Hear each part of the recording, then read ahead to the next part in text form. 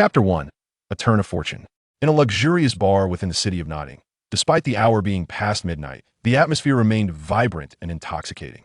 Elegantly dressed young gentlemen, adorned with flamboyant attire, sang boisterously, while a throng of scantily clad, vivacious young women cheered in their midst. The bar owner, who had previously donned a facade of obsequiousness and ingratiating smiles, now wore a scowl that seemed to threaten to take flight as he turned.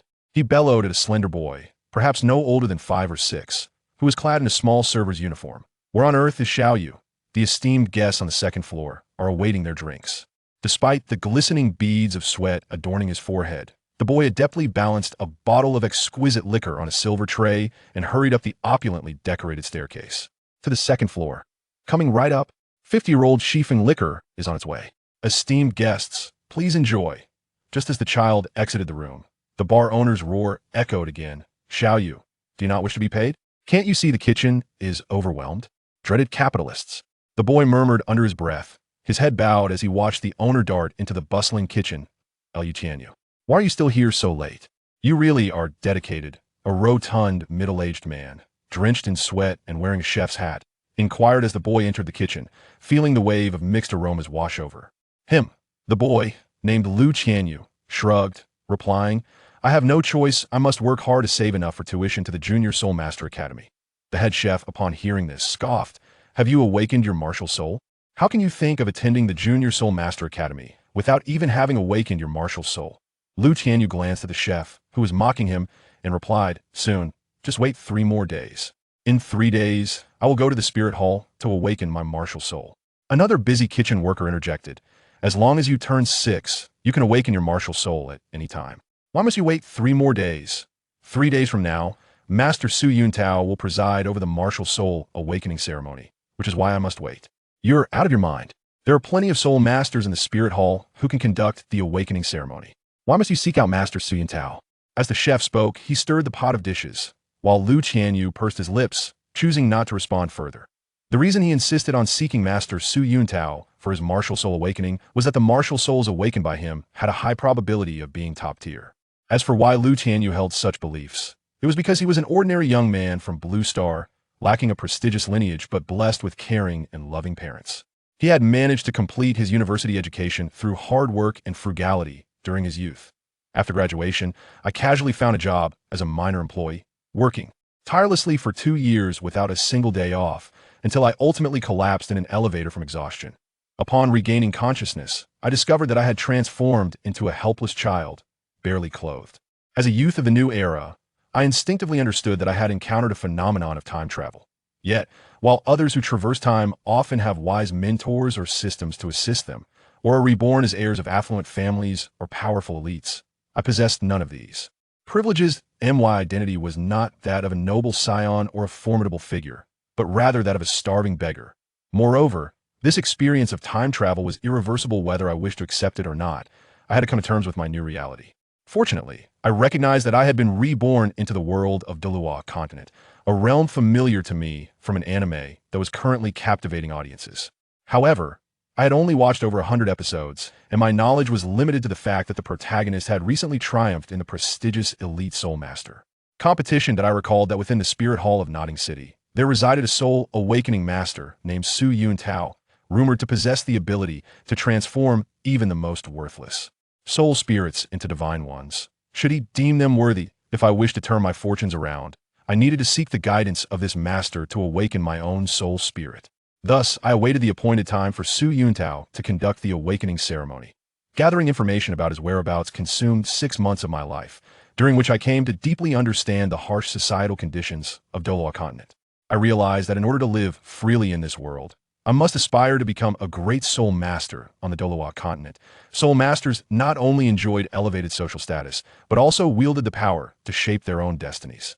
Regrettably, I remained an ordinary child without an awakened soul spirit, and even if I were to awaken one, I would still need to gather enough funds to attend Soul Master Academy. In pursuit of my dreams, I worked various odd jobs in the shops of Notting City to save for my tuition, leveraging my previous lives' experience in diligent study and work. After 5 months, I managed to accumulate nearly 5 silver soul coins that on the morning of the 3rd day, I first bathed in a small river outside Notting City.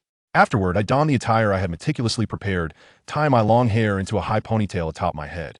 Ideally, I would have preferred to avoid long hair, but haircuts cost money, and on the Douluo continent, no one objected to men sporting long locks. Thus, in a bid to save, I retained my flowing hair. Once I was fully dressed and organized, I stood by the riverbank and, using the reflection in the water, examined my appearance for the first time. In truth, a 6-year-old child's visage could not be particularly remarkable to my eyes. I resembled any other child, with fair skin and a hint of baby fat. This is the day that will determine whether I can rise from my humble beginnings. Master Su Yuntao. Please do not let me down. With a heart full of trepidation, yet brimming with anticipation, Lu Tianyu muttered to himself before turning around and making his way into the city of Nodding. Navigating the familiar streets, he arrived at the most opulent and towering edifice within Nodding, where a remarkably intricate emblem was prominently displayed. This badge featured a sword, a hammer, a dragon, a chrysanthemum, a human figure, and a pair of wings, representing the emblem of the Soul Master Organization, the Spirit Hall, which is the largest of its kind in the Douluo continent. Lu Tianyu had visited this place several times before, and as he approached the grand entrance of the Spirit Hall, he was halted by a guard clad in armor. "Hey kid, this is the Spirit Hall," the guard said. "If you're here for the soul awakening, proceed to the left once you enter. If not, kindly leave." Unperturbed, Lu Tianyu inquired, "May I ask if Master Su Yuntao is in charge of the soul awakening ceremony today?" The guard, who felt a sense of familiarity with Lu Tianyu yet could not recall where he had seen him, responded with a hint of confusion. "Yes, Master Su Yuntao is indeed overseeing the soul awakening ceremony today." Upon hearing the guard confirmation, Lu Tianyu let out a quiet sigh of relief, saying, "I am here for the soul awakening." "Thank you, sir." With the guard's puzzled gaze following him, he stepped into the Spirit Hall, a place he had only previously inquired about from outside. Once inside, he was struck by the grandeur of the Spirit Hall, leaving him to muse that his poverty had indeed constrained his imagination. After consulting with a soul master adorned with a Spirit Master emblem, Lu Tianyu found himself in a room located on the left side of the Spirit Hall's Grand Hall. Just as he reached the threshold, he noticed a woman emerging, cradling a sobbing boy of approximately 6 years old. It was evident that the child had failed to awaken a soul capable of cultivation, and he watched as the mother and son faded from view within the Spirit Hall. Peering into the room, Lu Tianyu observed that it was somewhat dimly lit, allowing him only a vague outline of the space.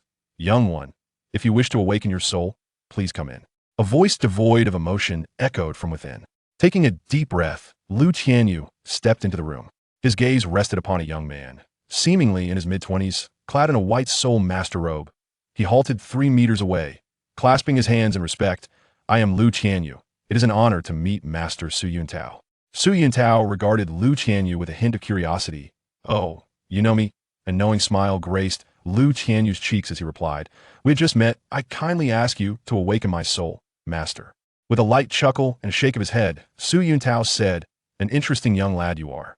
Just stand still and do not move. No matter what you see, do not be afraid." Lu Tianyu felt no fear towards Su Yuntao. Rather, he feared that his soul might not meet the master's approval. Possession of the lone wolf, Su Yuntao summoned his soul power with a commanding whisper, and 2 soul rings, a white one and a yellow one, emerged above his head.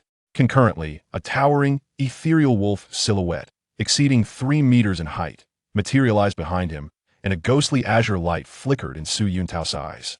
Although Lu Tianyu had mentally prepared himself for Su Yuntao's soul manifestation, he instinctively recoiled a step back upon witnessing the imposing wolf figure. Su Yuntao, accustomed to such sights, reassured him, "Fear not, this is my martial spirit, the lone wolf. Should you awaken a martial spirit capable of cultivation, it too may manifest in such a manner."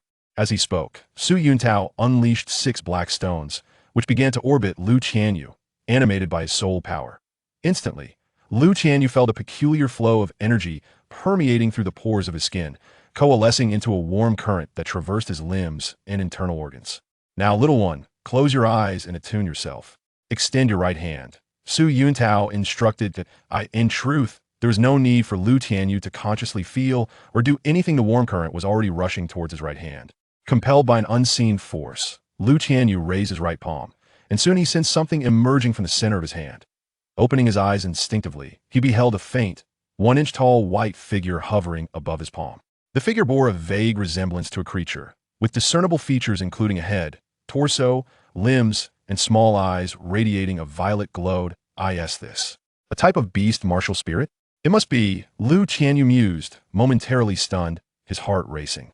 If even Su Yuntao, the master, hesitated, then this martial spirit must surely be of divine caliber. Now, let me ascertain your soul power. Simply will your martial spirit to return, Su Yuntao instructed, tossing a transparent crystal orb that floated before Lu Tianyu. With a thought, the white figure seamlessly melded back into his body. Lu Tianyu felt an effortless pull, knowing he could summon it at will. However, now was not the time for experimentation. He cautiously placed his trembling right hand upon the floating crystal orb. Suddenly, the orb, previously devoid of light, was illuminated by a soft, pale azure glow. 8th level. No, wait, it appears to be innate 9th level soul power. Su Yuntao exclaimed, excitement lacing his voice. I had not anticipated such talent in you. A beast martial spirit coupled with innate 9th level soul power.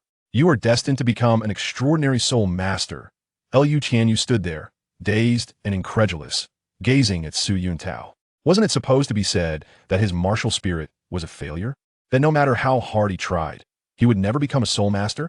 Why was he being hailed as a genius? Surely, the so-called genius that Su Yuntao spoke of could only attain level 50 at best. Lu Tianyu gritted his teeth and looked at Master Su Yuntao with a face full of hope. Say this, Master Su Yuntao, could you possibly be mistaken? My martial soul is supposed to be a useless one, incapable of becoming a soul master no matter how hard I train, right? It was the first time Su Yuntao encountered a child who hoped for his martial soul to be a useless one, but he chuckled and replied, even if your martial soul is deemed useless, it is still a beast martial soul, coupled with your innate talent of level 9 soul power. Your future achievements will undoubtedly surpass mine after all. I awaken my martial soul with only level 3 soul power. Upon hearing Su Yuntao's words, Lu Tianyu appeared desolate, as though he had awakened a useless martial soul. This left Su Yuntao momentarily speechless, forgetting to extend an invitation for Lu Tianyu to join the Spirit Hall, and habitually handed him the martial soul awakening certificate. After receiving his certificate, Lu Tianyu turned and walked out of the room, lost in despair, leaving the Spirit Hall. Onlookers inside and outside the Spirit Hall regarded Lu Tianyu's demeanor as unremarkable, for such events unfolded daily within the hall. Lu Tianyu was unaware of how he returned to his humble dwelling. He only regained consciousness from hunger late into the night. Beneath the serene moonlight, Lu Tianyu glanced at his martial soul awakening certificate. Name, Lu Tianyu. Martial soul, humanoid beast martial soul. Soul power, innate level 9. Awakening location, Nodding City Spirit Hall. Awakening master, Su Yuntao. This was far from the martial soul awakening process Lu Tianyu had envisioned. He had longed for a scene where Su Yuntao looked at him with disdain, declaring his martial soul to be utterly useless, with no hope for cultivation. Then, he imagined that his left hand concealed a martial soul that surpassed all the top martial souls on the continent, a divine martial soul. However, Lu Tianyu felt no indication of another martial soul hidden within his left hand during the awakening. He had focused all his attention on it. The result was a void sensation, with only his right palm experiencing an unusual feeling, which led to the emergence of a phantom-like martial soul. He had awakened a cultivable beast martial soul, along with the innate talent of level 9 soul power, a talent sufficient to cause a stir at the Nodding Junior Soul Master Academy. Chapter 2, Enrollment. This outcome completely disrupted Lu Tianyu's previous plans. Now, he had no choice but to attend the Nodding Junior Soul Master Academy. As for how far he could cultivate, Lu Tianyu felt uncertain. Suddenly, he remembered there was someone in Nodding City who could assist him. Yet, with his unremarkable talent, how could he possibly attract the master's attention? If he could not receive guidance from the master, he must cling to the protagonist Tang San's coattails. Even if he could not savor the meat, he could at least enjoy the broth. Early the next morning, Lu Tianyu arrived at another magnificent building complex in Nodding City, which was the Nodding Junior Soul Master Academy, the entrance of the academy. Lu Tianyu stopped a rather attractive female teacher to inquire about the registration process. His surprise, upon reviewing Lu Tianyu's soul awakening certificate, the teacher's demeanor transformed dramatically into one of warmth and friendliness. The pride that once adorned her cheeks was replaced by a gentle smile, and she affectionately referred to him as Brother Tianyu, with a familiarity that surpassed even that of his own parents in a previous life. Subsequently, Lu Tianyu followed this teacher, named Serong, into a grand educational building, where he found himself rather bewildered as he registered, paid tuition fees, and received his school uniform, meal card, daily necessities, and bedding items. Sarong accompanied Lu Tianyu all the way to the single dormitory area, personally making his bed and arranging his toiletries with great care.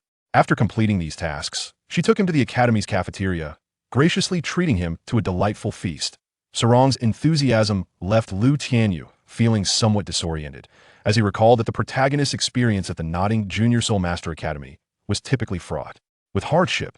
Not only did they endure bullying from upperclassmen, but they were also tasked with maintaining the cleanliness of the academy. However, what is of paramount importance now is to ascertain whether Tang San has indeed attended the Nodding Junior Soul Master Academy. As for the notion of approaching Master Lu Tianyu, after much contemplation, I have ultimately decided to forego it. The impression Master gives off is one of rigidity, aloofness, and omniscience, so it is perhaps prudent to avoid any deliberate interaction that might leave a negative impression. It would be wiser to first cultivate a good rapport with Tang San, and then glean valuable insights regarding cultivation from Master through him. With this thought in mind, Lu Tianyu inquired, "Teacher Sarong, is there a student by the name of Tang San in our academy?" Upon hearing his question, Sarong replied with a beaming smile, "No.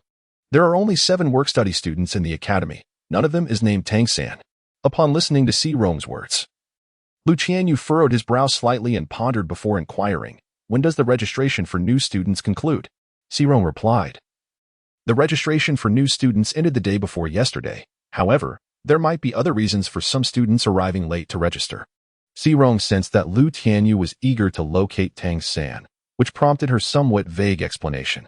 Nevertheless, Lu Tianyu distinctly recalled that Tang San had not arrived late during registration. In fact, he had even acquired his first spirit ring on the very day of the school's opening. Undeterred, he pressed on with his inquiry. "Could it be that you are mistaken, Teacher Sarong? Are you certain there are no students named Tang San or a girl called Xiaowu among this year's work-study students?" Sarong affirmed with certainty this year. "There are no girls enrolled. Had there been, I would undoubtedly remember."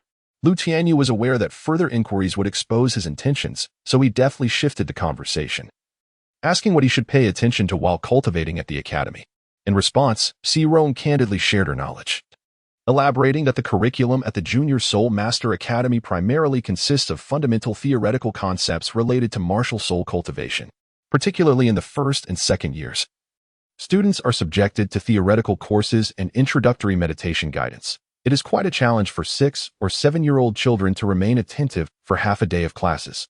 Over 70% of the students are still illiterate, and practical training is only permitted once a class meets the academic standards. Graduates of the Junior Soul Master Academy advance to the Intermediate Soul Master Academy, where they engage in extensive practical training. Even those who progress to Advanced Soul Master Training Institutes dedicate approximately 30% of their time to theoretical studies, as a Soul Master must possess sufficient knowledge to fully develop their martial soul. In summary, students at the Junior Soul Master Academy partake in practical classes only once a week, with the remainder of their time devoted to theoretical learning and meditation to enhance their soul power. For the majority of students, their soul power ranges from half to level 5. Those with soul power exceeding level 5 typically receive invitations from the Martial Soul Hall, and upon acceptance, they often proceed to the Soul Master Academies established by the hall. It is indeed a rare occurrence for someone like Lu Tianyu, possessing level 9 soul power yet not attending a Soul Master Academy set up by the Martial Soul Hall, to exist. After their meal, Sarong guided Lu Tianyu on a tour of the Nodding Junior Soul Master Academy, returning to their dormitory for rest around 10 o'clock in the evening. During their exploration of the academy, Lu Tianyu made a point to search for the residence of the work-study students, yet he found no trace of Xiaowu. The following morning, shortly after rising and preparing himself, Lu Tianyu was called by Sarong to join her for breakfast in the dining hall.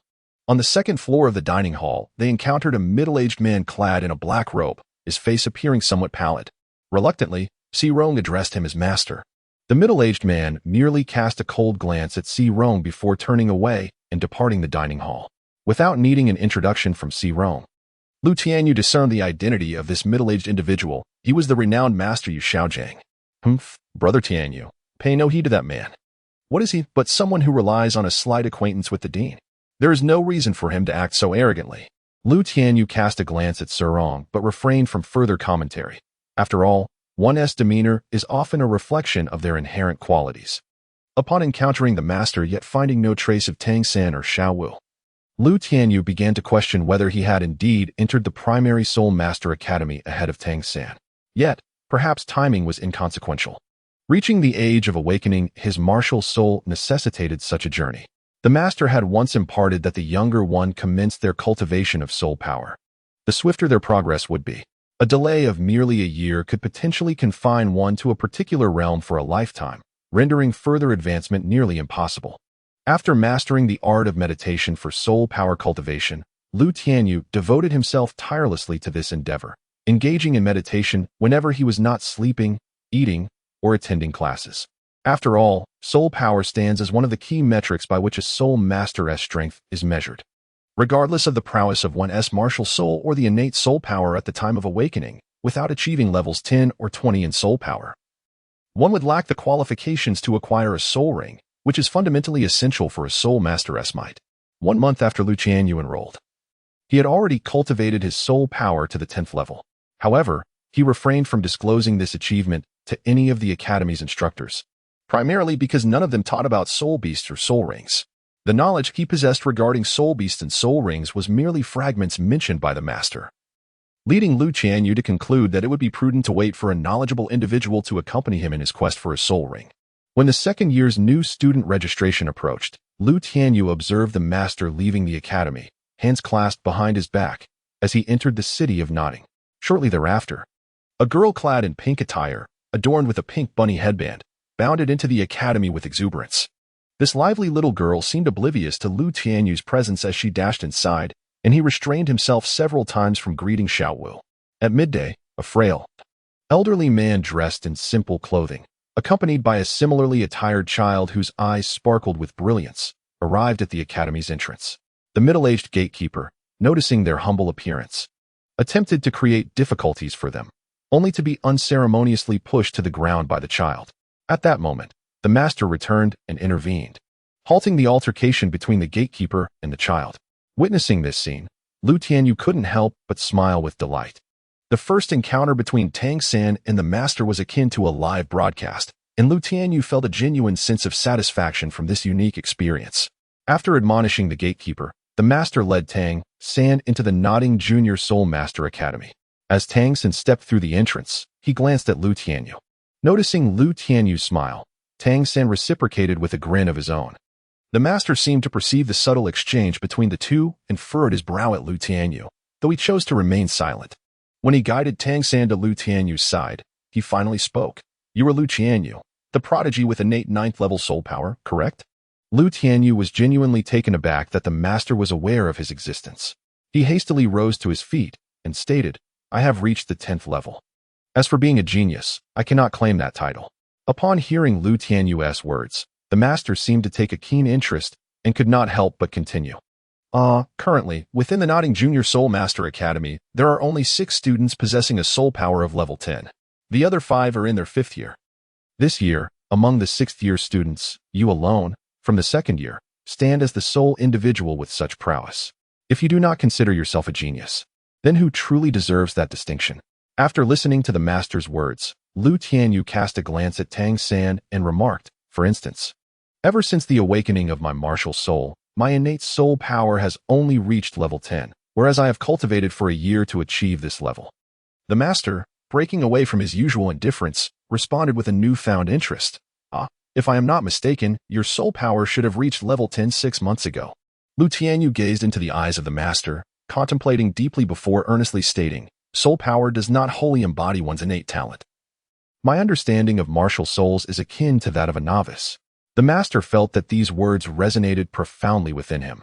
For what he had yearned to demonstrate throughout his life was precisely that soul power does not equate to the aptitude of a soul master.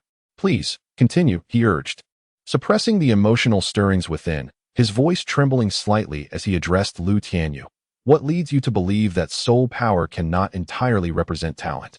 Upon hearing the master's words, Lu Tianyu slightly raised his chin and gazed into the master's eyes, stating, "I am at a loss as to why I feel this way.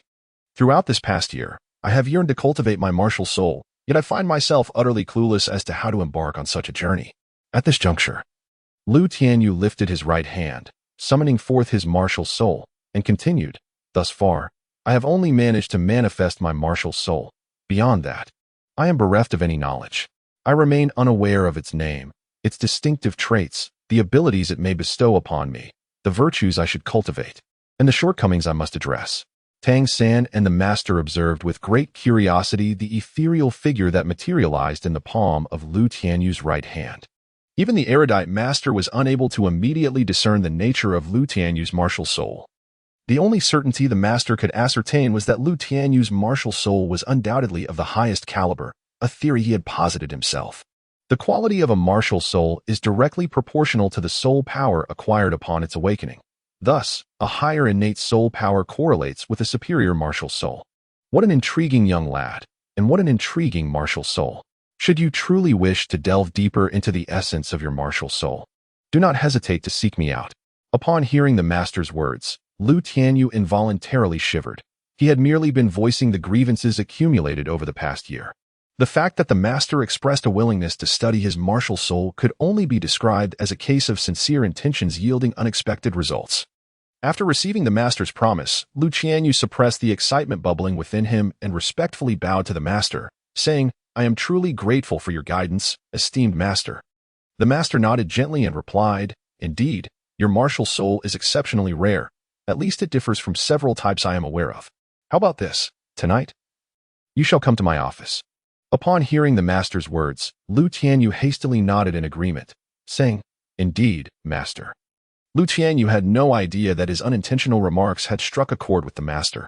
Furthermore, the master's excitement was ignited by the encounter with Tang San, a genius possessing twin martial souls, which prompted a departure from his usual aloof demeanor, leading him to offer a few words of guidance to Lu Tianyu. As dusk descended, Lu Tianyu lingered in his dormitory, for the master was the only individual he could fathom who might elucidate the mysteries of his martial soul. The notion of seeking counsel from the spirit hall or major sects seemed futile. After all, why would strangers invest their resources wholeheartedly in his development? Even if they were inclined to nurture his potential, their motives would inevitably be laced with ulterior intentions, binding him to the shackles of their sects and affiliations. Furthermore, he would already be branded with the labels of factional loyalty, embroiled in the power struggles between the Spirit Hall and the Grand Sects long before he had amassed any considerable strength. Such a venture was akin to courting disaster. Thus, it was far more prudent to cultivate his abilities in solitude, embracing the path of a free spirit master. Establishing a connection with Yu Shaojiang marked the first step towards his empowerment, yet Lu Tianyu found the act of waiting excruciating. An afternoon seemed to stretch into an eternity. When the streetlights of the academy flickered to life, he donned a fresh set of clothes and made his way to the Master S abode. The location of the Master S residence had captured his attention since his arrival at the Nodding Junior Spirit Master Academy, and today, he finally stood before the threshold of that room. "Knock, knock, knock. Come in." Lu Tianyu gently tapped the door, and the voice of the master resonated within. Upon pushing the door open, Lu Tianyu realized that not only was the master present, but also Tang San, who had donned the uniform of the Nodding Junior Soul Master Academy. Lu Tianyu glanced at Tang San and respectfully saluted the master, saying, "Good evening, master." The master gently replied with a soft hum. Then he inquired, "Lu Tianyu, would you like to accompany me to the soul hunting forest tomorrow to search for soul rings?" Chapter 3 for the master.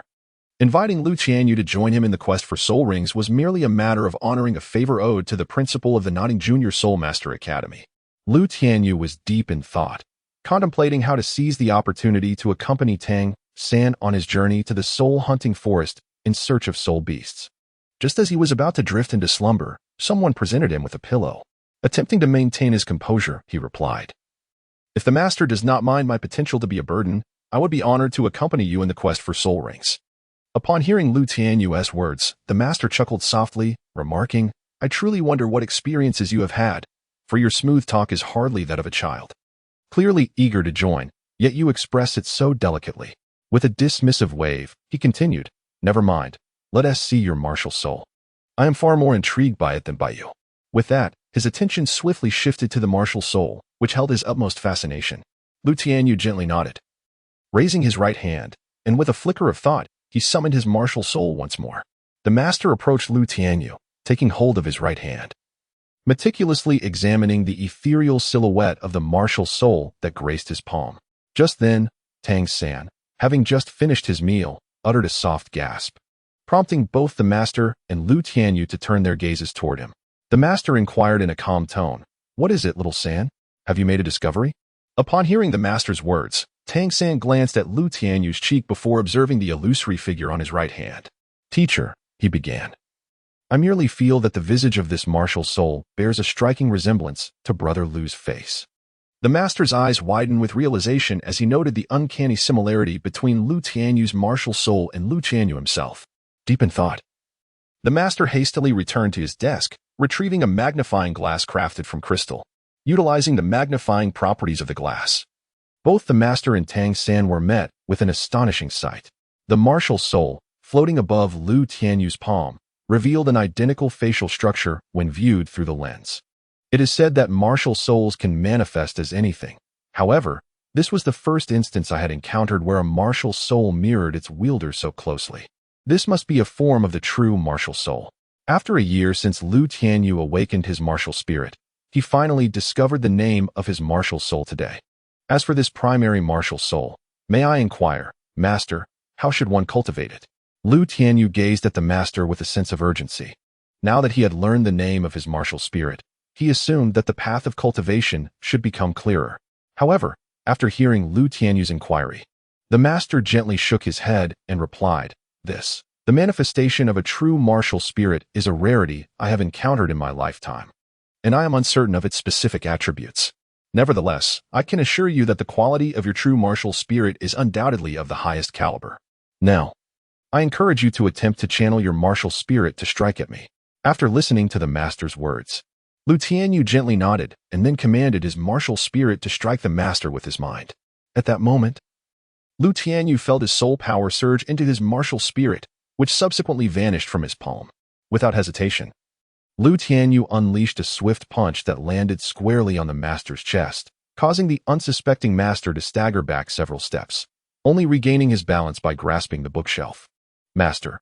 Both Tang San and Lu Tianyu exclaimed in unison, as Lu Tianyu stared at his right hand in disbelief.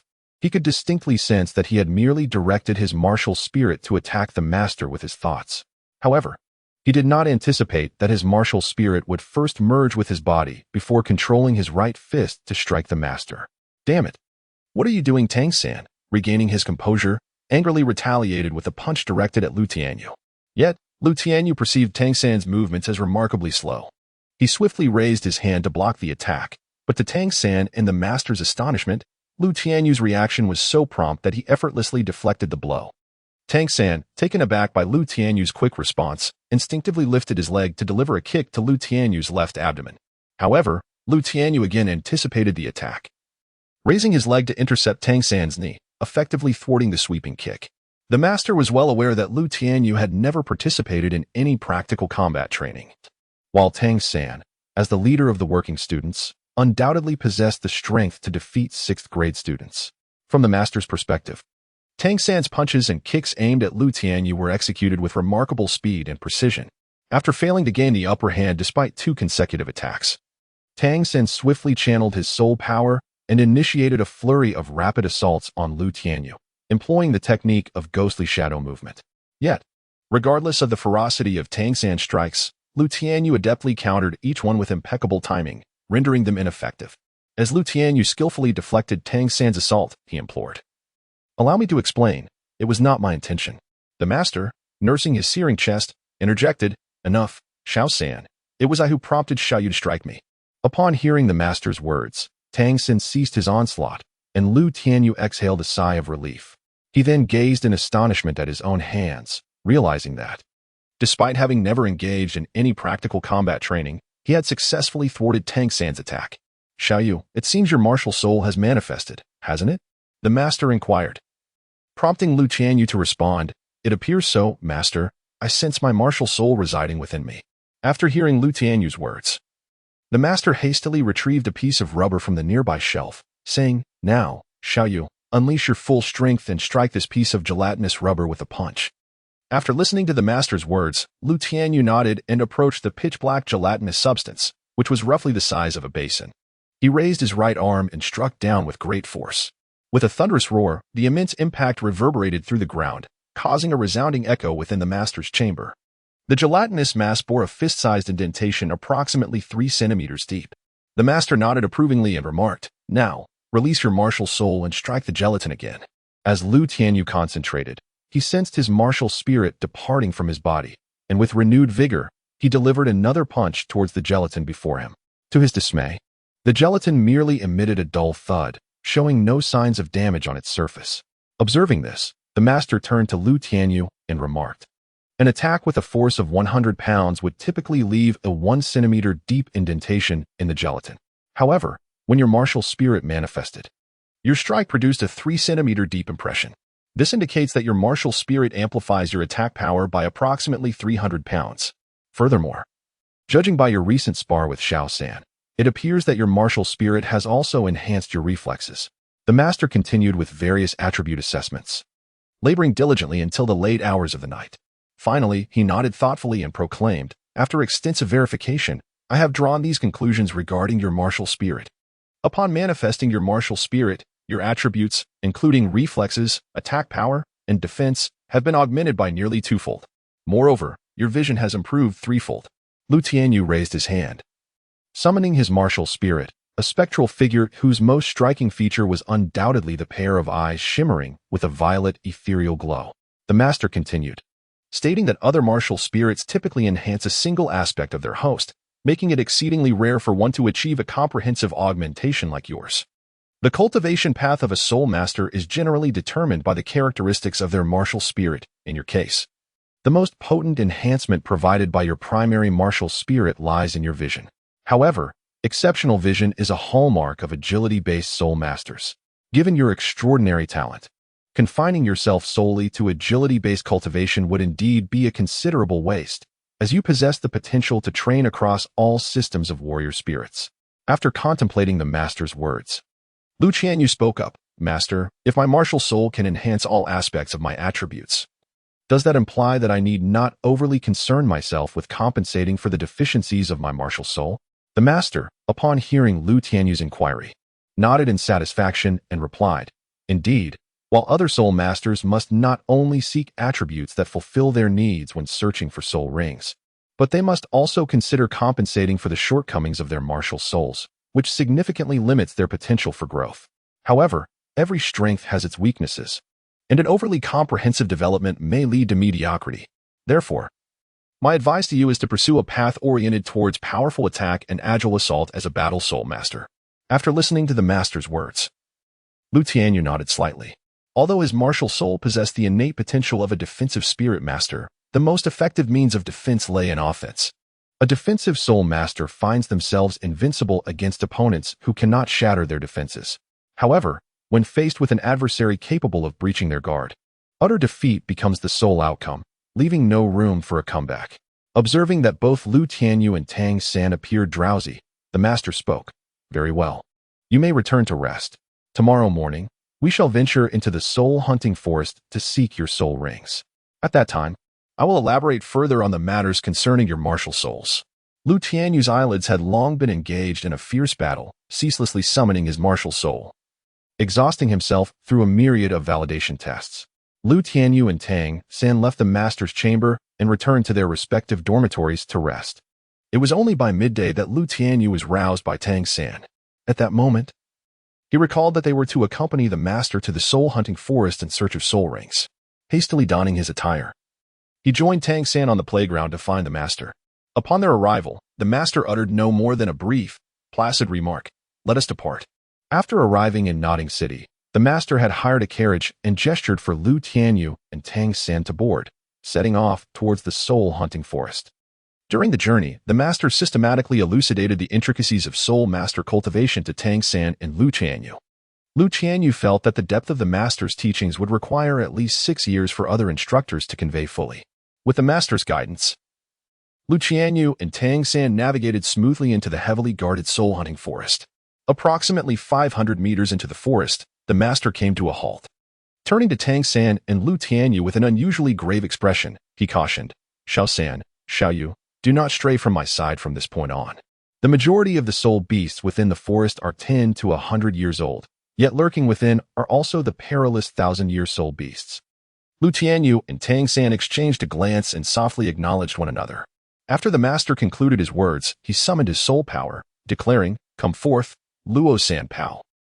Suddenly, two yellow soul rings materialized above the master's head, coalescing in the air into a creature that resembled both a bulldog and a piglet.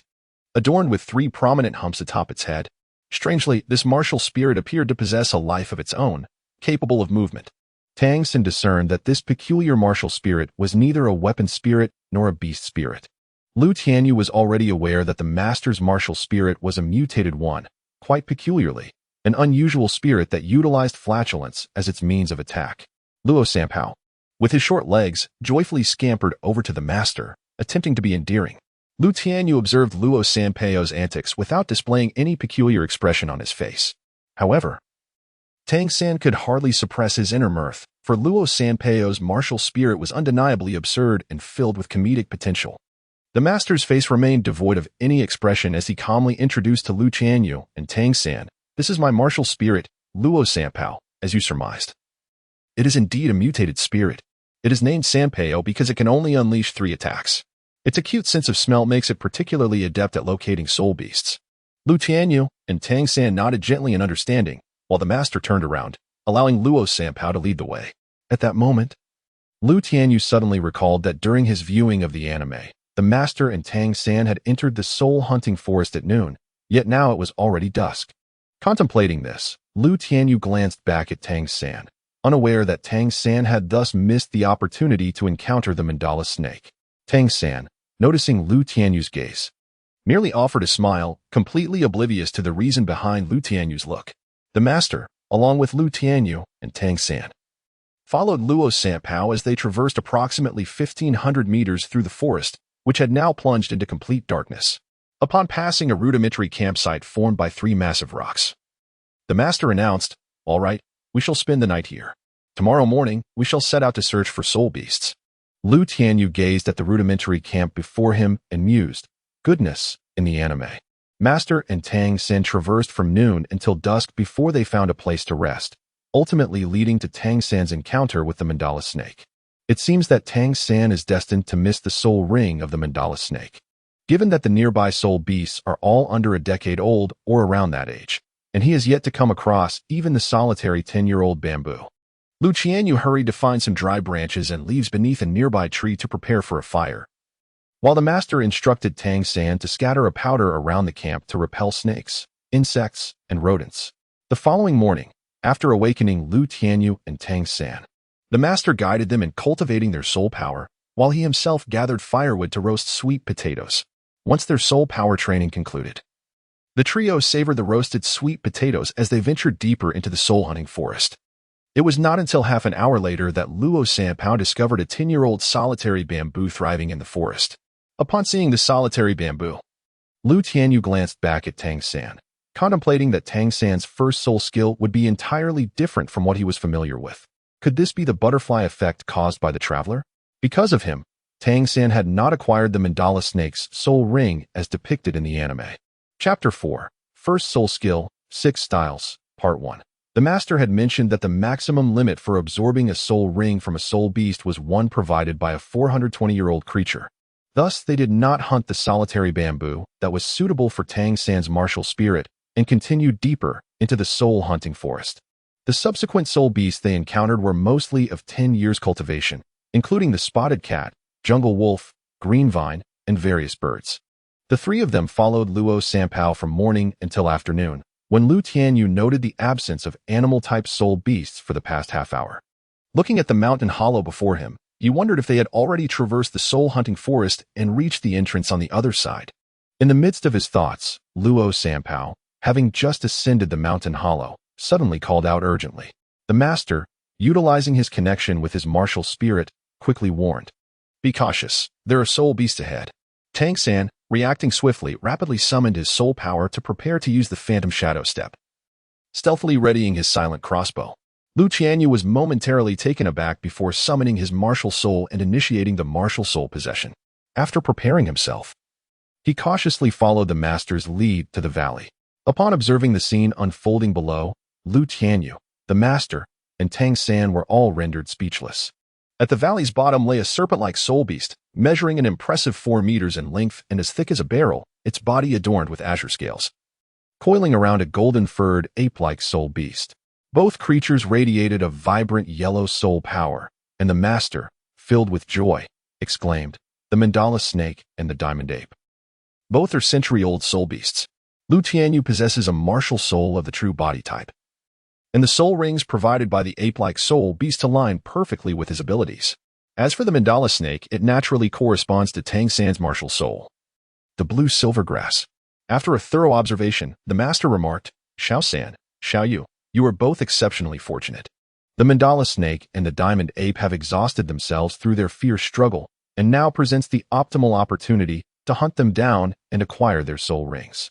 With that, the master retrieved 2 finely crafted steel daggers from his soul tool and presented them to Lu Tianyu and Tang San.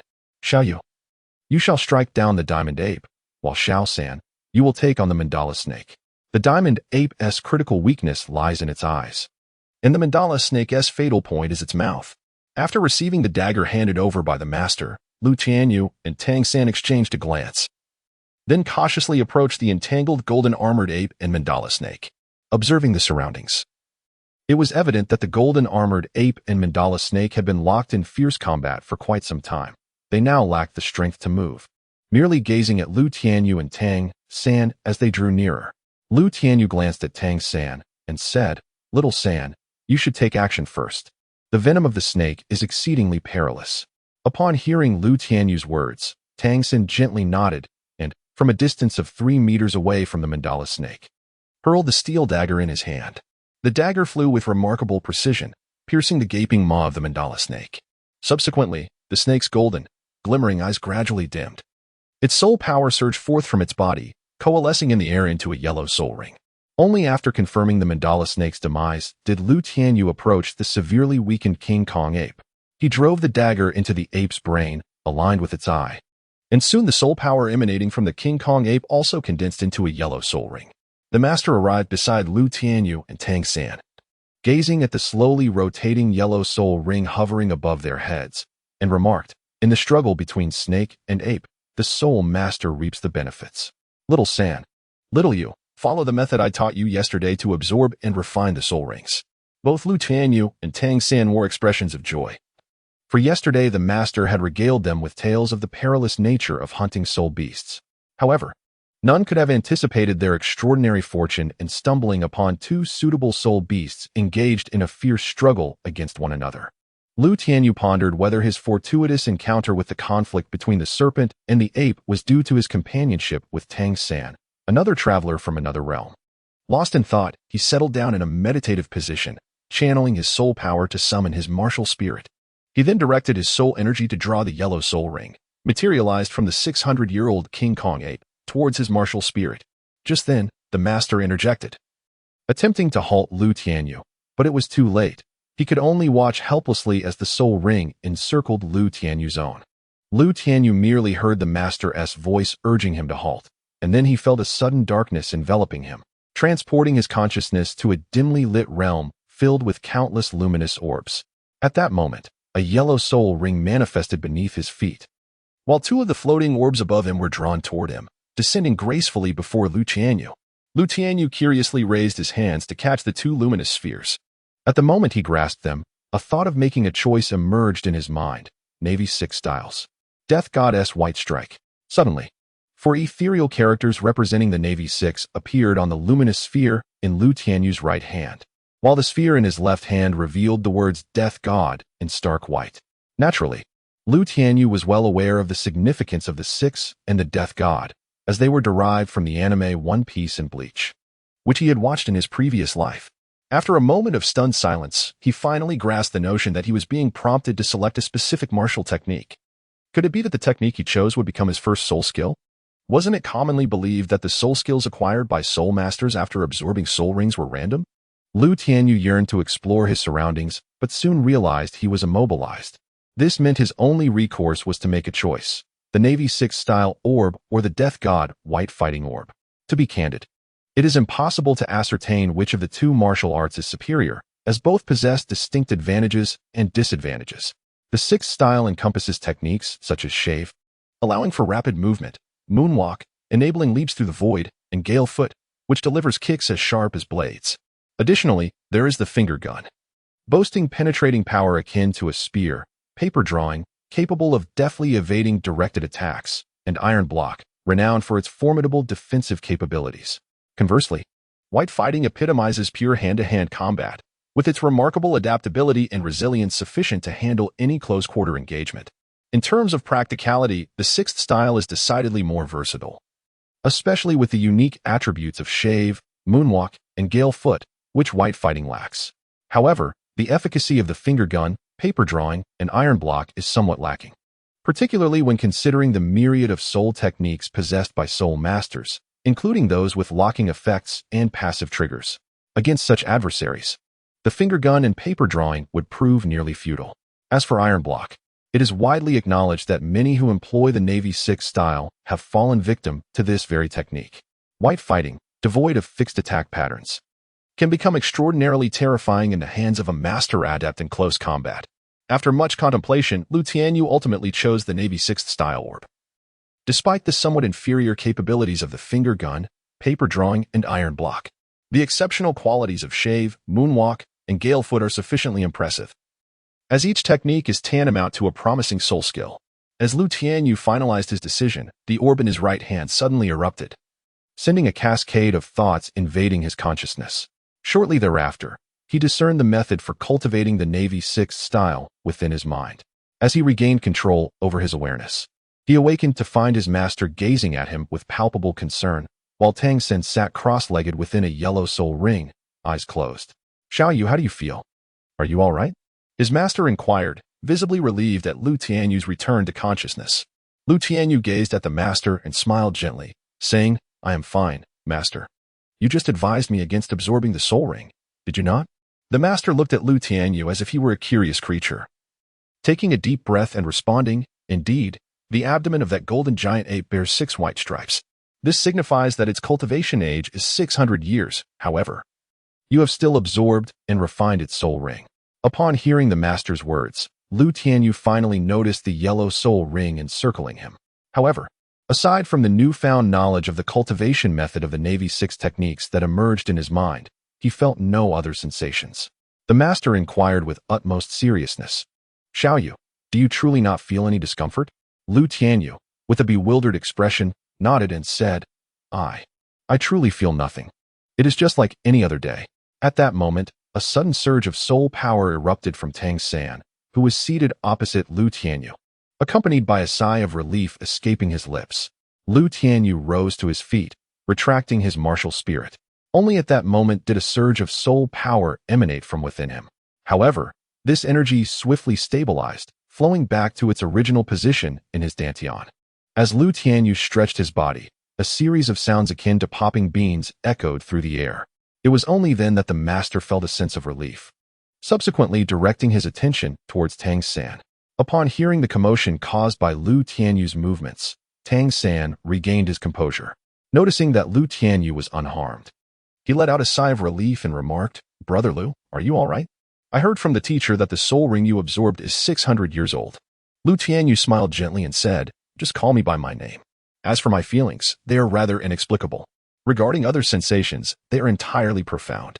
The master, seemingly lost in thought until that moment, finally spoke, all right, you two fortunate little ones. Congratulations on acquiring your first soul ring and officially becoming soul masters." As he spoke, the master turned his gaze towards Tang San and Tianyu, adding, "The greatest reward of becoming a soul master is that you now possess the soul skills provided by your soul rings. Xiao-san, why don't you demonstrate the soul skill you have obtained?" Tang San nodded eagerly, responding, "Certainly, teacher. The soul skill I have acquired is called binding. It can ensnare any target within a 50-meter radius." With that, Tang San summoned his martial spirit, the blue silver grass, channeling his soul power to activate the first soul skill. The yellow soul ring beneath his feet began to spin slowly, shimmering briefly. Suddenly, 3 clusters of blue silver grass, each the size of an egg, sprang forth from 30, 40, and 50 meters away, swiftly binding themselves around the trunk of a great tree. At the same time, a cluster of deep blue silver grass, exuding a faint fragrance, sprouted at Tang San's feet. Lu Tianyu and the master looked over with curiosity. The master extended his hand and pinched the blue silver grass summoned by Tang San, remarking, "Its flexibility has significantly improved. This scent, it must be the poison of the mandragora snake." Upon hearing the master's words, Tang San's thoughts stirred, and the sharp thorns hidden within the tendrils of the blue silver grass suddenly emerged. "Indeed, but unfortunately what I acquired is the paralyzing toxin of the mandragora snake." The master, comforting Tang San, replied, "The combination of entanglement and paralyzing toxin is quite formidable. Anyone you ensnare will be immobilized, even if they manage to escape." Tang San nodded gently, reflecting that, in addition to acquiring a soul skill from the soul ring, he had also shed the shackles of his Xiantian skill. The master meticulously collected various properties of the blue-silver grass after Tang San absorbed his first soul ring, and Lu Tianyu, observing the master's diligent demeanor, felt a silent admiration. After gathering data on Tang San's physical attributes and martial soul characteristics, the master turned his attention to Lu Tianyu, saying, "Xiaoyu, let me see your first soul skill. You are the first soul master I have witnessed who has successfully absorbed a soul ring beyond your rank and lived to tell the tale. I believe this is directly related to your martial soul. The act of absorbing a soul ring beyond one's rank carries the highest fatality rate for soul masters, as they often can only estimate the age and cultivation of the soul beasts when attempting to absorb a soul ring from a soul beast exceeding their limits. They risk being overwhelmed by the potent soul power contained within, leading to catastrophic consequences." Lu Tianyu nodded and said, "Master, my first soul skill is called Six Forms. It encompasses a total of 6 derivative techniques." With a thought, he summoned his martial soul, which this time, due to the absorption of the soul ring, manifested as a shadow behind him. A yellow soul ring emerged from above Lu Tianyu's head, gradually descending and rotating gently at his waist. As the martial soul enveloped him, the ethereal figure behind him transformed into shimmering light and entered his body. In that instant, Lu Tianyu felt an overwhelming surge of power coursing through him. Recalling the methods of the 6 forms, he felt as though he could effortlessly execute them. His gaze fell upon a large tree approximately 5 meters in front of him. 6 forms, Gale Kick. With a swift motion, Lu Tianyu lifted his right leg and struck out, producing a light blue blade of air about a meter long that sliced through the air and struck the tree. Boom! The massive tree, which required 2 adults to embrace, trembled violently, leaving a 5-centimeter deep indentation on its sturdy trunk. Tang San and the master exchanged astonished glances, both captivated by Lu Tianyu's display. The master spoke first, saying, "Xiaoyu, how is it that I did not sense any fluctuations of soul power from your attack? Soul masters, regardless of the soul skills they employ, invariably generate some degree of soul power fluctuations. Even if one attempts to conceal them, they inevitably manifest upon striking a target. In fact, some formidable soul skills emit captivating waves of soul power. Yet, when Lu Tianyu executed the Gale Kick, there was only the initial sound of wind. Even after the wind blade struck the trunk, no soul power fluctuations were detected, leaving the master perplexed by this blatant deviation from the norms of soul skill release. Chapter 5. First Soul Skill, 6 Forms, Part 2. After listening to the master's words, Lu Tianyu smiled slightly and replied, "The physical techniques I employ rely solely on pure strength, so there can be no fluctuations of spiritual energy." The master, taken aback by Lu Tianyu's response, pondered the nature of soul techniques that are initiated through physical prowess.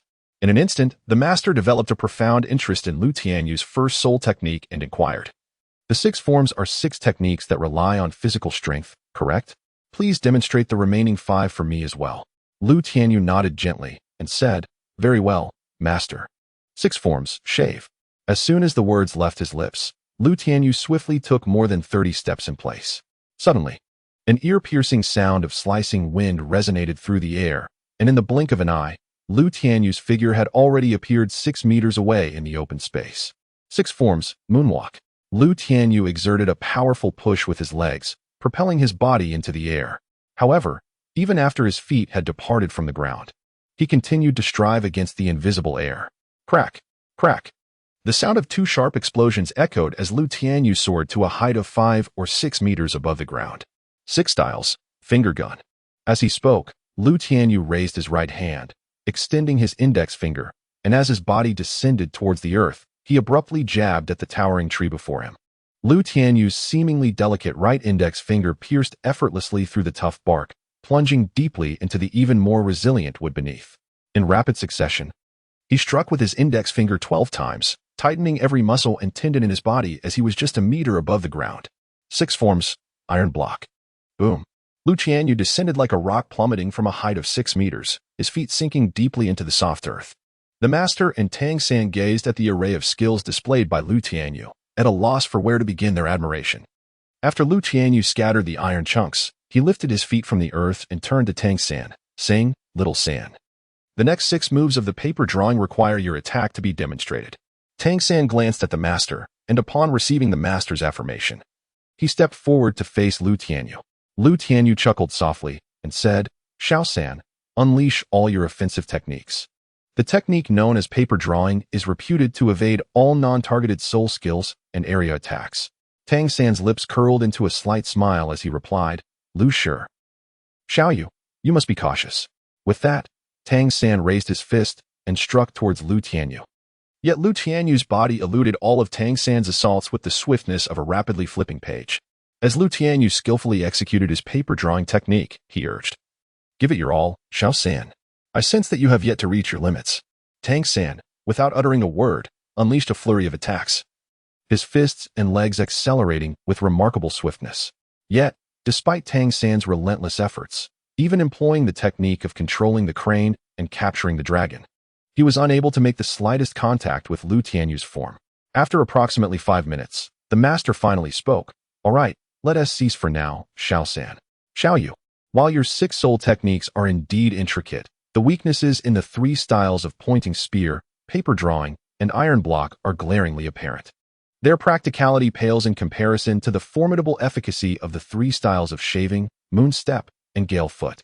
Lu Tianyu exhaled a breath of turbid air and remarked, "Indeed, does the master also share this perspective? Thus, I believe I ought to focus on honing the techniques of shaving, moon step, and gale foot." Upon hearing Lu Tianyu's words, the master was momentarily taken aback and, with a hint of uncertainty, inquired, "Hold on, Xiaoyu, what do you mean by cultivation?" Lu Tianyu smiled at the master and said, "Literally speaking, I have yet to fully unleash the potential of the 6 styles. I still need to invest considerable time in training to enhance their power. I perceive my soul technique, the 6 styles, more as an original creation than a conventional skill. The soul rings merely provide a means to practice this technique. In the world of One Piece, many individuals employ the 6 styles, ranging from novices who have just mastered them to those who have refined them to perfection. Presently, Lu Tianyu resembles someone possessing 600 points of spiritual energy, having merely reached the threshold to execute the 6 styles. Once his spiritual energy reaches 2,000, the power of the 6 styles will not only experience exponential growth but may also give rise to numerous additional techniques." Upon hearing Lu Tianyu's words, the master hurriedly retrieved a notebook from his soul guide and began to jot down notes fervently.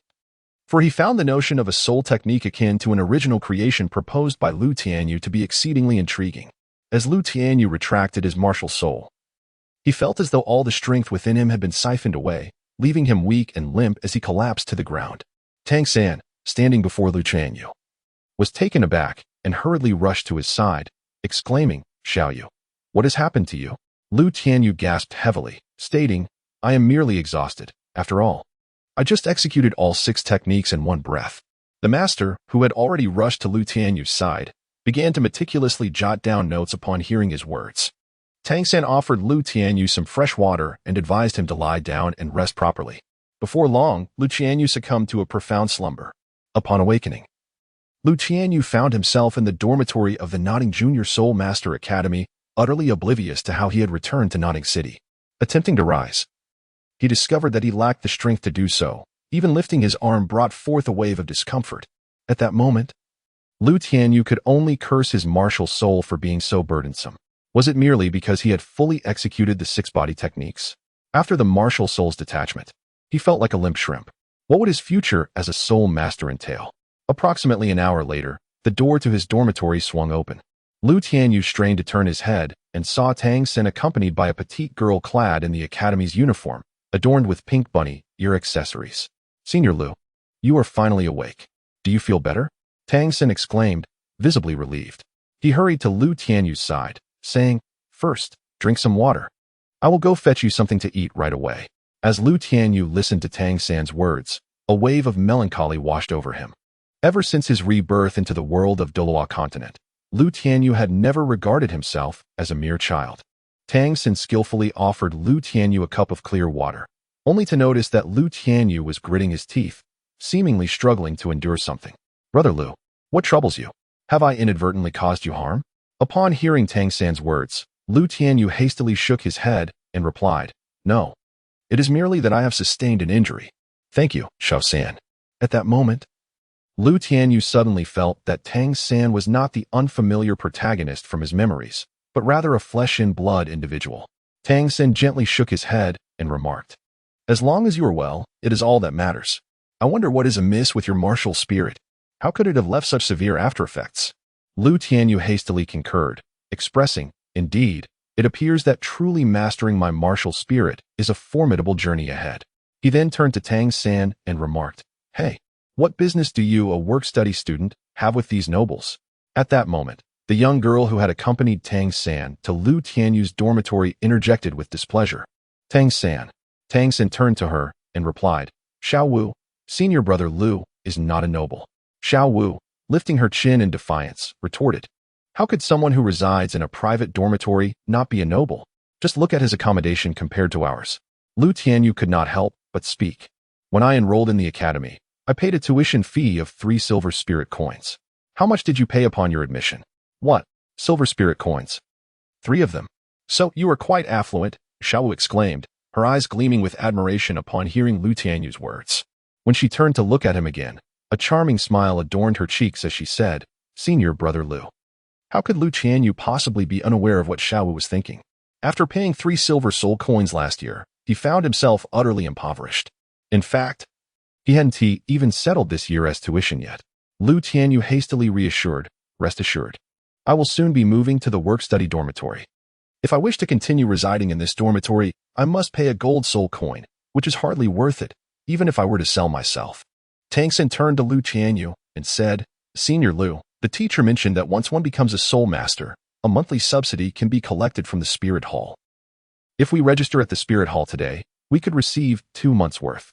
Soul Master subsidy. How could I have forgotten about that?" In unison, both Xiao Wu and Lu Tianyu gasped upon hearing Tang San's words.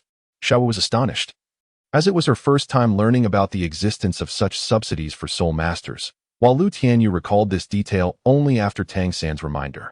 When he first traversed into the Douluo continent, he had contemplated becoming a soul master early on to benefit from the subsidies. However, while waiting for Su Yuntao to awaken his martial spirit, he had gradually forgotten about it.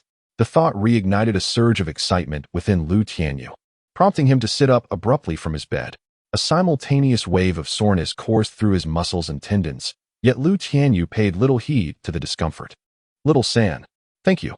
If it weren't for your reminder, I would never have thought of the Soul Master subsidy."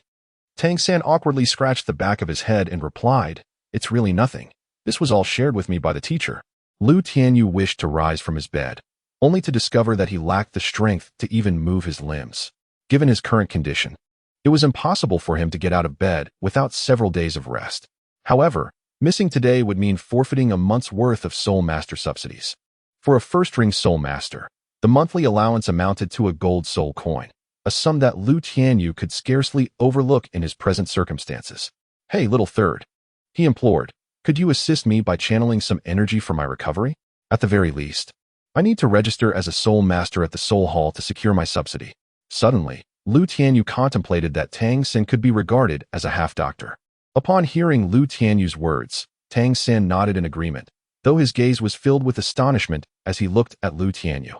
While soul masters can expedite the healing of their injuries by channeling their soul power, the concept of using martial arts to heal does not exist in the Douluo continent. Tang San removed his shoes, seated himself cross-legged behind Lu Tianyu, and then placed his palms against Lu Tianyu's back, gradually channeling his internal soul power into him. Upon sensing the soul power that Tang San had infused into his meridians, Lu Tianyu calmed his mind and attentively observed how Tang San directed the soul energy to circulate through his own channels. After half an hour, Lu Tianyu felt a significant improvement in his previously fatigued and weakened body, coinciding with the moment Tang San withdrew his soul power. Lu Tianyu whispered, "Thank you, Xiao San." Once I receive the Soul Master subsidy, I shall treat you to some chicken.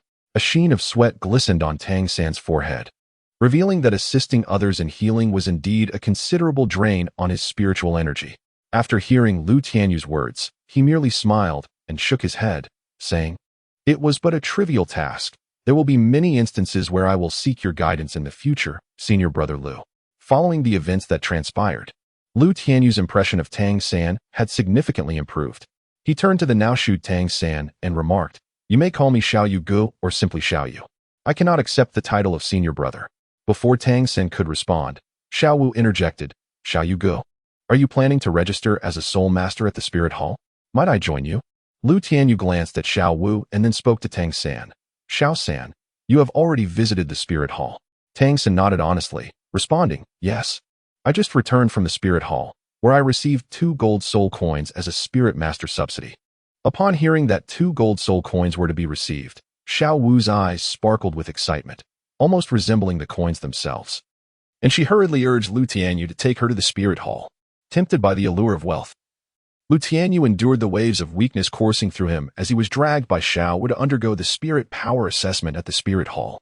During the assessment, Lu Tianyu surprisingly reached the 14th level of Spirit Power. With a quick glance, he hastily explained, "I was gravely injured 6 months ago while hunting spirit beasts. I had to remain bedridden for half a year before I could finally move again." The Spirit Master responsible for conducting the Spirit Power evaluation for Lu Tianyu and Xiao Wu displayed a knowing expression upon hearing his words. It was common for Spirit Masters to sustain injuries while hunting spirit beasts, with many even losing their lives in the process. Consequently, Lu Tianyu's record as a Spirit Master was established 6 months earlier than that of Xiao Wu and Tang San, and he was granted the accumulated subsidies for the past 6 months along with the upcoming month's allowance. A first-ring Spirit Master receives 1 gold soul coin each month. So Lu Tianyu received a total of 7 gold soul coins at once. Xiao Wu, looking at her meager 2 gold soul coins, glanced enviously at the pile in Lu Tianyu's hands, feeling as though the world was filled with malice towards her. As soon as they exited the Spirit Hall, Xiao Wu insisted that Lu Tianyu treat her, claiming that it was her failure to expose his lie that allowed him to acquire such a substantial amount of gold soul coins. As Lu Tianyu indulged in anime, he became aware that Xiao Wu frequently persuaded Tang San to take her shopping. With a carefree demeanor, he remarked, "Sure, why not? Treating you to a meal won't impoverish me." Suddenly, Xiao Wu realized she had overlooked a long-term opportunity for free meals and hastily countered, "No. From now on, you must treat me to dinner. Otherwise, I shall expose you." Upon hearing this, Lu Tianyu was instantly infuriated. The audacity of extortion seemed boundless. To be candid, he was genuinely apprehensive about the Spirit Hall discovering that he had only recently become an inner Spirit Master. Reluctantly, he nodded in agreement and followed the lively little dance of Xiao Wu as they made their way towards the commercial street of Nodding City. Chapter 6. The first meeting with Tang. How suddenly, Lu Tianyu spotted a shop specializing in the preparation of marinated meats. He recalled that he had once toiled there for an entire day, earning a mere 5 copper spirit coins. Lu Tianyu cast a glance at Xiao Wu, and a sudden realization struck him. He stepped forward to the meat shop and said, Boss Luke, I would like 3 pounds of braised rabbit meat.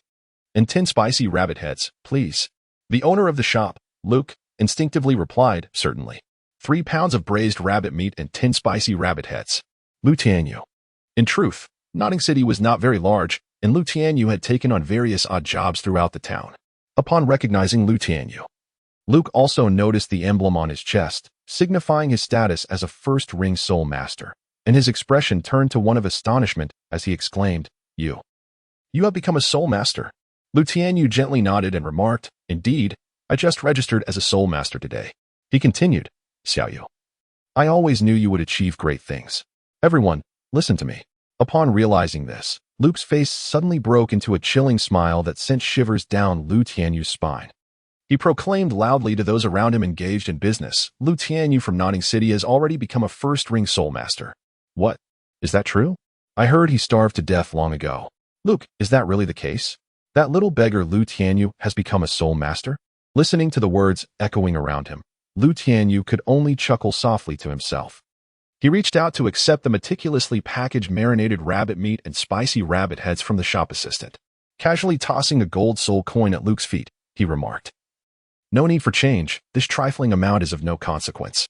With a graceful turn, he approached Xiaowu and said, "Let us depart, Xiaowu, today. I shall treat you to a delightful feast."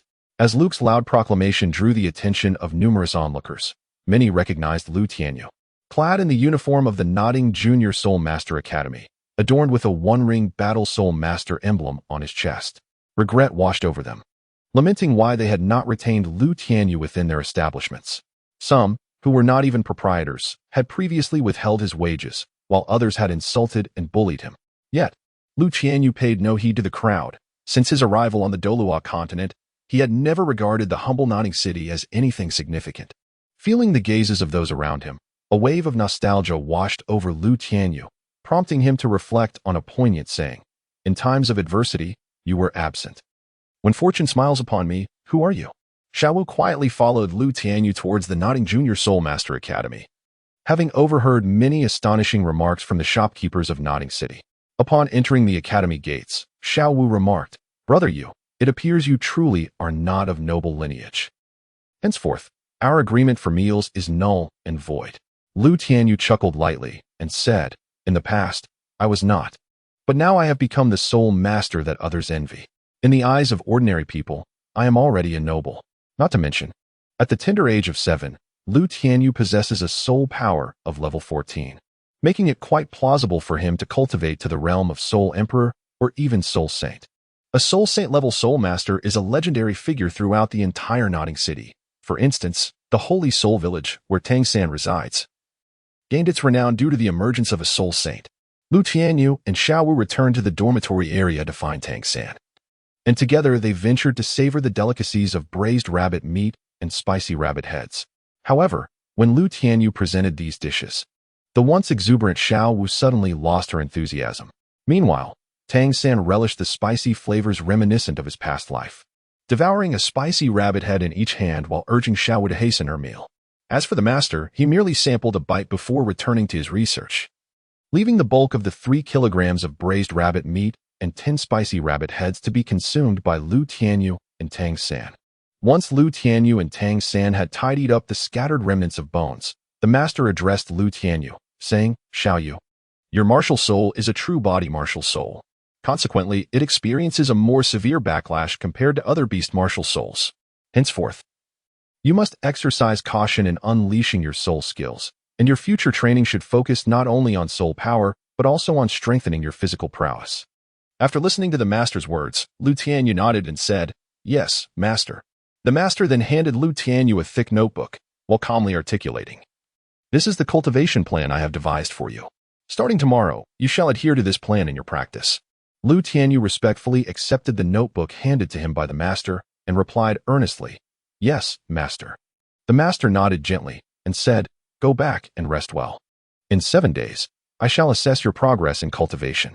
Lu Tianyu and Tianheng nodded in unison and departed from the master's residence alongside Xiaowu. Along the way, Xiaowu cast a furious glare at Lu Tianyu before running off, disregarding Tianheng. "Tianheng, from now on, I will also practice under the master's guidance, and I hope you will offer your support in the future." Tianheng, somewhat bewildered, looked at Lu Tianyu and said, "Lu, you are older than I and enrolled earlier, possessing far more knowledge than I do. It is I who should be learning from you." "Oh no, that is not the case at all. It is I who should be learning from you," Lu Tianyu replied. Ultimately, neither Lu Tianyu nor Tianheng engaged in a dispute over who was superior. For in the Douluo continent, it is the accomplished who are regarded as teachers. Lu Tianyu's soul power surpasses Tianheng's by a level, thus establishing Lu Tianyu as Tianheng's senior brother. However, neither of them favors addressing each other by the formal titles of senior and junior. Ultimately, they agree to call each other by their given names instead. Lu Tianyu first went to the academy's finance office to pay 3 years' worth of tuition, thereby allowing himself to fully devote his energy to his cultivation. The master had designed an exceptionally comprehensive training regimen for Lu Tianyu, requiring him to practice his soul power 3 times daily, morning, noon, and evening. Mornings were dedicated to theoretical studies in the classroom, while afternoons were reserved for physical conditioning and practical combat training. After 6 days of this rigorous training, the master would conduct an assessment of both Lu Tianyu and Tianheng, subsequently adjusting their training plan for the next cycle based on the results of the evaluation. With the guidance of the master, Lu Tianyu's training progressed at an astonishing pace. In just 21 days, he elevated his soul power to the 15th level, enabling him to leap 8 meters with a single use of the shave. Additionally, he could execute 12 moon steps without any adverse effects. The most significant enhancement was in the power of the Raging Foot. When Lu Tianyu first absorbed and refined his first soul ring, the Raging Foot could only maintain a certain level of lethality within 5 meters. Beyond that range, the air blade would dissipate, transforming into a gust of wind. And at 15 meters, it would merely result in a stream of air. Upon reaching the 15th level of soul power, the air blade unleashed by the Raging Foot could retain its lethal force within 10 meters. This outcome validated Lu Tianyu's assertion that training could enhance the potency of soul skills. However, no matter how diligently Tang Xin trained, there had never been a noticeable change in the power of his first soul skill. Thus, the master concluded that only beast martial soul masters could augment the power of their soul skills through later stage training. To test this hypothesis, the master chose Xiao Wu, who had been following Tang Xin closely, as an experimental subject. Xiao Wu possessed a beast martial soul in the form of a rabbit, and her first soul skill, much like Lu Tianyu's 6 styles, relied on the soul master's own physical prowess. Regrettably, Xiao Wu was not particularly enthusiastic about training and would often entice Tang Xin to visit Notting City for leisure. Nevertheless, her rate of soul power growth was no slower than that of the perpetually diligent Lu Tianyu. Whenever Lu Tianyu's soul power advanced by 1 level, so too did Xiao Wu's. After Tang Xin and Xiao Wu completed an academic year of study, Tang Xin decided to return home for a visit, and upon hearing this, Xiao Wu insisted on accompanying him. Unable to resist her persistent pleas, Tang Xin reluctantly agreed but then sought out Lu Tianyu, who was engaged in physical training, hoping that Lu Tianyu would join them on their visit. However, Lu Tianyu, not wishing to be a third wheel, promptly declined. Although he was curious about the village where Tang Xin lived, the thought of witnessing the affectionate exchanges between Xiao Wu and Tang Xin made him feel superfluous. Tang Xin, unable to persuade Lu Tianyu, returned to Holy Spirit Village with a gloomy expression alongside Xiao Wu. Meanwhile, Lu Tianyu headed to the master's residence to seek guidance on the challenges he encountered during his training. The master was exceedingly pleased with Lu Tianyu's fervent dedication to training. For the master, the inability to cultivate had been a lifelong regret. He held a deep disdain for those with innate talent who squandered their time. Therefore, when Lu Tianyu presented his inquiries, the master was more than willing to provide answers and engage in research. Just as the master was elucidating strategies for battling control-type soul masters, a sudden knock echoed at his door, interrupting the lesson. The master paused, casting an irritated glance at the door, and coldly instructed, "Enter." Within the hallowed halls of the Notting Primary Soul Master Academy, it is only the esteemed principal, Lu Tianyu, and a select few, including Tang Xin, who would dare to seek out the master. The master, known for his preference for uninterrupted lectures, is nonetheless aware that any visitor must have pressing matters to discuss. Just as Lu Tianyu was about to open the door, it swung open from the outside. Before the master and Lu Tianyu stood a burly middle-aged man, his face adorned with a thick beard, draped in a tattered black cloak. As he entered the master's chamber, he drew back his hood, revealing a pair of murky yet strangely imposing eyes that exuded an unsettling aura. Lu Tianyu recognized that the middle-aged man before him was Tang Hao, the father of Tang Xin, and a formidable titled Douluo who had cultivated his soul power to over level 90. Merely through the exchange of glances, Lu Tianyu felt the oppressive aura emanating from Tang Hao was far greater than that exerted by the dean of the Notting Junior Soul Master Academy at the peak of his powers. Upon clearly discerning Tang Hao's visage, the master was suddenly overtaken by excitement and exclaimed, "Hao Tian, young lad, please step outside for a moment. I have some matters to discuss with the master privately." Tang Hao abruptly interrupted the master, addressing Lu Tianyu in a voice imbued with a magnetic resonance. Lu Tianyu turned his head to gaze at the trembling master, who spoke in a quivering voice, "You should return now." After receiving the master's response, Lu Tianyu finally exited the master's chamber. As he passed by Tang Hao, he felt his limbs involuntarily shake. It was not until he closed the door behind him that he felt a wave of relief wash over him. Upon reaching the sunlit playground, he exhaled the stagnant air from his lungs. He then clenched his fists, contemplating the immense pressure emanating from a tidal Douluo. Merely walking past him had left him with an overwhelming sense of exertion. In that moment, Lu Tianyu was filled with an unprecedented fascination for tidal Douluo, resolutely deciding that he too must become one. As the gentle breeze caressed him, Lu Tianyu felt a chill, realizing he was drenched in cold sweat without even noticing. After casting one last glance at the building housing the master's room, he turned and made his way to the woods where he typically engaged in physical training. Originally, Lu Tianyu had intended to rest and refrain from practicing today, but his encounter with Tianheng revealed to him just how far he still had to go. Reflecting on the training regimen the master had outlined for him, Lu Tianyu immediately resolved to double his efforts. He increased his sets of push-ups, sit-ups, and squats from 100 to 200, while extending his daily long runs from 10 kilometers to 20. Moreover, he was determined to complete these foundational physical exercises within the same time frame, followed by practicing the 3 soul techniques, shave, moonwalk, and gale step in the afternoon. Physical technique was paramount in his training. He recalled the characters from anime who had mastered the 6 forms. Noting how variations of the same technique could emerge depending on the practitioner, he too aspired to reach such a level of mastery. After more than a year of research, the master had discovered that Lu Tianyu's martial soul did not enhance the power of soul techniques as significantly as anticipated. Rather, when Lu Tianyu's primary martial soul manifested, it primarily elevated his attributes, endowing him with a physique and stamina far surpassing that of ordinary individuals. Following the absorption of the Golden Monkey Soul Ring, Lu Tianyu was able to leave a 6-centimeter deep imprint in the gel when utilizing his martial soul. This indicated that his martial soul attributes had been amplified 6-fold, with his reaction speed and defensive capabilities similarly enhanced. This revelation reminded Lu Tianyu of the evaluation method for users of the 6 forms in anime, where they quantified strength in units of 10 Li based on a trained elite soldier. To fully master the 6 forms, one needed at least 500 Li. While Lu Tianyu, after absorbing his first soul ring, exhibited attributes akin to possessing 800 Li, Lu Tianyu resolved to utilize the value of his spiritual power as the benchmark for assessing the prowess of his martial soul. While the level of soul power merely served to delineate which title he held as a soul master. Chapter 7. Gentle Fist. 10 months after Lu Tianyu encountered Tianheng, he finally cultivated his soul power to the level of 20. At this juncture, Tang San and Xiao Wu had only reached 17. Upon learning of Lu Tianyu's breakthrough, the master immediately sought out the principal of the Notting Junior Soul Master Academy, hoping that together they could escort Lu Tianyu to the soul hunting forest to procure a soul ring for him. According to the master's research, due to the nature of Lu Tianyu's martial soul, his capacity to absorb soul rings was at least double that of an ordinary soul master.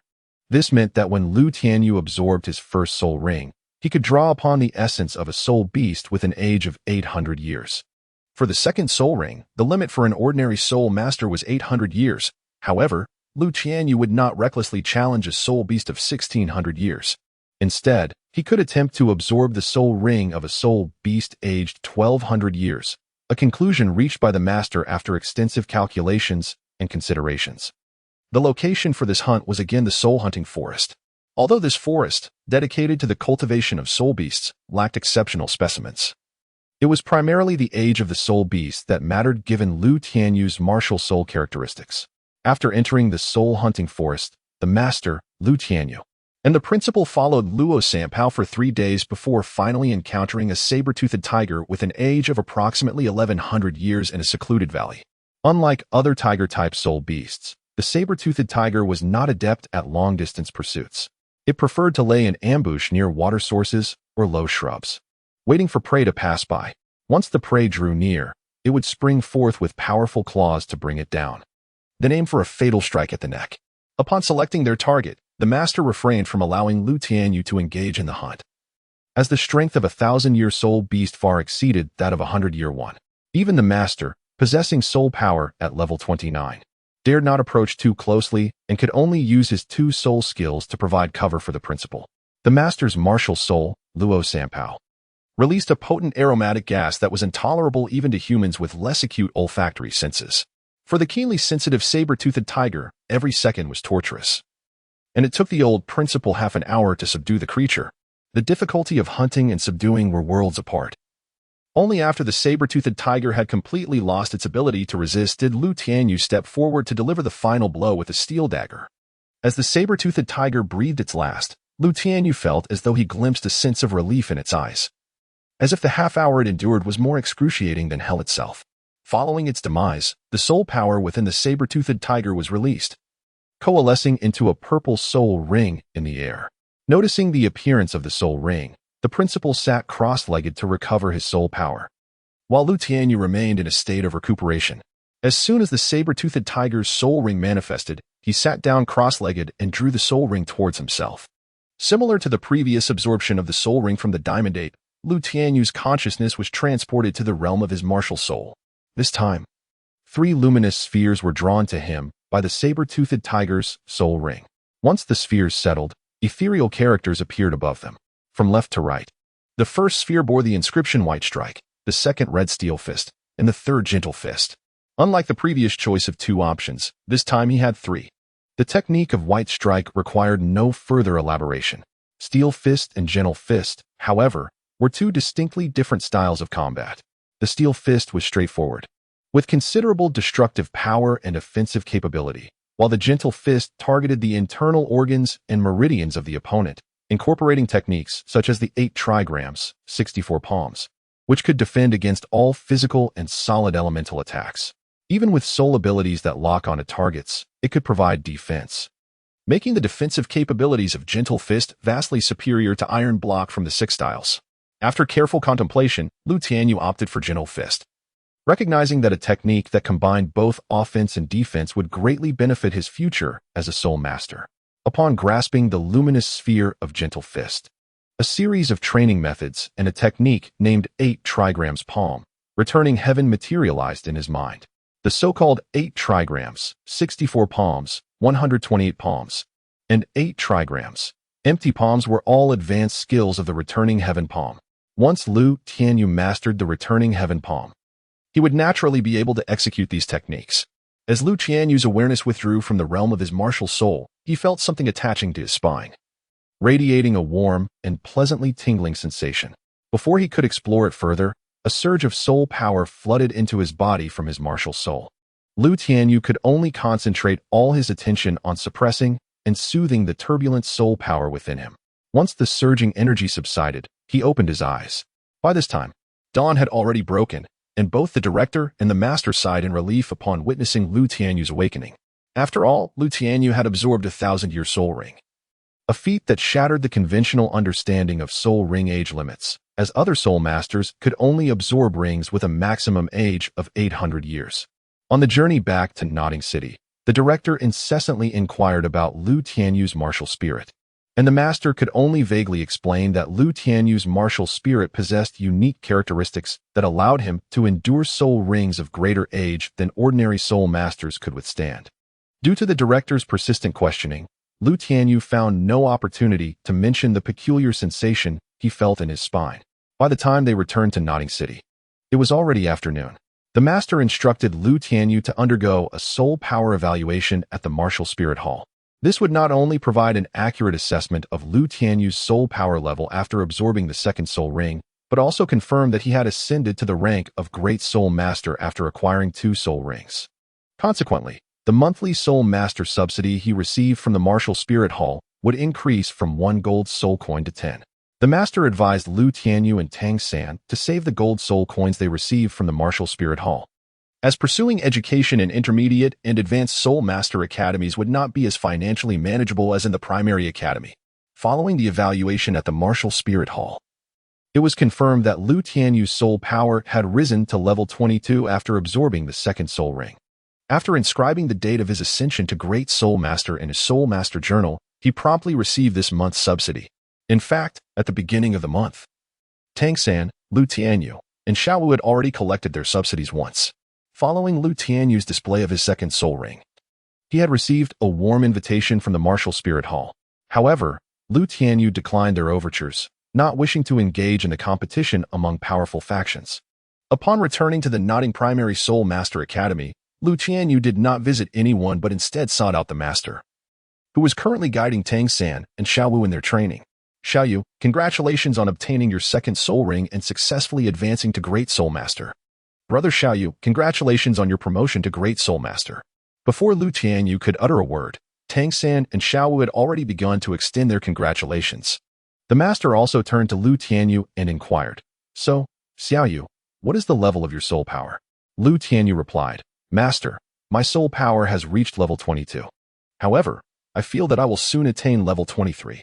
Lu Tianyu candidly posed his question to the master, who, after listening attentively, gently nodded in agreement, acknowledging that it aligned closely with his expectations. Master, there is something I wish to inquire about, Lu Tianyu began. Since my journey from the soul-hunting forest until now, I have been persistently experiencing a warm, tingling sensation along my spine that has yet to dissipate. The master turned his gaze towards Lu Tianyu and encouraged him. Feel free to ask your question. There is no need for hesitation. Lu Tianyu glanced at Tang San and Xiaowu and said, Teacher, ever since I absorbed the soul ring of the saber-toothed tiger, I have felt as though something is attached to my spine. It is warm and tingling. Quite a pleasant sensation, yet I cannot touch it with my hands. Upon hearing Lu Tianyu's words, the master furrowed his brow slightly and remarked, No wonder you appear so restless in the carriage. Take off your clothes and let me take a look. Upon hearing this, Lu Tianyu hastily removed his shirt, revealing his well-defined and robust physique. Xiwu, feeling a sense of embarrassment, sought an excuse to depart from the scene. The master and Tang San gazed at Lu Tianyu's back but found nothing extraordinary.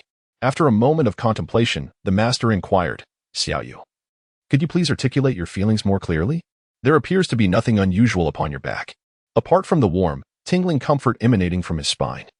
Lu Tianyu found himself at a loss for words to articulate his sensations. The master, placing his palm carefully against Lu Tianyu's spine to sense the phenomenon, found nothing amiss, leading him to suspect that Lu Tianyu's peculiar experience might be linked to his second soul ring. Xiaoyu, please recount to me the soul skill you acquired after absorbing your second soul ring. Might the unusual sensations you described be connected to your soul skill? Lu Tianyu was uncertain about the situation, but after listening to the master's analysis, he felt it bore no relation to his second soul skill. However, he could only ponder the matter in the context of soul skills. After dressing appropriately, he turned to the master and said, Master, my second soul skill is called Soft Fist. By employing the Soft Fist, I can transform my strength into a flowing stream or an airy current, delivering strikes that embody both gentleness and firmness. This technique allows me to effortlessly penetrate defensive barriers to target internal organs and meridians. Additionally, it can manifest as a shield, reflecting all physical attacks and elemental assaults directed at me. Upon hearing Lu Tianyu's words, the master's eyes sparkled with intrigue as he curiously replied, Oh, why not demonstrate the Soft Fist on me? After listening to the master's words, Lu Tianyu hastily shook his head and replied, No, I feel that after absorbing the second soul ring, the potency of my first soul skill has significantly increased. I estimate that I now possess approximately 1,900 to 2,000 units of power. The wind blades unleashed by my Gale Kick could likely inflict some damage on a target 15 meters away. As for the Soft Fist technique, which I have only just acquired, I am not yet adept at controlling it, and I might inadvertently harm the teacher. It would be wise to refrain from attempting it lightly. Tang San promptly interjected, Indeed, teacher, injuries to the internal organs and meridians are notoriously difficult to heal. How about this? Xiaoyu, let us engage in a palm strike using the Soft Fist. Even if you sustain an injury, I possess means to remedy it. Lu Tianyu was indeed curious about the potential power of the Soft Fist once it manifested as a soul skill in his possession. However, his primary concern was not the offensive capability of the Soft Fist, but rather its reputed 360-degree absolute defense. Though this may sound somewhat exaggerated, such a level of defensive prowess is undoubtedly unparalleled. The master, aware that Tang Sen had also cultivated other self-created soul skills, seemed to possess considerable expertise in healing injuries. After a moment of contemplation, he said, Very well, Xiaoyu. Please do your utmost to control your power. Lu Tianyu gently nodded and said, I understand, Xiao San. You must also take care, as this is my first time employing the Soft Fist. Tang San nodded in response, adopting a stance of challenge while secretly invoking the Tianyu hand. Taking a deep breath, Lu Tianyu summoned his martial spirit. A 2-meter-tall humanoid shadow emerged behind him, as 2 soul rings, one yellow and one purple, materialized above his head. With his martial spirit activated, he unleashed his second soul skill, Soft Fist. As Lu Tianyu completed the martial spirit activation, the purple soul ring beneath him shimmered briefly.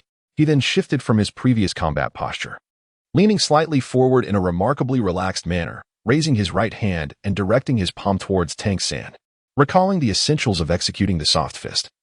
Lu Tianyu took a slight step forward and suddenly appeared before Tang San, delivering an incredibly swift palm strike to Tang San's left fist, which resembled cold jade.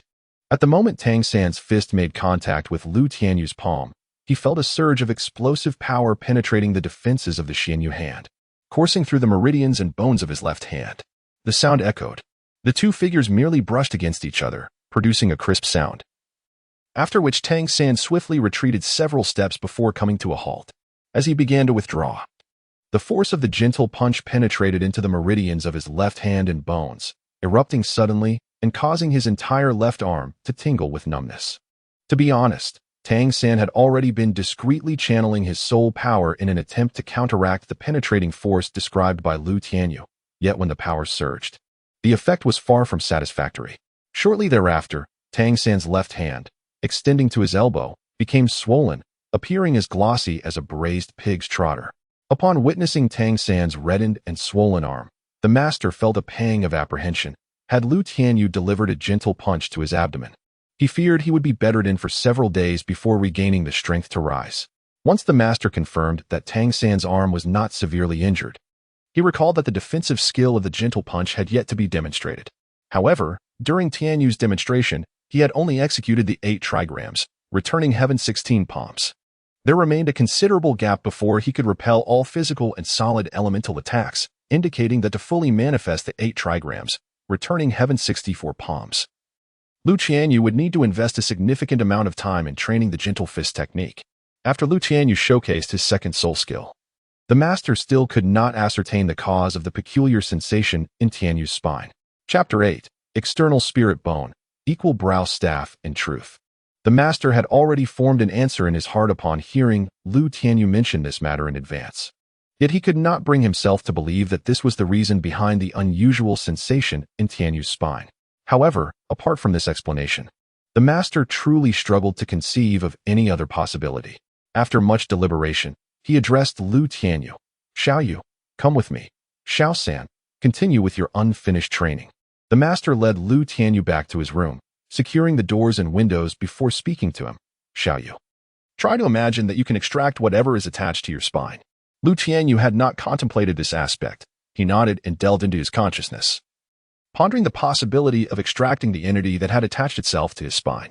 Subsequently, he felt an uncontrollable surge of soul power from his dantian flooding into his spine, and he truly sensed the removal of the entity clinging to him. To the master, it appeared as though a sudden eruption of soul power emanated from Lu Tianyu, followed by an eager gathering of soul energy at his back. Gradually, within the luminous aura of the soul power, a phantom of a spine began to materialize, ultimately solidifying into a staff resembling a chicken egg in size, crafted from what seemed to be the essence of a vertebra, akin to a flawless piece of white jade.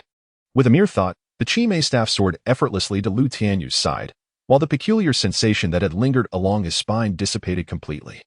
Gazing at the staff in his hand, which resembled pure white jade, Lu Tianyu was utterly bewildered. Could it be that this staff was somehow connected to his very spine? Master, what is the meaning of this situation? Upon witnessing the Chi-Mei staff coalesce from Lu Tianyu's spine, the master's eyes widened in astonishment. Only after hearing Lu Tianyu's call did he exhale in relief. When he turned to face Lu Tianyu, an unprecedented excitement illuminated his features. Trembling, he placed a hand on Lu Tianyu's shoulder and said, "Little you, I never anticipated you would be so fortunate. Although I had my suspicions, I never imagined. I truly did not foresee this." Listening to the master's contemplative words, Lu Tianyu gazed at the Chi-Mei stick in his hand with increasing perplexity.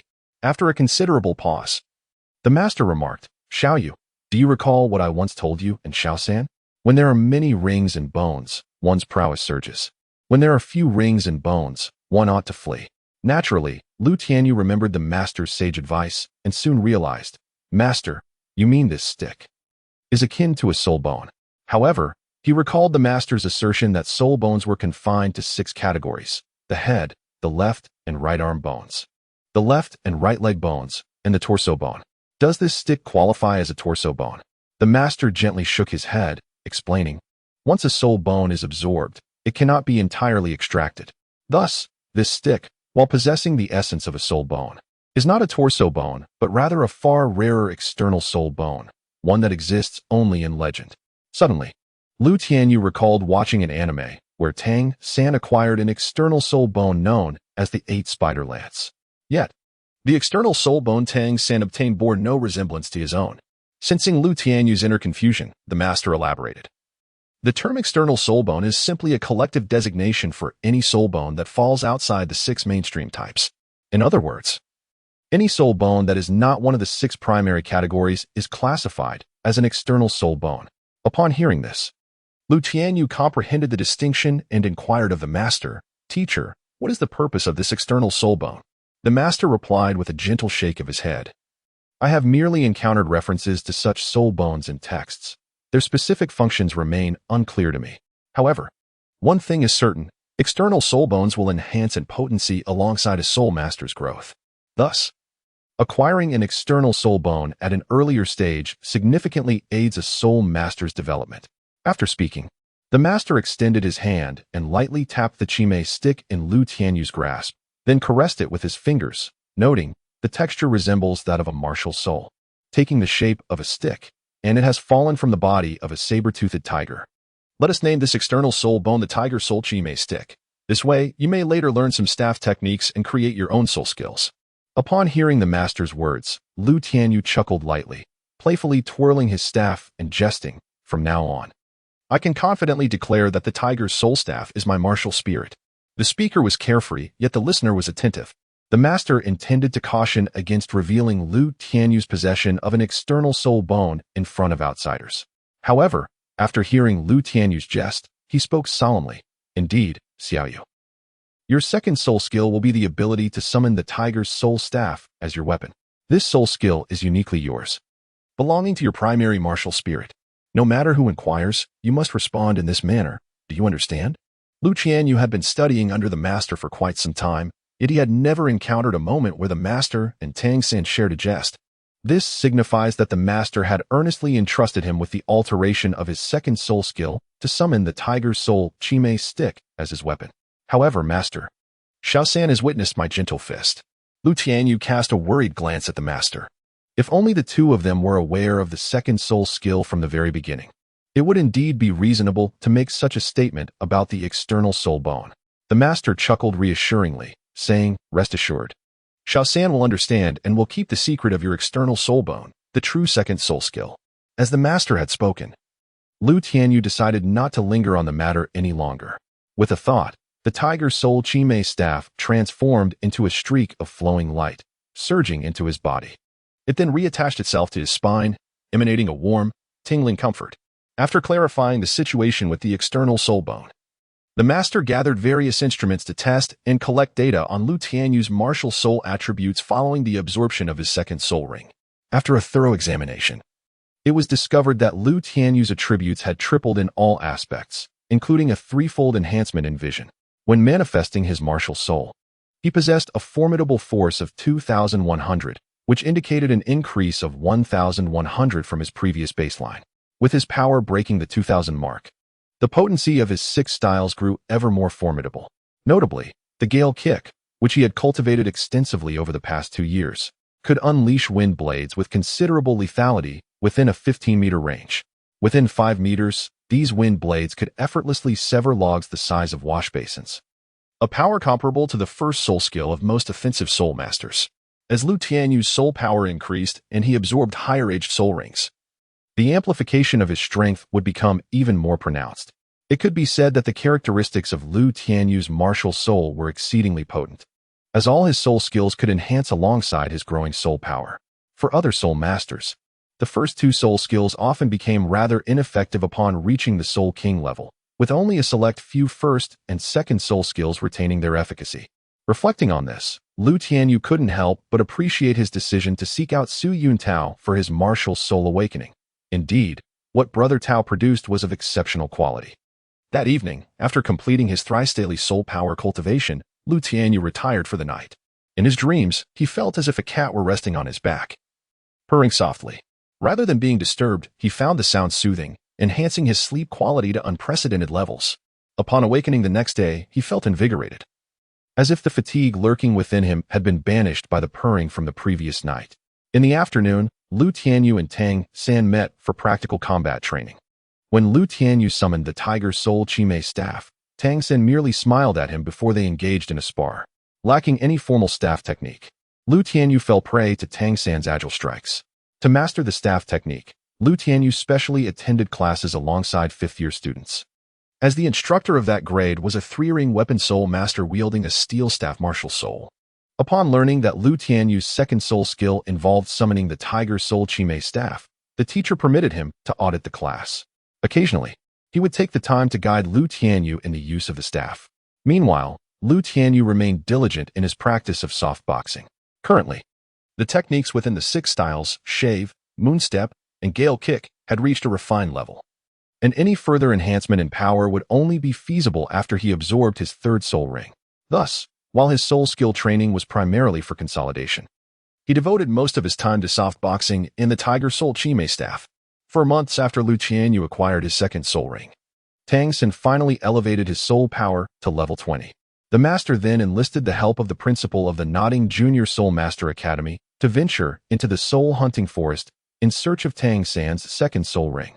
In reality, they set out on the first day and returned from the forest by noon the following day. It was only afterward that the master revealed he had noticed a soul beast suitable for Tang San while searching for Lu Tianyu's second soul ring, a plant-type soul beast known as the Ghost Vine. Approximately 600 years old, Tang San's second soul skill was named Parasitism, allowing the seeds of blue silvergrass to stealthily infiltrate the opponent's body alongside his first soul skill. Once Tang San activated his second soul skill, the seeds hidden within the opponent would rapidly grow, ensnaring them.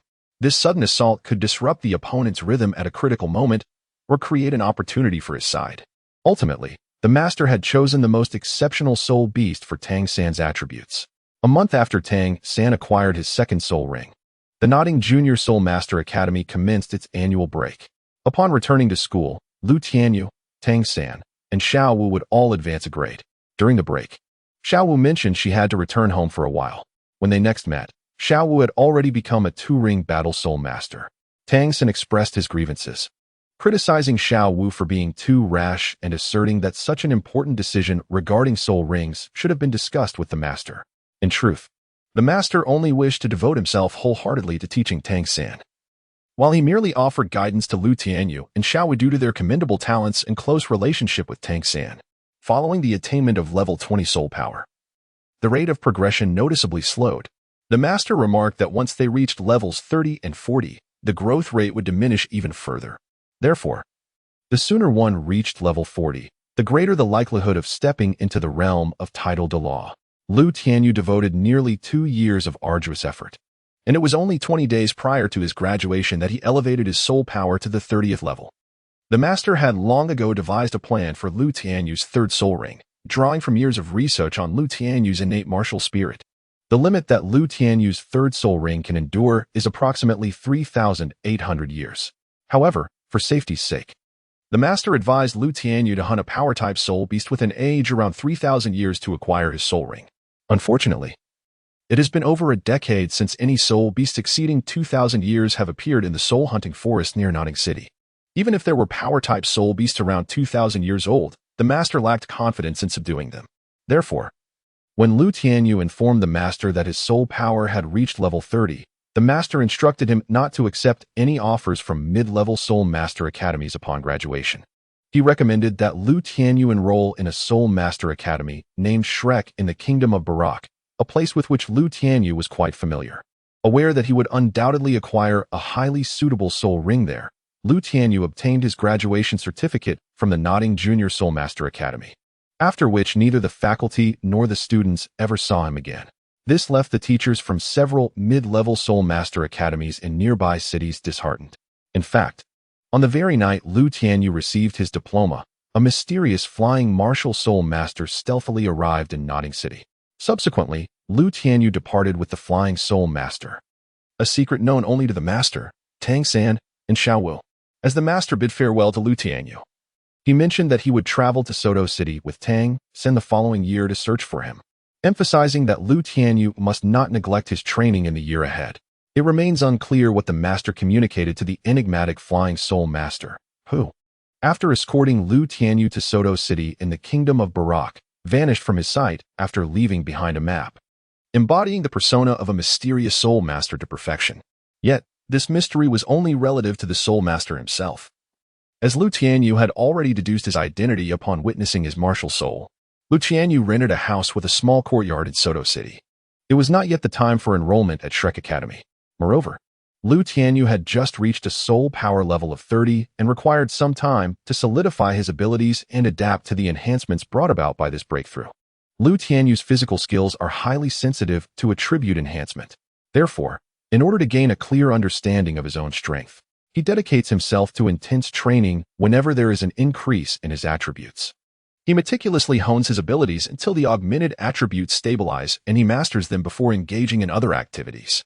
This time, Lu Tianyu spent over 20 days to fully grasp his new skills, and upon vacating his rented accommodation, he realized that only 5 days remained until the Shrek Academy would commence its enrollment of new students. Chapter 9. Shrek Academy. Having spent nearly a month in Soto City, it was Lu Tianyu's first time walking through its streets. Surrounded by towering and opulent structures, a myriad of shops, and elegantly dressed pedestrians, he felt as if he were Lu Laolao stepping into the Grand View Garden. The sensation became even more pronounced upon noticing numerous establishments catering specifically to Soul Masters. In Nodding City, one could only procure the necessities for Soul Masters at the Spirit Hall's branch. Lu Tianyu ambled to a boutique specializing in bespoke Soul Master robes. Gazing at his reflection in the glass wall of the shop, he observed that the robe he wore appeared conspicuously smaller than before. Last year, when he procured this attire from the Spirit Hall, his height was merely around 1.35 meters, yet this year, he had surged to 1.50 meters. Throughout the 5 years of his journey as a Soul Master, Lu Tianyu had never acquired any decent clothing, let alone invest in soul guide devices endowed with various functionalities. As he contemplated his impending enrollment at Shrek Academy, he resolved that, regardless of his financial constraints, he ought to procure a suitable outfit for himself. With this thought, a warm smile instinctively graced his cheeks, narrowing his already small eyes into mere slits. Upon entering the clothing store, he was immediately met with the proprietor's enthusiastic welcome. In a moment of whimsicality, he consented to the tailor's offer to create 3 custom robes for him. It is indeed common for Soul Masters to adorn themselves in attire that reflects their unique martial spirits, as one's martial spirit is the very essence of their existence on the continent. Thus, when designing garments and accessories, it is customary to incorporate the characteristics of one's martial spirit. However, Lu Tianyu's martial spirit was somewhat exceptional. It was a rare embodiment among beast martial spirits. Coupled with his lack of fashion preferences, if he had to choose, he favored the regal robes from Naruto, the captain's Haori from Bleach, and the Justice Cloak from One Piece. Perhaps it was due to the formidable personas of those who donned such striking garments that he articulated this preference when the proprietor inquired about his personal style. The tailor then proceeded to ask Lu Tianyu numerous questions regarding his combat habits, ensuring that his attire would not hinder his prowess as a Soul Master. Lu Tianyu entered the clothing store at noon, and by the time he emerged, it was already 9 in the evening. As the store owner bid him farewell at the door, he mentioned that Lu Tianyu could return in 3 days to collect the tailored robe. Subsequently, Lu Tianyu sought a nearby inn to stay for the night, and after habitually completing his pre-sleep soul power cultivation, he settled in for rest. Lu Tianyu had scarcely reclined when he succumbed to a profound slumber. In the depths of his dreams, a sound reminiscent of a purring cat emanated from his spine. Based on his years of knowledge concerning martial spirits and soul beasts, Lu Tianyu surmised that this phenomenon stemmed from the effects of his external soul bone. As long as it adhered to his vertebrae, it would employ the feline method of purring to heal his internal injuries and fortify his organs and bones, simultaneously allowing his mind to attain complete relaxation. However, Lu Tianyu preferred to refer to the capability of the external soul bone as Tiger Leopard Thunder Sound. Ever since he acquired this external soul bone, the Tiger Soul Chime staff, his nightly repose had been extraordinarily restful, and upon awakening each morning, both his mental state and physical recovery reached their zenith. Even after exhausting his energy and stamina on the first day, a single night's rest would rejuvenate him, rendering him vibrant and full of life. Consequently, Lu Tianyu was even more fervent in his physical training, resolutely pushing himself to the limits of his energy and stamina without yielding. Lu Tianyu's relentless dedication to his training culminated in the remarkable achievement of reaching a soul power level of 30 by the age of 12. And upon manifesting his martial spirit, he possessed a formidable combat strength of 2,300. For Lu Tianyu, A higher combat strength translated to greater prowess in executing martial techniques. By 6 o'clock the following morning, Tianyu had fully restored his energy and stamina. Upon awakening, he instinctively engaged in meditation to cultivate his soul power before dressing meticulously and venturing out in search of sustenance. Initially, he had intended to embark on a long-distance run for training. However, apprehensive about losing his way, he opted instead to explore the 3 nearby streets leisurely. As he passed by a blacksmith shop, an idea struck him. He could enhance his physical training by donning weighted gear. Consequently, Tianyu entered the forge and commissioned a set of weights totaling 150 pounds, comprising a 50-pound iron chainmail, a pair of 50-pound gauntlets, and a set of 50-pound leg bindings. With the aid of a storage soul guide, he could conveniently stow away the weights during combat, alleviating any concerns about their removal. Upon returning to his lodgings, Tianyu adorned himself with the custom weights for physical training. The sudden addition of 150 pounds proved exhausting, depleting his energy and stamina within a mere afternoon. For the subsequent 2 days, he persistently trained under the burden of this weight, reveling in the exhilarating sensation of fatigue and sweat. As the final day for new student registration at Shrek Academy approached, Tianyu chose not to wear the weights. Instead, he donned a robe specially tailored for him at the cost of 150 gold soul coins. This ensemble was designed in the style befitting a formidable attack-type battle soul master. Except for the white, high-collared, short-sleeved outer robe, the long robe, undergarments, trousers, and boots were predominantly black. The fabric of the undergarments and trousers boasted remarkable elasticity and breathability, clinging to his form without imparting any sense of constriction. Akin to a second skin, the craftsmanship of the long robe was exquisite, tailored to accentuate Tianyu's physique. It bore a slight vintage aesthetic, yet did not hinder his ability to perform any techniques.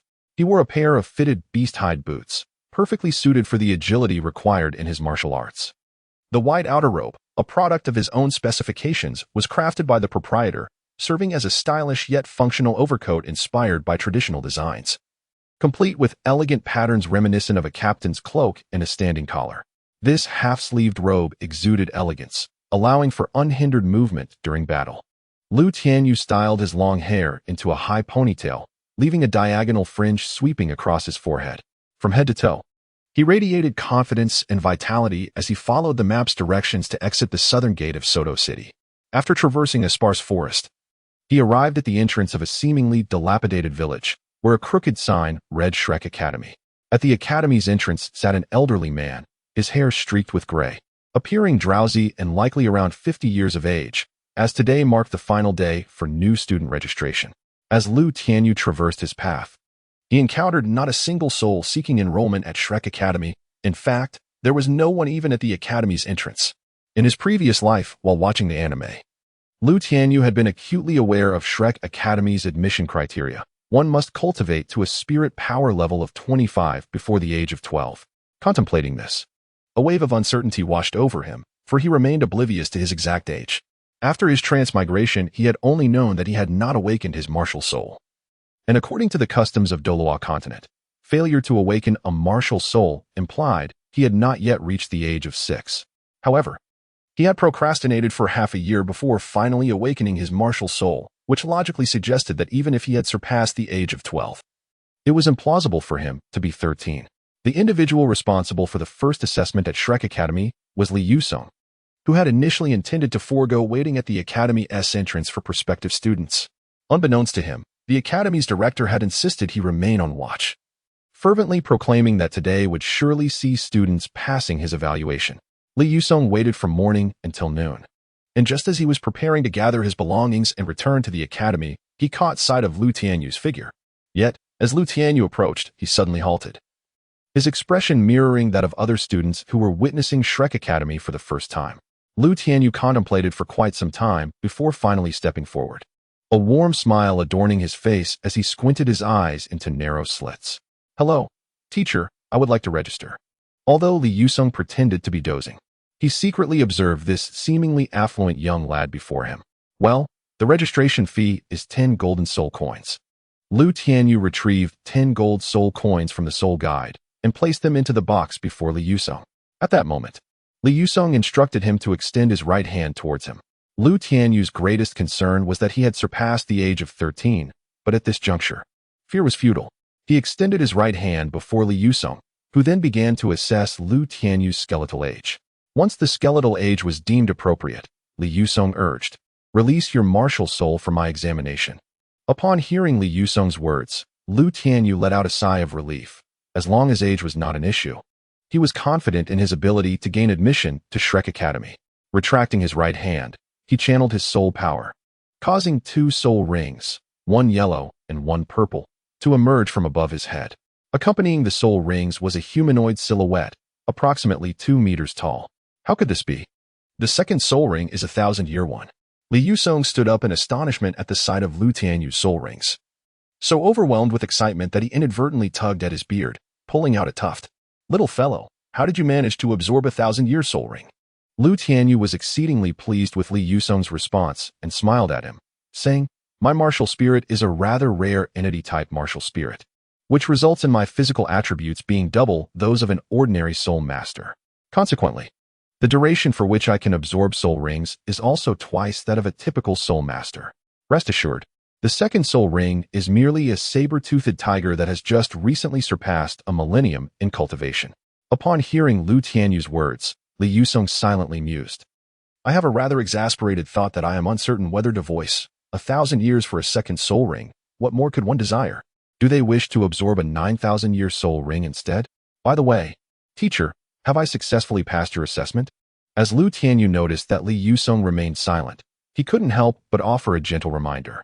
With this prompt, Li Yusong regained his composure and replied, "The first stage has been successfully completed. I shall guide you to the next assessment. Mr. Li, I can take him to the next stage. Please wait and see if any other students wish to enroll." At this moment, a young man clad in a white suit, with cascading golden hair and piercing eyes, emerged from the academy. Li Yusong shot an exasperated glance at the golden-haired youth and remarked, "At this hour, it is unlikely anyone else will arrive. Having this fellow pass is ample for today. Come, young man, I am Li Yusong, primarily responsible for the management of resources and guiding practical training at Shrek Academy. Greetings. I am Tianyu My, possessing the White Tiger Martial Spirit, a level 35 assault system soul master." As soon as the golden-haired youth introduced himself, Lu Tianyu immediately recognized his name. After listening to Tianyu Mai's introduction, Lu Tianyu smiled and nodded, saying, "Hello, Mr. Li, Senior Dai. I am Lu Tianyu, with a primary martial spirit and a level 32nd ring assault system soul master." Since Li Yusong and Tianyu Mai had introduced themselves, Lu Tianyu felt it was only proper to do the same. Once a soul master reaches the 30th level, they ascend from the title of Great Soul Master to Soul Master. Yet Lu Tianyu, possessing only 2 soul rings, could not yet be deemed a complete soul master. Thus, he felt it necessary to specify his number of soul rings during his introduction. Level 30 Li Yusong and Tianyu My exclaimed in unison, their expressions filled with astonishment as they gazed at Lu Tianyu. Lu Tianyu looked at them timidly and asked, "Is there a problem?" Li Yusong hastily shook his head and replied, "No, no problem at all. How could there be no problem?" Achieving a soul power of level 30 at the tender age of 12 already met the graduation standards of an advanced soul master academy. Tianyu My was certain that Lu Tianyu would be accepted by Shrek Academy. Such talent could never be dismissed by any sect or institution. Given that Lu Tianyu's soul power had already reached level 30, the subsequent tests for soul power and martial spirit control were naturally bypassed. Li Yusong and Tianyu My led Lu Tianyu to Zhao Wujie, who was leisurely enjoying watermelon. Upon spotting Zhao Wujie reclining in a rocking chair, Tianyu My announced, "Teacher Zhao, we have a student advancing to the 4th test today."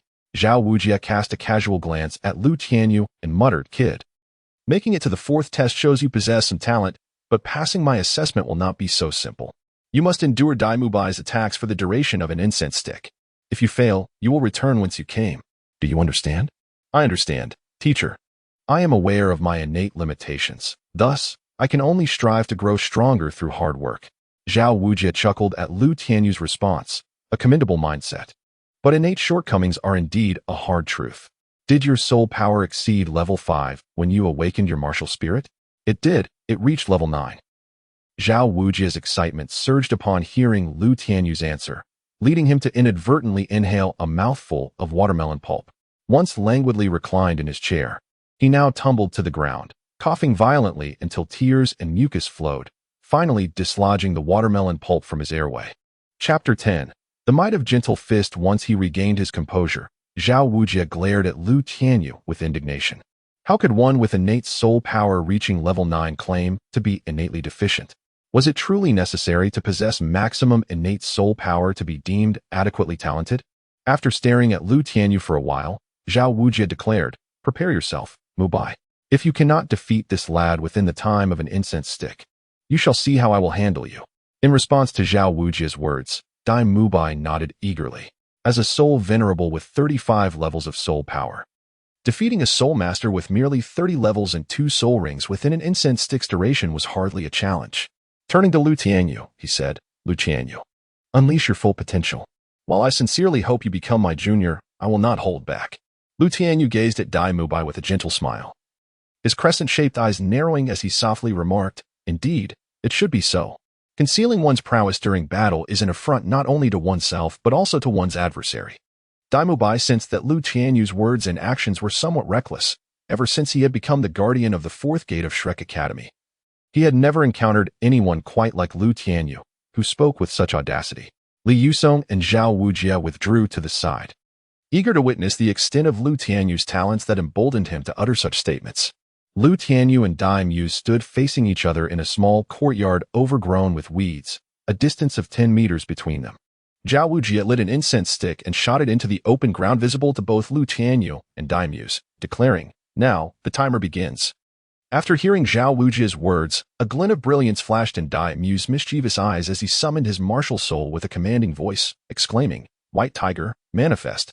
At that moment, 3 spirit rings, 2 yellow and 1 purple, hovered above Dai Mu's head, and a towering white tiger phantom, standing 3 meters tall, appeared behind him. Once Dai Mu's completed his martial soul manifestation, the white tiger phantom transformed into shimmering sparks and entered his body. A powerful surge of soul power and an overwhelming aura erupted from him, sweeping over Lu Tianyu in successive waves. The martial soul manifestation. Lu Tianyu summoned his martial spirit, channeling his soul power to manifest it as well. Upon witnessing the color of the soul rings that appeared above Lu Tianyu's head, Zhao Wujie nearly bit his own tongue in astonishment. He nudged Li Yusong with his shoulder and remarked, "What a troublesome creature you have summoned. This fluctuation of soul power has reached an astonishing level of 30. As a soul sage of level 76, Zhao Wujie was capable of discerning Lu Tianyu's precise soul power level when he activated his energy." Li Yusong shook his head with a wry smile and replied, "I suspect this little creature was summoned by the old ghost Flender. No wonder that old ghost insisted I guard the entrance today." In the courtyard, Dai Mubai was also taken aback by the purple soul ring beneath Lu Tianyu's feet. However, now was not the time for him to be astonished by the match of soul rings. With a thought, the second soul ring that circled Dai Mubai began to glow. The second soul skill, White Tiger's Radiant Wave. A magnificent orb of golden soul power erupted from Dai Mubai's mouth, hurtling towards Lu Tianyu, who stood 10 meters away. Upon witnessing the scene, Lu Tianyu exerted his strength and leaped into the air, declaring, "Razor, Galefoot Chaos." As he ascended, his feet moved swiftly in the air, each kick unleashing a 3-meter-long azure blade of energy, accompanied by the sound of slicing through the air, aimed directly at Dai Mubai. Although Dai Mubai did not perceive any fluctuations of soul power emanating from the azure blades, he proceeded with caution and invoked his first soul skill. With a flash of his first soul ring beneath him, a golden barrier, akin to a protective aura, materialized around him. Boom, boom, boom, boom. The 13 blades of energy unleashed by Lu Tianyu struck incessantly against the protective shield surrounding Dai Mubai. The immense force reverberated through the barrier, transmitting into the ground and causing the earth beneath Dai Mubai's feet to tremble, sending dust swirling into the air. Both Dai Mubai and the onlooking Zhao Wu and Li Yusong furrowed their brows slightly, for the energy blades unleashed by Lan Jiao collided with Dai Mubai's first soul skill without yielding any discernible fluctuations of soul power. Lu Tianyu had just descended from the sky when Dai Mubai, with a powerful push of his feet against the ground, charged towards him. It was evident that after the initial clash of soul skills, the next phase of close combat was about to commence. With a sudden thought, Lu Tianyu intentionally summoned his second soul ring and proclaimed loudly, "Second soul skill, Tiger's Might Staff," secretly channeling his soul power into his spine. he summoned the external soul bone that usually adhered to it. Li Yusong, witnessing the emergence of a staff resembling white jade, felt a surge of ecstatic joy flash in his eyes, causing him to unconsciously clench his fists. Lu Tianyu extended his hand to grasp the tiger soul staff, instinctively twirling it with finesse. He then engaged in a fierce duel with Dai Mubai, who had charged towards him. The force of Dai Mubai's tiger claws was truly formidable, and with his initial strike, he sent Lu Tianyu staggering back 3 steps. Just as Dai Mubai prepared to capitalize on his advantage, Lu Tianyu's figure abruptly vanished before him. As Lu Tianyu reappeared, it was from behind Dai Mubai, wielding the tiger's Fong staff with a swift motion that struck the back of Dai Mubai. With a thud, Dai Mubai staggered forward but quickly regained his balance. He turned around and unleashed a kick aimed at Lu Tianyu's chest. Had Lu Tianyu been struck, he would surely have sustained an injury. Just as Dai Mubai prepared to land the blow, Lu Tianyu's figure vanished and appeared beside him. In an instant, he swung his staff, landing a blow on Dai Mubai's left calf, causing him to tumble to the ground. Dai Mubai inwardly mused upon Lu Tianyu's elusive speed, pondering whether such agility belonged to a swift attack battle soul master, or if Lu Tianyu had perhaps misrepresented himself during their introduction. At the edge of the courtyard, Li Yusong observed Dai Mubai fall, a smirk forming at the corners of his mouth. He turned to Zhao Wujie, whose expression was darkened with dismay, and remarked, "Bear blind. If all goes as expected, Lu Tianyu shall be my disciple." Who would have thought that he would bring honor to his teacher so soon after joining? After falling, Dai Mubai hastily executed a sweeping kick to prevent Lu Tianyu from advancing, who indeed sought to deliver a merciless blow to his fallen foe. Yet, before he could strike, Dai Mubai's sweeping kick forced him to instinctively leap into the air, evading the attack. By this time, Dai Mubai had regained his footing, and a glimmer of pride flashed in his eyes as he beheld Lu Tianyu, who was now airborne, evading his strike. Second soul skill, White Tiger's Radiant Wave. Zhao Wujie observed the situation and raised his palm, as large as a fan, to pat Li Yusong on the shoulder, stating, "Ultimately, it is a lack of experience that leads one to leap into the air, becoming a target." In the air, Lu Tianyu noticed the pride in Dai Mubai's gaze, but he knew that being airborne played to his own strengths. With a sudden motion, he stomped his right foot in the void just as Dai Mubai's soul skill was about to crash down upon him. Lu Tianyu swiftly retreated to the side, narrowly evading Dai Mubai's second soul skill, as if he were merely stepping on the ground. With a series of 3 precise steps in midair, he once again soared before Dai Mubai. Zhao Wujing, Li Yusong, and Dai Mubai gazed in astonishment at Lu Tianyu, who seemed to defy gravity, utterly perplexed by how he maneuvered through the air without any apparent leverage. Utilizing the lunar step, Lu Tianyu hovered above Dai Mubai, seizing the moment of Dai's distraction to swiftly wield his tiger soul staff. The tip of the staff traced an ethereal image of a lotus flower in the air, a manifestation of Lu Tianyu's application of the storm foot technique in a derived move with the tiger soul staff. In mere moments, the air blades surged towards Dai Mubai, appearing to the spectators, Li Yusong and Zhao Wujing, as if Lu Tianyu had launched a pale blue lotus the size of a bathtub. Feeling a rush of trepidation at the sight of the incoming pale blue air blades forming a lotus, Dai Mubai intended to use his first soul skill for defense. However, he ultimately channeled his soul power into his third soul ring. Third soul skill, White Tiger Diamond Transformation with a thunderous crash as Dai Mubai activated his third soul skill. The bathtub-sized pale blue lotus struck him with force. A mushroom cloud of dust, towering over 30 meters high, erupted in the courtyard, obscuring the sky and enveloping all in a veil of dust. At this moment, Lu Tianyu gracefully descended back to the ground, attuned to the oppressive fluctuations of soul power amidst the dust. His understanding of Dai Mubai's previous life and its soul abilities granted him insight. Dai Mubai's third soul skill, the White Tiger Diamond Transformation, significantly augmented his defensive capabilities. This enhancement also fortified other attributes, indicating that the technique Lu Tianyu had just employed would be insufficient to overcome Dai Mubai while he wielded this third soul skill. Suddenly, a surge of soul power resonated before Lu Tianyu. With a powerful stomp, he vanished from sight.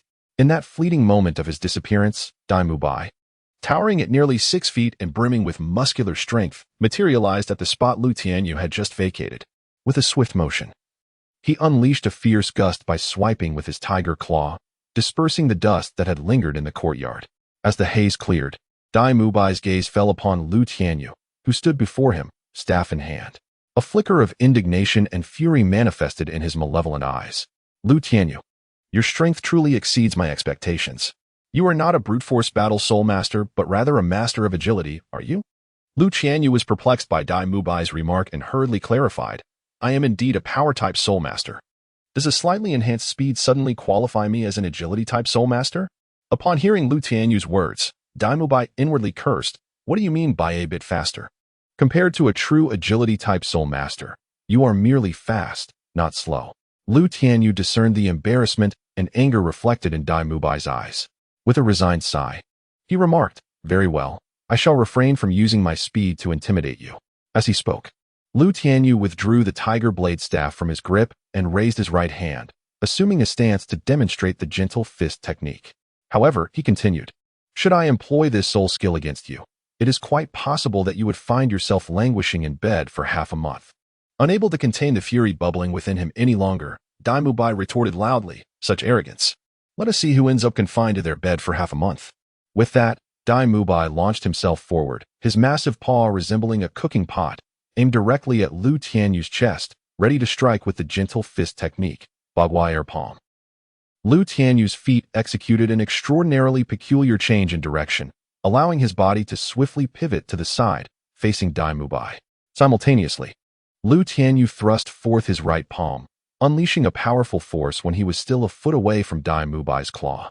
This overwhelming energy sent Dai Mubai's claw soaring backwards through the air. Following this, Lu Tianyu's left hand delicately struck against Dai Mubai's abdomen. In an instant, Dai Mubai's towering frame was propelled backwards, flying 3 meters away, his feet sliding across the ground for an additional 2 meters before coming to a halt. Subsequently, Dai Mubai felt as though he had been struck fiercely in the stomach, a sharp pain radiating through his internal organs, clenching his teeth to suppress a cry of agony. He resembled a lobster, bending his body and kneeling on one knee, one hand pressed against his abdomen while the other braced against the ground, gasping for breath. My gentle fist technique can penetrate your defenses and directly assault your internal organs. Thus, you are utterly incapable of countering the effects of my soul skill. How does this feel? Lu Tianyu truly did not wish to continue his battle with Dai Mubai. The appearance of the soft fist seemed gentle and ineffective.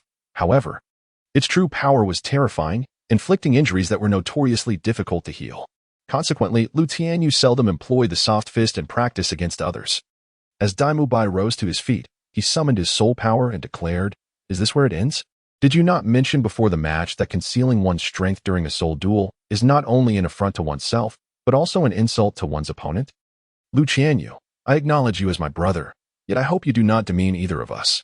Show me your utmost prowess. Gazing into Dai Mubai's earnest eyes, Lu Tianyu felt he had indeed slighted him. Lowering his head, he took a deep breath, then slowly raised his head, opening his previously squinted eyes to meet Dai Mubai's gaze. Very well, I shall unleash my full strength. Soft fist technique, 8 trigrams, 64 palms. As he spoke, Lu Tianyu assumed an unusual stance, crouching slightly with his body leaning forward, his left hand pointing towards the ground and his right hand directed towards the sky behind him. Observing Lu Tianyu's comical posture, fury ignited in Dai Mubai's eyes. How could someone of merely a 30-level soul power be capable of mastering his own fate? Come forth. Let me witness your true level. No sooner had he spoken than Dai Mubai lunged at Lu Tianyu like a fierce tiger pouncing on its prey. Yet, Lu Tianyu's footwork appeared as though he had teleported, swiftly positioning himself directly before Dai Mubai, completely evading the onslaught of Dai Mubai's surging soul power. 8 trigrams, 2 palms.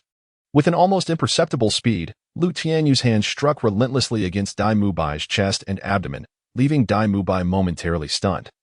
As if all his strength had been siphoned away.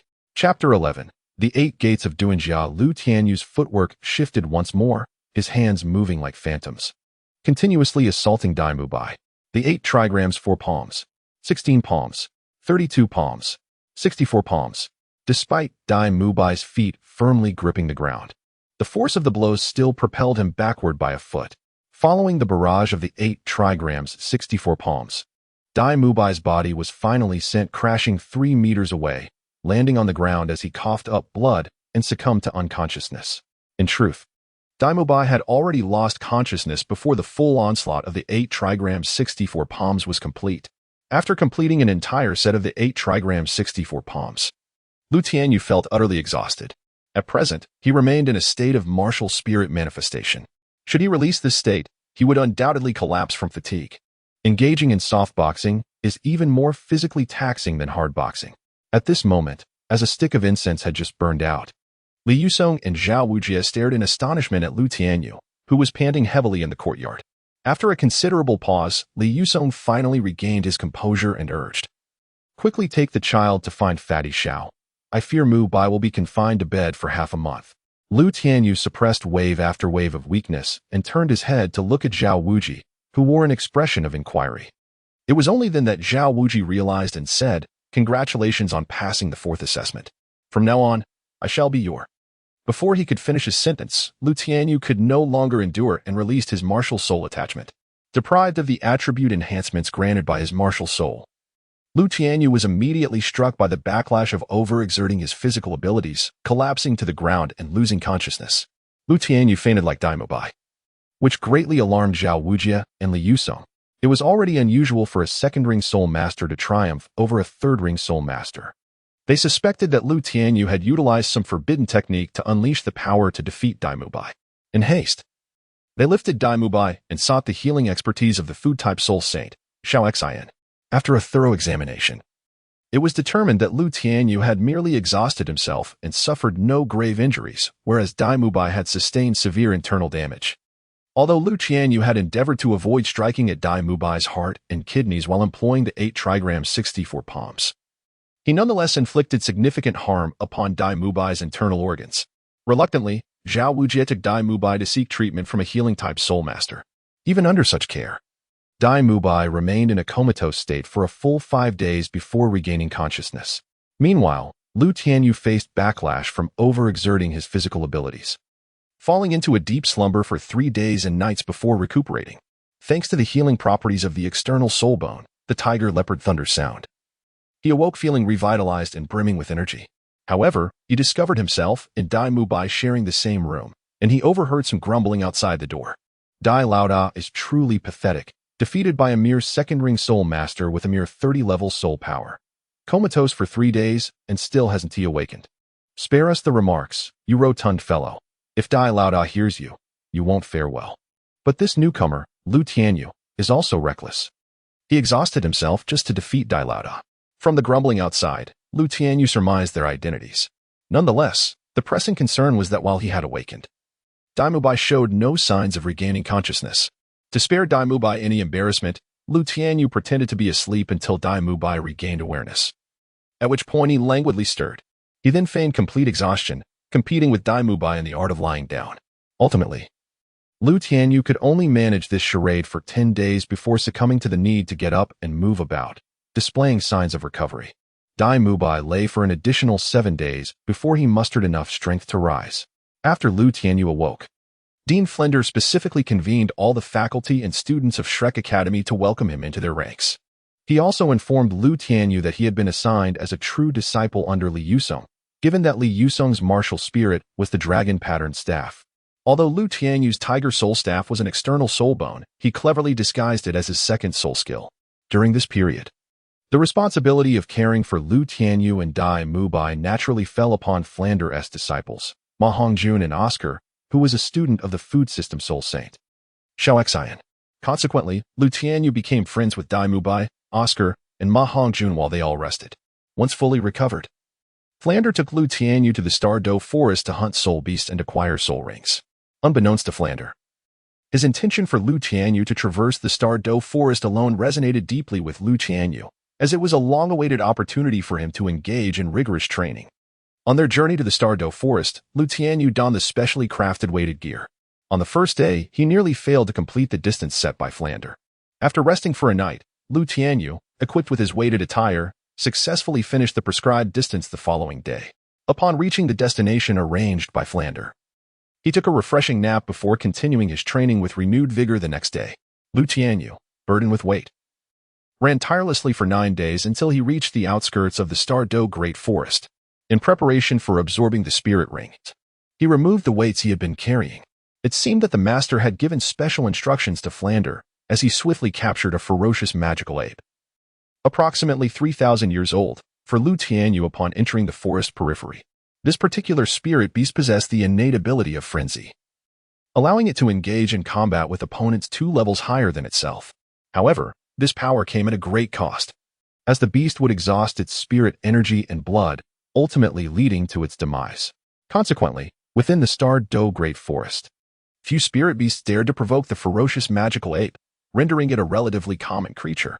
Flander, accompanied by Lu Tianyu, had not even spent an hour in the forest before successfully capturing one. When fully unleashed, a 3,000-year-old ferocious magical ape could contend with spirit beasts around 5,000 years old, yet it was unable to pose any threat before Flander, a spirit sage of level 78, and was swiftly subdued by Lu Tianyu. Once the spirit ring of the ferocious magical ape materialized, Lu Tianyu sat cross-legged and drew the 3,000-year-old spirit ring towards himself using his spirit power. Subsequently, Lu Tianyu's consciousness followed the spirit ring into the realm of his martial soul. The spirit ring emitted a wave of spirit energy, attracting 4 luminous orbs that floated before him.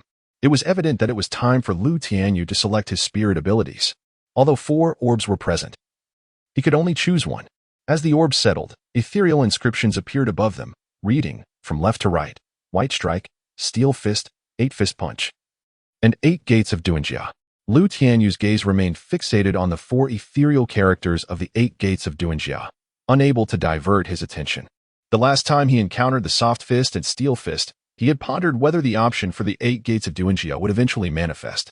To his astonishment, the opportunity presented itself far sooner than he anticipated, prompting him to select the 8 Gates of Duanjia without a moment's hesitation.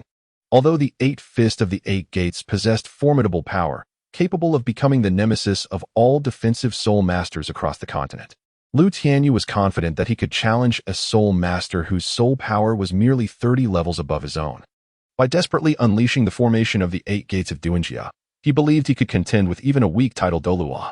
Furthermore, the efficacy of martial techniques would not be constrained by the age of soul rings. As Lu Tianyu's soul power ascended, so too would the potency of his martial arts. However, after grasping the training methods for the 8 Gates of Duanjia, he found himself momentarily immobilized. He had assumed that the backlash from transforming the 8 Gates into a soul skill would diminish, presuming that activating the 4th or 5th gate would not entail significant danger. In reality, the attributes of the martial soul served merely as a baseline for the activation of the 8 Gates. The stronger the martial soul, the more terrifying the enhancement of power upon opening the gates. This implied that once Lu Tianyu reached the level of a soul Douluo, he could rival a title Douluo through the formation of the 8 Gates of Duanjia. Should he attain the rank of a title Douluo, unleashing the 8 Gates would enable him to sweep across the entire Douluo continent. Yet, the repercussions of the 8 Gates remained unchanged. Once the formation was activated, the user would face certain death. Lu Tianyu, undeterred, delved once more into the legacy of the 8 Gates of Duanjia, ultimately uncovering the transformation of this technique into a soul skill.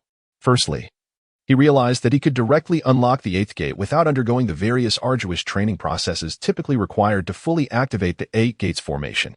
Secondly, the 8 Gates now constituted the 3rd soul skill of Lu Tianyu's primary martial soul. The backlash first impacts the martial soul before it affects Lu Tianyu himself. In other words, Lu Tianyu's martial soul and his own being jointly endure the repercussions, theoretically enabling him to open the 8 Gates formation without succumbing to death. The backlash initially strikes the martial soul, which then retaliates against Lu Tianyu. Theoretically, as long as Lu Tianyu's foundational attributes are sufficiently robust, he could potentially activate the 8 Gates without sustaining any injuries. However, possessing the requisite foundational attributes to achieve this invulnerability is exceedingly impractical. These foundational attributes refer to Lu Tianyu's own physical resilience. Lu Tianyu's greatest concern at present lies in the frailty of his physical constitution.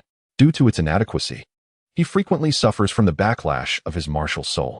Given his current physical strength, he can only withstand the repercussions of opening 3 gates. Should he attempt to open 6, he would inevitably succumb to the fatal consequences of his martial soul's backlash. Therefore, he resolutely refrains from employing this soul technique unless utterly necessary, reserving it solely for moments of dire desperation. As Lu Tianyu returned from the realm of his martial soul consciousness to the sanctuary of his own spirit sea, he he discovered that the soul power within him had been thoroughly refined and stabilized. Upon opening his eyes, he was met with the anxious gaze of Flandre, who, upon seeing Lu Tianyu awake, hurriedly inquired, "How do you feel, little you? Why have you been in meditation for such an extended period?" Though Lu Tianyu felt a degree of unfamiliarity towards Flandre, he vaguely explained that he had delved deeper into his soul skills, resulting in his prolonged state of meditation. When Flandre inquired about the third soul skill Lu Tianyu had acquired, he merely divulged its name, refraining from uttering a single word regarding the 8 gates of Douluo. After obtaining the third spirit ring, Lu Tianyu and Flandre departed from the Douluo forest. Initially, Flandre intended to carry Lu Tianyu back to Shrek Academy by flight, but he was met with a polite refusal. At that moment, Lu Tianyu's thoughts ignited with fervor, realizing that if his physique were sufficiently robust, he could unleash the 8 gates of Douluo without sustaining any injuries. He resolutely vowed to cultivate his body to an unwavering resilience. For even the prospect of activating the 8 gates of Douluo without the risk of death was enticing. He recalled the battle against Ban, where the Emperor Kai, despite being merely a high-ranking shinobi, experienced a meteoric rise in power upon activating the 8 gates of Douluo, elevating him to a level capable of vanquishing the 6 paths. The disparity in strength between an elite shinobi and the 6 paths was immense when translated to the Douluo continent. It was akin to the chasm separating a Soul King from a titled Douluo. In pursuit of a robust physique capable of enduring the backlash from the 8 gates of Douluo formation, Lu Tianyu resolved to return to Shrek Academy on foot. Much to the chagrin of Flandre, a soul sage endowed with the ability to fly. After regretting his earlier decision to make the arduous journey from Shrek Academy to the Douluo forest, Flandre found himself even more remorseful for having made this choice once again. However, Lu Tianyu's physical strength had significantly enhanced due to the absorption of his third soul ring, elevating his martial soul attributes to an impressive 5,300 power. Consequently, he successfully traversed the distance back to Shrek Academy in a mere 7 days. Upon his return, Flandre, in a fit of vindictive retribution, assigned Lu Tianyu an extensive array of rigorous training courses, one of which mandated 2 hours of practice under Zhao Waoqi's gravity soul technique every 3 days. Other physical and soul power training sessions were equally demanding, all designed to ensure that Lu Tianyu had only 10 hours per day for basic necessities such as eating, drinking, and sleeping. Initially, Flandre intended this arrangement merely as a form of revenge, yet he was oblivious to the fact that it perfectly aligned with Lu Tianyu's aspirations. After experiencing the gravity-enhanced training session under Zhao Waoqi, Lu Tianyu perceived it as his ideal training environment. He promptly expressed his desire to undergo 2 hours of training daily under Zhao Waoqi's gravity technique. Zhao Waoqi, still harboring a grudge over the incident in which Lu Tianyu had caused him to inhale watermelon pulp through his windpipe during their first encounter, readily acquiesced to the request, albeit with the threat of adding an hour to the session should Lu Tianyu dare to skip class. The following day, Lu Tianyu intentionally absented himself from class, and Zhao Waoqi, true to his word, indeed added an hour to the gravity soul technique training. Subsequently, Lu Tianyu embarked on an intense regimen of training, rising at 6 in the morning for 2 hours of soul power cultivation. From 8 to 8:30, he dedicated time to personal grooming and breakfast. The period from 9:30 to 12:30 was reserved for theoretical lessons with the supervising teacher, followed by a lunch break from 12:30 to 1. The afternoon hours from 1 to 3 were spent in meditative soul power cultivation, leading into a gravity technique training session from 3 to 7. Dinner was served from 7 to 7:30, after which he continued with physical and stamina training until 9:30. The evening concluded with meditation and soul power cultivation from 9 to 11. Allowing for half an hour to shower and do laundry before the remaining hours were reserved for rest and sleep. After a fortnight of rigorous training, the first to succumb was Zhao Wuji. In Chapter 12, titled The Ambush of the Spirit Hall, Part 1, he found that maintaining his gravity enhancement soul skill for 2 hours would deplete half of his soul power, while sustaining it for 3 hours would consume an alarming 70 to 80%. Subsequently, he sought 3 restorative candies from Xiao Xin, consumed them, and engaged in meditation to recuperate his soul power. By the following afternoon, he had barely managed to restore his energy, only for Lu Tianyu to arrive punctually, eager for further trials. On the 10th day, Zhao Wuji felt utterly overwhelmed, yet he maintained a facade of cheerfulness as he unleashed his 4th soul skill. Driven by a sense of pride, Lu Tianyu joyfully immersed himself in training within the gravitational domain unleashed by Zhao Wuji for 3 hours. Although he felt exceedingly fatigued, Such exhaustion signified the efficacy of his training. Thus, Lu Tianyu was utterly devoted to this endeavor. However, by the 15th encounter, Zhao Wuji had reached his breaking point. He candidly admitted his error in allowing his temper to flare with Lu Tianyu and implored him not to seek him out daily. Yet, the gravitational training chamber created by Zhao Wuji was unparalleled and could not be found elsewhere.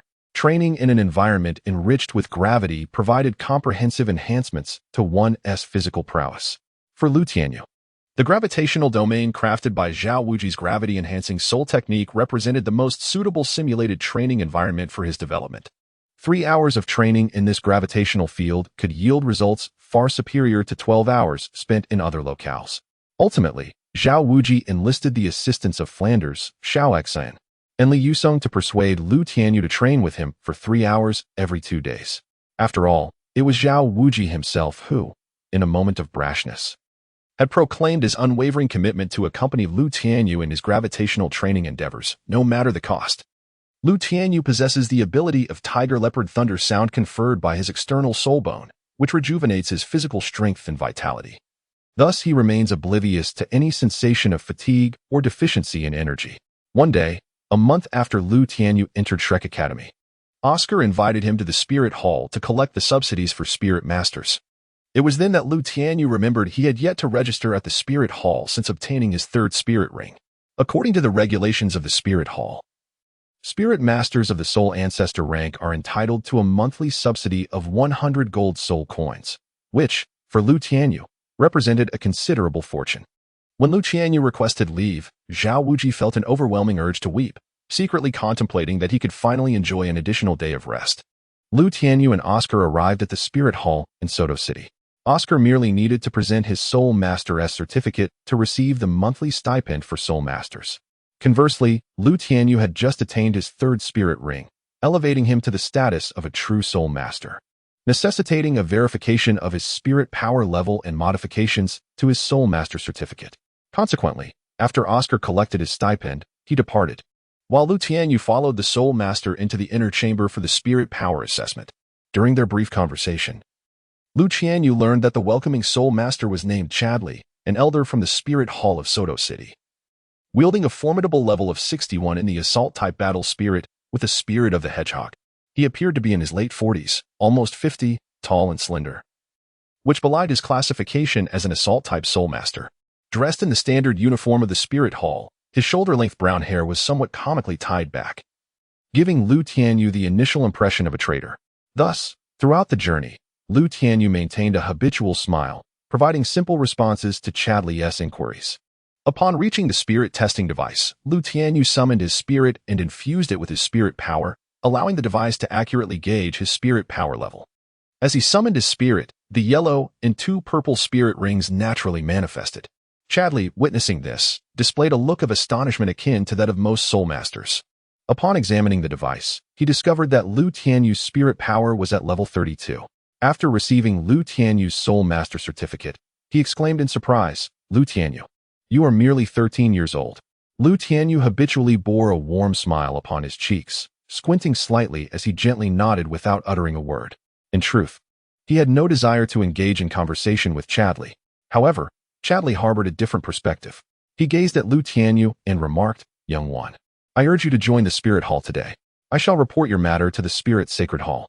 I am certain that they will place great importance on you, and perhaps even arrange for you to receive guidance from His Holiness the Pope in Spirit City." Lu Tianyu had not yet made up his mind about joining the Spirit Hall. For now, his sole focus was on diligent cultivation. After listening to Chadley's words, he politely declined, saying, "Thank you, but I prefer to cultivate at the academy. There is no need to trouble the esteemed elder." Chadley had never encountered a Soul Master who rejected an invitation to the Spirit Hall. Rather, he was accustomed to Soul Masters seeking his assistance to gain entry. This sensation of being rebuffed was quite displeasing to him, and with a frown, he retorted, "What does this little brat understand? My invitation to join the Spirit Hall is for your own benefit." Lu Tianyu keenly sensed that there was something amiss with Chadley's demeanor and hurriedly clarified, "My lord, you have misunderstood. Upon my graduation from the academy, I shall naturally join the Spirit Hall. After all, the Spirit Hall is the ultimate sanctuary for Soul Masters.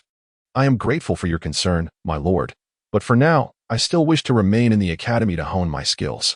The act of Lu Tianyu joining the Spirit Hall himself is fundamentally distinct from the act of his recommendation of another genius into the Spirit Hall. The rewards he would receive for such an endorsement would be extraordinarily generous.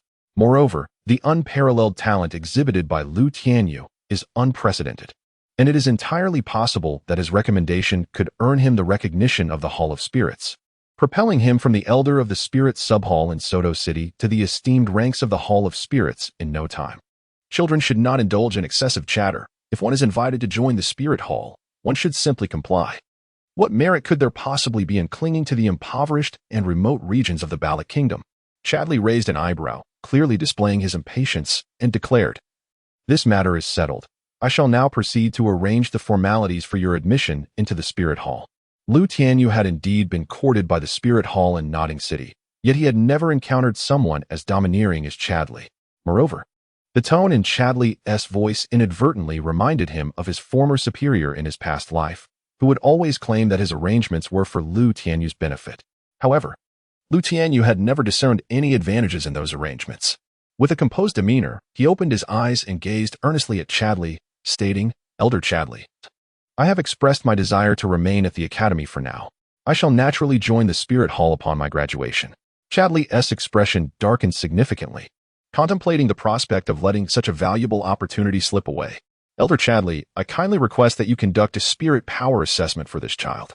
Just as Chadley was on the verge of erupting, two figures unexpectedly entered from outside. Aware of the presence of outsiders, Chadley restrained himself, casting a look at Lu Tianyu that glimmered with a hint of menace, saying, "Lu Tianyu, I hope you will give this matter serious consideration. You may retrieve your Soul Master's handbook later." In his past life, Lu Tianyu toiled diligently in a small company, driven by a desire to spare his parents from worry. Consequently, he endured the oppression of his superiors and the alienation of his colleagues without complaint.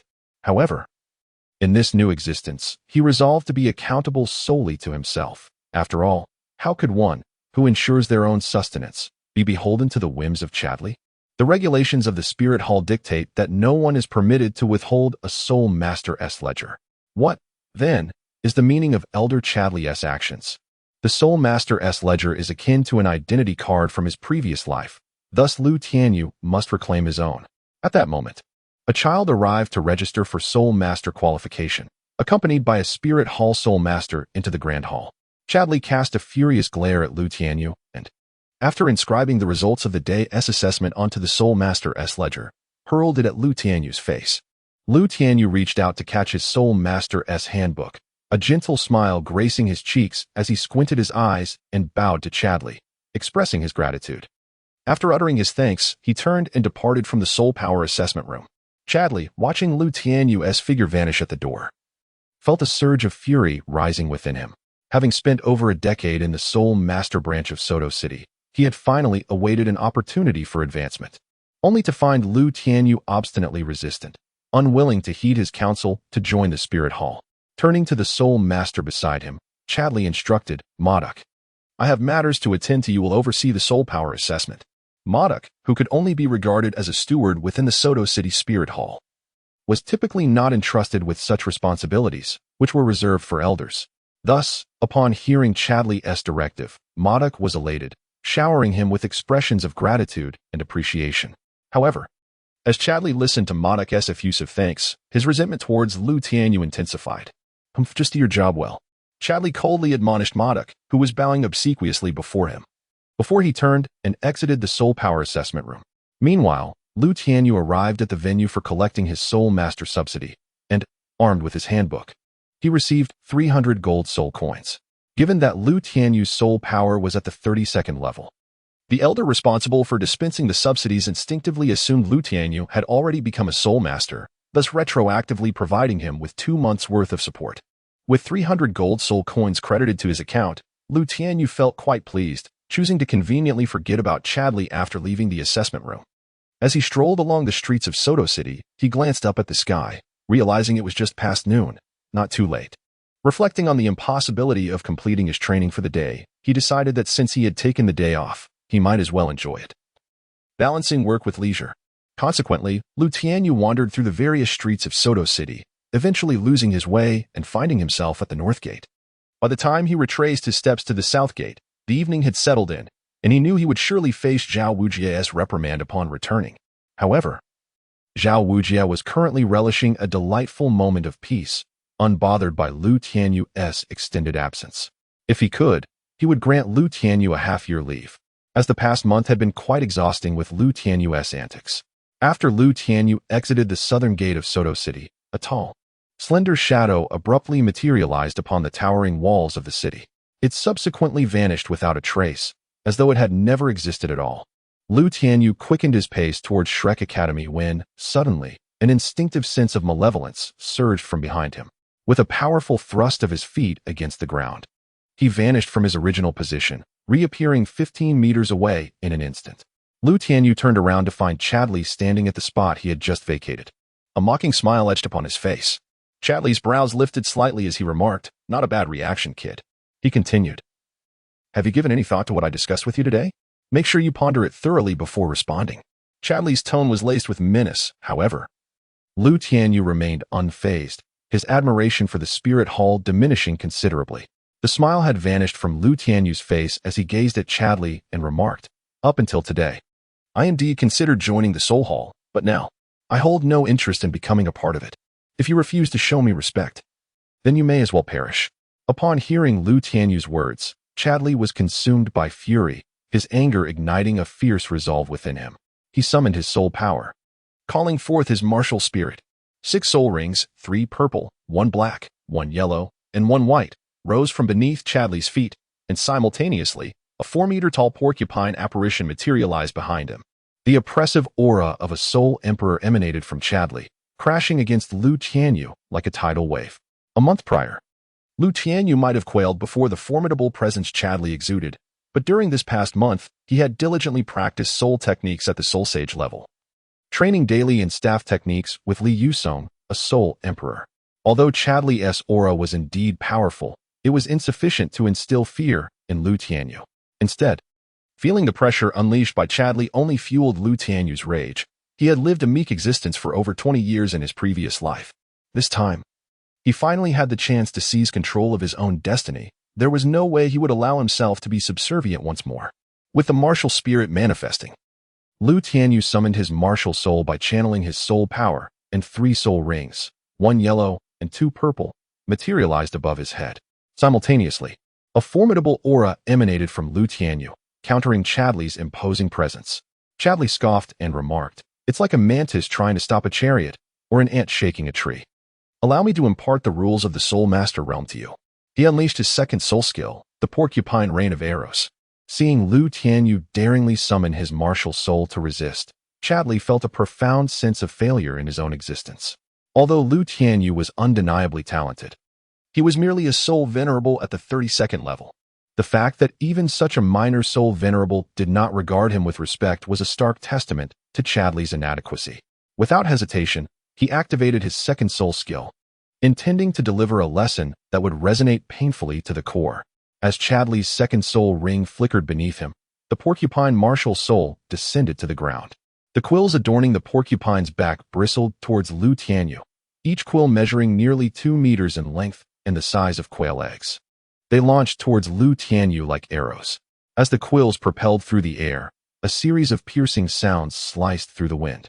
In the span of merely 3 breaths, 3 volleys, totaling around 200 quills, converged upon Lu Tianyu's entire being. Lu Tianyu, with his keen eyesight, discerned that these bristles possessed formidable penetrating power. He mused that even if he attempted to block them with a piece of iron, the immense force would likely inflict injury upon him. Chapter 13. The Ambush of the Spirit Hall, Part 2. Regardless of the circumstances, he was merely a soul master of the 32nd rank. And facing an opponent with 3 additional soul rings, his best course of action was to flee. Yet, in this desolate place, devoid of any refuge, how could he possibly outrun a soul emperor? With no option to escape and unwilling to confront the assault directly, the only recourse left was to deflect all the bristles. The soft fist technique, 8 trigrams returning palm. Lu Tianyu swiftly crouched down, his hands resembling willow branches swaying in the breeze, effortlessly parting the soul power mane that rushed towards him. With the immense force of the mane propelling him, Lu Tianyu spun on the ground like a top, his keen eyesight enabling him to anticipate the incoming soul power strands. He quickly unleashed a gentle punch, deflecting them, yet in Chadley's eyes. A faint azure-hued soul power shield materialized around Lu Tianyu, repelling all of his second soul skill. When Lu Tianyu finally halted his rotation, he left a 3-meter-wide crater in the ground. Chadley, brimming with confidence, believed that his second soul skill would suffice to subdue Lu Tianyu, only to be met with an unexpected slap across the face from Lu Tianyu. Chadley, being in his 40s, should surely exhibit a bit more maturity. Engaging in a quarrel over trivial matters is hardly befitting of an elder of the Spirit Hall. Lu Tianyu habitually mocked Chadley's behavior, yet to Chadley's ears, it seemed as though Lu Tianyu was the one being ridiculed. Chadley roared in fury, "You insufferable brat! Do not presume that just because you have defended against my second soul skill, you can lecture me." With a brilliant flash from the third soul ring beneath his feet, Chadley unleashed his third soul skill, Hedgehog Charge. The hedgehog spirit, now resembling a frenzied beast, lunged toward Lu Tianyu with astonishing speed, leaving him no time for contemplation as it closed in. Instinctively, Lu Tianyu leaped into the air to evade Chadley's assault. Indeed, being young, Chadley thought he could secure his safety by ascending into the air. However, Chadley seized the opportunity, targeting Lu Tianyu as he soared upward, and unleashed his second soul skill, Hedgehog Rain of Arrows. Lu Tianyu's mastery of the soft fist had not yet reached a level where he could execute it in midair. While employing the moon step to distance himself from Chadley, he summoned the external soul bone, the tiger's radiance Chime staff. Subsequently, he swiftly wielded it before him using the techniques of the soft fist returning heaven palm, causing it to whirl around. Although the Chime staff could not truly manifest the returning heaven palm, the augmentation from the tiger's radiance Chime staff doubled his defensive range. Furthermore, since Chadley's second soul skill was directly aimed at Lu Tianyu's body, he found it relatively effortless to defend against the soul power maneuvers directed at him. The sounds of impact echoed around him. After more than a month of training under Li Yusong, Lu Tianyu significantly enhanced his prowess in wielding the tiger's fury twin blades. Even while airborne, he adeptly countered Chadley's second soul skill with flawless defense. Upon descending to the ground, he found himself 6 meters away from Chadley and swiftly lifted his right foot for a powerful strike. The Gale Foot, Flying Swallow, a slender, azure-hued blade of energy, merely a meter in length, surged forth, striking the ground and colliding with Chadley's martial spirit. However, Lu Tianyu's attack failed to inflict substantial damage. The defensive capabilities of Beast Martial Soul Masters far exceed those of Weapon Martial Soul Masters, and moreover, Chadley possessed 3 more soul rings than Lu Tianyu. At this stage, Lu Tianyu's most formidable offensive technique comprised the Gale Foot and its various derivative forms, with Flying Swallow being his most potent cutting move. Yet, the impact upon Chadley's martial spirit bore no effect. Although Chadley's defenses were formidable, they could not withstand the Gentle Fist attack. However, executing the Gentle Fist required close proximity to Chadley, a move that represented a fatal error for Lu Tianyu. Under such evident disadvantage, one must never approach the enemy, a principle emphasized by his master over the past 5 years. Furthermore, Lu Tianyu deduced that even if he successfully unleashed the Gentle Fist, it would unlikely incapacitate Chadley in a single blow. In that scenario, Chadley would only need to strike once, and Lu Tianyu would be defeated or even killed. Chadley, consumed by rage after several failed attempts, was infuriated to see Lu Tianyu emerge unscathed from his soul skill. His eyes gleamed with a bloodthirsty light as he roared at Lu Tianyu. Die. Just die? 4th soul skill, Porcupine Tread. The porcupine martial spirit loomed behind Chadley, and a purple soul ring shimmered beside him. He stomped his foot onto the ground, unleashing a shockwave of earthy energy that rapidly spread beneath Lu Tianyu. The violent tremors and force propelled Lu Tianyu backward, while Chadley's towering figure loomed above him, raising his right foot high. An overwhelming wave of soul power radiated from it. Lu Tianyu understood that once he was struck by Chadley's soul technique, his fate would be sealed. With no hope of survival, he never anticipated that Chadley harbored intentions to kill him. In the depths of his terror, Lu Tianyu unleashed an unprecedented instinct for survival. Allowing himself to transcend his fear, his thoughts narrowing solely to the imperative of living at all costs. As a slight smirk appeared at the corner of Chadley's mouth, he was convinced that Lu Tianyu would undoubtedly be crushed into a pulp beneath his foot. The purple soul ring around Lu Tianyu's waist suddenly gleamed, and in the next moment, his form vanished beneath Chadley's feet. A resounding crash echoed as Chadley's right foot struck the ground with tremendous force, causing fissures to erupt in the earth stretching over several meters like a spider's web. The third gate of the 8 gates of Tianheng opened. In a moment of dire urgency, Lu Tianyu unleashed his previously untested third soul skill, harnessing the power of the third gate of the 8 gates of Tianheng to evade Chadley's lethal strike. With the activation of the third gate, Lu Tianyu's martial soul's power surged from 5,300 to 8,000. He had anticipated immense pain, yet to his surprise, he felt no obstruction or discomfort at all. Lu Tianyu contemplated that the absence of obstacles in activating the 8 gates of Tianheng might indeed be the merit of his soul skill. However, he was acutely aware that once the 8 gates were unleashed, his martial soul would inevitably suffer a backlash, leading him to endure the repercussions of this power. Chadley turned his gaze towards Lu Tianyu, who stood 15 meters away, his expression one of astonishment. He noticed that Lu Tianyu's aura had surged dramatically, reaching the level of a soul king. Lu Tianyu was enveloped in a shroud of azure mist, raising his right hand to grasp the surging power within him, feeling as though he could wield it entirely. In the original narrative of Naruto, upon unlocking the 8 gates, the overwhelming strength becomes difficult to control, often allowing only for its rudimentary application. Chadley suddenly sensed that Lu Tianyu was rather enigmatic. The realm of soul masters indeed possesses numerous secret techniques for rapidly enhancing one's soul power. However, such techniques are predominantly held within the grasp of esteemed families and sections. Could it be that Lu Tianyu hails from one of these prominent lineages? Yet, Chadley swiftly dismissed this notion. The noble families and major sects on the Douluo continent keep a vigilant eye on their disciples, particularly those from the Spirit Hall. If Lu Tianyu were truly a scion of a great family or sect, he would not remain unknown to Chadley. At this juncture, the only option left for him would be to eliminate Lu Tianyu to silence him. Even if you wield a life-saving secret technique, what difference does it make? My fourth soul skill can sustain itself for half an hour. Chadley, with an air of menace, declared. This time is more than enough for me to reduce you to a mere pulp. As he spoke, he summoned his agility, instantaneously appearing above Lu Tianyu, raising his left foot high to stomp down upon Lu Tianyu's head. Lu Tianyu's pupils narrowed slightly as he adeptly swung the tiger cheese stick, thrusting it into Chadley's lower abdomen like a viper striking its prey. The technique, soft fist, stick thrust, imbued with a force that flowed like water, pierced through Chadley's martial soul defenses, erupting within his innards. Chadley felt a sharp pain radiating from his abdomen, followed by an abrupt stagnation of the soul power coursing through him, leaving him feeling as though all strength had evaporated. After retracting the tiger cheese stick, Lu Tianyu brought it crashing down to the ground.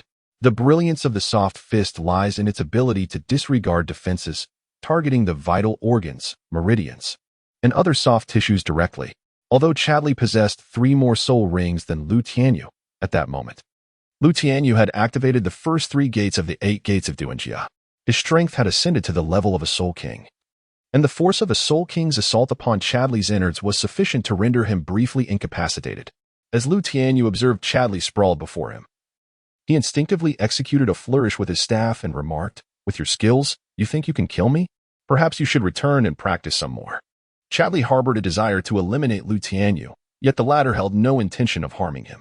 After all, in his previous life, Lu Tianyu was a law-abiding youth nurtured under the red flag, with no conception of taking a life. Coupled with an unwavering confidence in his soft punches, he believed that Chadley would be incapacitated for the time being, prompting him to turn his back and continue his journey toward Shrek Academy. Just as Lu Tianyu contemplated whether to investigate the attribute changes following the activation of the 8 gates of Tianheng, he was suddenly startled by an unusual surge of soul power emanating from behind him. "You forced me to resort to the life-saving red candle fruit. Prepare to meet your end, you little wretch." Lu Tianyu instinctively turned his head and beheld Chadley swallowing a fruit the size of an infant's fist, radiating a crimson luminescence. The mention of the scarlet candle fruit evoked memories of his time at the Notting Junior Soul Master Academy, where his master had illustrated the culinary soul skills of food-type soul masters. The scarlet candle fruit, a mere ordinary food-type weapon spirit with slight medicinal value, had been enhanced by a cardinal in the Spirit Hall who had attached 7 soul rings to it, elevating it to the level where it could summon the true essence of the scarlet candle fruit weapon spirit. This transformation imbued the enhanced scarlet candle fruit with remarkable and enduring healing capabilities, allowing it to remain unspoiled for 2 years after being summoned. Lu Tianyu was genuinely astonished to discover that Chadley possessed the healing elixir, crafted by a soul master of the soul sage rank, utilizing the Crimson Candle Fruit. With the sixth soul skill, the Porcupine Flash Wave. After consuming the Crimson Candle Fruit and allowing its effects to fully manifest, Chadley, having momentarily subdued the intense stabbing pain in his lower abdomen, unleashed his sixth soul skill upon Lu Tianyu. As Lu Tianyu beheld the porcupine spirit behind Chadley once more descend to the ground, a black soul ring materialized at the corner of the porcupine's mouth. A resounding roar erupted, followed by a radiant shockwave of soul energy that surged forth like a laser beam directed at Lu Tianyu. In an instant, he was blinded, unable to perceive anything around him. Reacting instinctively, he executed a swift maneuver to evade forward, propelling himself 20 meters away from Chadley.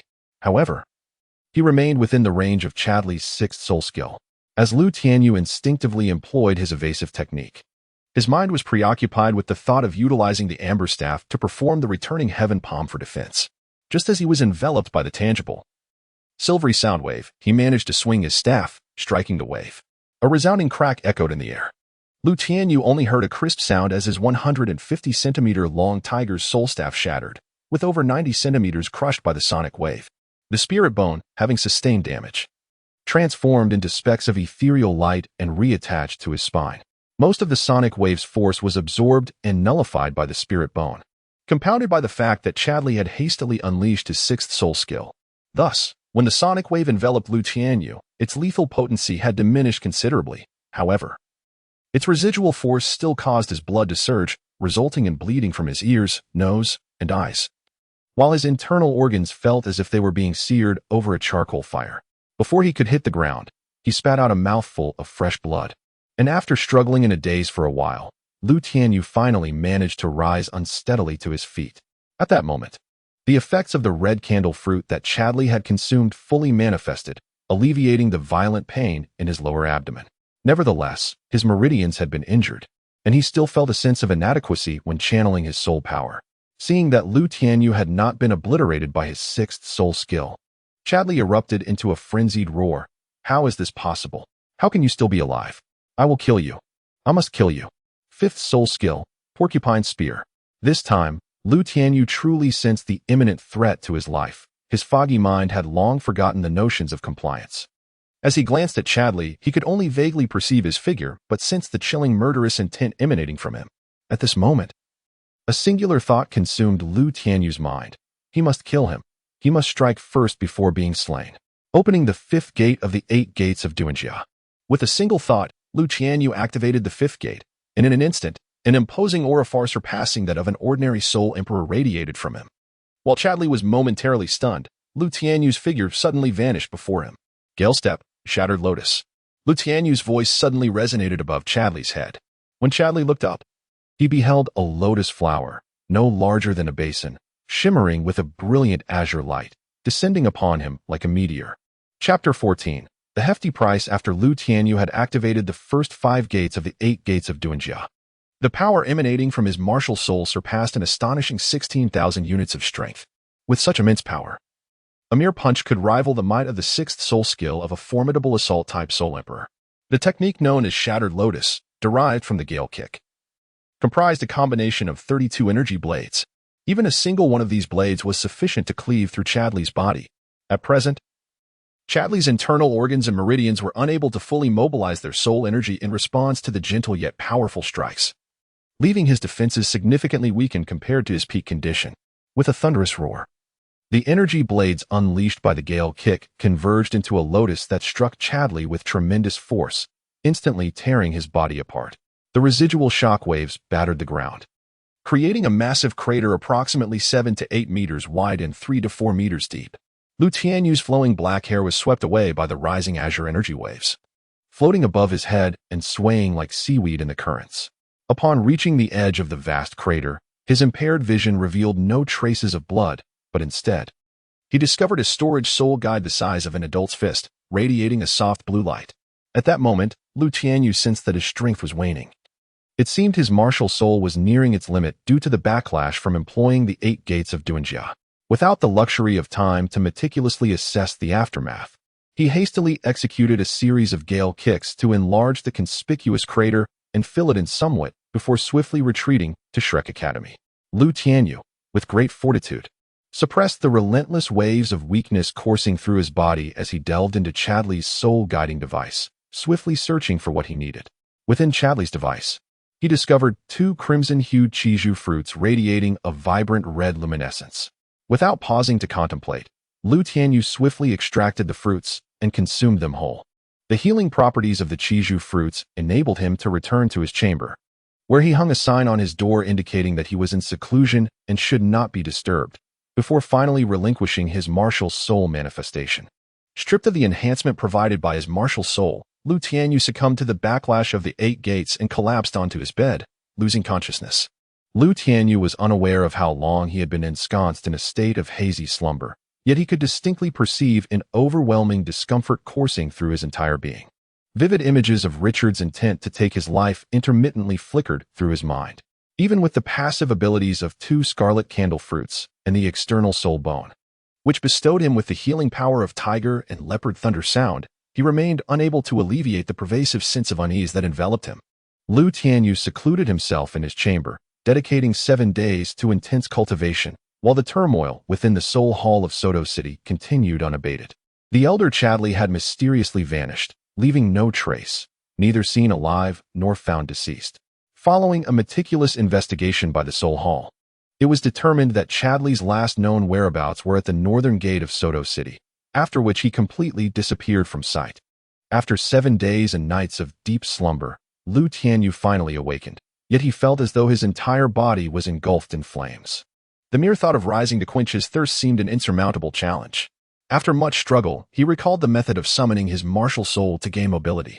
With unsteady steps, he approached the table to drink the tepid water that had been boiled 7 days prior. At this moment, Lu Tianyu experienced an unprecedented discomfort. His head felt heavy while his feet felt light, and everything around him appeared to be double. Eventually, he made his way to the bathroom, where he splashed cold water on his face for half an hour, feeling slightly rejuvenated, though a hazy light still obstructed his vision. No matter how he rubbed his eyes or rinsed them, everything remained blurred and indistinct. Due to his martial soul, Lu Tianyu's eyesight was significantly sharper than that of an ordinary soul master. However, at this moment, he found his vision deteriorated to a degree inferior even to that of an average soul master or a common person, allowing the cool water to cascade over his cheeks. Memories flooded back of the moment he was struck by Chadley's 6th soul skill. Reflecting on this, he surmised that his eyesight must have been adversely affected by the blinding light, prompting him to swiftly sit cross-legged and channel his soul power to disperse the stagnant blood surrounding his eyes. While nurturing his eyes with soul power was a desperate measure, he endeavored to clear the accumulated blood that clouded his vision. Lu Tianyu finally felt that his vision had returned to that of an ordinary person. Gazing into the mirror opposite him, he discovered that his complexion was a ghastly white, with bloodshot eyes. His once chubby cheeks had deflated, and his lustrous black hair now appeared somewhat dull and yellowed. Lu Tianyu found it nearly inconceivable to imagine the consequences had he not consumed the Jiju fruit. It is said that a single Jiju fruit possesses the power to heal all corporeal injuries, both internal and external, yet he had ingested 2. Despite this, his body remained in a state of weakness, a condition exacerbated not only by the wounds inflicted by Chadley's 6th soul skill, but also by the severe repercussions from activating the first 5 gates of the 8 gates of Duanjia. As Lu Tianyu prepared to change out of his drenched garments, an object the size of an adult's fist, radiating a greenish spiritual light, fell from within his clothing. It was only upon seeing this soul-guiding device that he realized he had taken a life, although it was Chadley who had first sought to end his own. Only to be met with Lu Tianyu's counterattack, the fact remained that Chadley was an elder of the Spirit Hall in Soto City. The Spirit Hall would undoubtedly seek retribution for the death of one of their own. In an instant, Lu Tianyu was engulfed in profound remorse and trepidation, yet ultimately, the gnawing sensation of hunger triumphed over all fears. Lu Tianyu donned a fresh set of garments, preparing to venture out in search of sustenance, should his hunger persist. It would not require the Spirit Hall to seek him out. He would succumb to starvation on his own. Upon stepping outside, he realized that night had fallen. Passing by Oscar's room, he chanced upon Oscar engrossed in a rather risky book. "Xiao, fetch me a few sausages." Upon hearing Lu Tianyu's voice, Oscar hastily concealed the book beneath his pillow and summoned 2 sausages using his soul technique. At that moment, Oscar recalled that Lu Tianyu had been secluded in his room for 7 days and could not help but exclaim, Xiaoyu, you truly are nothing but a devoted practitioner. 7 days and nights of seclusion. If I could endure 3 days in seclusion, that would be nothing short of a miracle. Lu Tianyu eagerly accepted the sausage handed to him by Oscar, nearly swallowing it whole. After savoring the meat, he suddenly realized that true discomfort stemmed from hunger. The remorse associated with taking a life only became unbearable once one was satiated.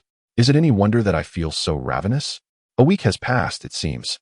After consuming the restorative sausage crafted by Oscar, Lu Tianyu felt his hunger gradually subside. He glanced at Oscar, feigning nonchalance, and inquired, "Has anything noteworthy occurred at the academy in recent days, or perhaps within Soto City?" Oscar sensed a slight unease about Lu Tianyu, but responded in his usual manner.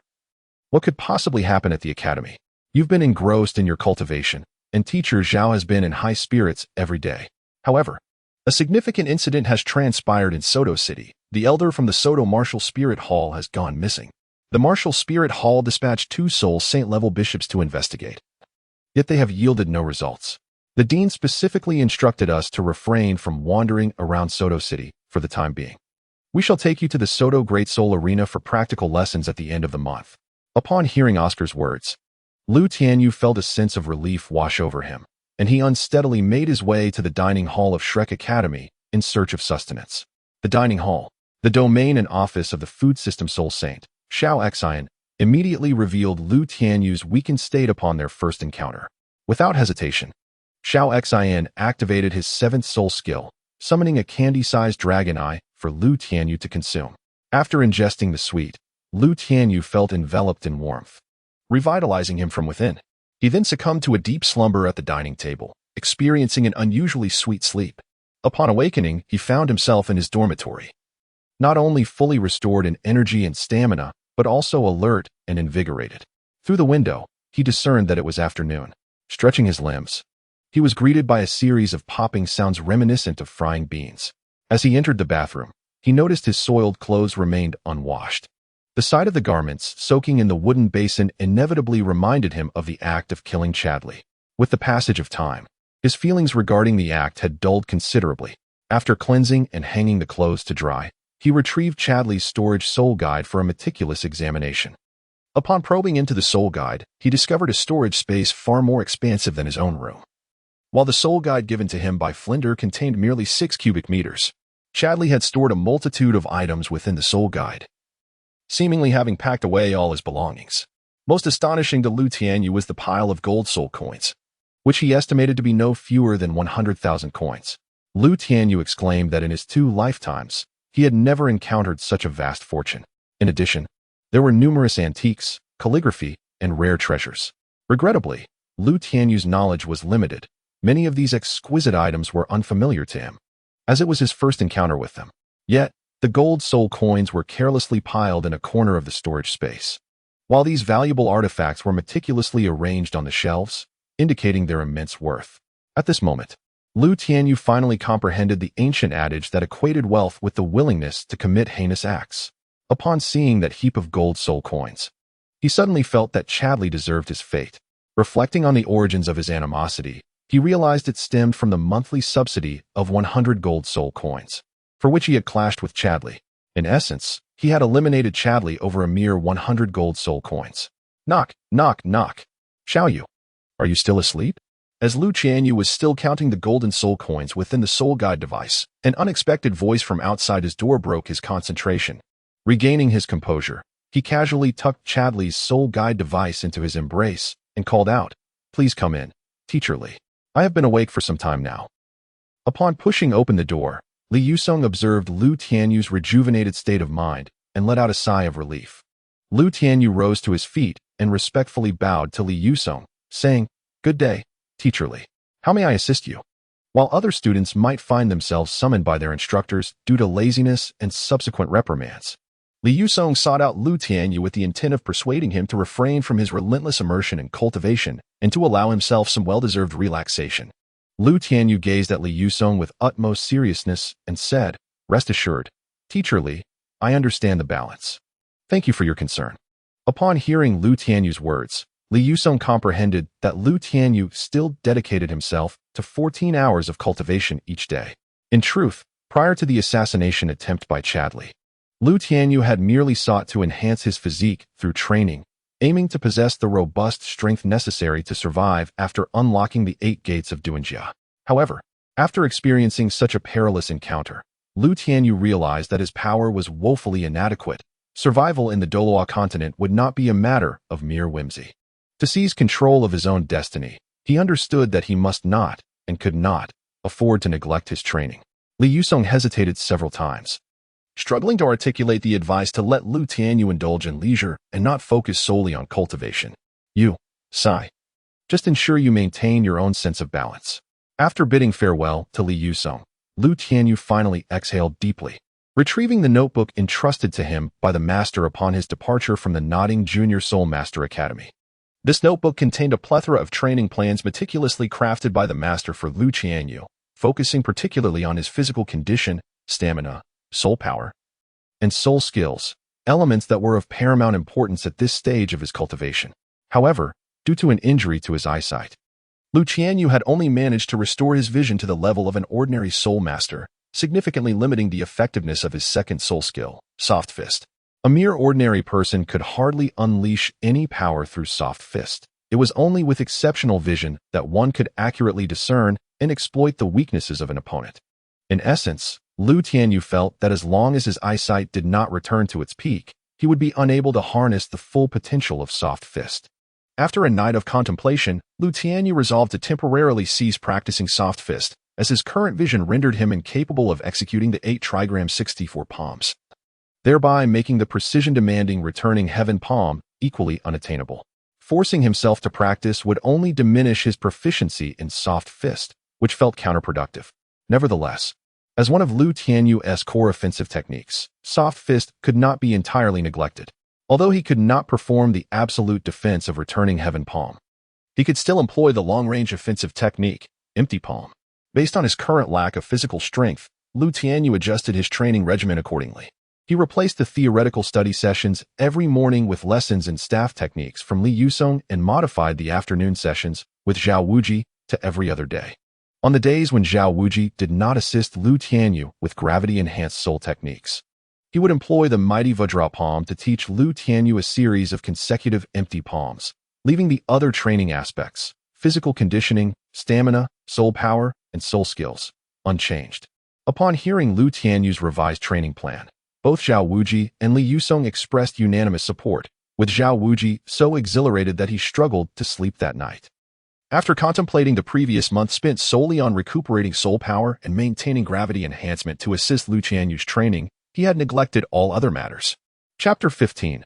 Arrival at the Grand Soul Arena. The case of the missing elder from the Soul Palace in Soto City was still unfolding, and Flanders, wishing to avoid further complications, strictly prohibited the faculty and students of Shrek Academy from traveling to Soto City.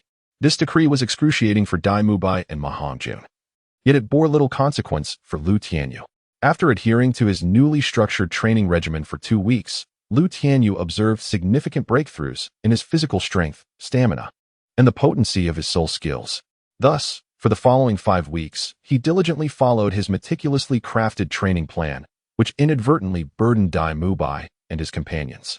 Li Yusong often boasted about Lu Tianyu's dedication in front of Flanders, Zhao Wuji, and Xiao Exine, especially in the 4th week after Lu Tianyu's restructuring of his training regimen, during which his soul power ascended from level 32 to 33. Since entering Shrek Academy, he had only been training for a mere 3 months. His soul power had risen from level 30 to 33, largely attributable to the 3,000-year-old third soul ring he had absorbed. Meanwhile, none of Tianyu My, Ma Hongjun, or Oscar had experienced any breakthroughs in their soul power, which greatly frustrated Flanders, Zhao Wuji, and Xiao Exine. Consequently, they compelled Tianyu My and the others to emulate Lu Tianyu's training methods. After a week of such intensive training, Ma Hongjun, owing to the inherent flaws of his martial soul, nearly caused a disaster by losing control and almost incinerating Zhao Wuji's residence. Oscar and Tianyu My also exhibited signs of exhaustion and accumulated internal injuries, prompting Flanders and Zhao Wuji to realize that not everyone could endure prolonged high-intensity training. Thus, the harrowing week of rigorous training came to an end for Tianyu My, Ma Hongjun, and Oscar. In contrast, Lu Tianyu appeared utterly oblivious to fatigue or weariness. his body free from any accumulated injuries, as he unwaveringly engaged in 14 hours of high-intensity training each day. Behind the scenes, Tianyu My and his companions referred to Lu Tianyu as a humanoid soul beast, as they perceived that he held no interest in anything beyond cultivation. Flanders secretly corresponded with the master to inquire about the situation, to which the master replied that as long as Lu Tianyu's health remained intact, everything would be well. Certainly, Lu Tianyu's physical condition posed no issue, which is why Zhao Wujie and Li Yusong chose to assist him in his cultivation. However, Flandre harbored genuine apprehensions about inadvertently nurturing Lu Tianyu into a liability. Once the matter regarding the disappearance of the Soto Martial Soul Hall elder faded into obscurity, Flandre informed Lu Tianyu to prepare for his participation in the Soul Master Battle at the Soto Grand Soul Arena. This arena represented the quintessential venue for Soul Masters to enhance their prowess, providing opportunities to engage in combat with various opponents whose abilities closely matched their own. Had it not been for the ambush orchestrated by the Martial Soul Hall, Lu Tianyu would have longed to participate in the battles at the Soto Grand Soul Arena. Following Flandre's announcement, Lu Tianyu refrained from seeking out Li Yusong and Zhao Wujie for training the next day as he typically would. As evening approached, he donned his attire and presented himself at the Shrek Academy's playground, where it appeared that his height had scarcely increased since 6 months prior. Standing beside Tianyu My and Ma Hongjun, he seemed slightly shorter than Ma Hongjun.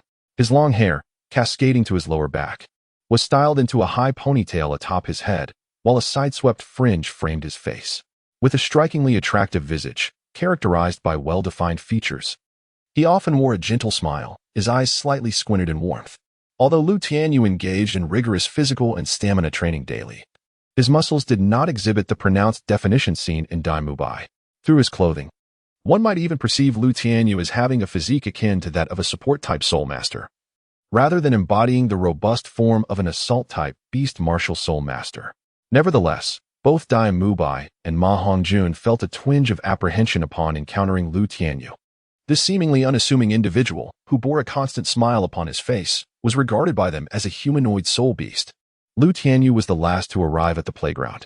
Flandre cast a knowing glance at Tianyu My and said, "All right, Mu Bai, Xiaoyu, and Fatty.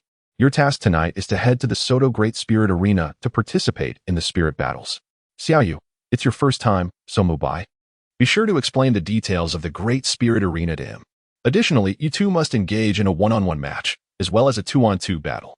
"Understood, Dean," replied Tianyu My, Ma Hongjun, and Lu Tianyu in unison. Nodding in acknowledgement, Flanders said, "Let's set off." As they exited the gates of Shrek Academy, Tianyu My approached Lu Tianyu, placing a hand on his shoulder and said, "Xiaoyu, let me enlighten you about the Soto Great Spirit Arena." Although Lu Tianyu might have possessed a clearer understanding of the arena than Tianyu My, he displayed no signs of impatience, maintaining a warm smile as he listened to Mu Bai's explanation. Passing by the forest where he had slain Chadley, he glanced from a distance and noticed that the traces of battle had already given rise to wild grass that stood nearly a foot tall. Lu Tianyu pressed his lips together and followed the footsteps of Tianyu My and Ma Hongjun as they continued towards Soto City. By the time the trio arrived at the Soto Great Spirit Arena, darkness had completely enveloped the surroundings. However, for the Great Spirit Arena, this moment marked the commencement of its official operations. Lu Tianyu accompanied Tianyu My to the registration desk to enroll as an Iron Soul Master. After obtaining his Iron Soul badge, he proceeded to the one-on-one registration window to sign up for the duel. Initially, Lu Tianyu intended to register for the two-on-two duel as well. However, Tianyu My suggested they wait until both had completed their one-on-one matches before deciding whether to enter the two-on-two competition. Although the duels within the Great Spirit Arena are characterized by a relatively low mortality rate, injuries are an inevitable aspect of such contests. After listening to Tianyu Mai's counsel, Lu Tianyu chose not to persist any longer. Following two exhilarating one-on-one soul battles between formidable soul masters, he finally heard his own soul battle information broadcasted. "Iron Soul Master Lu Tianyu, please proceed to the 9th battle arena." Upon hearing his name echo through the speakers, Lu Tianyu felt his heart race involuntarily. Tianyu My, seated beside him, remarked, "Come with me, Xiaoyu. We can access the 9th battle arena directly through the Soul Master Passage." To be honest, Lu Tianyu was entirely unaware that such a passage existed within the Grand Arena, allowing swift navigation between various battle arenas. Sensing Lu Tianyu's bewilderment, Tianyu My began to elucidate. This passage is specifically constructed for soul masters participating in battles. Once a soul master registers for a duel, they may not immediately enter the arena. Thus, the majority opt to observe battles that pique their interest. And the passage facilitates rapid movement across different arenas. As they spoke, Tianyu My led Lu Tianyu to the 9th battle arena of the Soto Great Soul Arena. However, the layout of the battle platform bore little distinction from the 3rd arena he had just visited. Both featured a circular battle platform of approximately 300 square meters, positioned lower than the surrounding spectator stands, allowing those seated to easily witness the events unfolding on the arena. Lu Tianyu presented his Iron Dual Soul badge, and after the staff at the Grand Duel Arena confirmed its authenticity, he made his way to the entrance of the duel platform. On the platform soared a stunning woman in her 20s, adorned with a pair of white wings upon her back. Welcome, everyone, to the 4th one-on-one duel of the 9th Division Duel Arena. I, Xiaomei, will be your host for this match. After each duel in every division, newcomers arrive while others depart, hence the necessity for hosts to introduce themselves before each contest. Following her introduction, Xiaomei continued. First to enter the arena is the Iron Dual Soul, Wu Weiwei, who has secured 98 victories in the Grand Duel Arena. He is a level 38 Assault-type Soul Master, wielding the formidable 8-edged steel hammer as his martial soul. A beam of light shot forth from the entrance opposite Lu Tianyu, revealing a towering figure. A muscular giant standing nearly 2 meters tall. He bore upon his shoulder a massive 8-edged steel hammer, approximately the size of a basin, with a handle around 75 centimeters long. Each step he took resonated with a deep thud. Go, Wudachui. Finish the fight within 5 strikes. We've been waiting for your duel. We will always support you. The audience on the observation platform erupted into cheers upon seeing Wu Weiwei, for he was on the verge of being promoted to a Copper Dual Soul Master. His impressive physique and the commanding presence of his martial soul undoubtedly endeared him to the crowd. After elaborating on Wu Weiwei's impressive record, Xiaomei stirred the audience's excitement further before announcing, next, we have the Iron Dual Soul, Lu Tianyu, who is making his debut in the dueling arena. He is a level 33 Assault-type Soul Master, wielding the rather rare beast martial soul. Please welcome Lu Tianyu to the stage. As Lu Tianyu, standing around 1 meter 50 in height, approached, he did not possess the imposing stature typical of other Assault-type or beast Soul Masters. Rather, he wore a gentle smile that suggested naivety. The audience responded with a chorus of jeers as Lu Tianyu made his way to the duel platform, stopping 30 meters away from Wu Weiwei. Despite the mockery surrounding him, he remained focused entirely on Wu Weiwei, who instinctively felt a hint of threat when meeting Lu Tianyu's narrowed gaze. However, Wu Weiwei could not discern any source of danger. After all, his soul power exceeded Lu Tianyu's by a whole 5 levels. Moreover, with his martial soul renowned for its offensive prowess, even a defense-type soul master of the same level would hesitate to confront him head-on. Xiaomei, following her customary routine, recited the rules of the duel platform before declaring, I hereby announce that the 4th one-on-one duel of the 9th Division Duel Arena begins now. As soon as Xiaomei's voice faded, Wu Weiwei summoned his soul power, and 3 soul rings, 1 white, 1 yellow, and 1 purple, emerged from the 8-sided steel hammer in his grasp. A formidable aura, brimming with overwhelming pressure, surged forth from him, directed towards Lu Tianyu, who stood 30 meters ahead. Lu Tianyu let out a soft hum as he summoned his soul power. 3 soul rings, 1 yellow, and 2 purple, slowly emerging above his head. Accompanying these rings was a towering humanoid silhouette, standing at 2 meters tall. 2,000-year soul rings. How could that be? Surely this is a deception. The onlookers in the viewing platform were left in a state of disbelief upon witnessing Lu Tianyu's soul ring configuration. For most soul masters, the first soul ring is typically a white 10-year ring, with the second ring being a 100-year yellow one. Some even possess a third ring that is also a yellow 100-year ring. It is not uncommon to see a configuration like Wu Weiwei's, which consists of 1 white, 1 yellow, and 1 purple ring, but Lu Tianyu's combination of 1 yellow and 2 purple rings is truly astonishing. As Lu Tianyu summoned his martial soul, an overwhelming aura, even more formidable than Wu Weiwei's, surged forth. Not only did it shatter the aura Wu Weiwei had released, but it also exerted a countervailing pressure upon him. Lu Tianyu's martial soul possesses characteristics that starkly contrast with those of other beast martial souls. While other martial souls, upon absorbing spirit rings, primarily enhance a specific attribute, leading to the emergence of a unique soul skill, Lu Tianyu's primary martial soul diverges from this pattern. Upon absorbing spirit rings, it elevates all attributes of the martial soul comprehensively. The so-called soul skills merely represent the integration of Lu Tianyu's knowledge of physical techniques from his memories, ultimately allowing him to choose which physical technique to cultivate. This unique characteristic results in Lu Tianyu, upon manifesting his martial soul, having all attributes conferred upon him. In essence, his current state resembles that of other soul masters deploying their third soul skill. Meanwhile, Wu Weiwei has just initiated his soul power and has not yet activated any soul skills, rendering him naturally suppressed by Lu Tianyu. As Wu Weiwei senses the overwhelming pressure emanating from Lu Tianyu, a flicker of apprehension crosses his eyes, and he exclaims, "Second soul skill, Mountain Hammer." Simultaneously, he channels his soul power to unleash the second soul skill while swiftly advancing towards Lu Tianyu, recognizing that as a powerful assault-type soul master, he must close the distance to engage effectively in close combat. As Lu Tianyu observed Wu Weiwei's actions, a slight smile crept upon his lips.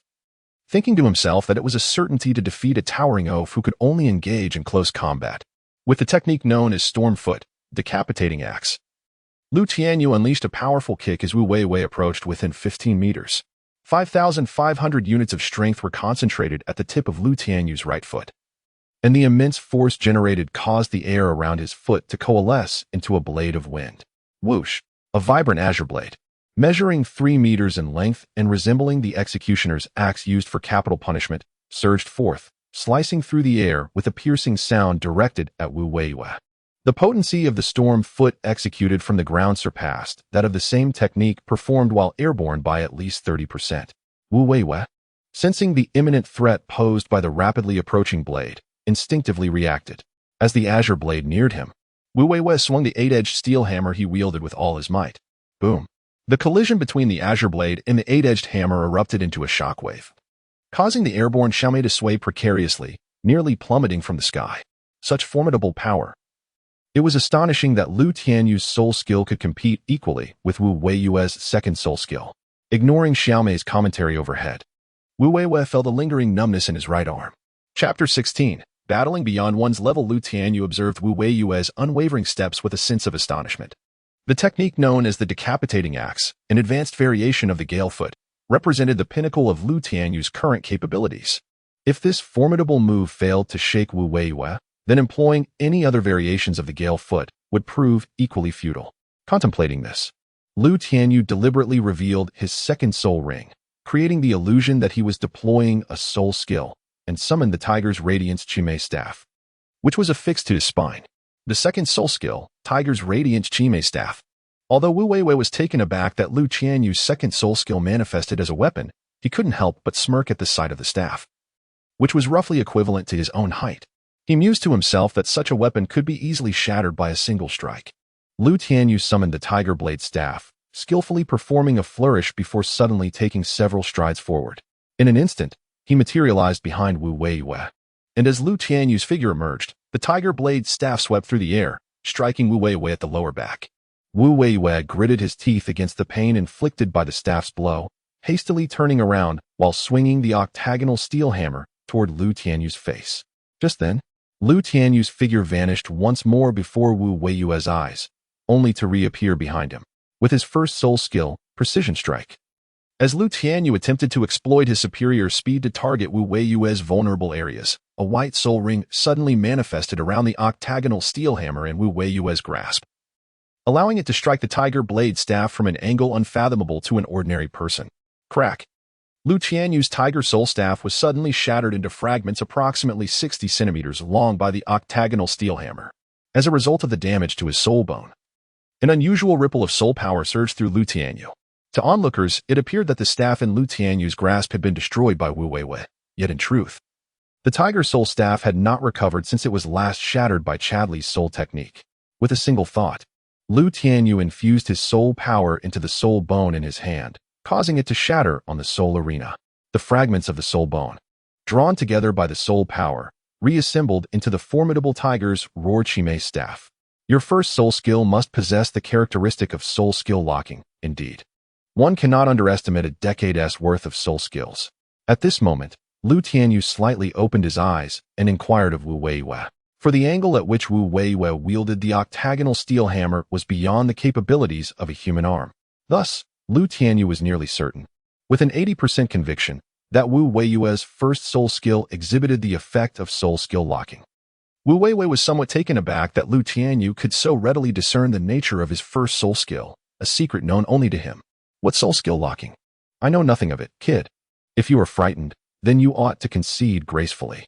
Aware that Wu Weiwei's first soul skill indeed possessed the effect of soul skill locking, Lu Tianyu understood that he could no longer afford to prolong the confrontation.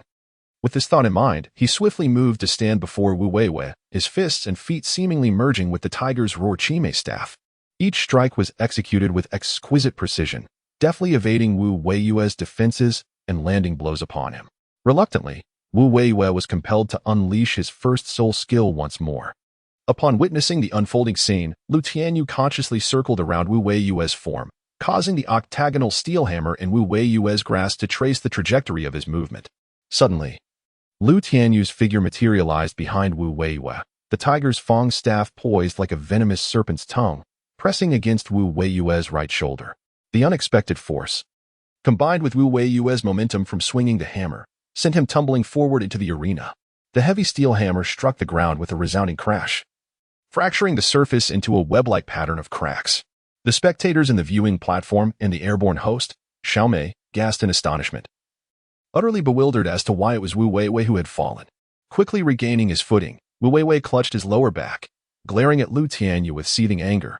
Internally, he cursed the deviousness of his opponent, realizing that had it not been for his quick reflexes in canceling his first soul skill and executing a somersault in response to the hammer's momentum, he surely would have sustained a severe injury. Infuriated, he summoned his third soul skill, Mountain Crumbling Tornado. In an instant, the violet soul ring beneath his feet shimmered, and he began to spin in place like a top. The fierce wind generated by the heavy hammer became visibly tempestuous, forming a tornado. Xiaomei, suspended in the air, cried out in terror. It is Wu Weiwei's third soul skill, a technique that guarantees victory in battle upon its activation. How will our Lu Tianyu, the soul master, respond to this imminent crisis? Lu Tianyu merely observed Wu Weiwei's body as it began to spin, deducing the effects of this soul skill. The rapid rotation of the octagonal steel hammer generated a fierce gale, resulting in a widespread offensive. From another perspective, as long as Lu Tianyu could match his speed with that of the hammer's rotation, he would remain unaffected. In a fleeting moment of contemplation, Lu Tianyu executed the shaving step, swiftly circling around Wu Weiwei. The shaving step was a unique technique derived from the principles of the shave, effectively integrating its charging mechanics into ordinary running. With each stride, he would strike the ground 5 times with his heel, repeating this pattern with every subsequent step, thus achieving an unparalleled velocity. Fortunately, the soul fighting arena was sufficiently spacious, allowing Lu Tianyu to employ the shaving step to maneuver rapidly around Wu Weiwei. 3 minutes later, Wu Weiwei's rotation with the octagonal steel hammer began to slow, and the ferocious whirlwind nearly enveloped the entire arena. Typically, a soul master caught in the grasp of Wu Weiwei's third soul skill would have succumbed to disorientation from the tornado, requiring an extended period on the ground to recover. However, as Wu Weiwei, panting heavily, thrust the hammer into the arena floor, he was taken aback to see Lu Tianyu, equally breathless, standing before him. Though the speed of the shaving step was remarkable, it exacted a significant toll on vitality, as precise control was necessary for each 5-step landing. A miscalculation could disrupt the balance of speed, leading to a potential stumble. Shaving the barbed wire palm. Without waiting for Wu Weiwei to react, Lu Tianyu swiftly employed the technique of instantaneous movement, appearing before him in an instant. At the same time, he executed a soft fist strike, landing a palm on Wu Weiwei's abdomen. The flowing energy penetrated Wu Weiwei's defenses, seeping into his very core, and then erupted, instantly dispersing the soul power within him. With his internal organs injured and soul power dissipating, Wu Weiwei felt a sharp, searing pain radiating from his abdomen, causing his tall and robust frame to collapse limply onto the fighting stage. The 8-sided steel hammer, unable to be sustained by Wu Weiwei's soul power, automatically returned to his body. At that moment, Lu Tianyu finally exhaled deeply, standing upright. After Lu Tianyu released his martial spirit, he did not experience any sensation of fatigue. In truth, he had merely executed a full-powered gale kick, performed a 3-minute shave, and delivered an 8 trigrams palm. Given the current strength of his martial spirit, This only consumed approximately 30 to 40% of his soul power. Xiao Mei, as the host of the Grand Soul Arena, despite the fact that it was one of her favorite competitors who had fallen, quickly regained her composure, demonstrating her excellent professionalism. Descending from the air to stand beside Wu Weiwei, she announced loudly, "Countdown. 5, 4, 3, 2, 1. The victor is Soul Master Lu Tianyu. Congratulations to Soul Master Lu Tianyu on his record of 1 win and 0 losses, while Soul Master Wu Weiwei stands at 98 wins and 28 losses." Although Xiao Mei had declared Lu Tianyu the winner of this soul battle, the audience in the stands was not in agreement. How is this possible? How could Soul Master Wu Weiwei lose? What exactly is happening here? It seemed like Lu Tianyu merely tapped him lightly. Is this a fixed match? Hey, do you think this is a fixed match? Lu Tianyu raised his head and met the gaze of Tianyu My, who stood on the Soul Master observation platform, fist clenched in a gesture of encouragement. Yet, a hint of astonishment lingered on Tianyu Mai's visage, as Lu Tianyu had just triumphed over a Soul Elder with an impressive soul power level of 38. Nevertheless, Tianyu Mai firmly believed that Wu Weiwei had indeed been bested by Lu Tianyu, for he had personally experienced the formidable power of the gentle fist. Although the strike appeared merely a gentle tap, the force contained within Lu Tianyu's palm was undeniably formidable. Otherwise, it would have been impossible for one blow to render Wu Weiwei completely incapacitated. As Tianyu Mai exited the arena, he playfully delivered a punch to Lu Tianyu's shoulder, exclaiming, "You truly are exceptional. To defeat Wu Dazue despite being 5 levels lower in soul power, ha ha ha. With you on our side in the 2-on-2 battles, victory is surely within our grasp." Lu Tianyu gently shook his head, a warm smile gracing his cheeks as he squinted his eyes and remarked, "No. My victory over Wu Weiwei is primarily due to his glaring shortcomings. Although he possesses formidable offensive power, his speed is remarkably lacking. When he attempted to employ a soul skill with a locking effect, I merely needed to evade him slightly, and he became ensnared by his own technique. It can be said that he fell victim to his own weaknesses." Tianyu Mai, however, was not inclined to listen to Lu Tianyu's musings.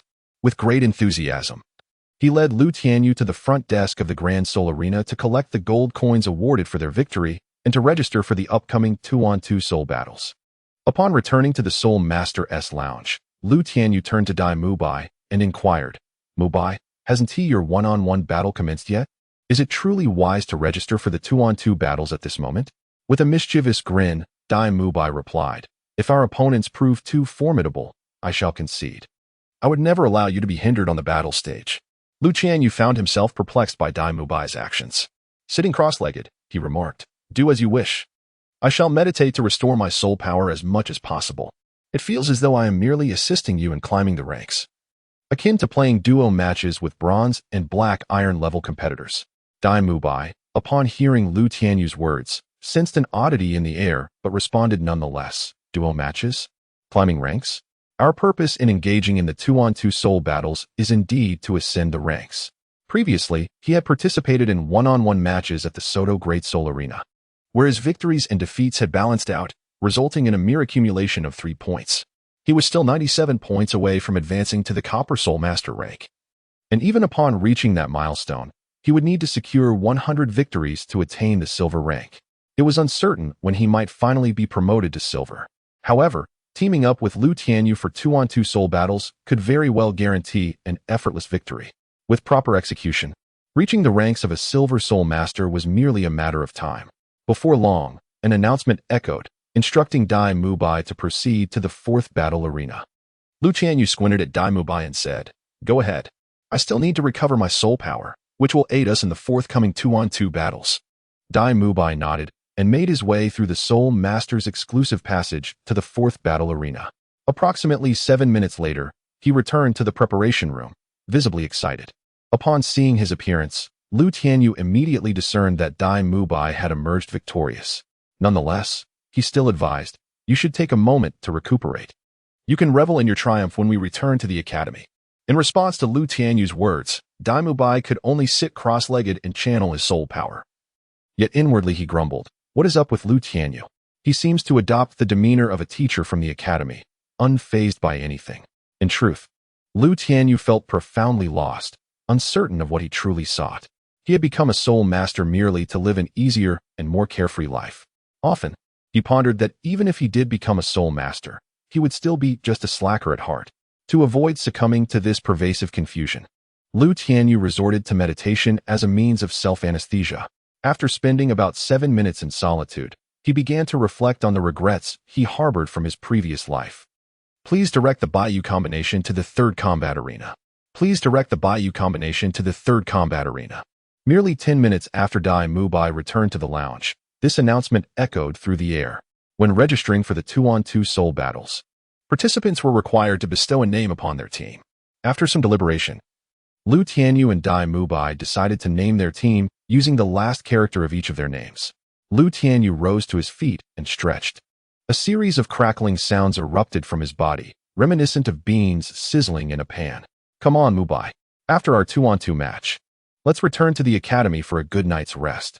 Tianyu My stood up and replied, Xiaoyu, don't you find it tiresome to be cooped up in the academy every day? It's a rare opportunity to go out tonight. I'll take you to a wonderful place. As Lu Tianyu turned his head, he caught sight of the charming smile in Tianyu Mai's eyes. With a moment's reflection, he discerned Tianyu Mai's thoughts. Mubai, I believe it would be prudent for you to concentrate your energies on cultivation at this juncture. Indulgence in frivolities is not the pursuit befitting our age. Tianyu Mai, unaware of where he had inadvertently revealed his intentions, perceived that Lu Tianyu was entirely oblivious to his circumstances, hence his words. As the two walked side by side towards the third battle arena, Tianyu Mai finally remarked, Xiaoyu, what is the purpose of your relentless cultivation every day? After listening to Tianyu Mai's words, Lu Tianyu fell into a prolonged silence. As memories from his past life flickered through his mind like a slideshow, revealing scenes he dared not revisit. Chapter 17, The Battle of the Twin Elephants. Just as he was about to step out of the passage, he turned to Tianyu Mai and, with slightly opened eyes, said, It's simply to prevent myself from committing acts that would lead to regret. With that, Lu Tianyu emerged from the dim corridor. Arriving at the edge of the third soul arena, illuminated as if it were midday, Tianyu Mai stood there, stunned, gazing at Lu Tianyu's retreating figure. In that moment, he realized that he had never truly understood Lu Tianyu, and even the smile that adorned his face seemed utterly unfamiliar. Lu Tianyu approached the entrance of the soul fighting arena and presented the Iron Soul badge representing both himself and the team of Tianyu Mai to the staff member at the Soto Great Soul Arena. The staff member glanced at the name on the badge and remarked, There is still one contestant missing. Both contestants must arrive simultaneously to ascend to the soul fighting platform. Lu Tianyu turned his head to find Tianyu Mai still lingering at the entrance of the corridor. Unable to restrain himself, he urged, Hurry up, Mubai. What are you lost in thought about? Only upon receiving Lu Tianyu's reminder did Tianyu Mai regain his senses. He hastily rushed to Lu Tianyu's side and said, I apologize. I was just recalling some matters. Lu Tianyu merely offered a faint smile to Tianyu Mai, gently patting his shoulder without uttering a single word. At this moment, the host on the Duhan platform was already introducing the circumstances of the 2-on-2 battle. This time, Lu Tianyu and Tianyu Mai's opponents were a formidable duo known as the Twin Elephants, a powerful iron Duhan combination that had triumphed in 35 matches at the Soto Great Arena. The newly formed duo of Lu Tianyu and Tianyu Mai, known as the White Feather Combination, found themselves on the soul fighting platform, yet the host struggled to provide a detailed introduction. As they ascended the stage, their gazes were drawn to two burly and portly middle-aged men opposite them, whose unmistakable resemblance revealed their fraternal bond. The men had shaved the edges of their heads, leaving only a tuft of hair atop, which they had fashioned into absurdly amusing braids. Tianyu Mai expressed his disdain, remarking that he harbored a particular aversion to the Mountain and Earth Brothers. Their martial souls, embodied by elephants, not only boasted remarkable defensive capabilities, but also exhibited astonishing strength. One could easily infer their martial souls from the very name of their team, for in the natural world, elephants are renowned for their immense power and resilience. Lu Tianyu chuckled softly, saying, A soul master that is half defensive and half powerful? As long as our strengths align with their weaknesses, we shall discover a means to conquer them. Moreover, Mubai, you may not be aware that my gentle fist is specifically designed to counter defensive-type soul masters. If they are defensive spirit masters, indeed, we would need to exert considerable effort to secure a victory. After the host habitually recited the rules of the battle arena, he proclaimed loudly, I hereby announce, the battle commences. As his words echoed through the air, the four participants on the dual platform simultaneously summoned their martial souls. To Lu Tianyu's surprise, Both members of the twin elephant duo boasted optimal soul ring configurations. Beneath them, 3 soul rings, 2 yellow and 1 purple, slowly rotated, with one possessing a spirit power level of 36 and the other at 30. On the side of the Baiyu duo, Tianyu My's spirit power stood at 36, while Lu Tianyu's was 33, yet they possessed an additional Millennium Soul Ring in their configuration compared to the twin elephant duo. The first soul skill, Rampaging Elephant Charge. The twin elephant duo, having achieved 36 victories at the Soto Great Spirit Arena, naturally felt no trepidation at Lu Tianyu's soul ring configuration. Upon summoning their martial souls, they simultaneously unleashed their first soul skill, and suddenly, 2 towering phantom elephants, each approximately 5 meters in height, charged towards Lu Tianyu and Tianyu My. Lu Tianyu addressed Tianyu My, saying, "Mubai, devise a strategy to separate them and strike them one by one." Tianyu My nodded and summoned his soul power, proclaiming loudly, "Third soul skill, White Tiger Transformation, second soul skill, White Tiger Radiant Wave." As Tianyu My unleashed his second soul skill against the earth element, whose soul power was merely at level 35, Lu Tianyu abruptly kicked out with his right foot. Tempest Kick, Decapitating Axe, a blade of air, measuring 3 meters in length and emanating a brilliant azure glow, surged forward with a piercing sound, colliding directly with the earth element in concert with Tianyu My's White Tiger Radiant Wave. Boom, boom. Despite the earth element's soul power being only level 35, its defense had reached the standard of an ordinary defensive soul master at level 38. However, the combined might of Lu Tianyu and Tianyu My's attacks equaled that of an ordinary soul master at level 38.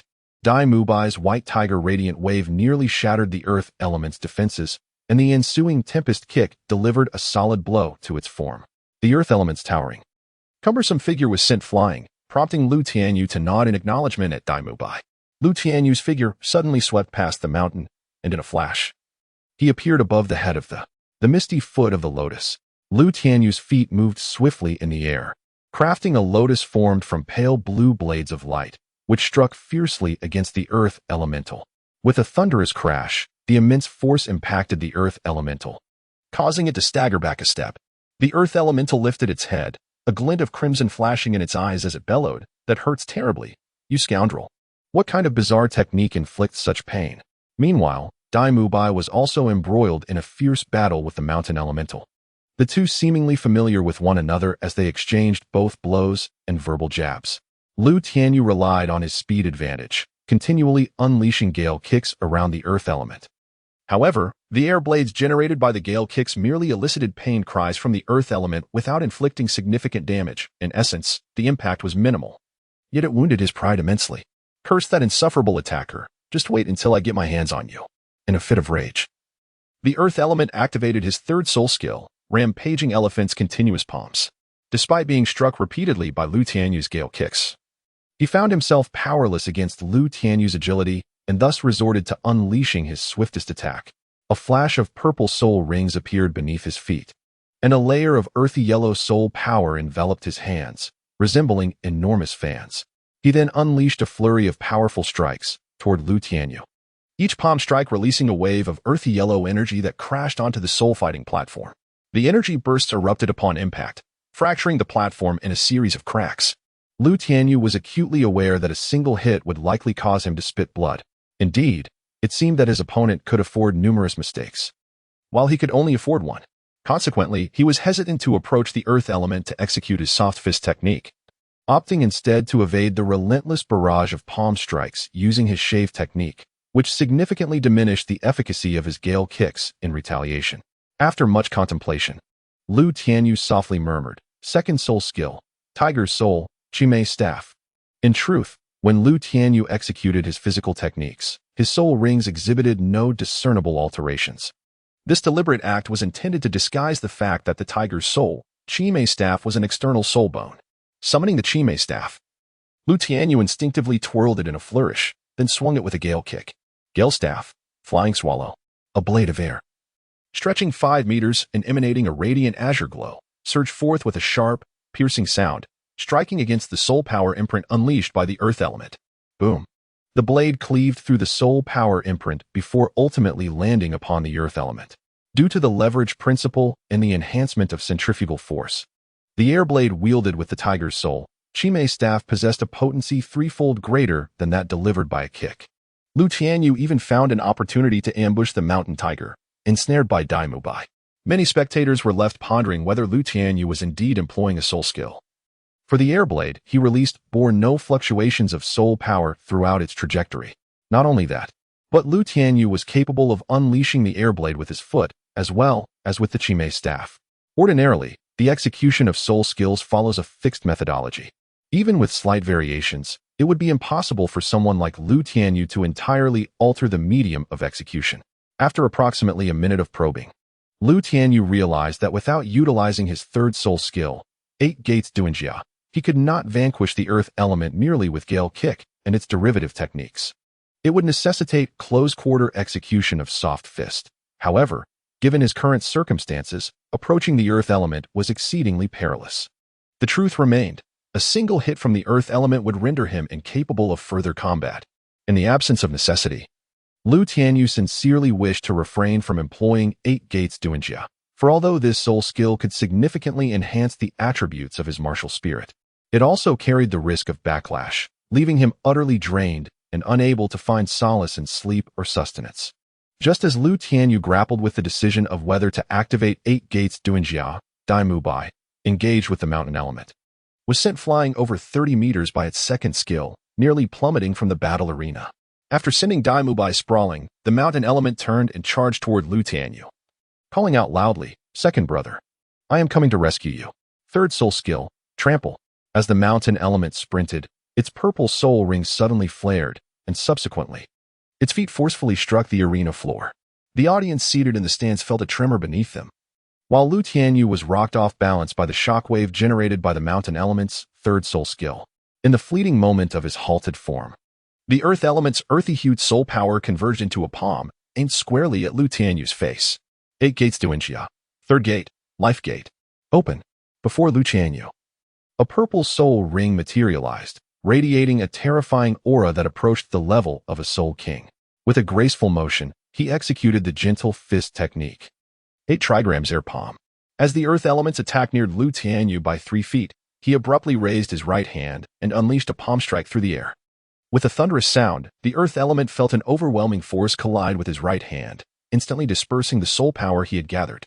Additionally, a trace of this formidable energy seeped into his palm's meridians and tendons.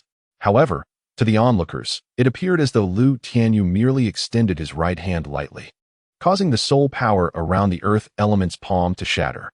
Even the earth element, with his imposing and stout physique, involuntarily took a step back, his face etched with astonishment as he gazed at Lu Tianyu.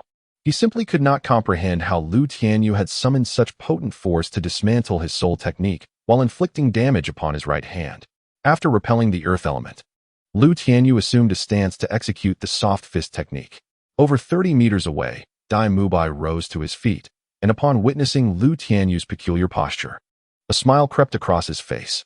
The soft fist technique, 8 trigrams, 128 palms. At that moment, the mountain element also arrived beside Lu Tianyu, forming a surrounding encirclement with the earth element, effectively blocking Lu Tianyu's escape route. However, before the mountain element could react, Lu Tianyu's body began to spin in place like a top. 8 trigrams for palms. 2 ethereal arm shadows suddenly appeared before the abdomens of the mountain and earth elements, causing them to feel their soul power abruptly dissipate. The cessation of their circulating soul power led to their disengagement from the martial spirit embodiment state, causing their robust, corpulent figures to slightly diminish. 8 palms. 16 palms. 32 palms. 64 palms. 128 palms. In less than a minute, Lu Tianyu unleashed a full-powered soft fist technique 128 times. When Lu Tianyu's rapid spinning ceased, a circular depression with a diameter of 3 meters appeared between the mountain and earth elements. Thud! Lu Tianyu exhaled a sigh of relief as his martial spirit relinquished its attachment, subsequently succumbing to a wave of weakness and collapsing into the pit. Upon witnessing this, the host hastily remarked, "The contestant Lu Tianyu from the Baiyu duo has fallen due to exhaustion of soul power. Now, only contestant Tianyu My must face the Shuangxiang duo alone." What will Tianyu My do? In the distance, Tianyu My had already dispelled his martial spirit and was leisurely making his way towards the area occupied by the mountain and earth spirits. At this moment, the mountain and earth spirits found themselves utterly drained of strength. Even the slightest deep breath sent unbearable pangs of pain through their abdomens. The difficulty in breathing led to a lack of oxygen in their brains, and soon, both of them stumbled and fell to the ground. By this time, Tianyu My had reached Lu Tianyu's side, extending a hand to help him up, saying, "You truly are formidable. You managed to defeat 2 defensive spirit masters whose soul power exceeds yours all by yourself." Lu Tianyu is now merely managing to maintain a semblance of consciousness. The exertion of the 8 gates of Duanjia, coupled with the overextension of his soft fist technique, has completely drained all of Lu Tianyu's soul power. After all, he has only mastered the 64 palm technique of Bagua, and to fully master the 128 palms, he must cultivate to at least the level of a soul king. Exhausted to the point where even walking became a challenge, Lu Tianyu relied entirely on Tianyu My for support. As they exited the Soto Great Soul Arena, Fran's voice resonated behind them. "Mobai, allow me to take care of little you." To triumph over opponents of levels 35, 36, and 38 with mere 33rd level soul power is truly remarkable, an undeniable prodigy. Tianyu My understood that Fran was concerned for Lu Tianyu's health and wished to expedite his return to Shrek Academy for a diagnosis from Xiao Xian. However, for Tianyu My, there lingered a sense of reluctance to miss this rare opportunity for respite due to Lu Tianyu's condition. As Fran summoned his martial soul and soared towards Shrek Academy with Lu Tianyu, Tianyu My exchanged a glance with Ma Hongjun, and they each ventured towards a place that had been haunting their dreams. In just about 30 seconds, Fran had returned to Shrek Academy, landing on the playground. He then remarked, "Little you, the purpose of soul battles is self-improvement. There is no need to push yourself so hard. In the future, when facing opponents whose soul power significantly exceeds your own, it is perfectly acceptable to concede. Look at you, in striving to overcome a stronger adversary. You have exhausted yourself." Listening to Flander's words, Lu Tianyu smiled faintly, and with a hint of frailty, remarked, "Director, I am not one to embrace failure, even in matters devoid of significance." Flander was well aware of Lu Tianyu's tenacious nature. His persistence in certain endeavors mirrored that of the master. Perhaps this was the very reason the master chose to guide Lu Tianyu in his cultivation. He sought out Xiao Xian to procure 3 candy beans for Lu Tianyu, then escorted him back to his room, ultimately summoning Oscar to ensure Lu Tianyu was well cared for. Lu Tianyu reclined on his bed, closing his eyes to rest.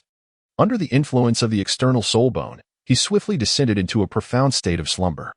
Thanks to Xiao Xian's sweet beans and the effect of the tiger leopard thunder sound, Lu Tianyu awoke promptly from his sleep at 6 o'clock the following morning. Subsequently, he embarked on a new cycle of cultivation, heading to the Soto Great Soul Arena, where attendance for soul battles was required only twice a month. Flander had merely stipulated that Lu Tianyu and his companions reach level 40 in soul power before the age of 20 and obtain the Silver Soul Badge to graduate. Lu Tianyu, at merely 13 years of age, has already cultivated his soul power to the impressive level of 33. With 7 years remaining, if he dedicates himself diligently to his training, reaching the rank of Soul King is not beyond the realm of possibility. As for the Silver Fighting Spirit Badge, it poses no challenge for Lu Tianyu, as he is capable of consecutively defeating opponents with soul powers exceeding 35. Once his own soul power ascends to the 37 or 38 level, he could potentially sweep through the entire soul arena, overpowering even the soul sages. The next morning, Flinder observed Lu Tianyu diligently seeking out Li Yusong to refine his staff techniques, and in the afternoon, he approached Zhao Wujie to practice his soul skills in a gravity-enhanced environment. It was not until evening, when Lu Tianyu began his physical training, that Ma Hongjun and Tianyu My returned to the academy, humming a little tune. Upon reaching the training ground, they witnessed Lu Tianyu, burdened with weights, perspiring profusely as he ran lap after lap around the field. Truly, a humanoid spirit beast, dedicated solely to training and nothing else. Ma Hongjun muttered softly, preparing to retreat to his dormitory for rest. However, just as he arrived in front of the dormitory building, he encountered Flinder, whose expression was notably severe. "Evening, teacher." Ma Hongjun felt the flesh on his cheeks twitch involuntarily. Having trained beside Flinder since childhood, he was well aware that such a countenance indicated impending misfortune for him. Flinder, suppressing his inner impulse, refrained from striking Ma Hongjun and instead placed a hand on his shoulder, stating, "I have sealed your soul power. From now on, you will run long distances behind Xiaoyu. You will stop whenever he stops. Should you dare to slack off, you may forego your meals tomorrow." Upon hearing Flinder's words, Ma Hongjun hastily protested, "No, teacher, I was injured in the Soul Arena. I can hardly move without experiencing pain." As he spoke, he appeared ready to collapse. Flinder's lips twitched at the corners as he retorted, "Very well, then you need not eat for the next 3 days. Teacher, I will go immediately." Ma Hongjun, upon hearing the threat of 3 days without food, was instantly revitalized. Shaking his ample form, he trailed behind Lu Tianyu, running laps around the field. After merely 10 laps, Ma Hongjun felt as though his lungs were ablaze, while Lu Tianyu, aside from his clothes being drenched in sweat, displayed no other signs of fatigue. Indeed, long-distance running requires a methodical approach. Maintaining a steady rhythm in breathing and pace is essential, for otherwise, one could quickly become breathless and exhausted. Lu Tianyu recalled having shared these minor techniques with Ma Hongjun previously. It was evident that Ma Hongjun had entirely forgotten his words. An hour later, Ma Hongjun could no longer run and lay on the playground, gasping for breath, impervious to any threats from Flander that might compel him to rise. Around 9 o'clock in the evening, Lu Tianyu finally ceased his exertions, dragging his weary, heavy body back to his dormitory for a refreshing shower. He then dedicated 2 hours to soul power cultivation, followed by a period of well-deserved rest.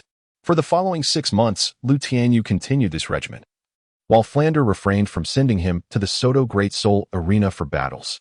He discerned that Lu Tianyu's most significant deficiency lay in soul power. While combat skills and practical experience could be directly acquired from Li Yusong and Zhao Wuji, by the time Shrek Academy welcomed new students once more, Lu Tianyu's soul power had ascended to level 34, while Dai Mubai and Oscar had progressed by 2 levels. As for Ma Hongjun, he had barely managed to elevate himself by a single level. Lu Tianyu recalled the days when his soul power broke through to 34, often hearing Ma Hongjun's anguished cries. Li Yusong, seemingly unperturbed, boasted about Lu Tianyu's soul power enhancement in front of Flinder and Zhao Wuzhi. Upon hearing this, Flinder and Zhao Wuzhi immediately summoned their disciples to commence rigorous training, subjecting Lu Tianyu to a hellish existence that persisted for over a month, only interrupted by the recruitment of new students. Shrek Academy, in a rare gesture, granted a few days of respite, during which Zhao Wuzhi and Li Yusong found legitimate excuses to decline aiding Lu Tianyu in his training. For Lu Tianyu, who had grown accustomed to high-intensity practice, training alone without the assistance of Li Yusong and Zhao Wuzhi yielded little progress. Thus, during the Academy's brief holiday, he ventured to Soto City, seeking a blacksmith to forge a 300-pound weighted vest, and subsequently ordered 5 sets of changeable garments from a clothing store. As night fell, he participated in one-on-one duels at the Soto Great Spirit Arena, deliberately avoiding other types of soul battles that were perilous in nature. Although a soul master is permitted to engage in only 1 duel of the same type per day, Lu Tianyu enjoyed the privilege of watching all the battles at the Soto Great Spirit Arena for free. In contrast, others wishing to witness the events were required to pay an entrance fee. After the conclusion of all duels at the Soto Great Spirit Arena, Lu Tianyu rested in a designated room provided for soul masters. Apart from the registration fee, most services at the Soto Great Spirit Arena were complimentary for soul masters, with the exception of special services. After 5 days of mingling in the Soto Great Spirit Arena, Lu Tianyu returned to Shrek Academy, following his one-on-one spirit battle. The next day marked the commencement of the new academic year at Shrek Academy. According to the narrative of the anime, it was time for Tang San, Xiao Wu, Zhu Zhuqing, and Ning Rongrong to arrive at the academy. As he passed by Oscar's room, he caught sight of Oscar attending to Tang San. In a stark contrast to his usual habit of perusing frivolous literature, Oscar sat in his room, gazing vacantly at the wall, his cheeks adorned with a blissful smile indicative of youthful infatuation. Upon witnessing this, Lu Tianyu merely chuckled softly before returning to his chamber to bathe, cultivate his soul power, and subsequently retire for the night. The following morning, at the break of 6 o'clock, Lu Tianyu awoke under the influence of his biological clock. He then engaged in 2 hours of seated meditation to refine his soul energy. At 8 o'clock, he arrived punctually at the dining hall, taking half an hour to partake in his meal. Xiao Xian reminded Lu Tianyu that new students would be entering the academy today. At 10 o'clock, Flander would convene all students on the playground for a briefing, which also served as an opportunity for the newcomers to familiarize themselves with one another. Xiao Xian felt it necessary to convey this information to Lu Tianyu, as he was concerned that after dining, Lu Tianyu would immerse himself in training and miss the annual newcomer exchange event. After listening to Xiao Xian's words, Lu Tianyu understood and, upon exiting the cafeteria, donned his latest custom-made weighted gear, which weighed 300 pounds. He then commenced a run around the village adjacent to Shrek Academy. Passing by an abandoned thatched cottage, he observed that it had been completely consumed by a fierce blaze. Upon reaching the entrance of the academy, he realized that only half an hour remained until Master Flanders summoned the students. Contemplating this, Lu Tianyu decided against further physical training. He returned to his dormitory, took a refreshing shower, and changed into his newly tailored robe. After grooming himself meticulously, he proceeded to the academy's playground for assembly. Upon arriving at the edge of the playground, he noticed a gathering of 7 young individuals, 4 males and 3 females, each possessing a distinct aura. Among them, only 2 of the girls appeared unfamiliar to Lu Tianyu. His gaze swept across the scene, spotting Tang San and Xiao Wu, who remained as close as ever. Lu Tianyu was puzzled by Xiao Wu's penchant for whispering secrets to Tang San. Suddenly, a playful idea to prank them took root in his mind, prompting him to summon his martial spirit for amplification. With a swift motion, Lu Tianyu utilized his technique, shave, allowing him to cover approximately 30 meters in a single use. After executing it twice in succession, he found himself beside Tang San and Xiao Wu, exclaiming, "Take that." Tang San, who was truly engaged in whispering with Xiao Wu, quickly reacted. As he pushed Xiao Wu aside, he activated his Tianyu hand to counter Lu Tianyu's incoming fist. In that moment, Lu Tianyu also launched a kick toward Tang San's left abdomen. Tang San hastily employed his ghost shadow perplexing step to evade. Just as Tang San executed the technique, Lu Tianyu's feet transformed into shave, allowing him to attack relentlessly with both palms and fists aimed at Tang San. Meanwhile, Tang San utilized his purple extreme magic eye, effortlessly discerning the flaws in Lu Tianyu's onslaught. Seizing the opportune moment, he unleashed the control crane and ascend dragon technique, swiftly repelling Lu Tianyu's assault. With a subtle chuckle in his heart, Lu Tianyu naturally spread his feet apart and declared, "Gentle step, twin line fist." Lu Tianyu instantaneously gathered a substantial amount of gentle energy in his hands. Tang San's crane control, rising dragon technique, is a martial art that employs softness to conquer hardness. However, when confronted with the elusive and intangible gentle force, it found itself rendered ineffective. Tang San was well aware that being struck by Lu Tianyu's soft fist was far from a pleasant experience. In a hurry, he executed the ghostly shadow stealth technique. And although Lu Tianyu's fist struck Tang San, it merely passed through his figure, crashing onto the playground instead. While Tang San's silhouette vanished from the air like an ethereal wisp, the ground shook with a thunderous roar. Lu Tianyu's seemingly gentle punch struck the playground, unleashing a surge of soft power that shattered an expanse of 7 to 8 square meters. The sheer force of destruction left onlookers in a state of astonishment. Had it connected with a human target, it might have resulted in instantaneous demise. Following her battle with Tang San, Xiao Wu, and Ning Rongrong the previous day, Zhu Zhuqing had come to recognize Tang San's capabilities. Observing an unidentified assailant attacking him, she felt compelled to assist. As she summoned her martial soul, a wave of soul power radiated from her, and as she launched her attack on Lu Tianyu, he was already prepared. The gentle force enveloping his hands dissipated abruptly. Just as Zhu Zhuqing's strike was about to reach him, Lu Tianyu's figure leapt into the air with remarkable swiftness. Tang San, witnessing this, hastily summoned his martial soul. And with a flash of the yellow soul ring beneath his feet, he invoked his first soul skill, Bind. Instantly, several blue-silver grass vines sprouted around the playground, ensnaring Lu Tianyu. Zhu Zhuqing exhaled in relief, but Xiao Wu cautioned, "It's not over yet. Be careful." No sooner had Xiao Wu's words left her lips than the vines entwining Lu Tianyu shattered in an instant. He had merely allowed the gentle force to circulate around him before unleashing it. Raging steps. In the moment of his escape, Lu Tianyu launched 3 pale blue air blades towards Tang San, Xiao Wu, and Zhu Zhuqing. Both Tang San and Xiao Wu, along with Zhu Zhuqing, possessed remarkable agility, effortlessly evading Lu Tianyu's aerial assault. Upon striking the ground, the 3 air blades created 3 deep indentations, each approximately a foot in depth. At this juncture, Ning Rongrong also regained her composure, channeling her soul power to summon her martial soul. The 7 treasures glazed tile emerged, proclaiming strength and speed. Instantly, 3 beams of multicolored light emanated from Ning Rongrong's martial soul and merged into the bodies of Tang San, Xiao Wu, and Zhu Zhuqing. After receiving the enhancements in power and speed, Xiaowu declared, "Are you ready to take a beating? Today, we have assistance." With the activation of her second soul skill, Charm, Lu Tianyu found himself engulfed in a wave of pink light. Although he quickly regained awareness, his body continued its descent toward the ground. Seizing the opportunity, Zhu Qing left behind a series of afterimages as she approached Lu Tianyu on the playground, just as he was about to land, executing a leap in midair. Moonstep. Lu Tianyu's body seemed to glide through the air as if he had touched the ground, evading Zhu Zhuqing's attack by a remarkable 5 meters. What? How is this possible? Ning Rongrong and Zhu Qing exclaimed in unison, for Lu Tianyu's previous maneuver was truly bewildering. Second soul skill, Parasitism. Lu Tianyu deftly evaded Zhu Zhuqing's assault, yet he could not escape the grasp of Tang San's second soul skill. In an instant, numerous blue-silver grass vines sprouted from his body, ensnaring him tightly and causing him to plummet to the ground of the playground.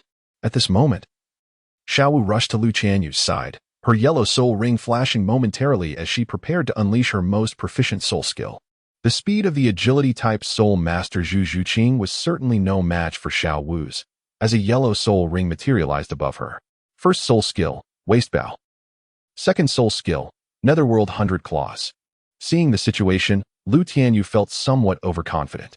He was acutely aware of Tang San's soul abilities, just as Tang San recognized his own vulnerabilities. Chapter 19. Innate Deficiency, Efforts in Later Life. This does not imply that Lu Tianyu lacked the means to extricate himself from the current peril. However, activating the 8 gates of Duanjia would transcend the bounds of their sparring. With this thought, Lu Tianyu resorted to techniques he had seldom employed, focusing his mind to infuse his entire being with soul power. Iron Block, Steel. Upon executing one of his 6 techniques, the Iron Block, the attacks from Xiaowu and Zhu Qing descended upon him like a torrential rain. Their strikes shattered the blue-silver grass vines entwined around Lu Tianyu. Yet upon making contact with him, it felt akin to striking steel. "All right, you little rascals, let us conclude this sparring session." Flander, who had been observing for quite some time, finally spoke up. He could naturally discern that Lu Tianyu was intentionally restraining himself from employing more potent soul techniques. Xiaowu and Zhu Zhuqing ceased their relentless assault, with Zhu Zhuqing casting a puzzled glance at Flander before turning her gaze to Xiaowu. At this moment, Lu Tianyu also dispelled his martial soul manifestation, causing the blue-silver grass vines that had lingered on him from Tang San's soul to vanish. It was only then that Zhu Zhuqing clearly discerned Lu Tianyu's appearance, realizing he was a youth nearly of her age, with a handsome visage adorned by a warm smile. His eyes narrowed in a manner that rendered his earlier intimidating presence almost imperceptible. "Dead girl, just watch how I deal with you today." Lu Tianyu approached Xiaowu and grasped the rabbit ear accessory atop her head. Moments earlier, when he had unleashed his Iron Block technique, Xiaowu had struck with great enthusiasm, targeting vital points. The rabbit ears were not merely ornamental. Upon being seized by Lu Tianyu, Xiaowu quickly pleaded for mercy, exclaiming, "Brother Xiaoyu, it was my mistake. Who told you to attack me indiscriminately? Moreover, your latest soul skill is truly remarkable. It managed to withstand the combined assault from me and Zhu Qing." Previously, at the Nodding Junior Soul Master Academy, Xiaowu had employed a similar strategy, flirting and complimenting Lu Tianyu's prowess to earn his forgiveness after he caught her rabbit ears. However, her playful demeanor astonished everyone present, except for Tang San, each for their own reasons. Tianyu My, Ma Hongjun, and Oscar were taken aback by the familiarity between Lu Tianyu and Xiaowu. Meanwhile, Flander was surprised by Lu Tianyu's defense against Xiaowu and Zhu Zhuqing's soul skills, having never witnessed him employ such a defensive technique before. Ning Rongrong and Zhu Qing were astonished to see the usually lively and spirited Xiaowu behaving coyly towards a boy, uttering flattering words. As Xiaowu spoke, she cast glances at Tang San, who typically intervened to extricate her from such situations. "Xiaoyu, please don't blame Xiaowu. She understands her mistake." Upon hearing Tang San's words, Lu Tianyu revealed a knowing smile. Tianyu My, Ma Hongjun, and Oscar were taken aback, exclaiming in astonishment, "This humanoid soul beast can truly smile. I must not be mistaken, right, Boss Dai?" "Little Oscar," Ma Hongjun shouted, instantly drawing the attention of the crowd. Ning Rongrong could not help but interject. He is the humanoid soul beast you spoke of. He seems quite similar to us." Tang San and Xiaowu were aware that Lu Tianyu was also training at Shrek Academy. Upon hearing Tianyu My and Oscar mention that among the 4 students currently enrolled, there was a humanoid soul beast, they began to wonder if it might be Lu Tianyu. Lu Tianyu cast a discontented glance at Ma Hongjun, fully aware that this group had covertly referred to him as a humanoid spirit beast. However, for Ma Hongjun to utter such a blatant remark in front of him and so many others was rather audacious. More importantly, it would surely reach Xiao Wu's ears. And he dreaded the thought of how this mischievous girl might use it to tease him in the future. With this in mind, Lu Tianyu felt a surge of vengeful intent and turned to Flander, a smile gracing his face as he said, "Dean, I sense that my spirit power is on the verge of breaking through to level 35. I would like to request an additional hour in Teacher Zhao's gravity training class." The moment Lu Tianyu's words left his lips, gasps of astonishment echoed through the crowd. Tang San and Xiao Wu recalled that half a year ago, Lu Tianyu had written to Master and them, stating that his spirit power had reached level 33. In just 6 months, he not only ascended by 1 level, but had also touched the threshold of 35. Ning Rongrong and Zhu Zhuqing were genuinely taken aback, noting that Lu Tianyu could only be a year older than them at most. Achieving level 35 at the tender age of 13 was indeed the mark of a true prodigy. Tianyu My, Ma Hongjun, and Oscar were aware that just 3 months prior, Lu Tianyu's spirit power had only just surpassed level 34. Now, barely 3 months later, he was on the brink of another breakthrough. It was simply astonishing. Flander, initially taken aback by Lu Tianyu's declaration, soon erupted into hearty laughter, exclaiming, "Excellent. Splendid. I shall convey this matter on behalf of Old Bear." Upon hearing Flandra's words, Lu Tianyu contentedly stood beside Oscar, awaiting Flandra's admonition. Tianyu My suddenly recalled how he had been rigorously trained by Zhao Wujie 3 months prior, and his complexion instantly paled. He turned his head and shot a fierce glare at Ma Hongjun, gritting his teeth as he uttered, "You rotund fool. This matter is far from over." Oscar also came to his senses and turned to Lu Tianyu with an expression of great urgency, exclaiming, "Xiao Yu, you must be jesting. Ha! How could one who just broke through to level 34 3 months ago possibly advance to level 35 so swiftly?" Lu Tianyu shrugged and said, "I am not certain. This morning during my cultivation of soul power, I sensed some sort of constraint affecting its flow. Perhaps I misperceived it." Everyone present understood the implications of the constraint Lu Tianyu referred to regarding the operation of soul power. For any soul master, experiencing such sensations is most coveted, as it signifies an imminent breakthrough in their soul power. Yet, it also instills a profound fear of encountering such feelings. Should one fail to transcend the constraints of this soul power operation, the soul master may find their progress eternally stunted at that juncture. Flander's eagle-eyed gaze was firmly fixed upon Ma Hongjun. Since a month prior to Lu Tianyu's enrollment at Shrek Academy, this portly individual had only managed to elevate his soul power by 2 levels. In contrast, Lu Tianyu had ascended nearly 5 levels in just a year's time. Although 2 of those levels were acquired through the absorption and refinement of soul rings, every soul master experiences at least some enhancement in soul power post-absorption. Ma Hongjun, feeling the weight of Flander's oppressive stare, trembled as his ample flesh quivered.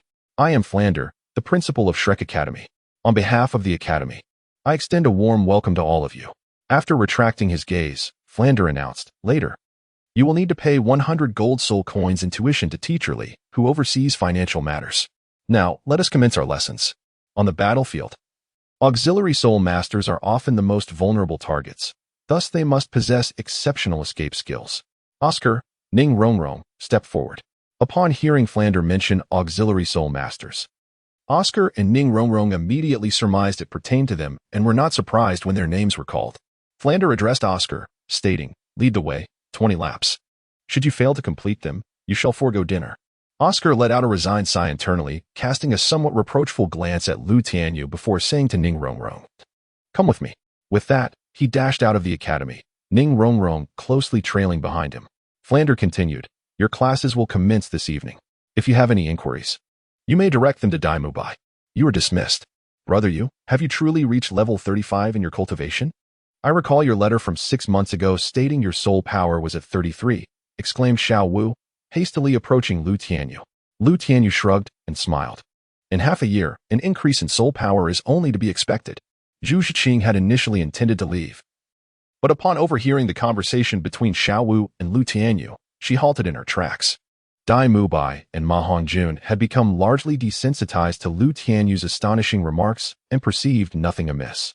Flander turned to Tang San and said, "You are Tang San, correct?" Please come with me. Tang San cast a glance at Flander before turning to Lu Tianyu, saying, Xiao Yu, please keep an eye on Xiao Wu for me. I shall return shortly.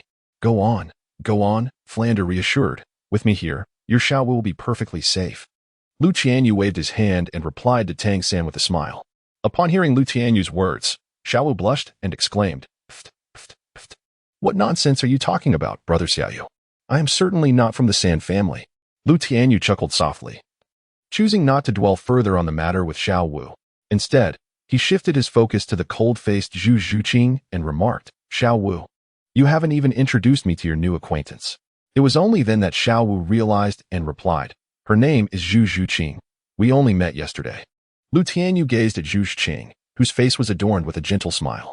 With a slight opening of his narrowed eyes, he spoke, Greetings, Zhu Zhuqing. I am Lu Tianyu, a rank 34 Assault System Battle Soul Master with the Beast Martial Soul. It is a pleasure to meet you, Zhu Zhuqing, a rank 28 Agility System Battle Soul Master with the Martial Soul of the Nether Cat.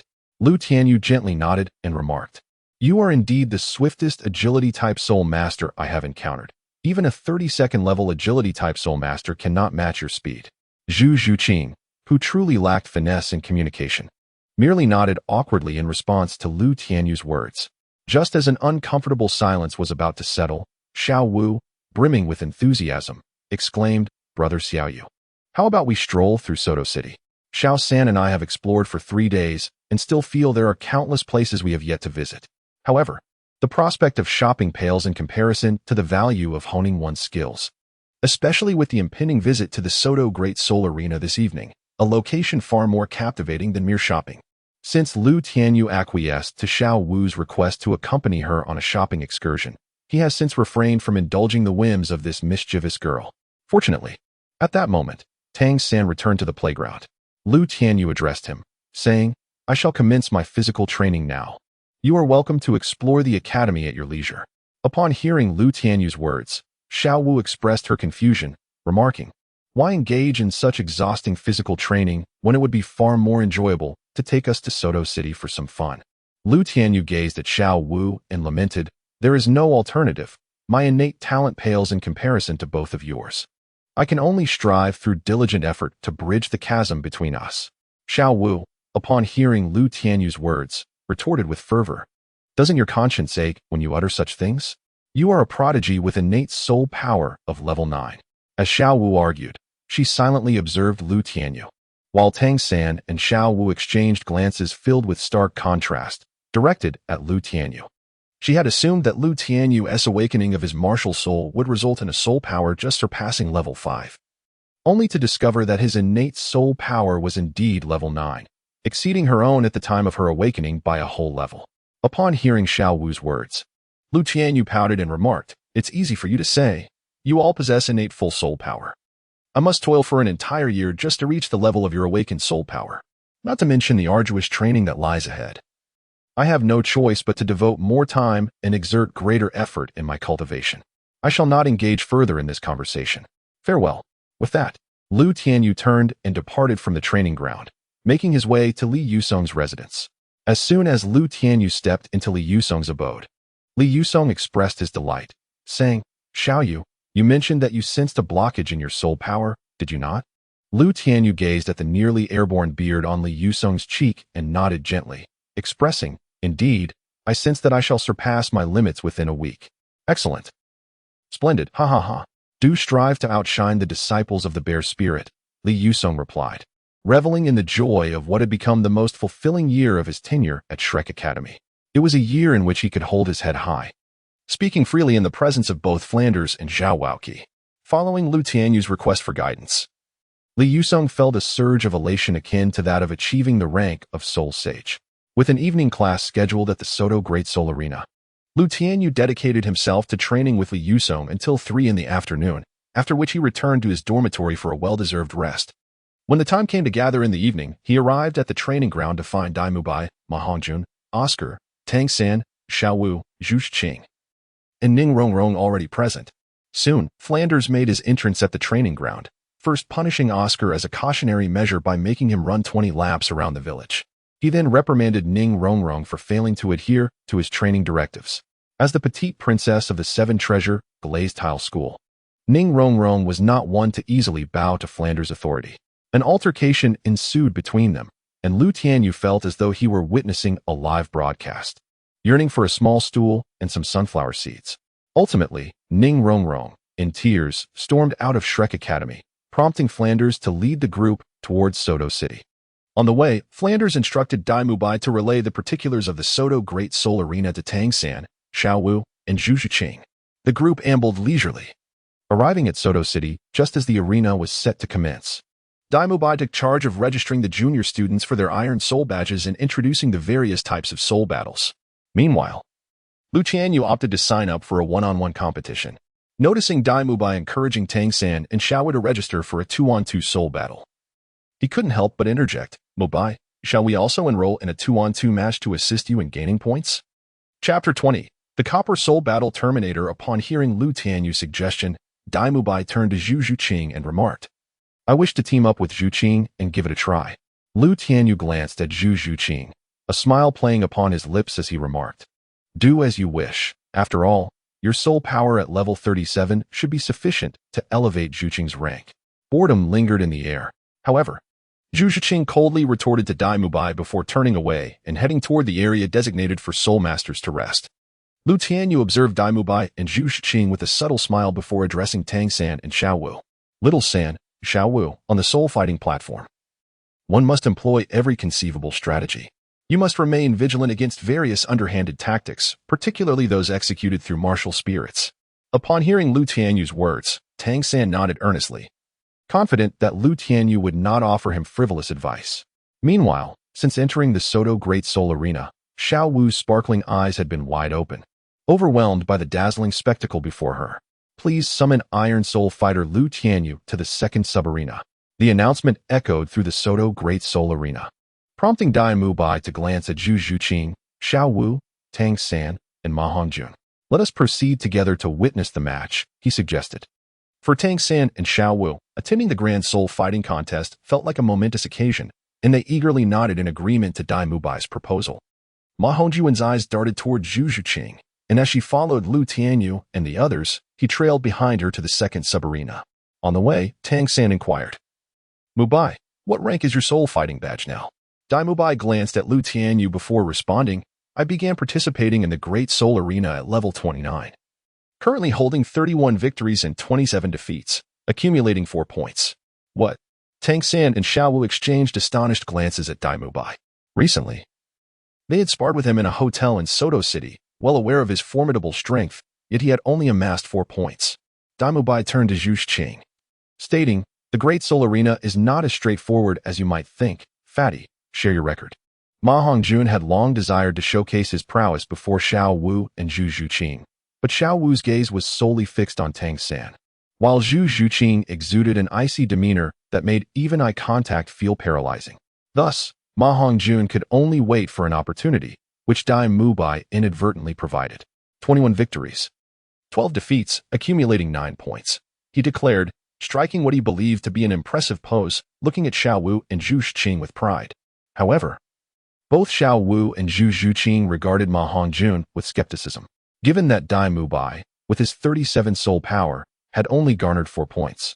It seemed extraordinary that Ma Hongjun, with his 28-level soul power, could accumulate 9 points. At that moment, Dai Mubai clarified, in the Great Soul Arena, the soul fights are classified by rank. For instance, if you are a second-ring Great Soul Master, your opponents on the fighting platform will also be second-ring Great Soul Masters. I have recently participated in several rounds of the Soul Duel and swiftly ascended to the 30th level, only to confront opponents of 37 or 38.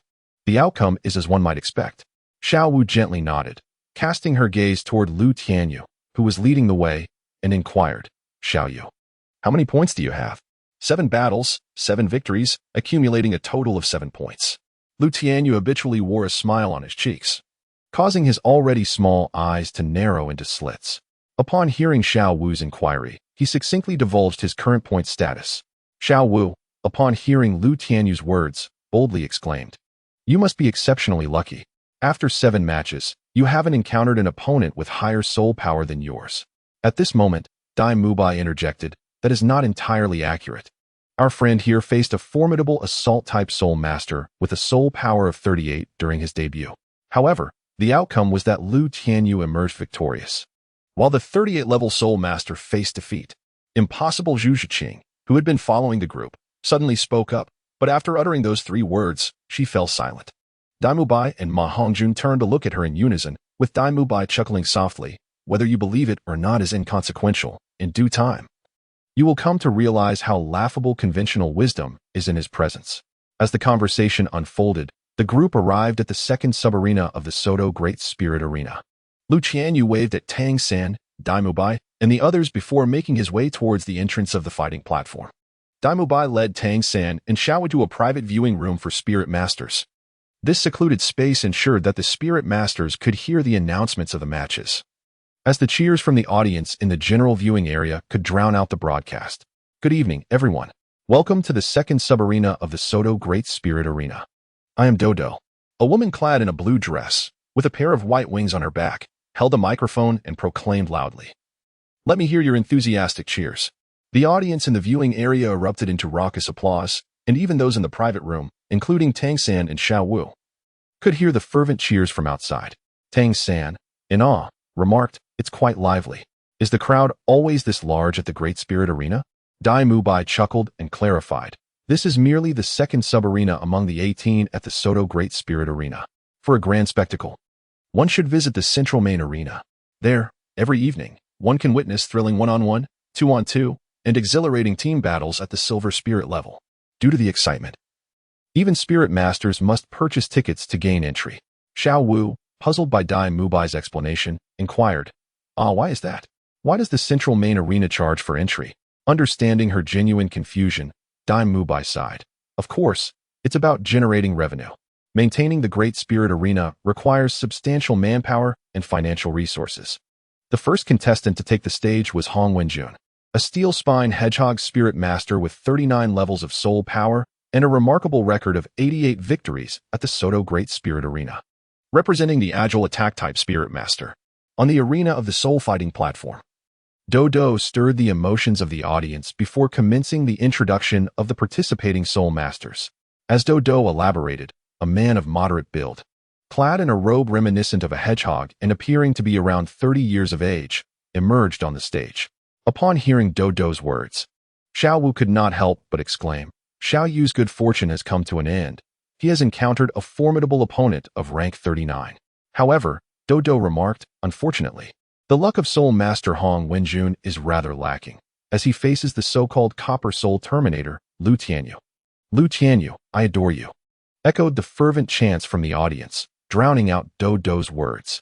In the private booth, Tang-san, Xiao Wu, and Zhu Zhuqing gazed at Tianyu, who ascended the arena with expressions of profound astonishment. Countless scenarios of Tianyu's performance danced in their minds. Yet, no matter how hard they pondered, they could not have envisioned the spectacle that unfolded upon his arrival. A wry smile graced Bai's face as he cautioned, do not be deceived by Xiao Yu's warm smile. Although he appears amiable, once the battle and cultivation commence, he unleashes a ferocity akin to that of a soul beast. It is for this reason that we privately refer to him as the humanoid soul beast. Tang-san too sensed a significant transformation in Tianyu compared to a year ago, yet he struggled to articulate the specifics. On the arena, Tianyu stood 30 meters away from Hong Wenjun, still wearing a gentle smile. Yet, Hong Wenjun perceived an unprecedented pressure emanating from Tianyu's narrowed eyes. The title of Copper Soul Terminator was conferred upon Tianyu by the Soul Masters of the Soto Great Soul Arena, for he had triumphed over 6 Soul Masters who were on the brink of advancing from Iron to Copper rank. Hong Wenjun had faced 2 of them in combat, and had even succumbed to one. The Soul Masters frequenting the Soto Arena had shared their experiences battling Tianyu, with the foremost concern being his astonishing speed, followed closely by his peculiar soul skill that, while appearing soft, struck with the force of an all-out assault from a powerful Soul Master. Dodo, undeterred by Hong Wenjun's current thoughts, succinctly recounted Tianyu's past achievements before proclaiming loudly, I hereby announce the commencement of the 2nd Division's 3rd one-on-one soul battle. Let it begin now. As soon as Dodo's words resonated, the purple soul ring beneath Hong Wenjun shimmered brightly. 3rd soul skill, Storm of Flying Needles. Hong Wenjun had just completed the manifestation of his martial soul, and the massive 4-meter-high hedgehog phantom behind him had collapsed onto the ground. Subsequently, the ethereal spines on the hedgehog's back shot towards Lu Tianyu like a torrential downpour, instantly enveloping the entire arena in the wake of Hong Wenjun's soul technique. At that moment, Lu Tianyu leisurely completed his own martial soul manifestation, and with a flash of the purple soul ring beneath his feet, he summoned the external spirit bone, the tiger's Fong staff. As he performed the heavenly return staff dance, the tiger's Fong staff in Lu Tianyu's grasp seemed to vanish, yet a milky white sphere, approximately 3 meters in diameter, materialized around him. The sound of the spines colliding against the milky white sphere resonated like a series of crisp chimes, sending them ricocheting aside. This barrage of needle-like attacks persisted for a full minute, leaving the spectators in the audience and the Soul Masters watching in utter astonishment. Zhu Zhiqing, in a state of disbelief, murmured, "What? What kind of soul technique is this? Its defensive power is truly astonishing. This is the Heavenly Return Palm, renowned for its absolute defense with a 360-degree coverage," she added. At her side, Xiaowu, with a cheerful smile, explained, "But how did Brother Yu manage to execute the Heavenly Return Palm using his second soul technique?" Tang San turned to Xiaowu, his expression filled with affection as he replied, "The martial arts employed by Brother Yu are not bound by the numerous restrictions of soul techniques. He began practicing the Heavenly Return Palm using the tiger's Fong staff 3 years ago. However, he continued, it is rather peculiar. Brother Yu does not need to invoke the Heavenly Return Palm with such impenetrable intensity." Unable to restrain himself, Dai Mubai interjected, "So, Xiao San, are you implying that Brother Yu is somewhat overdoing it?" Tang San nodded gently, choosing to remain silent and redirecting his focus to the arena. As Hong Wenjun's third soul technique concluded, he swiftly unleashed his second soul technique, rapidly closing the distance to Lu Tianyu. Second soul technique, Mountain Shattering Claw. As a level 39 agile attack-type battle spirit master, Hong Wenjun's speed could only be described as lightning fast, almost the moment the milky white sphere beside Lu Tianyu vanished. Hong Wenjun's claw shadow was already looming before him. The 8 gates of Duanjia, the third gate, the life gate. Open. Lu Tianyu was acutely aware of the vast chasm that separated him from the 39th level soul master. With a mere thought, he activated the 8 gates of Duanjia. A flicker of the purple soul ring beneath his feet enveloped him in a veil of pale azure mist. The soft fist technique, Bogwire Palm. Upon unlocking the life gate, Lu Tianyu's martial spirit's power surged to a level comparable to that of a 39th level soul master. He thrust his palm forward, sending Hong Wenjun hurtling backward 3 meters before he landed on the soul fighting platform. Upon witnessing Lu Tianyu preparing to unleash the Bogwire Palm, Hong Wenjun promptly chose to retreat, thus avoiding a direct hit. However, his left shoulder was still grazed by the soft force, leaving him with a tingling sensation as he landed on the platform, rendering his entire left arm powerless and hanging limply at his side. The Storm Staff, Decapitating Axe.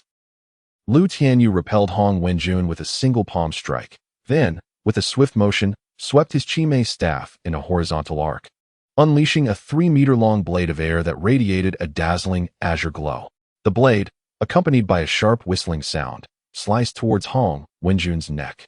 Instinctively, Hong Wenjun executed a precarious iron bridge stance to narrowly evade the oncoming attack.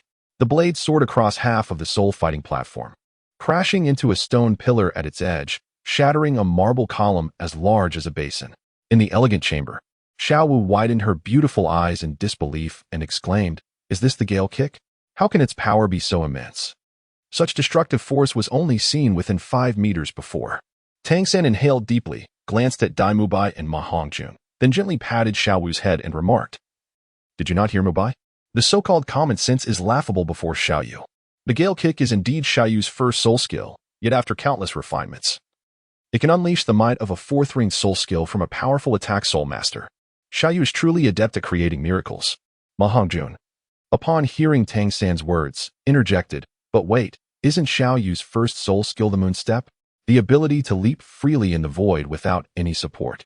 As Ma Hongjun spoke, Lu Tianyu executed the moon step, leaping into the air and making 2 consecutive jumps in the empty space before arriving directly above Hong Wenjun. Chapter 21.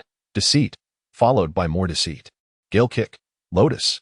Lu Tianyu's feet moved rapidly in the air, culminating in the formation of a pale azure lotus the size of a basin, which then plummeted towards Hong Wenjun on the ground. If Hong Wenjun were not a sensitive attack-type soul master, he would have been unable to evade in time. Even so, he had no choice but to roll on the ground in an ungraceful manner to avoid Lu Tianyu's aerial strike. With a thunderous crash, the lotus, composed of a blade of air the size of a basin, struck the soul-fighting platform, cracking it and creating several fissures over 10 meters long.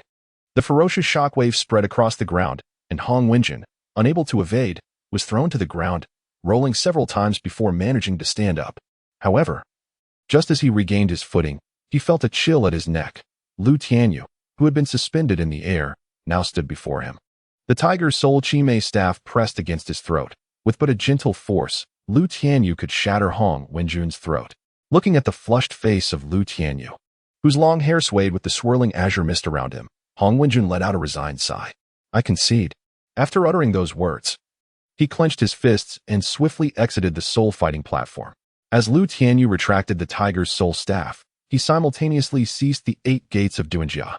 Feeling an overwhelming fatigue akin to that experienced after an arduous physical regimen upon releasing his martial soul, following Dodo's announcement of Lu Tianyu's triumph in the soul battle, he descended from the arena, enduring the pervasive sensation of weakness that enveloped him. While the activation of the 8 gates could significantly enhance his combat prowess in the short term, he was acutely aware that he must also bear the corresponding toll. As Lu Tianyu emerged from the passage, only Zhu Zhuqing and Dai Mubai were present. It was at the moment when Lu Tianyu had vanquished Hong Wenjun that it became time for Ma Hongjun and Xiaowu to take the stage. Concerned for Xiaowu, Tang Xin followed her away from the second battle arena. Lu Tianyu turned to Dai Mubai, expressing his fatigue. Mubai, I need to find a place to rest. I shall return once everyone has completed their soul battles. Understanding Lu Tianyu's habits, Dai Mubai nodded and extended his hand to assist him toward the healing chamber designated for soul masters within the grand arena. Please, Iron Soul Master Dai Mubai, proceed to the third battle arena. As Lu Tianyu had just seated himself in the private chamber, the announcement resonated throughout the grand soul arena, heralding Dai Mubai's entrance into the battle. Go, Boss Dai, and also you, Zhuqing. I have no cause for concern here. Zhu Zhuqing cast a deep glance at Lu Tianyu before turning away to depart.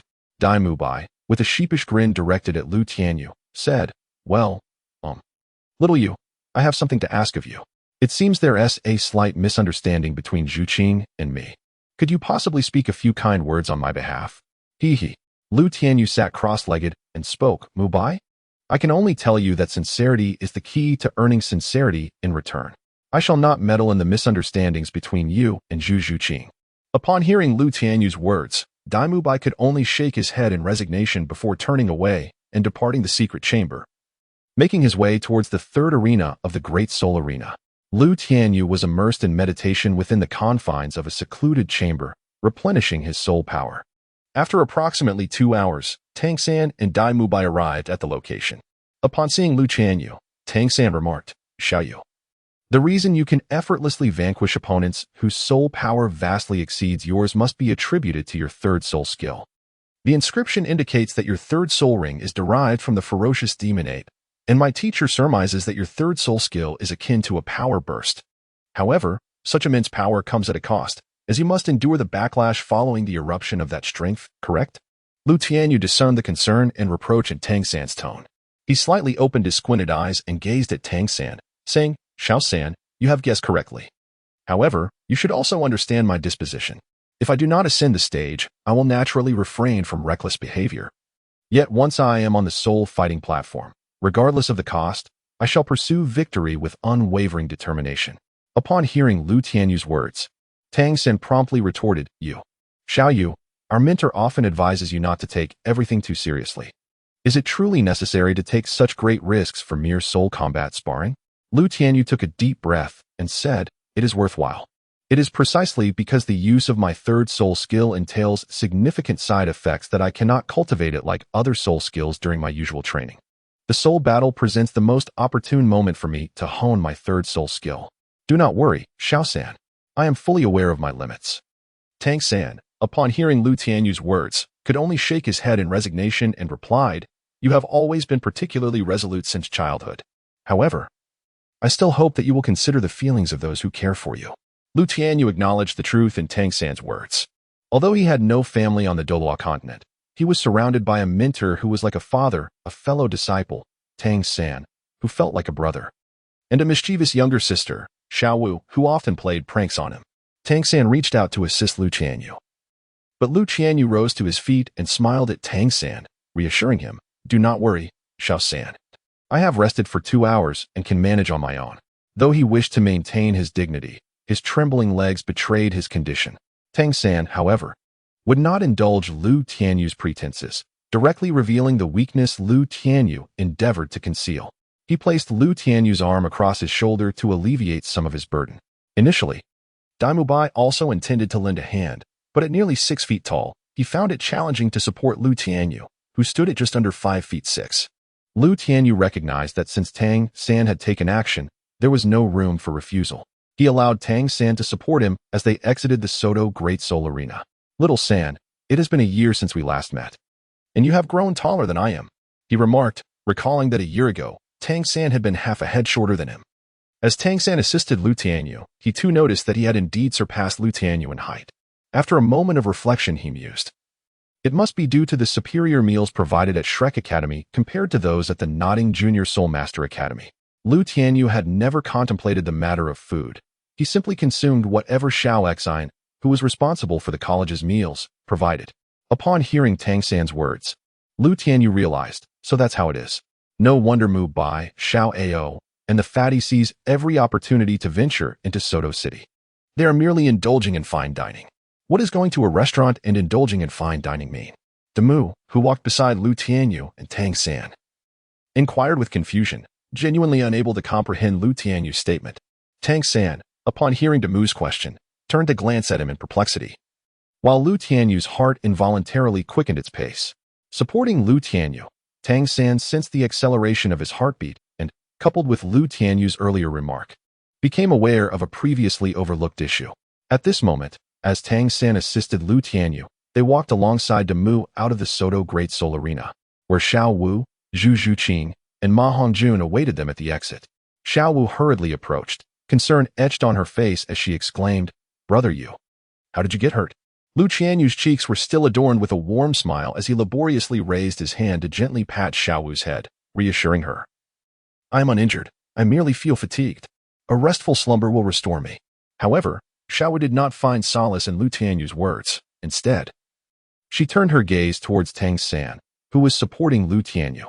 At that moment, Tang San's attention was decidedly not on Xiao Wu and Lu Tianyu, as he was evidently preoccupied by Lu Tianyu's earlier inadvertent slip of the tongue. Lu Tianyu glanced around, noticing the absence of Flander, and hurriedly shifted the conversation, inquiring about the dean. Ma Hongjun chuckled and replied, he had matters to attend to inside the shop and left early. Before he departed, he mentioned that we are free to do as we please tonight. We are to gather at the playground promptly at 9 tomorrow morning. Having said this, Ma Hongjun gleefully approached Tianyu My, saying, "Boss Dai, it is your turn to host me this time." Lu Tianyu squinted at the increasingly frosty expression of Zhu Zhuqing and remarked, "I shall return to the academy to rest. You may do as you wish." As he attempted to withdraw his arm from Tang San's shoulder, he found it firmly held in place. "Xiao Wu, we too shall return to the academy. What about you, Zhuqing?" Tang San calmly inquired, disregarding Xiao Wu's forlorn gaze. Tianyu My was doing his utmost to dismiss Ma Hongjun, but to his dismay, the rotund fellow candidly recounted Tianyu Mai's past romantic escapades. Zhu Zhuqing cast a disdainful glance at Tianyu My, then turned to Tang San with an icy demeanor, stating, "I shall also return to the academy." With that, she pivoted and strode towards the southern gate of Soto City. Tianyu My watched her retreating figure, opening his mouth as if to speak, yet ultimately refrained from uttering a word. Tang San discerned that there existed a certain connection between Zhu Zhuqing and Tianyu My, but out of respect for their privacy, he merely pressed his lips together and remained silent. Lu Tianyu glanced at Xiao Wu and said, "Xiao Wu, go accompany Zhuqing. Do not allow this girl to do anything foolish." In a fit of anger, Xiao Wu stepped on Tang San's foot and then hurried off to catch up with Zhu Zhuqing. At that moment, Tianyu My cast a resentful glance at Ma Hongjun and remarked, "You gluttonous fool, do not ever ask me to do such things again. Handle it yourself from now on." With that, he took a handful of golden soul coins from his soul guide and thrust them into Ma Hongjun's hands before swiftly pursuing Zhu Zhuqing. As Xiao Wu exited the gates of the Soto Great Soul Arena, Ma Hongjun, somewhat displeased, retorted, "What pretentiousness! If I am going, then I am going. I refuse to believe you can restrain yourself from going." After saying this, he too turned and left the Soto Great Soul Arena, leaving only Tang San and Lu Tianyu behind. Tang San turned to Lu Tianyu, a hint of forced smile gracing his cheeks, and softly said, "Xiaoyu, do you not think we need to have a serious discussion?" In truth, Lu Tianyu felt an immense discomfort in concealing his identity as a time traveler before Tang San, as it was all too easy to inadvertently let something slip. If Tianyu My were not present, Tang San would certainly not have cared. But bringing it up was subject to scrutiny, as the notion of dining out or feasting simply did not exist in the Douluo continent. Indeed, it was time for a serious conversation regarding the disciples of the Bashatang sect. Lu Tianyu decided to share half of the cards with Tang San, a mysterious smile creeping across his face, causing his already narrowed eyes to resemble crescent moons. Upon hearing Lu Tianyu's words, Tang San felt a sudden chill as every hair on his body stood on end.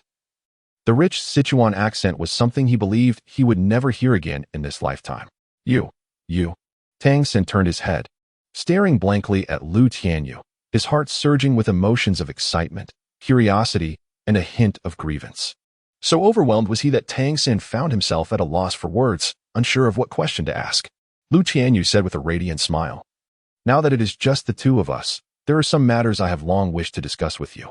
Indeed, like you, I hail from the land of Shenzhou, specifically Bashu. However, I am merely an ordinary individual without any martial arts heritage."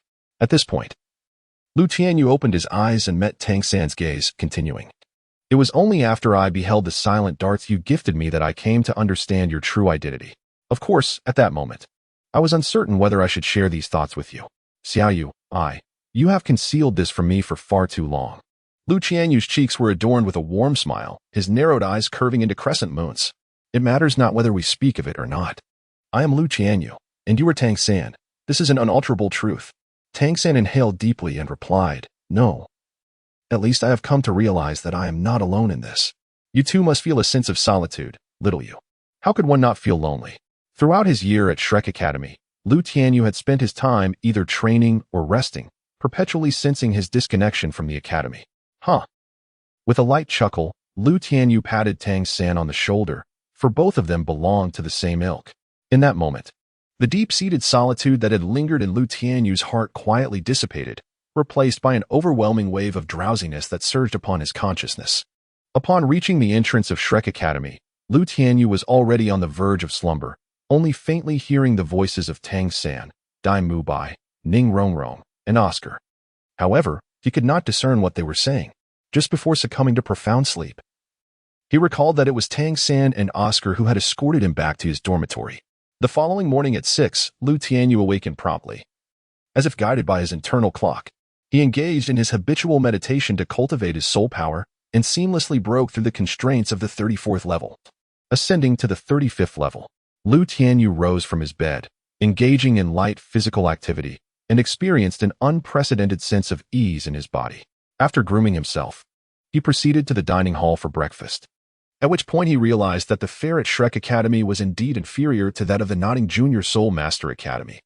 While it is true that the dumplings crafted by Xiao Xin were flavorful, they lacked even a hint of greasiness. The millet porridge was cooked to perfection. Yet the most nutritious offering was undoubtedly the boiled egg. Lu Tianyu quietly finished his breakfast, then turned to Xiao Xin with a beaming smile and inquired, "Teacher Xiao, when shall I have an improvement in my meals?" Chapter 22. I crave meat. Xiao Xin observed the smile on Lu Tianyu's face, somewhat perplexed, and asked, "What is it? Is the taste not to your liking?" Lu Tianyu hurriedly clarified, No, the dishes prepared by Teacher Xiao are truly to my liking. I merely wish to express that we cannot afford extravagant delicacies. Surely, consuming some poultry and fish should not pose a problem. I feel as though I have scarcely indulged in meat since arriving at the academy, aside from Oscar's sausages." Upon hearing Lu Tianyu's words, Xiao Xin's eyes flickered with a hint of helplessness. To be candid, he held a deep fondness for Lu Tianyu as a student. After listening to Lu Tianyu, he sighed and remarked, "Once our academy boasts 20 students, we shall be able to improve our dining options. For now, with only 8 students, we must make do." Lu Tianyu merely offered a suggestion to Xiao Xin. Whether to accept it or not was solely the concern of Xiao Xin and Flander. After conversing with Xiao Xian, he departed the cafeteria and arrived at the edge of the playground, where he beheld Ning Rongrong standing all alone in the center of the field. Lu Tianyu sauntered over to Ning Rongrong's side, a warm smile gracing his face as he squinted his eyes into crescent shapes. "Good morning, Ning Rongrong," he greeted. Ning Rongrong, her eyes tinged with redness, possibly due to lack of rest, turned her head to glance at Lu Tianyu, nodding gently in acknowledgement, yet remaining silent. Before long, others began to arrive at the playground one after another, with the exception of Oscar, who had yet to make an appearance. Suddenly, a sharp sound sliced through the air, and Flinder's figure materialized in the playground. Tianyu My, Ma Hongjun, Tang San, Xiao Wu, and Zhu Zhuqing hurriedly gathered around Lu Tianyu and Ning Rongrong, all eyes fixed on Flinder as they awaited the commencement of class. Flinder's gaze swept across the faces of the gathered students, and he coldly inquired, "Where is Oscar? That little rascal is probably still asleep." Tang San, who shared a dormitory with Oscar, quickly interjected, "Principal, when I left, Oscar was still immersed in his soul power cultivation. I believe he must have entered a meditative state and lost track of time." Oscar's tendency to oversleep was well known, and Flinder dismissed Tang San's explanation. "Tang San, go and fetch Oscar." "There's no need, Principal. Oscar has arrived," Tianyu My remarked, having spotted the bouncing figure of Oscar at the edge of the playground. Upon hearing Tianyu Mai's words, everyone turned their attention toward Oscar. Lu Tianyu, who had always maintained a warm smile, now displayed an even more radiant grin as he watched the exuberant Oscar tumble comically to the ground.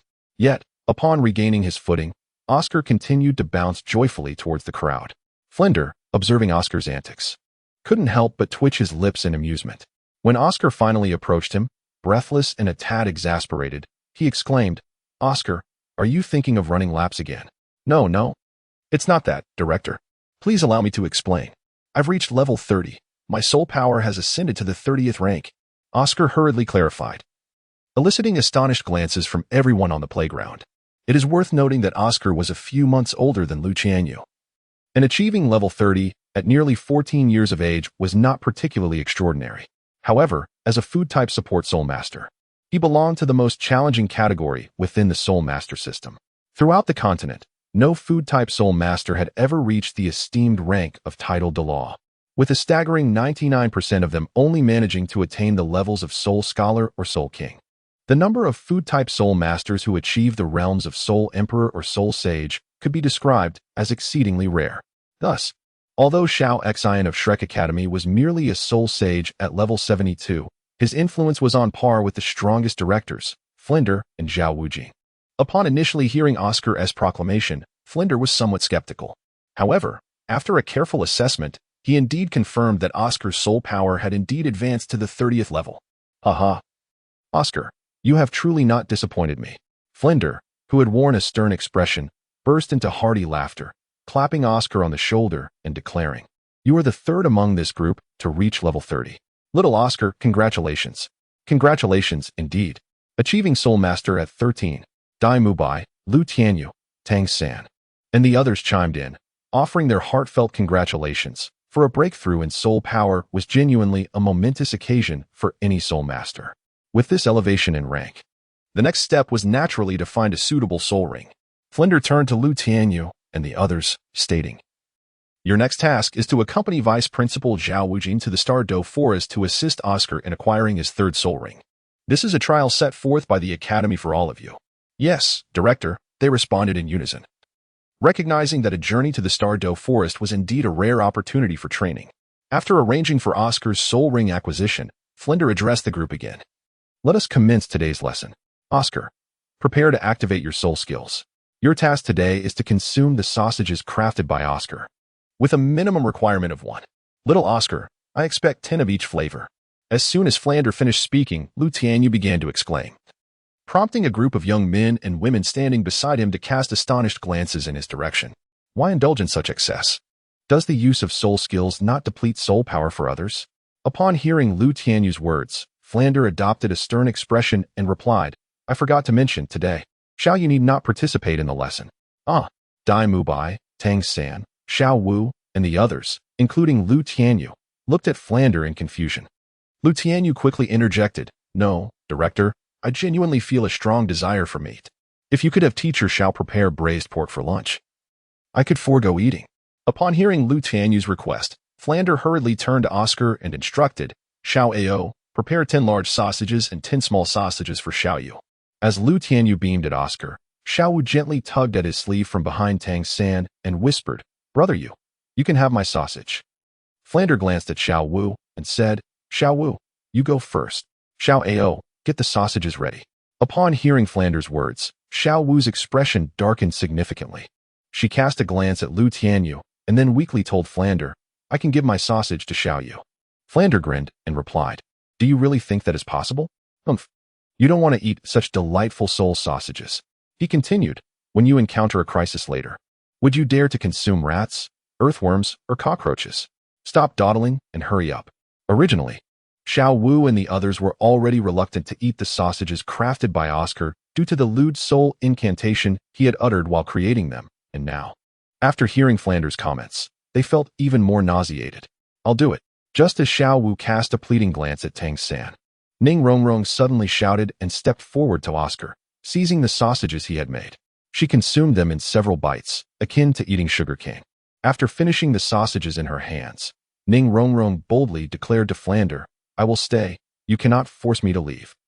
Flander merely grunted in response and then turned his gaze toward Tang San, Xiao Wu, and the others who had yet to complete the day's lesson. Under Flander's piercing gaze, reminiscent of a hawk, one by one, they reluctantly took sausages from Oscar and struggled to consume them. The last to approach Oscar was Lu Tianyu, by which time Oscar had already expended 40% of his soul power. Looking at Lu Tianyu with some embarrassment, he said, Well, Xiao Yu, my soul power has been greatly depleted. How about we let today slide? For reasons unknown, beads of sweat were indeed forming on Oscar's forehead. Lu Tianyu sighed and replied, I was hoping for a feast today. Remember, Oscar, you owe me 20 sausages. At that moment, Flander spoke. All right. Today's lesson comes to a close. You all should return and prepare diligently. Tomorrow morning at 8. Gather at the Academy Gate to venture into the Stardow Forest in search of a soul ring for Xiao Ao.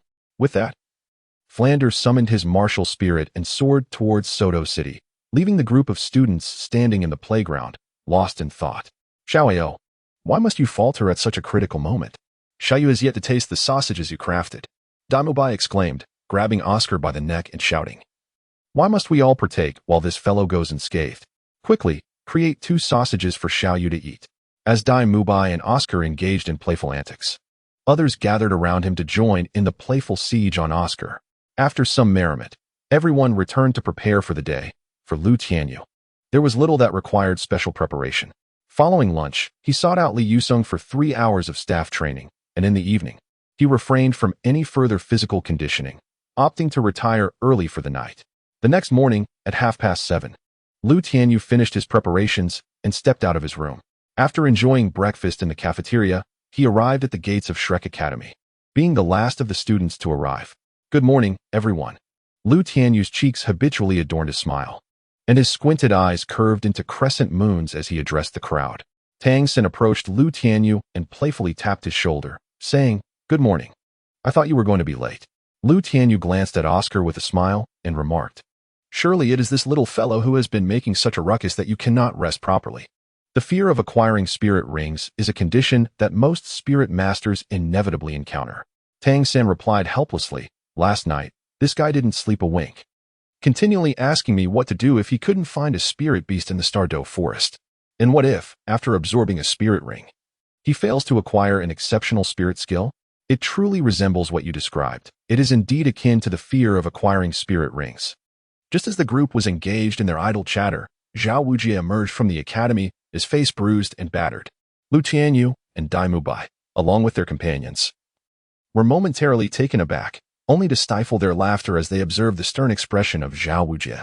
Zhao Wujie, of course, noticed the mirth in their eyes and shot them a fierce glare, reprimanding, What are you staring at? Has this group of little rascals grown restless? Among the crowd, Xiao Wu, upon hearing Zhao Wujie's words, murmured softly, Why not say little bear blind? Although her words were uttered in a hushed tone, to a soul sage-level soul master, her whisper resonated as loudly as a shout. What did you say? Startled by Zhao Wujie, Xiao Wu quickly sought refuge behind Lu Tianyu and Tang San, who instinctively shielded her with his own presence. Zhao Wujie cast a glance at Tang San and declared loudly, Prepare to set off. Mu Bai, Tianyu, Both of you have ventured into the Star Dough Forest before. This expedition shall be led by you two. Yes, Teacher Zhao, replied Tianyu My and Lu Tianyu in unison, as Tang San, Xiao Wu, Ma Hongjun, Zhu Shiqing, Ning Rongrong, and Oscar gathered around them. Lu Tianyu said with a cheerful smile, Boss Dai, please take the lead. I shall do my utmost to cooperate with you. Tianyu My nodded gently and replied, the Star Dough Forest is teeming with soul beasts, where ancient creatures, some even 1,000 or 10,000 years old, are prevalent, making it exceedingly perilous. In a moment, Xiao San, you will lead the way. Xiao Ao and Rong Rong, you shall follow closely behind Xiao Yu in the center. Lu Tianyu, Tang San, Oscar, and Ning Rongrong nodded in understanding. Tianyu My turned to Lu Tianyu and said, Little Yu, should any unforeseen circumstances arise, you must ensure the safety of both little Oscar and Rongrong. Fatty, Xiao Wu, you two are responsible for the security of the left and right flanks. Jiqing and I will bring up the rear to ensure all is well. The remaining members, Ma Hongjun, Xiao Wu, and Zhu Shiqing, also nodded in affirmation. Tianyu My spoke with utmost seriousness. Once we enter the Star Dough Forest, we must maintain a tight formation, especially for the defenseless little Oscar and Rongrong. Zhao Wujia, standing to the side, interjected, During this expedition, I shall not intervene lightly unless you encounter a 10,000-year soul beast or face other mortal dangers. Let us set forth when prepared. Tianyu My then addressed Tang San and Lu Tianyu. Little Yu, Little San, you may depart when ready. Tang San nodded and was the first to sprint ahead. Lu Tianyu called out to Ning Rongrong and Oscar, Little Oscar, Rongrong, let us follow. With that, the trio dashed after Tang San's retreating figure, soon joined by Xiao Wu, Ma Hongjun, Zhu Shiqing, and Tianyu My. After 3 hours of running across the wilderness, Ning Rongrong was nearly exhausted, and even with Oscar's restorative sausages, she could not compensate for her lack of stamina. With a resigned sigh, Lu Tianyu hoisted Ning Rongrong onto his back and remarked, Our pace has considerably slowed. At this rate, we shall have no choice but to spend the night in the wilderness. Brother Dai, let us exert ourselves to reach Fengmong Town today. We shall rest for the night and focus on coordinating our formations tomorrow.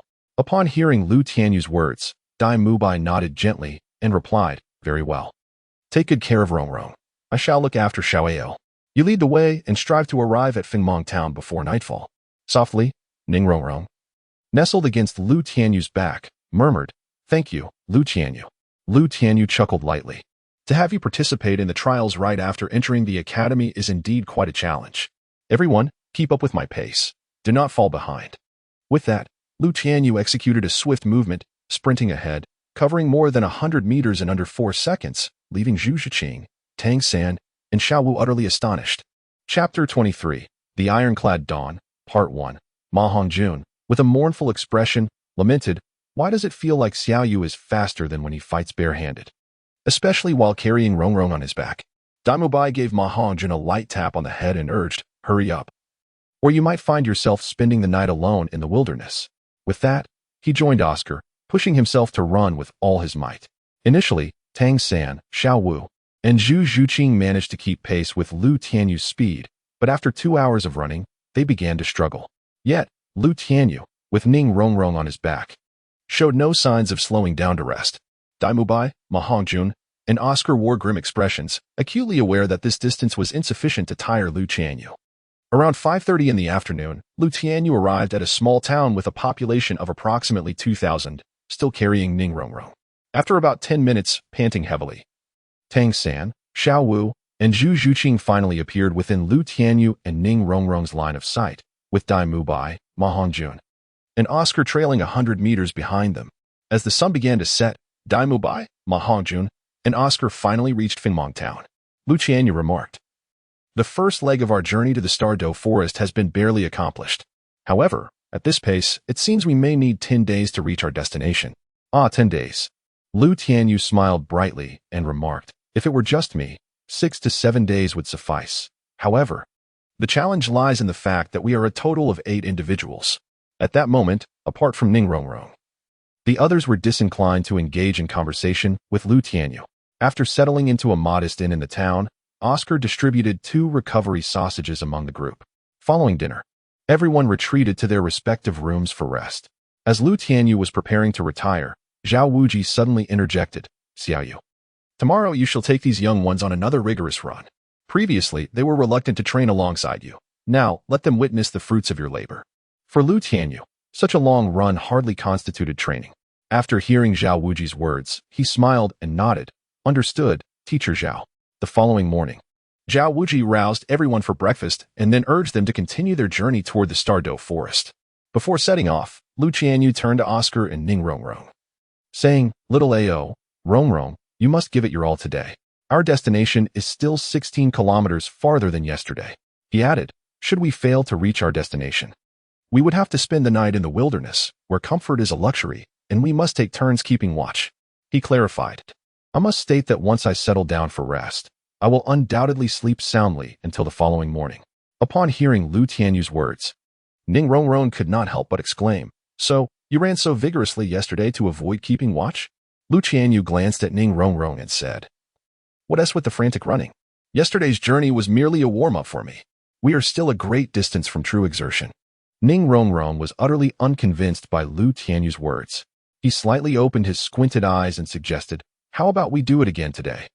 I haven't engaged in extreme training for several days. Let us not, Xiaoyu. We are merely ordinary individuals, far inferior compared to you, the humanoid." The copper Douluo Terminator, Tianyu My interjected hastily, interrupting Ning Rongrong. He then turned to Tang San, urging, "Xiao San, let us set off quickly." Upon hearing Tianyu Mai's words, Tang San pressed his lips together and was the first to dash into the morning mist enveloping the vast wilderness. With the experience of the previous day's long-distance run, on the second day, Ning Rongrong and Oscar managed to sustain their pace to the destination. Afterward, the group sought a restaurant that offered both rest and meals, where they took a 2-hour break. Once their strength had somewhat replenished, they gathered to prepare for their meal. Nevertheless, the weariness lingered, not easily dispelled. Xiaowu languidly draped herself over the table and lamented, "I'm so tired and so hungry." Tang San retrieved a carrot from his soul guide and presented it to Xiaowu, who instantly perked up at the sight of it. She then turned to Oscar and remarked, "Fortunately, there are Xiao Ao's sausages. Otherwise, we wouldn't have been able to run this far today." Oscar quickly replied, "It's no big deal, no big deal. It's Xiaoyu who is the real anomaly, completing the entire distance without consuming a single recovery sausage." On Lu Tianyu's cheeks lingered a warm smile. After listening to Oscar's words, he slightly opened his squinting eyes and remarked, "Am I not saving a bit of soul power for you?" Throughout the journey, both the Plump One and Rongrong required continuous supplies of recovery sausages to sustain their energy for running. To be frank, regarding the Plump One, at this point, Lu Tianyu turned his gaze towards Ma Hongjun on the other side and continued, "Rongrong is a support-type soul master, which is why she constantly needs recovery sausages to regain her stamina. However, you are a powerful assault-type soul master capable of flight. Although you have yet to summon your martial soul wings independently, your stamina should at least be on par with that of the agile attack type, Zhuqing." Ma Hongjun, unfazed by Lu Tianyu's teasing, picked up the menu before him and said, "Don't even mention sausages. After consuming so many today, I'm on the verge of nausea. Let's just order. We need to place our orders first." Tianyu My, equally irritable, interjected, "That hopeless fatso is truly beyond redemption. Little Ao, tomorrow, let us make sure this fatso exhausts himself and refrain from providing him with any sausages." Regrettably, Ma Hongjun paid no heed to Tianyu Mai's words and enthusiastically ordered over a dozen dishes from the tavern waiter. Tang San glanced around before addressing Lu Tianyu, "Little you. It's nearly mealtime, yet I haven't seen Teacher Zhao. I'll go and fetch him." Lu Tianyu glanced at Tang San and smiled as he shook his head, saying, "There is no need. The dean has regulations in place. In our academy, instructors are not permitted to take advantage of the students' benefits. All expenses incurred during our outings are to be borne by ourselves, and likewise, all costs for Teacher Zhao's excursions are also his own responsibility." As Lu Tianyu's words faded, Ma Hongjun interjected, expressing his fondness for the academy's transparent dealings. "Don't you all agree?"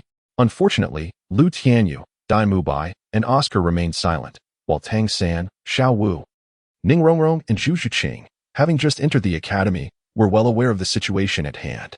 Before long, the dining table was adorned with 13 exquisite dishes. And after a long day, everyone eagerly set about devouring the culinary delights before them.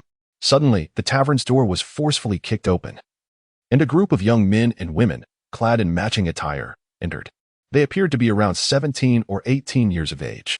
At the forefront was a middle-aged man, approximately 40 years old, standing at a height of merely 1.70 meters, his hair styled with gel, exuding an air of flamboyance that caught Lu Tianyu's eye as he sat directly opposite the entrance. The members of Shrek Academy turned their gazes toward the arrogant group, and Ma Hongjuan's attention was initially captured by a curvaceous girl with delicate features. He then lowered his voice to say, "Daigu, these individuals must be from Songhui Academy." Songhui Academy is a prestigious Soul Master institution in the Fasnuo province, holding a modest reputation in the Soto City area. Upon hearing Ma Hongjuan's remark, Dai Mubai scoffed, "Just a mere Songhui Academy. What is there to boast about?" The group from Songhui Academy, having just settled into their seats, caught wind of Dai Mubai's words, prompting one young man to rise in indignation. However, he was quickly restrained by the middle-aged man. For Songhui Academy was indeed a formidable entity within the Fasnuo province. Yet, they had strayed far from the province's core, and a half-day's journey would lead them completely outside its jurisdiction. Tang San discreetly glanced at Lu Tianyu, clearly aware that Dai Mubai had intentionally spoken those words aloud. Lu Tianyu appeared oblivious to Tang San's inquiring gaze, wholly absorbed in devouring the food before him. Seated beside Lu Tianyu, Oscar whispered, "A spectacle is about to unfold." The Dean's adage, "Any soul master who stirs trouble is not a commendable soul master." In an instant, Tang San grasped the reasoning behind Dai Mubai's earlier loud provocation of Songhui Academy. Upon hearing Oscar's words, Xiao Wu immediately became animated with excitement. Lu Tianyu was perplexed by Xiao Wu's behavior. Despite her petite and charming appearance, she possessed a penchant for brawling and aspiring to leadership. Tang San hastily reassured her, with a wry smile, remarking that the director's words, when combined, resembled nothing short of a monstrous anthology. At this moment, Lu Tianyu spoke, saying, "It is sufficient to heed the words of the dean. To engage with a group of uncouth individuals only serves to diminish one's own dignity." Upon hearing Lu Tianyu's remarks, Tang San was momentarily at a loss for words.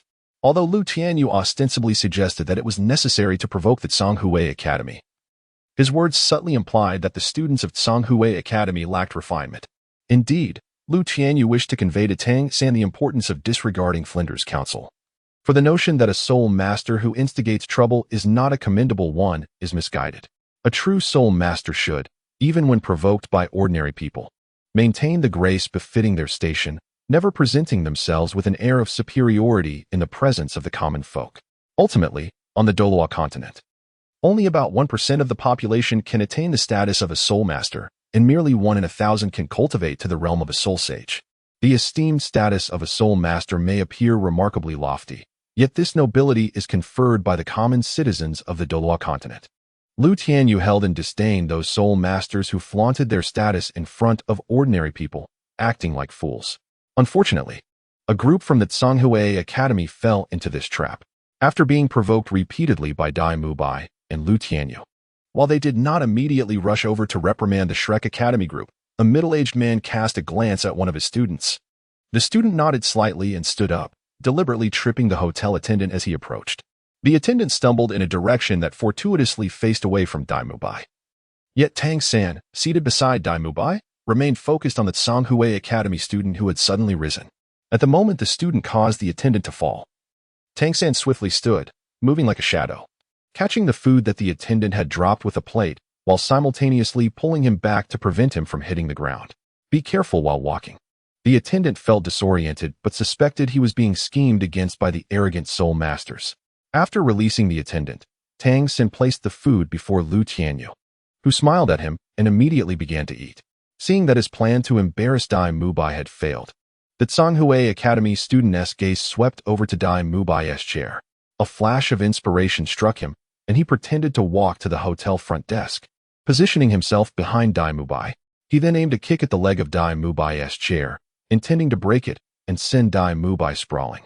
However, given that Dai Mubai had initiated the provocation, he was not unprepared for such antics. Secretly channeling his soul power into his leg, he fortified the chair leg. And when the Songhui student kicked, it was as if he had struck steel. Seizing the moment as the student instinctively lifted his injured leg, Dai Mubai turned and forcefully shoved him, sending him crashing onto the dining table in front of the Songhui Academy faculty and students. What had previously been a covert competition between Songhui Academy and Shrek Academy had now erupted into an open confrontation.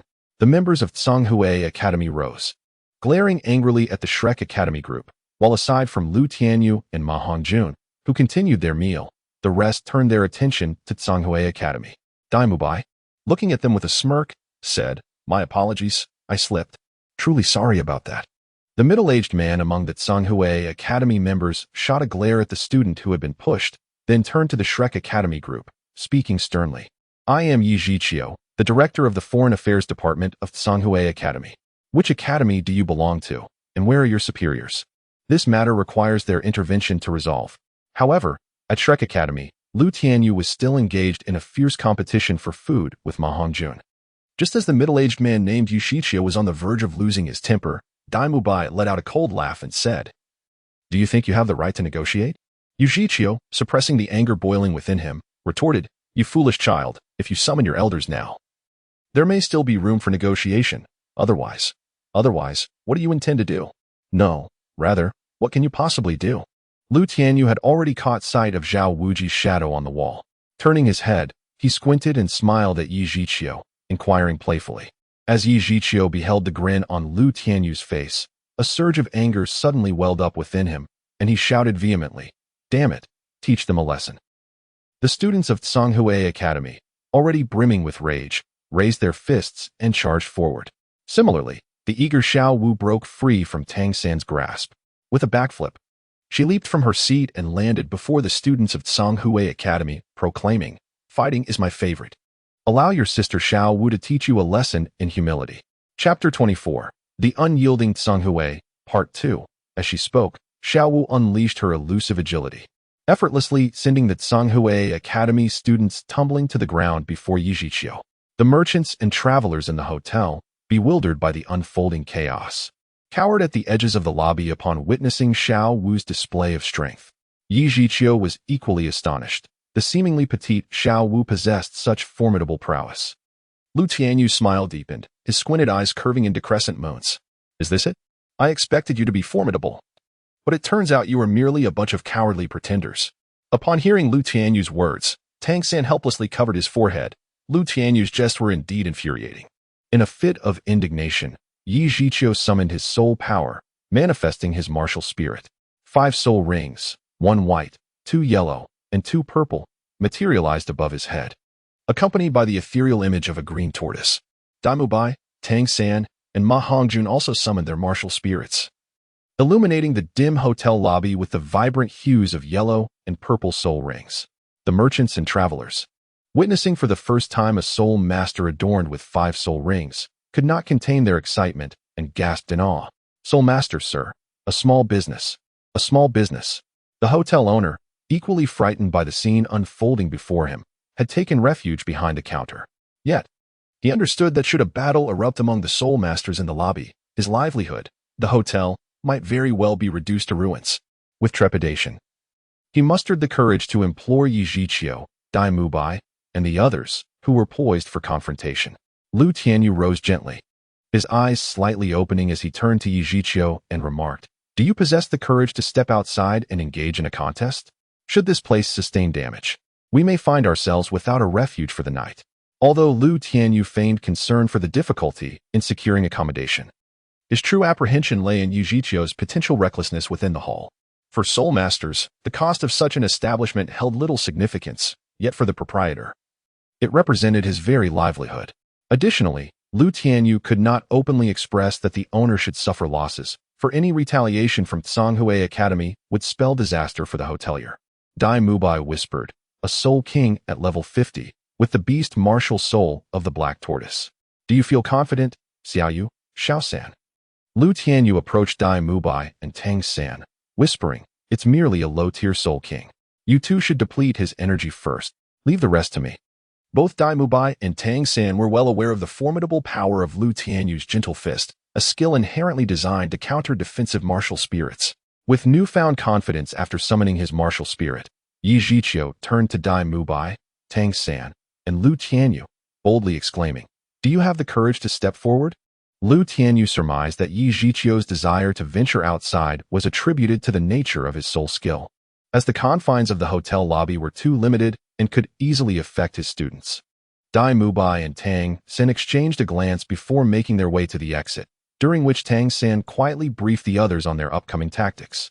Due to some underlying tension between Ning Rongrong, Tang San, and Dai Mubai, it was decided that Ning Rongrong would independently choose the opportune moment to provide support, which left her feeling somewhat marginalized. As Shrek Academy and Songhui Academy departed from the hotel lobby, the onlookers eagerly followed them outside. Upon reaching the exterior of the hotel, the members of Shrek Academy and Songhui Academy immediately took up a confrontational stance, with Songhui Academy's students vocally rallying in support of Yu Jiqiu. The spectators, brimming with excitement, observed the two groups of soul masters, reveling in the prospect of witnessing a free soul master battle. Yi Jiqiu addressed the members of Shrek Academy with a booming voice. I shall grant you one more opportunity. It is not too late to apologize now. Dai Mubai chuckled in response. First, defeat us before you utter such grandiose claims, you old tortoise. Up until this point, Yi Jiqiu had managed to retain some semblance of rationality. However, upon hearing Dai Mubai mock his martial soul as an old tortoise, all reason fled him. Enraged, he summoned his soul power, and the ethereal visage of the Xian Gui martial soul reappeared beside him. At this moment, aside from Lu Tianyu, the other members of Shrek Academy also called forth their respective martial souls. The students of Songhui Academy were not mere bystanders, captivated by the spectacle. They observed with a mocking grin as they noted that among Shrek Academy's ranks, only one was a soul sovereign, while the others bore the title of Great Soul Master. Let us proceed as planned. As Lu Tianyu softly spoke behind Dai Mubai and Tang San, Dai Mubai focused his thoughts and channeled his soul power into his soul ring. The second soul skill, White Tiger's Radiant Wave. Ma Hongjun and Tang San swiftly positioned themselves to the left and behind Yi Jiqiu, preparing to unleash their own soul skills, thereby creating a triangular assault against Yi Jiqiu. The first soul skill, Binding. The first soul skill, Phoenix Fire Line. Instantly, Yi Jiqiu was struck by the soul skills of Tang San, Dai Mubai, and Ma Hongjun. Just as Ma Hongjun believed he had vanquished Yi Jiqiu, the first soul skill, Xian Gui's Shield. A chill from the forest emanated from the flames, extinguishing Ma Hongjun's phoenix fire in an instant. After all, Ma Hongjun was merely a second-ring soul master, while Yi Jiqiu was a soul king, and the disparity of 3 soul rings could not be compensated by the quality of their martial souls. After dispelling the surrounding flames with his cold aura, Yi Jiqiu's yellow soul ring began to shine beneath his feet, and a mass of cold energy rapidly gathered in his mouth. The second soul skill, Xian Water's Ice Seal. Subsequently, an ice pillar erupted from Yi Jiqiu's mouth, hurtling towards Dai Mubai, who was currently the highest in soul power among those attacking him. At this moment, Zhu Zhuqing, who had long been poised for action, flashed beside Yi Jiqiu, who had just completed his soul skill, launching a series of rapid strikes. The first soul skill, Netherworld Stab. However, when confronted with Zhu Zhuqing's swift assaults, Yi Jiqiu activated the innate soul skill of his Xian Gui martial soul, retracting his head in any unprotected areas into his shell. Raising his head with a sly smile at Zhu Zhuqing, he felt the third soul ring beneath his feet suddenly shine, and everyone present sensed a chilling aura swirling around Yi Jiqiu. The third soul skill, Xian Water. Tang San, witnessing this, hastily warned, "Quick, interrupt him." Second soul skill, Parasitic. Upon hearing Tang San's words, Dai Mubai and Ma Hongjun rushed to activate their soul skills to interrupt Yi Jiqiu's release of his third soul skill. Lu Tianyu swiftly urged Ning Rongrong beside him, "Hurry. Enhance Zhuqing's speed." As a competent soul master, Ning Rongrong promptly amplified Zhu Zhuqing's speed upon hearing Lu Tianyu's reminder. Once Zhu Zhuqing's arm was free from Yi Jiqiu's control, her figure flickered and she darted 10 meters away. Xian Water surged. At that moment, Yi Jiqiu successfully activated his third soul skill, freezing the soul skills of Dai Mubai, Tang San, and Ma Hongjun. Lu Tianyu suddenly opened his squinting eyes and addressed Ning Rongrong. "Grant me an augmentation of strength and speed, spirit possession. Open the first gate of the 8 gates of Duanjia. Open." Ning Rongrong hastily bestowed upon Lu Tianyu the enhancements of strength and speed. This marked Lu Tianyu's inaugural experience receiving assistance from the 7 Treasure Glazed Tile School. As the radiant multicolored light enveloped him, he indeed felt a newfound lightness in his body, accompanied by an inexplicable surge in strength. Shave, soft fist technique, 8 trigrams 64 palms. Just as Yi Jiqiu descended from the air to the ground, Lu Tianyu's figure suddenly materialized before him from a distance of 15 meters.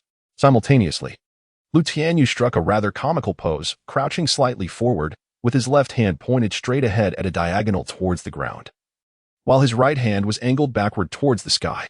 8 trigrams 2 palms. With a surge of supple force, both palms swiftly struck the tortoise shell on Yi Zhiqiu's abdomen. Yet, Yi Zhiqiu could only feel 2 indescribable forces penetrating through the protective barrier of the mysterious tortoise armor, seeping into his body. Subsequently, a tremendous power erupted around his dantian, causing a momentary stagnation of the soul power within his meridians. 8 trigrams 4 palms. Lu Tianyu suddenly pivoted his half-crouched body, his hand striking once more against the tortoise shell embedded in Yi Zhiqiu's abdomen. This time, the soul power coursing through Yi Zhiqiu's meridians was utterly shattered, and bereft of its support, his martial spirit retracted automatically. The 8 trigrams 8 palms. 16 palms. 32 palms. 64 palms. In less than a minute, Lu Tianyu executed all 64 strikes, causing his soul power to ascend to the 35th level, unlocking the first gate of the 8 gates of Duanjia. Complemented by Ning Rongrong's soul skill enhancement, his offensive prowess now approached that of a 5-ringed soul king. Should Lu Tianyu unlock the 3rd gate of the 8 gates of Duanjia, he would undeniably possess the overwhelming power to crush Yi Zhiqiu. However, approximately 40% of Yi Zhiqiu's soul power had already been depleted by the assaults of Tianyu My, Tang San, Ma Hongjun, and Zhu Zhiqing, and his cultivation path was not strictly defensive.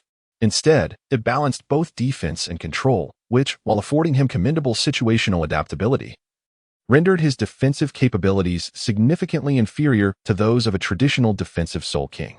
Under such circumstances, the activation of the first gate of the 8 gates of Duanjia, along with the assistance of the 7 treasures glazed pagoda, was sufficient to secure victory over Yi Zhiqiu.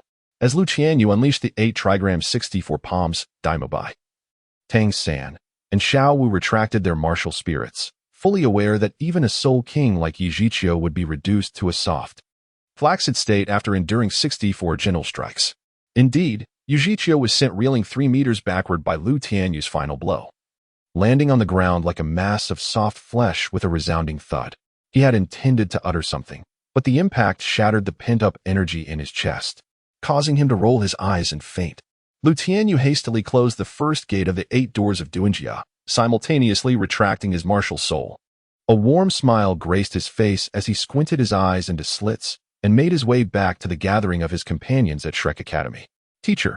At that moment, a student from Tianheng Academy finally reacted, rushing to Yi Zhiqiu's side and calling out.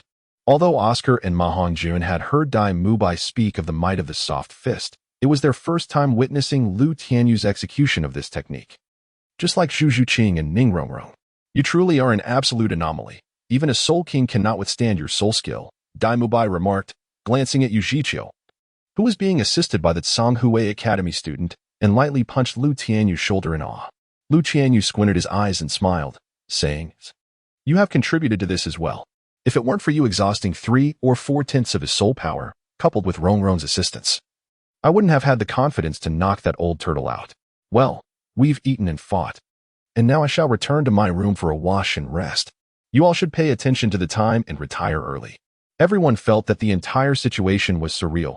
2 Soul Emperors and 6 Great Soul Masters had effortlessly defeated a Soul King. In fact, neither Oscar nor Xiao Wu had found an opportunity to engage, as only the 2 Soul Emperors and 4 Great Soul Masters had truly taken action.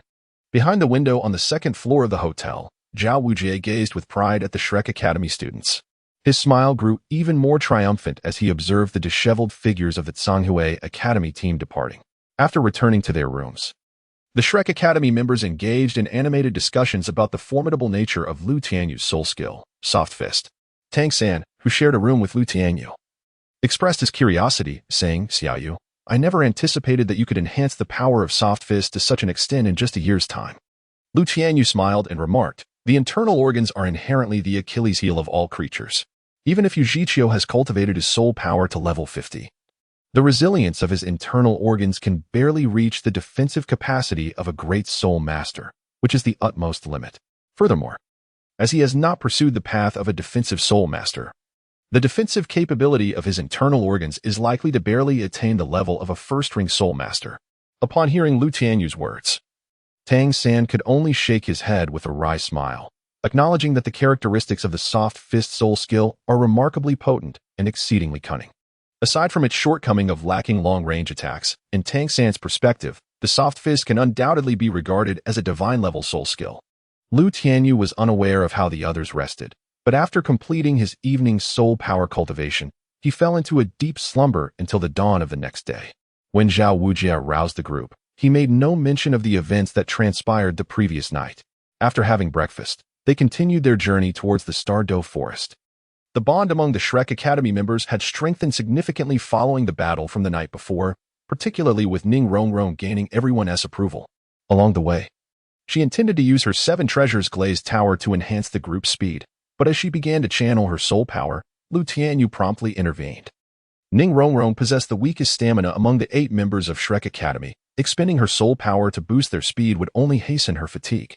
After 7 days, the Shrek Academy team finally reached the edge of the largest soul beast forest in Douluo continent. Since their departure from the academy, they had endured a long journey spanning 9 days. To ensure everyone was in optimal condition, Zhao Wujie allowed the group to rest for 16 hours at the forest perimeter, so they only ventured into the Stardow Forest the following morning. Once inside, Zhao Wujie ceased to follow at a distance and personally safeguarded the defenseless Oscar and Ning Rongrong. Chapter 25. The squinty-eyed monster. The perilous nature of the Stardow Forest far exceeded that of other locales. Even tidal Douluos must remain vigilant when entering its depths. Upon their arrival at the forest's outskirts, Zhao Wujie gathered the Shrek Academy students to impart a plethora of cautionary advice regarding their entry into the Stardow Forest.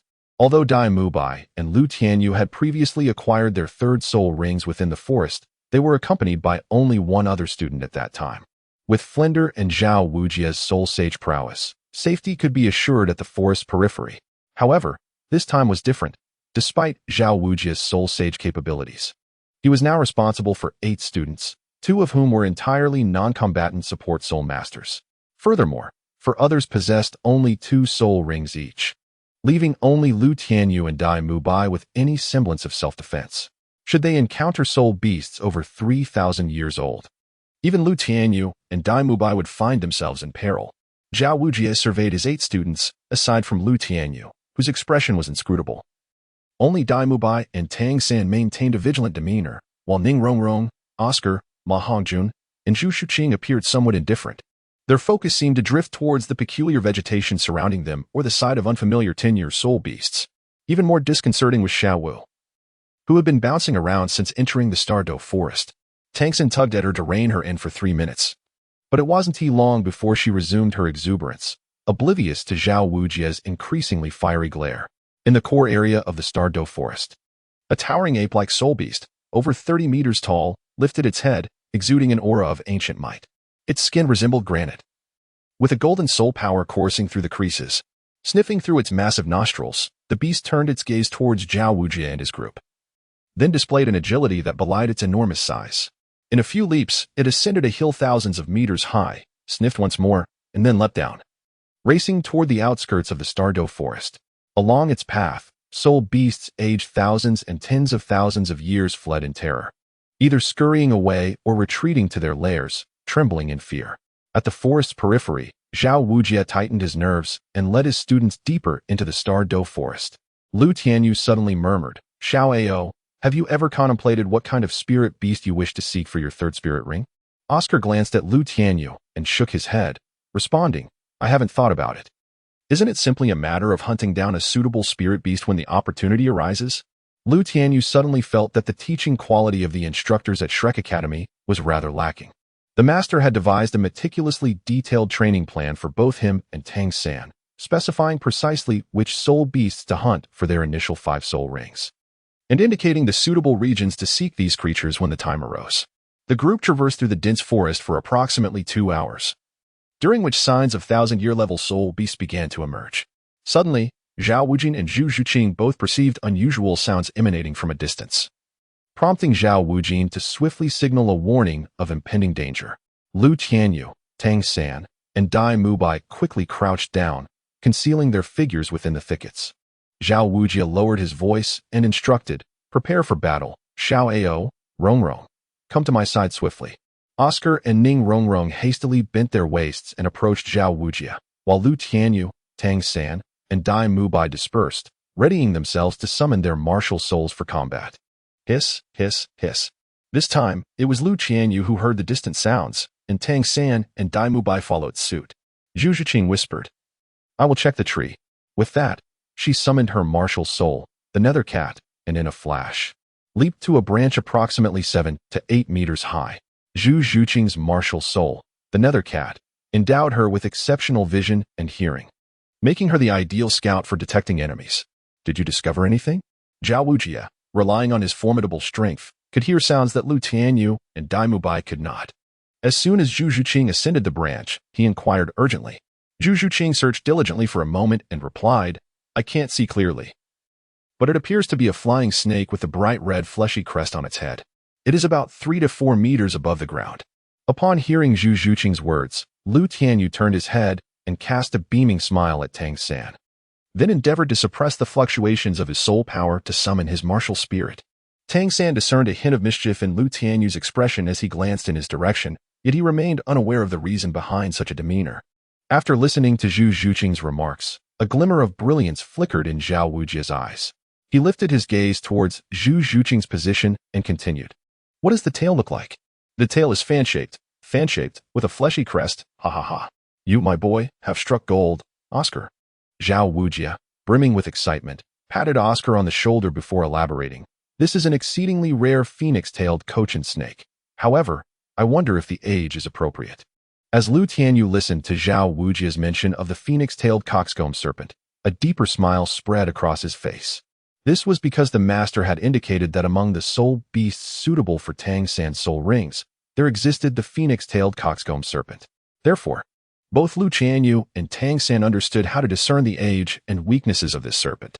Tang San, somewhat taken aback, glanced at Lu Tianyu before asking, "Zhiqing, how long is that serpent, and what color are its wings?" "It's approximately 4 meters long, with the base of its wings being a deep yellow and the outer wings displaying a pale purple hue." Zhu Zhiqing promptly answered Tang San's inquiry. Tang San then turned to Zhao Wujia and Oscar, stating, "This is a phoenix-tailed coxcomb serpent that has just surpassed a millennium, perfectly suited for Oscar." Suddenly, Zhu Zhiqing, perched on a tree branch, issued a swift warning, "It's already within 100 meters." There was no time to question how Tang San knew the serpent's age. Zhao Wujia rose, commanding, "Prepare to hunt," but before he could finish, a black and red serpent, resembling the size of a wash basin, swooped down before them. With a swift motion, Lu Tianyu, having already activated his martial soul, darted to the side of the phoenix-tailed coxcomb serpent, and with a gentle yet powerful hand, he struck at the serpent's flank from a distance. The impact was tremendous, sending the 4-meter-long serpent soaring away, its elongated body crashing into a large tree 4 meters away before it finally landed on the ground. However, upon hitting the ground, the serpent writhed and thrashed, its head, tail, and wings flailing desperately. Lu Tianyu turned his gaze towards Oscar and remarked, "Fortune favors us. My soul skill has struck the heart of the phoenix-tailed coxcomb snake. Little Oscar, be swift with the finishing blow once it ceases to struggle, or else I alone shall absorb this soul ring." Among those present, only Dai Mubai, Tang San, and Zhao Wujian witnessed Lu Tianyu's action, while the others were still in the process of summoning the phoenix-tailed coxcomb snake, which had already been subdued.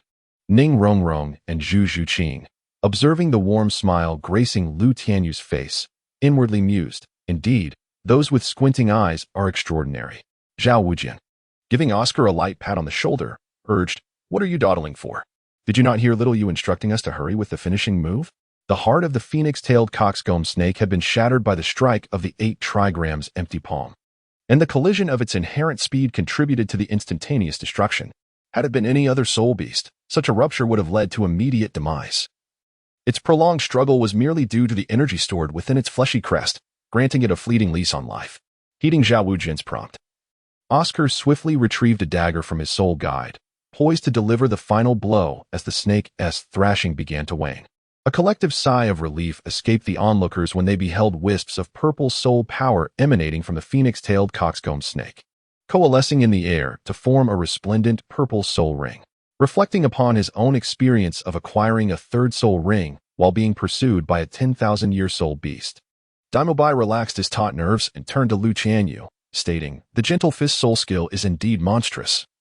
It can annihilate even a millennium-old soul beast in a single strike."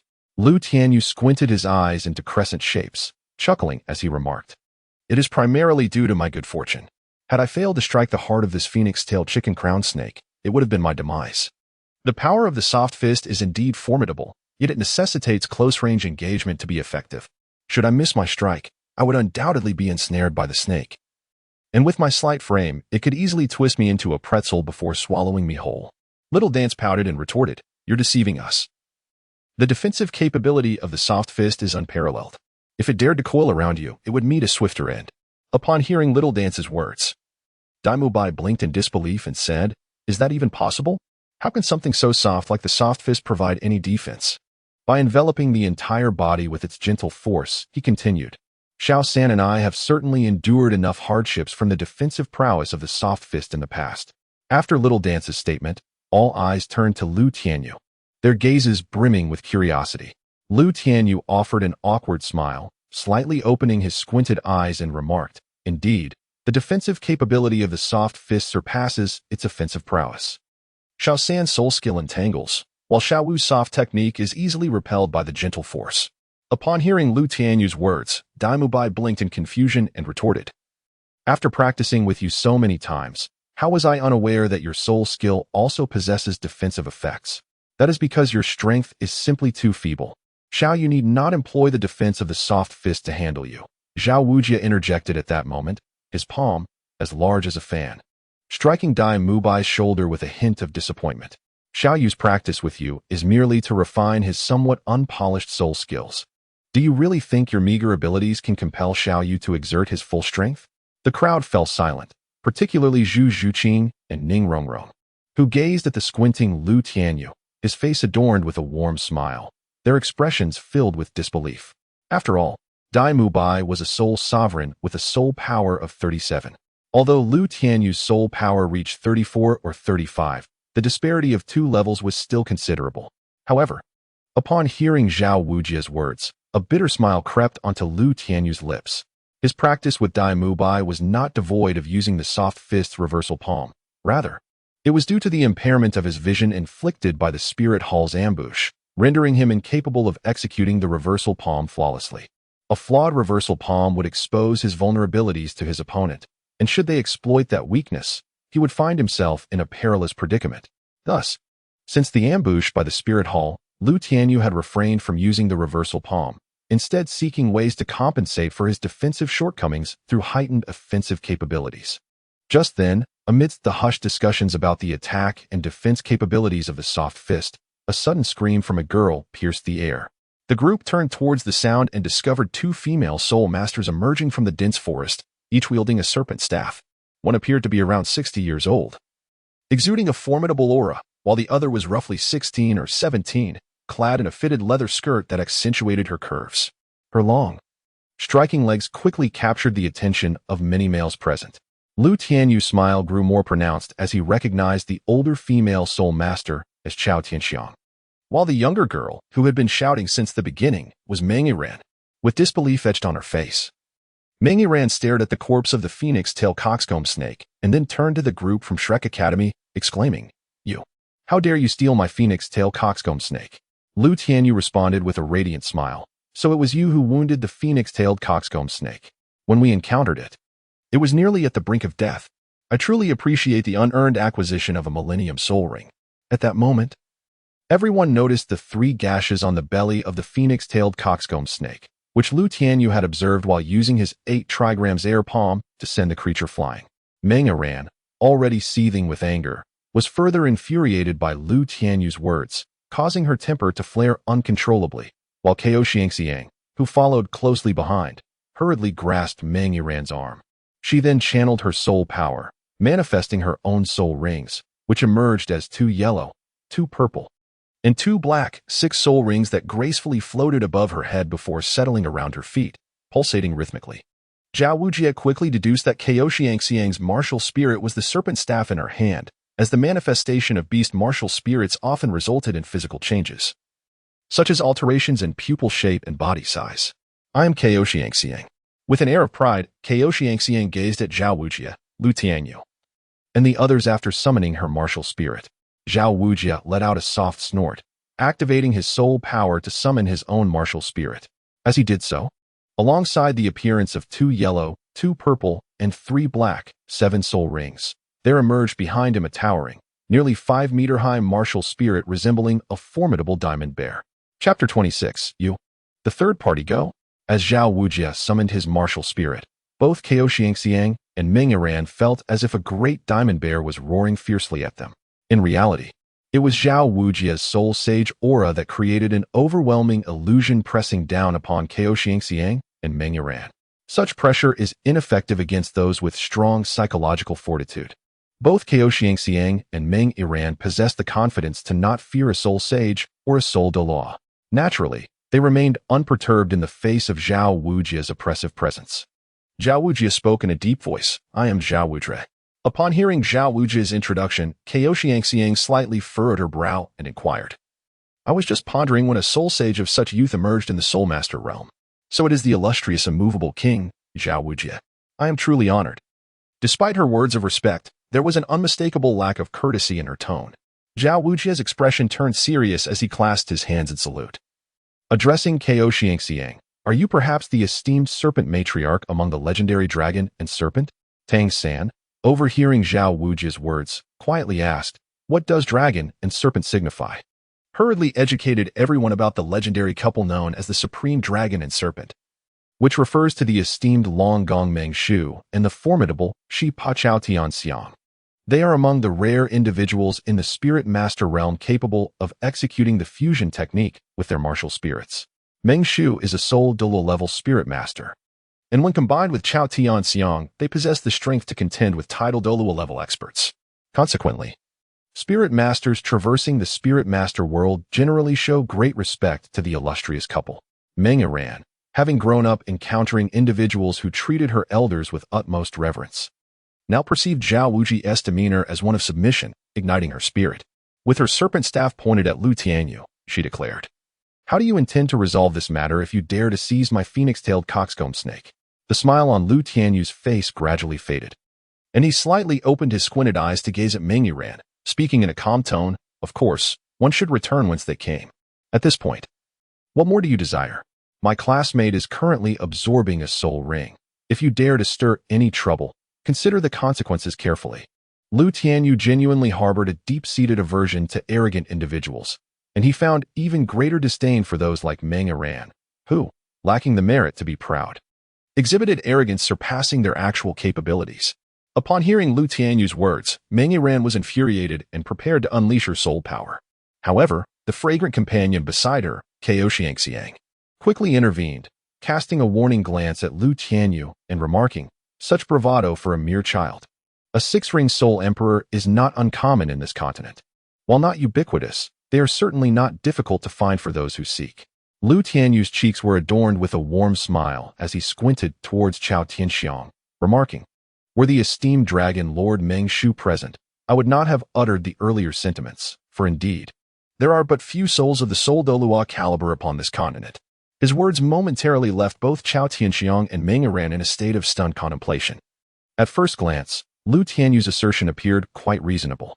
However, they overlooked the fact that he himself was merely a 3-ring soul master, and such disdain towards a 6-ring soul emperor was fundamentally untenable. After a considerable pause, Chao Tianxiang regained her composure, a flicker of anger passing across her face as she directed her full aura towards Lu Tianyu. Zhao Wujie's eyes glinted with a fierce intensity. Should Chao Tianxiang dare to initiate an attack, he would not show any mercy. Although Lu Tianyu's words just now may have seemed rather bold, they are indeed grounded in reality. The renowned Gaishi Longxi is formidable, yet at this moment, only the 6-ring soul emperor Xiangxiang stands present. Without Long Gong Mingshu, how much of a stir could she possibly create before Zhao Wujie? Moreover, she has Tang San and Ning Rongrong standing behind her, 2 students backed by genuine title Douluo powerhouses. Zhao Wujie spoke solemnly. "Senior, the soul beasts within the Star Do Forest are not the private property of anyone. Furthermore, now that the soul beast is deceased, continuing to dispute will only lead to strife." Xiangxiang initially felt a flicker of anger, but upon hearing Zhao Wujie's words, she came to her senses. At this juncture, the soul beast had already been killed, and the absorption of the soul ring had commenced. No amount of commotion on her part could reclaim the soul ring. Moreover, it is most unwise to disturb someone during the absorption of a soul ring, should any misfortune befall the absorber due to her interference. Zhao Wujie would certainly not let the matter rest. It was only at this moment that Xiangxiang understood Lu Tianyu's implication regarding Meng Yiran's fate. There was no choice but to proceed as such. If Mingxu were present, they might have been able to extort some benefit from Shrek Academy. With a resigned sigh, Xiangxiang turned to Meng Yiran and said, "Child, let us depart. We shall discuss it further once we locate your grandfather." Meng Yiran, who had never endured such humiliation throughout her life, turned to Xiangxiang with a pout and exclaimed, "Grandmother, how can you remain indifferent while your granddaughter is treated this way?" The moment Meng Yiran pouted, Xiangxiang immediately softened, but upon reflecting on the current predicament, she felt powerless to act. With a tone of resignation, she replied, "What do you propose we do? The phoenix-tailed coxcomb serpent has already been hunted. Even if I were to seize the soul ring, it would be of no use to you." Meng Yiran paused at Xiangxiang's words. Yet a flush of indignation appeared on her cheeks as she declared, "I want that squinty-eyed scoundrel to kneel and apologize to me." Lu Tianyu couldn't help but chuckle inwardly at Meng Yiran's words, realizing she was yet another young soul untouched by the harsh realities of life. In truth, when faced with the misfortune of having a soul be stolen, the most plausible advantage one could gain would be to demand compensation for the loss. However, the moment Meng Yiran and Chao Tianxiang emerged, they created an atmosphere of palpable tension. Chao Tianxiang cast a glance at Zhao Wujie before turning to Lu Tianyu, whose eyes sparkled with amusement, and remarked, "Yiran, your demands are rather excessive." After all, Chao Tianxiang had lived for over 60 years and was well aware that Lu Tianyu would never acquiesce to Meng Yiran's requests. Without the formidable reputation of the legendary dragon and serpent to instill fear, it was entirely possible that someone might resort to violence against the two of them. Lu Tianyu did not wish for his candid remarks to bring trouble to Oscar. He addressed Meng Yiran, stating, "As the young lady of the Meng family, it is your own affair to be cherished and adored at home. However, upon entering the Spirit Master realm, you must learn to interact with other Spirit Masters. Your background merely grants you a shield against being bullied. To impose upon others, one must possess sufficient strength. We are all novices in this domain. It is unreasonable to expect everyone to yield to you and indulge your whims." The audience found Lu Tianyu's words to be quite sagacious. Even Xiangxiang secretly nodded in agreement, recognizing the truth in Lu Tianyu's perspective regarding the Spirit Master world. Yet, Meng Yiran, upon hearing his words, felt an irritation bubbling within her. Although she acknowledged the merit in Lu Tianyu's argument, her temperament as a pampered young lady made it impossible for her to swallow her indignation. Lu Tianyu gazed at Meng Yiran, whose cheeks still bore a warm smile. His eyes slightly squinted as he spoke. "If you find it difficult to swallow your pride, you may propose a duel to hone your spirit. As long as you possess sufficient strength, you will naturally be able to vent your frustrations. However, if you lack the power to defeat me, you must learn to endure. After all, those of you from esteemed families have formidable backing to safeguard your path." Zhao Wujie opened his mouth to intervene, yet he found that Lu Tianyu's words resonated deeply within him. Upon hearing Lu Tianyu's remarks, Chao Tianxiang's eyes brightened, but she quickly realized the underlying intent of his statement. When she beheld Oscar, encircled by the members of Shrek Academy, her tension eased, and a glimmer of admiration for Lu Tianyu flickered in her gaze. At that moment, Meng Yiran was truly ablaze with fury, pointing her serpent staff at Lu Tianyu as she declared, "Very well, today I shall challenge you. Do you have the courage to accept?" Zhao Wujie and Tang San also came to the realization that Lu Tianyu had drawn the conflict towards himself, allowing Oscar the opportunity to absorb and refine the soul ring, thereby buying time. Lu Tianyu said with a radiant smile, "What is there to fear? As soul masters, engaging in soul battles is merely a routine affair. Let us move to that open space over there. The confined area may hinder our performance." Observing that Meng Yiran had taken the bait, Lu Tianyu naturally set his plan in motion, pointing to a nearby open area approximately 30 square meters, situated a sufficient distance from Oscar, yet close enough for Chao Tianxiang and Zhao Wujie to arrive swiftly, an ideal arena for their contest. "All right, watch how I handle you." With that, Meng Yiran strode towards the open space a few meters away. Lu Tianyu turned to Zhao Wujie, Dai Mubai, and Tang San, nodding with a smile. Zhao Wujie and the others, brimming with confidence, nodded back at Lu Tianyu, convinced that it was impossible for Meng Yiran to have cultivated to the rank of a 40-level soul master at her age. In fact, Zhao Wujie had already sensed that Meng Yiran possessed only 30-level soul power when she had activated her soul energy moments ago. Lu Tianyu had reached 30-level cultivation a year ago, so there was no reason for him to fear Meng Yiran. Once Lu Tianyu stepped onto the open ground, Meng Yiran summoned her soul power, revealing her soul rings. I am Meng Yiran, wielding the soul of the serpent staff, a 30-level 2-ring soul battle master of the assault system. Please guide me. At that moment, Lu Tianyu realized that his soul power greatly exceeded Meng Yiran's, and engaging in a true battle would feel akin to bullying her. However, since Meng Yiran had already summoned her martial soul and announced her soul power level in accordance with the protocols of the soul master community, Lu Tianyu, despite his reluctance, had to introduce himself as well. Taking a deep breath, he summoned his martial soul, maintaining a warm smile directed at Meng Yiran. With slightly opened eyes, he declared, I am Lu Tianyu, possessing the Beast Martial Soul, a 35-level assault system soul battle master. As Lu Tianyu's martial soul manifested, 3 soul rings appeared, 1 yellow and 2 purple.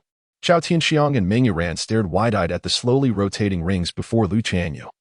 The optimal soul ring configuration is 2 yellow, 2 purple, and 5 black. Yet, Lu Tianyu's second soul ring was a 1,000-year-old one. What could that possibly mean? More importantly, Lu Tianyu had just proclaimed his cultivation level to be 35.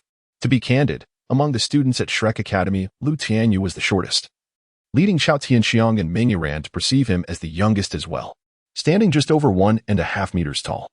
He could not possibly be more than 14 years old, yet achieving 35-level soul power at such an age was a talent unheard of. Zhao Wujie, a soul sage. That child truly has cultivated to 35 levels. Chao Tianxiang turned to Zhao Wujie, somewhat incredulous, seeking confirmation. Zhao Wujie, equally astonished, gazed at Lu Tianyu and asked, when did you manage to reach 35 levels? Lu Tianyu turned his head and smiled at Zhao Wujie and the others, his crescent-shaped eyes gleaming like a crescent moon, remarking, it was the day when the soul power of Oscar reached a breakthrough. After addressing Zhao Wujie's inquiry, Lu Tianyu turned to Chao Tianxiang and said, Senior Snake Lady, my soul power surpasses Miss Ming's by a considerable margin. How about we switch out one of our members? At that moment, Meng Yiran finally snapped out of her astonishment, yet she lacked the courage to suggest a change regarding Lu Tianyu. How could a soul master of the second ring at level 30 possibly compete with a soul master of the third ring at level 35? Moreover, Lu Tianyu's second soul ring was a 1,000-year-old purple soul ring. Lu Tianyu understood without a word that Chao Tianxiang had tacitly agreed. He turned to Tang San and said, Xiao San, you should take the stage. In truth, it would have been more fitting for Xiao Wu to participate, as both were young women. And even if Meng Yiran were to lose, it would not evoke much resentment.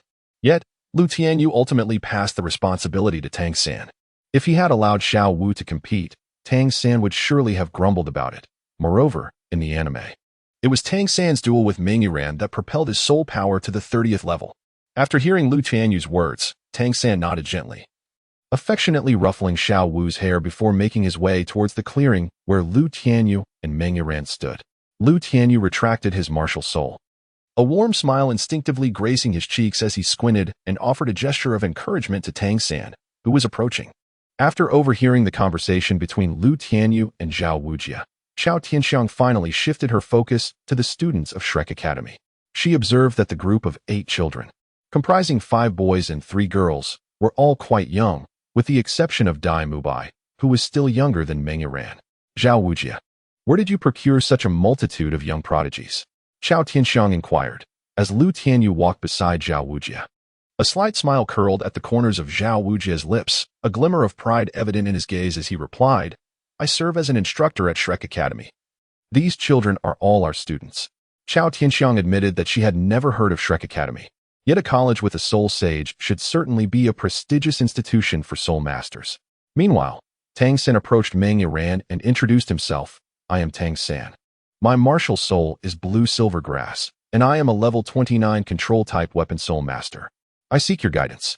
Upon hearing that Tang San's martial soul was Blue Silver Grass, Meng Yiran couldn't help but mock. Blue Silver Grass?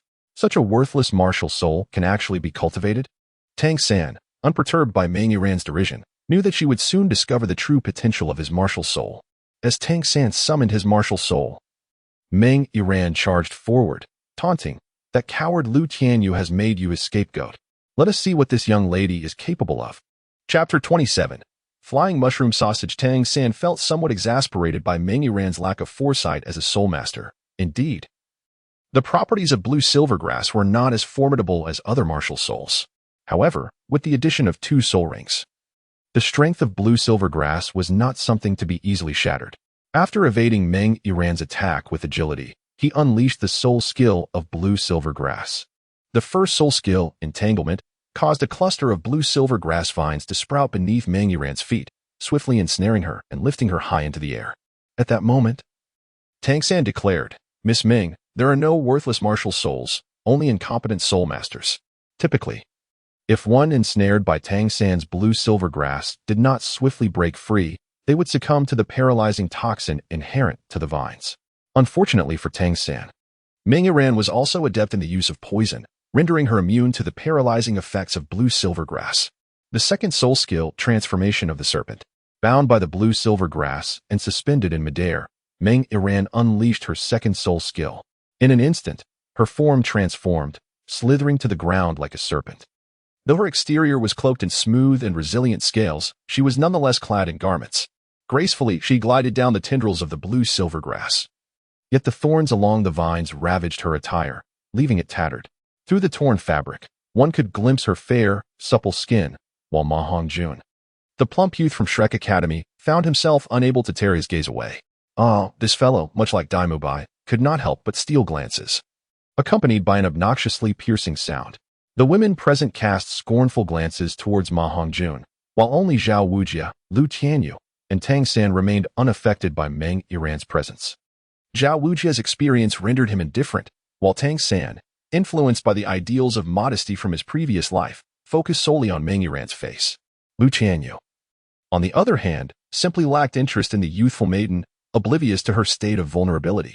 With an indignant glare towards Ma Hongjun, Meng Yiran directed her fury at Tang San, unleashing her soul skill.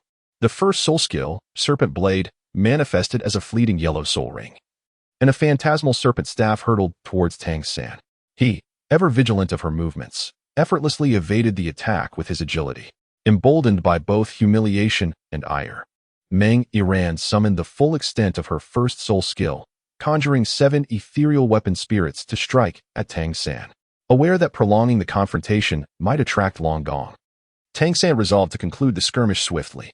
Channeling his soul power into his hands, he executed his signature technique, the Shin Jade Hand, causing his palms to shimmer with a lustrous jade-like glow. In a series of agile maneuvers, Tang San closed the distance to Meng Yiran, seizing the serpent staff from her grasp. In that instant, the phantasmal serpent spirits pursuing him dissipated. With a huff, Meng Yiran summoned her soul power, striving to break free from Tang San's hold on her weapon. Tang San, equally determined, engaged in a contest of soul power with Meng Yiran. She believed her 30-level soul power would easily overpower Tang San's 29, yet unbeknownst to her, Tang San wielded the profound Xiantian skill, allowing his soul power to stretch beyond limits, matching her blow for blow.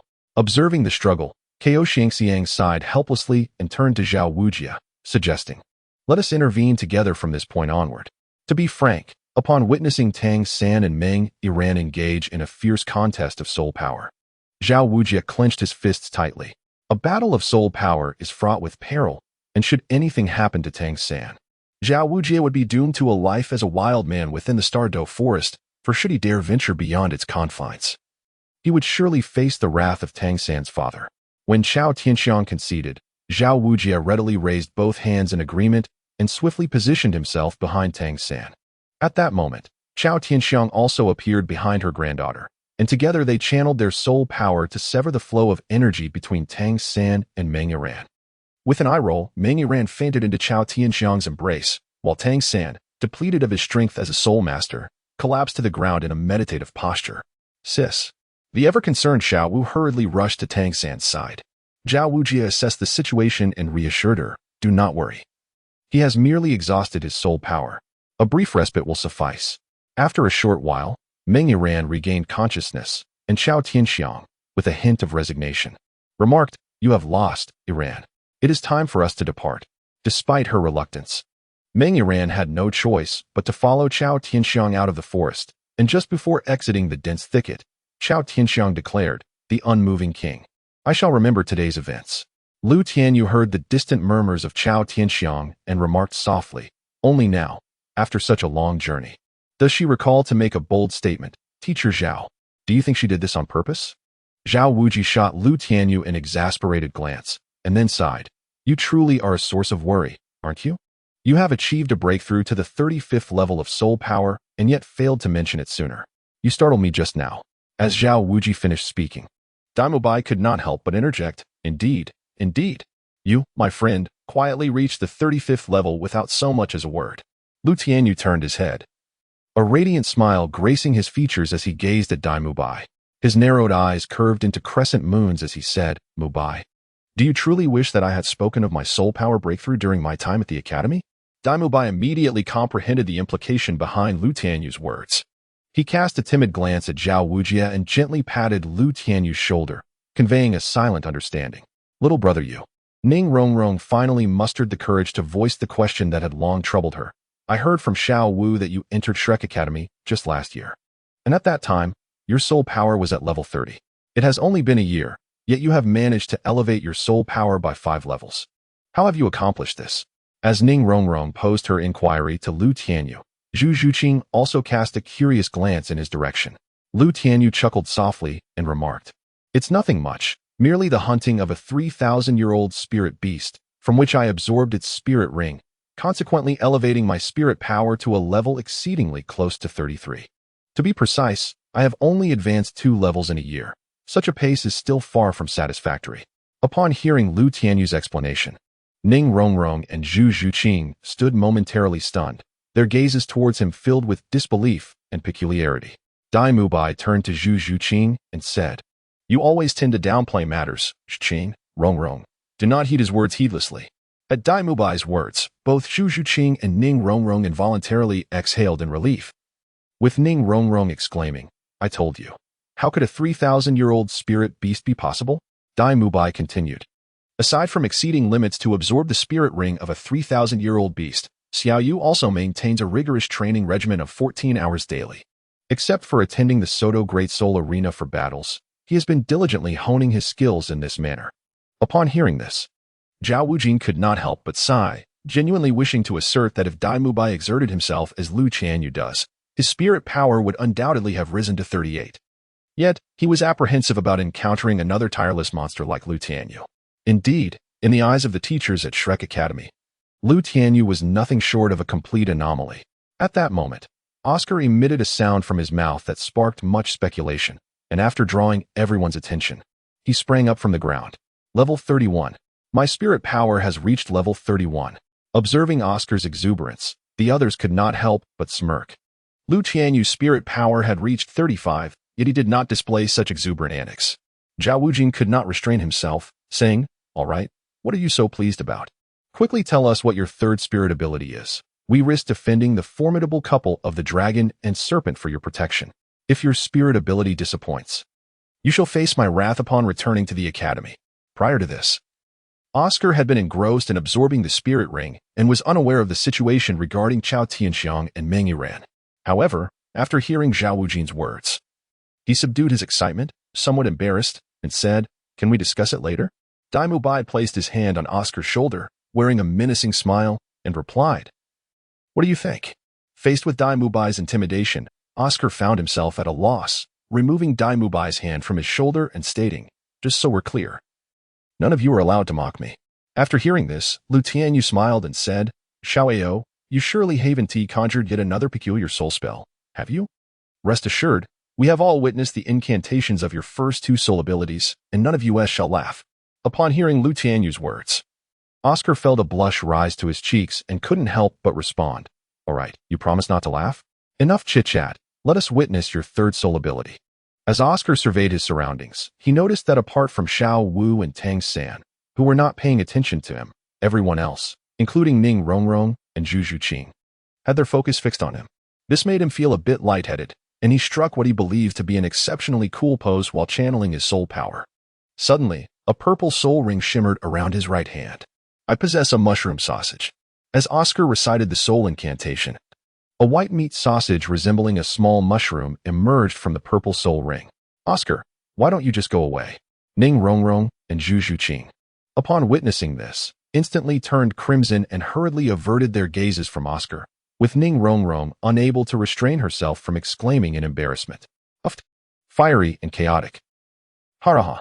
Zhao Wujie, Dai Mubai, and Ma Hongjun all struggled to suppress their laughter, but ultimately, Ma Hongjun was the first to burst into laughter, followed by Dai Mubai and Zhao Wujie, who soon joined in the merriment. Oscar's face turned red with embarrassment, and he shouted at Ma Hongjun, "You promised not to make fun of me. I did say I wouldn't laugh at you, unless I couldn't help it. Ha ha. Xiaoao, just how twisted is your mind? It's one thing for your soul spell to be bizarre. Ha ha ha. But the sausage you produced is even more outrageous." Ma Hongjun and Dai Mubai continued to jest at Oscar, while Lu Tianyu maintained a smile, revealing little mockery towards Oscar. Feeling somewhat irritated, Oscar approached Lu Tianyu and declared, "Laugh all you want, but from now on, no one shall touch my mushroom sausage except for Xiaoyu." Lu Tianyu pinched his thigh, striving to suppress the laughter that threatened to escape. Little Ao, your mushroom sausage appears rather sinister." Upon hearing Lu Tianyu's words, Oscar's expression faltered momentarily. Nevertheless, Lu Tianyu took the mushroom sausage from Oscar's hand without hesitation and consumed it. The sausage, crafted from Oscar's soul curse and third soul skill, indeed possessed a certain lewdness. However, such feelings arose only from the depths of one's own moral depravity, rendering it far more innocent in comparison to Lu Tianyu's past experiences. After consuming the mushroom sausage crafted by Oscar, Lu Tianyu felt a peculiar itch on his back. Subsequently, it appeared as though something unfurled from behind him. And before the astonished onlookers, a pair of translucent wings resembling the crest of a phoenix emerged from Lu Tianyu's back. Within the depths of Lu Tianyu's heart, an extraordinary thought of soaring emerged. With a gentle flick of his wings, he ascended into the sky. "Ha ha, little Ao. Who would have thought that consuming your mushroom sausage could grant me the ability to fly?" Lu Tianyu joyfully soared through the woods for several laps before excitedly addressing Oscar on the ground. With a proud tilt of his head, Oscar proclaimed, "Of course. Consuming my mushroom sausage allows one to fly at the speed of a rooster-headed snake for a full minute." Everyone was well aware of the remarkable speed of the rooster-headed snake. Flying for just a minute could cover 8,000 meters, and with a favorable wind, reaching 10 kilometers would be no challenge at all. A minute later, Lu Tianyu descended before Oscar, curiosity gleaming in his eyes. "Little Oscar, may I have another one? I wish to test how fast I can fly when combining your mushroom sausage with the lunar step." Without uttering a word, Oscar swiftly activated his third soul skill and conjured another flying mushroom sausage. Meanwhile, Dai Mubai and Ma Hongjun hurriedly gathered around Oscar, but he offered them no friendly demeanor. Retorting, "Weren't you all laughing so heartily just moments ago?" After consuming the flying mushroom sausage, Lu Tianyu soared once more into the skies, employing the moon step, which did not significantly enhance his velocity. However, the moon step granted Lu Tianyu the ability to effortlessly alter his flight direction and angle in midair, a feat that would otherwise necessitate the use of the wings on his back for adjustment. When confronted by adversaries possessing similar aerial capabilities, Lu Tianyu could engage in combat with remarkable agility. Lu Tianyu had not yet had the opportunity to meticulously experiment when the time for flight arrived. Upon his descent to the ground, Zhao Wujie was reprimanding Dai Mubai and Ma Hongjun. Chapter 28. The Titan Giant Ape. At this moment, everyone remained within the Stardow Forest. Upon witnessing Lu Tianyu consume the mushroom sausage crafted by Oscar, which granted him the ability to soar through the skies, Dai Mubai and Ma Hongjun felt an overwhelming desire to experience the freedom of flight themselves. Oscar, however, was particularly incensed by the jest that Dai Mubai and Ma Hongjun had previously directed at him. No matter how they threatened or implored, Oscar remained steadfast in his refusal. Unable to tolerate the commotion any longer, Zhao Wujie delivered a sharp reprimand, popping a chestnut atop both Dai Mubai and Ma Hongjun's heads. Perhaps they had never encountered the peril of being pursued by formidable soul beasts. Had they done so, they would undoubtedly have refrained from such boisterous antics. After being chastised by Zhao Wujie, Dai Mubai and Ma Hongjun exchanged glances filled with envy and a sense of grievance as Lu Tianyu gracefully returned to the ground. It was only then that Oscar recalled Lu Tianyu's assistance in capturing the phalanger snake and hurriedly exclaimed, "Xiaoyu, I have yet to express my gratitude. Had it not been for your intervention, that phalanger snake might have escaped. Tianyu wore a warm smile on his cheeks, squinting as he addressed Oscar. It's nothing. I merely seized an opportunity. He continued, if this phoenix-tailed chicken-crowned snake had not been injured, how could my meager skills possibly inflict such a significant blow? At this point, Tianyu gestured toward Tang San, who was meditating nearby to restore his soul power, and remarked, if you wish to express your gratitude, it should be directed towards Xiao San. He is the one who secured ample time for you to refine your soul ring. Only then did Oscar notice that Tang San's complexion appeared somewhat off. The ever-boastful Ma Hongjun embellished the story, recounting the events that transpired during Tang San's absorption of the soul ring. Upon hearing Ma Hongjun's narrative, Oscar gazed at Tianyu with renewed gratitude. Although it was Tang who ultimately defeated Meng Iran, it was Tianyu who intervened and negotiated the necessary time for this victory. Zhao Wujie looked at Tianyu and shook his head helplessly. At times, he found it truly perplexing to comprehend the enigma that Tianyu represented.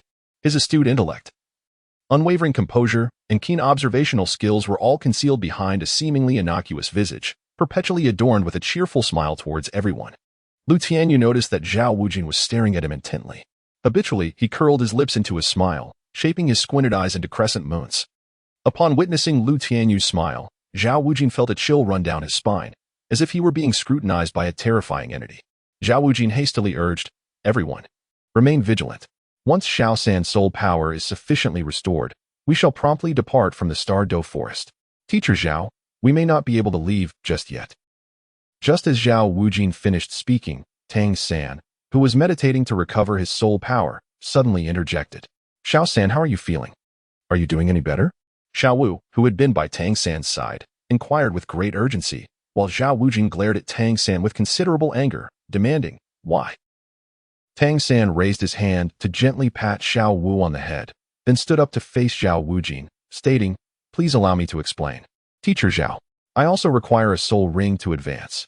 Zhao Wujin had long since made up his mind that he would not agree to whatever Tang San proposed.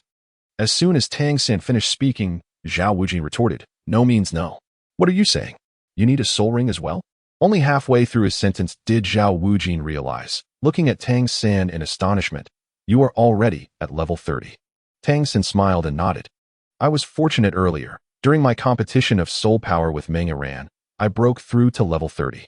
After a quiet sigh of relief, Tianyu turned to Tang San and said, Xiao San, congratulations. You truly are a genius. You have managed to reach level 33 months ahead of me. It seems my innate talent is indeed lacking. Alas, upon hearing Tianyu's words, everyone present cast him disdainful glances. Achieving level 35 soul power at the age of 13, such talent, and yet he speaks of inadequacy. How must Oscar, Zhao Wujin, and Tianyu My feel? After briefly scornful looks were exchanged with Tianyu, the crowd redirected their attention to Tang San. Xiao San, congratulations. Sangu, impressive, you're already at level 30. Zhao Wujin exclaimed, momentarily taken aback before joyfully adding, ha ha ha, we are all a bunch of little monsters. If old Flander were to learn that you have also swiftly broken through to level 30, he would be overjoyed. Tang San graciously acknowledged the congratulations from his peers, then turned to Zhao Wujin and asked, Teacher Zhao, may we stay behind to find a suitable soul ring for me? Zhao Wujin's mood instantly brightened, and he laughed heartily, of course. We came to the Star Dough Forest precisely for the purpose of seeking soul rings. Let us prepare and head in this direction to assist Xiao San in finding his soul ring. The direction chosen by Zhao Wujin was opposite to that of Tianheng and Meng Iran's departure, and most present understood his reasoning. Yes, Teacher Zhao. Once the group from Shrek Academy resumed their quest for soul rings, they encountered soul beasts primarily of 10 and 100 years, despite Oscar's sausage providing sustenance. Traversing the forest for an entire day without encountering a single 1,000-year soul beast proved exhausting for most. Upon reaching a suitable area to set up camp, Zhao Wujin declared, all right, we shall rest here for the night. Tianyu, Tianyu My, and Tang San hurriedly assessed the condition of the camp, scattering powder around the perimeter to repel snakes, insects, rodents, and ants. Meanwhile, Zhao Wujie directed the others to set up the tents. For safety reasons, he refrained from permitting the lighting of a fire. Although the majority of soul beasts are averse to firelight, there are some that are particularly drawn to it. Thus, in the presence of formidable soul beasts, soul masters generally avoid kindling flames in the forests they inhabit. However, It is not to say that no soul masters have ever lit a fire in the soul beast forests, if one is protected by a titled Douluo-level powerhouse. Cooking in the wild poses little risk. After the group successfully established their camp, they gathered together, and Lu Tianyu cheerfully remarked, "If you wish to rest early, you may retire to your slumber now. I shall take the first watch." Upon hearing his words, the others exchanged glances, seemingly devoid of any inclination to sleep. Lu Tianyu, with a hint of resignation, added, "Since you are unwilling to rest, I shall take my leave for now. However, once I doze off, I cannot guarantee that I will awaken if called." Lu Tianyu's slumber is profoundly deep, as attested by all except Zhu Zhuqing and Ning Rongrong. Zhao Wujie could not help but exclaim, "No, no, no. Once you fall asleep, not even thunder could rouse you." The perils of the Star Doe forest typically manifest during the night. I would rather not be distracted by the need to safeguard you when danger arises. Thus, it would be prudent for you to substitute meditation for rest.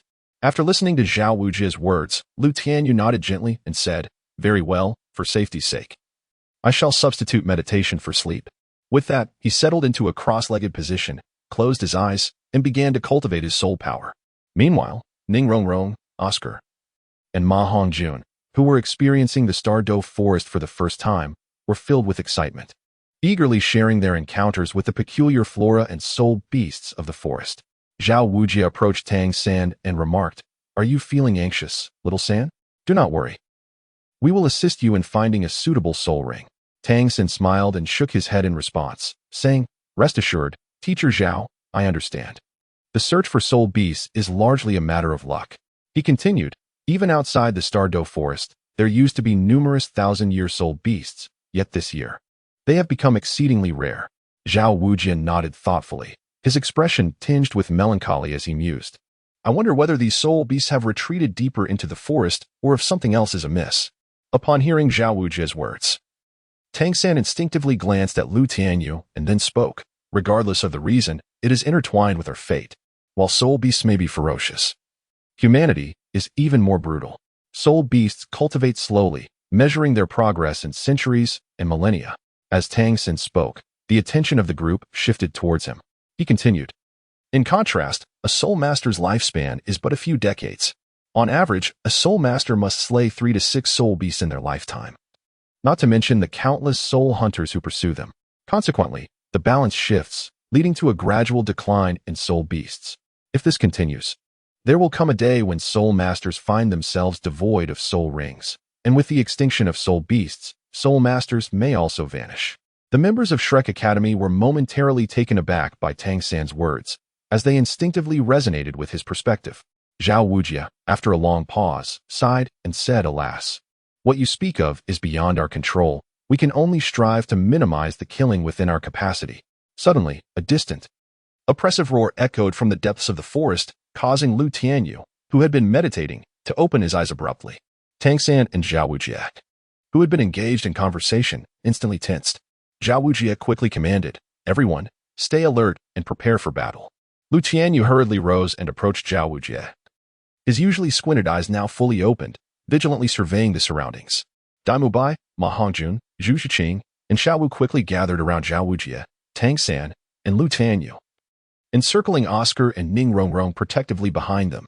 At that moment, a deep, resonant roar echoed from the depths of the jungle, causing a multitude of 10-year and 100-year soul beasts to flee in panic through the forest. Even a young soft-bone rabbit, less than 10 years old, collided with Zhao Wujie's leg before hastily continuing its frantic escape. This scene was one Zhao Wujie had never witnessed before. Lu Tianyu's piercing gaze remained fixed on the dense thicket from whence the ominous roar emanated. "Prepare for a hasty retreat. Regardless of what transpires, focus solely on fleeing," Zhao Wujie urged, sensing the gravity of the situation. "Mubai, Xiaoyu, you must ensure the safety of the others." As Lu Tianyu and Dai Mubai spoke in unison, "Yes, Teacher Zhao." A tremendous roar echoed from another direction just as Lu Tianyu prepared to depart with Ning Rongrong and Oscar. An indescribable sense of oppression surged forth with a fierce gust of wind, enveloping the Shrek Academy members, making them feel as if they were encircled. Beads of sweat began to form on Zhao Wujie's forehead as he urgently instructed, "Oscar, quickly prepare the flying mushroom sausage."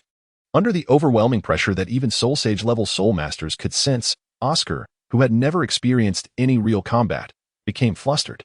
No matter how he attempted to conjure the soul spell, he could not produce a single flying mushroom sausage. The more sensitive individuals could feel the mounting pressure intensifying around them. Thud, thud, thud. A series of heavy footfalls echoed from deep within the forest. As the sounds grew clearer, the oppressive atmosphere intensified.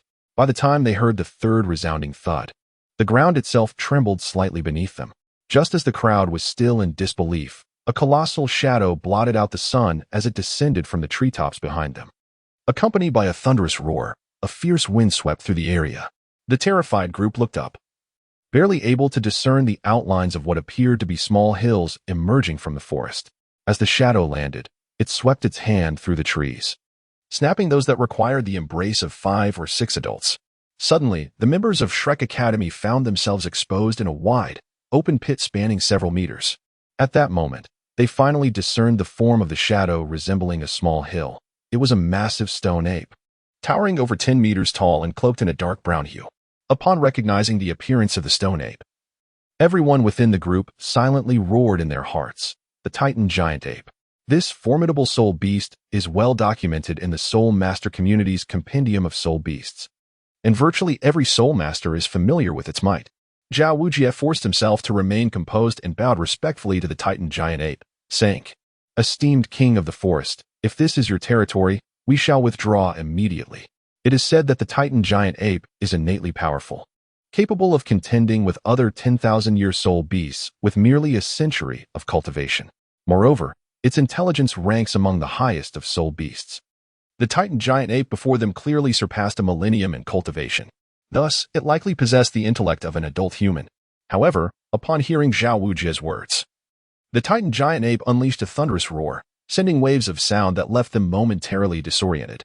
As Zhao Wujie felt the weight of the Titan Giant Ape's presence, he found himself contemplating their next course of action. Lu Tianyu turned his gaze to the delicate figure of Xiao Wu behind him, realizing that the Titan Giant Ape had come solely to protect her. In truth, it was sufficient for Xiao Wu to spend some time alone with the Titan Giant Ape. Yet among those present, only he and Xiao Wu would perceive the giant's intentions as benign. However, Xiao Wu's identity as a transformed spirit beast had to remain a closely guarded secret. He would endure any peril, even risking his life against the Titan Giant Ape, to safeguard her. Frankly, Lu Tianyu had no desire to engage in battle with the Titan Giant Ape, but for the safety of both Xiao Wu and himself, he had to feign ignorance. Chapter 29. The Peacock and the Flame Lotus descend into the world under immense pressure. Zhao Wujie opted for a preemptive strike, vehemently channeling his soul power to summon his martial spirit. With his back turned to Lu Tianyu and Tianyu My, he bellowed, "You two, quickly escort them away. I will hold it off." Third soul skill, gravity enhancement. Noticing Zhao Wujie had taken the initiative to employ gravity enhancement against the Titan Giant Ape, Tianyu My turned to Lu Tianyu and urged, "Xiao Yu, you must get them to safety. I will assist Teacher Zhao." Without waiting for a reply, Tianyu My summoned his martial spirit, and before Lu Tianyu could speak, Ning Rongrong also called forth her martial spirit, declaring, "You all must leave. I will help them." The 7 treasures glazed tile pagoda, first, strength, second, speed. Zhao Wujie and Tianyu My were simultaneously enhanced by the 7 treasures glazed tile pagoda, receiving a 30% boost in both power and speed beyond their original attributes. Mighty Golden King Palm. Third soul skill, White Tiger's Golden Transformation. Second soul skill, White Tiger S Radiant Wave. With his soul power reaching level 76, Zhao Wujie, augmented by the 7 treasures glazed tile pagoda, wielded an attack power that rivaled that of formidable soul masters. Yet when his palm struck the Titan Giant Ape's nose, it seemed utterly unfazed by the assault. With a furious roar, the Titan Giant Ape sent Zhao Wujie hurtling to the ground, just as Tianyu Mai's second soul skill collided with the creature's face. Boom. The explosion only served to enrage the Titan Giant Ape further, its body shimmering with a faint crimson light. Observing that neither Tianyu Mai nor Zhao Wujie had gained any advantage against the Titan Giant Ape, Tang Sen exclaimed, "Let us strike together." First soul skill, Bind. As Tang Sen's yellow soul ring glimmered beneath him, several blue-silver grass vines, as thick as a grown man's arm, sprouted around the Titan Giant Ape, ensnaring it. At that moment, Ma Hongjun rushed close to the Titan Giant Ape, his 2 yellow soul rings flashing as he prepared to unleash his soul skill. Phoenix Possession. First soul skill, Phoenix Fireline. It is noteworthy that Ma Hongjuan's martial soul, the Fire Phoenix, possesses a quality comparable to that of the Titan giant ape. However, Ma Hongjuan's soul power is rather feeble, rendering the flames he emits ineffective against the formidable Titan giant ape. At present, only Lu Tianyu, Xiaowu, and Zhu Zhiqing remain inactive. Upon exchanging glances, Xiaowu and Zhu Zhiqing hasten to engage the Titan giant ape in combat. Yet, even the formidable attack power of Zhao Wujia's soul power, which reaches the level of a soul Douluo, failed to inflict any harm upon the Titan giant ape. Consequently, the assault from two soul masters who lacked soul power exceeding 30 levels merely amounted to a futile tickle. With a thunderous roar, the Titan giant ape unleashed a powerful sound wave, accompanied by a fierce gust of wind that swept forth from its mouth, instantly overwhelming the group and rendering them unable to lift their heads. Zhao Wujia pressed his body firmly against the ground to avoid being swept away by the forceful wind. Meanwhile, Tianyu My hastily shielded Zhu Zhiqing, who had been violently propelled backward by the Titan giant ape's sonic assault, as she cowered behind a rock, her eyes wide with terror at the tumultuous scene unfolding above. Lu Tianyu barely managed to push Ning Rongrong into a hollow to shield her from the fierce winds, only to be hurled back by the sound waves and wind, crashing against the trunk of a large tree. Oscar was swept away by the gusts, rolling like a tumbleweed until he was finally caught by Ning Rongrong. Meanwhile, Tang Sen first used blue silvergrass to pull Xiaowu closer, then realized that Ma Hongjun was about to be affected by the sound waves. Turning to Xiaowu, he urged, "You must leave quickly. Do not concern yourself with us." In truth, Xiaowu had contemplated fleeing the moment she heard the first beast roar, but at that time, Tang San, Tianyu My, and Zhao Wuji were all cautiously protecting them, leaving no opportunity to escape. Now that everyone was scattered by the Titan giant ape's sound waves, it was the perfect moment to flee. After hearing Tang San's words, Xiaowu immediately turned and ran into the distance. Lu Tianyu, pressed tightly against the tree trunk by the fierce winds, sighed with relief upon seeing Xiaowu depart. If this continued, he would have to take action. After all, the group had inflicted some damage on the Titan giant ape, while he himself had merely been a bystander, doing nothing of consequence. Just as Lu Tianyu was about to exhale, the Titan giant ape moved with astonishing speed, covering over 50 meters in an instant. With a massive hand, it effortlessly snatched the airborne Xiao Wu from the trees. Zhao Wuji and Tang San, who had just saved Ma Hongjun, felt a sudden shock, while Lu Tianyu helplessly sighed and widened his eyes. "No, let Xiaowu go." Tang San tossed Ma Hongjun behind a rock and swiftly turned, unleashing a flurry of hidden weapons that rained down upon the Titan giant ape. However, with Tang San's soul power just reaching level 30, there was little chance that his projectiles could harm the Titan giant ape. Martial soul, true body, great strength, diamond bear. Zhao Wuji roared in anger, channeling all his soul power into his seventh soul ring. The seventh soul skill of all soul masters summons the true essence of their martial soul. When manifesting the true body of their martial soul, both beast martial soul and weapon martial soul users experience an unparalleled surge in strength. For instance, after Zhao Wuji summoned his true martial soul, he could use all soul skills below the seventh ring without limitation for 30 minutes, with their power increased by 150%, while his own defense would rise by 200%. Coupled with the enhancement from his 7 treasures glazed tile pagoda, even a slightly weaker soul Douluo would not stand a chance against him at this moment. Suddenly, a towering, golden-furred phantom of the great strength diamond bear materialized beside Zhao Wuji, raising its massive paws to strike the Titan giant ape. The impact resonated with a thunderous boom, sending a tremendous shockwave between the two colossal beings. Yet, the Titan giant ape merely waved its hand dismissively, sending Zhao Wuji, who had summoned his martial soul true body, flying. 8 doors Duinjia. 6th door, Jingmen. Open. At this juncture, Lu Tianyu found himself unable to merely drift along. He channeled all his soul power into his 3rd soul ring and ascended into the air. With the 8th gate of Duinjia opened to its 6th level, Lu Tianyu's martial soul boasted at least 25,000 units of power. The pale blue energy enveloping him surged like a powerful gale, lifting his long hair to stand upright atop his head. Everyone present could perceive that Lu Tianyu's aura had surged to an extraordinarily terrifying level, rivaling the formidable presence emanating from Zhao Wuji. He directed his focus towards the peacock's decapitating axe. Lu Tianyu launched a kick towards the opposing Titan giant ape, and as the brilliant azure blade of energy sliced through the air, it ignited the atmosphere due to its immense power and the friction it generated. The searing energy blade struck the chest of the Titan giant ape, unleashing a shockwave upon detonation that rivaled the ferocious impact previously experienced between Zhao Wudre and the Titan giant ape. Lu Tianyu felt that even with the sixth gate of the 8 gates of Duanjia unlocked, he could still meticulously control the surge of power that had suddenly erupted. With a mere thought, he summoned the tiger's soul staff, gripping one end firmly as he gracefully executed the moonwalk, seamlessly shifting his position in midair. With each displacement, he unleashed the technique Staff Storm, Shattered Lotus, causing a multitude of fireballs, each the size of a bathtub, to materialize above the Titan giant ape's head. These were not mere fireballs. They were lotus blossoms formed from 32 energy blades, igniting the air as they plunged toward the Titan giant ape. The booming sound of impact reverberated like meteors striking the earth, crashing down upon the Titan giant ape's form.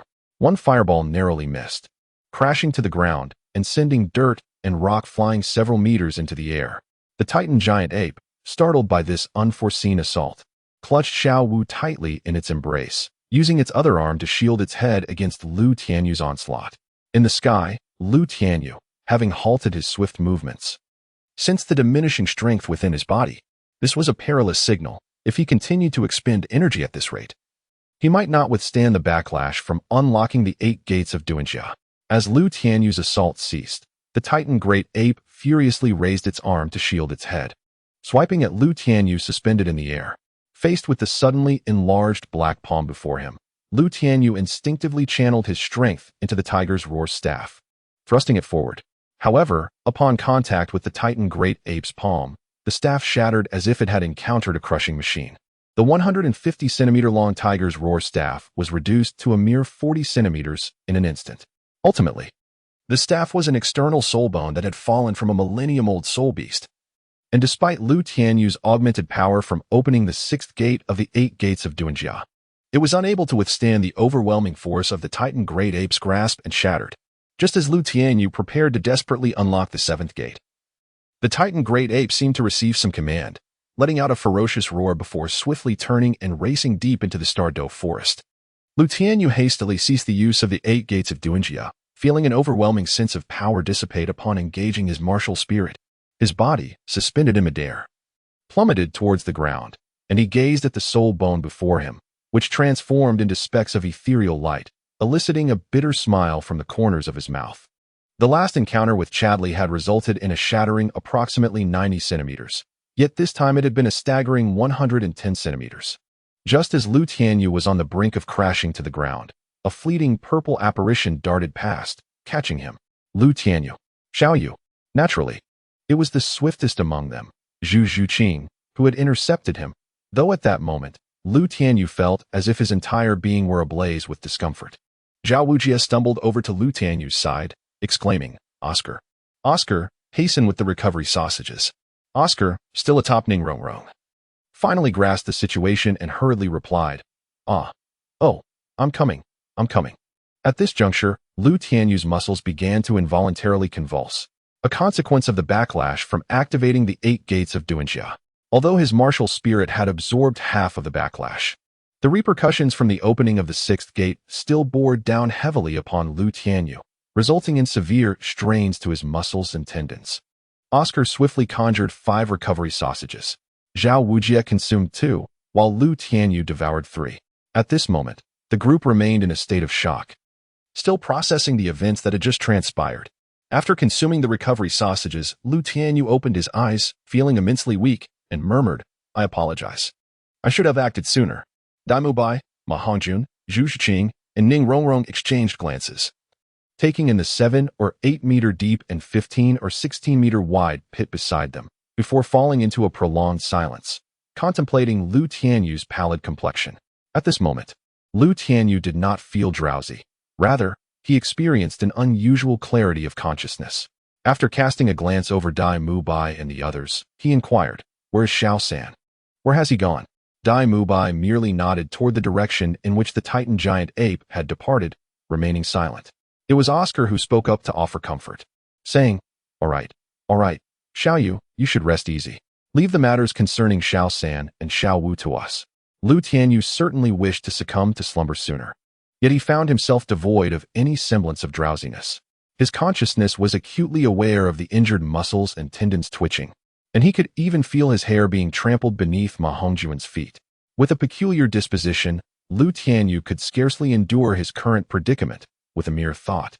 The strands of hair cascading over his shoulders suddenly lifted and coiled into a mass. Then, akin to a fist, it struck Ma Hongjuan's left leg, exclaiming, "You insufferable glutton! You've trodden upon my hair."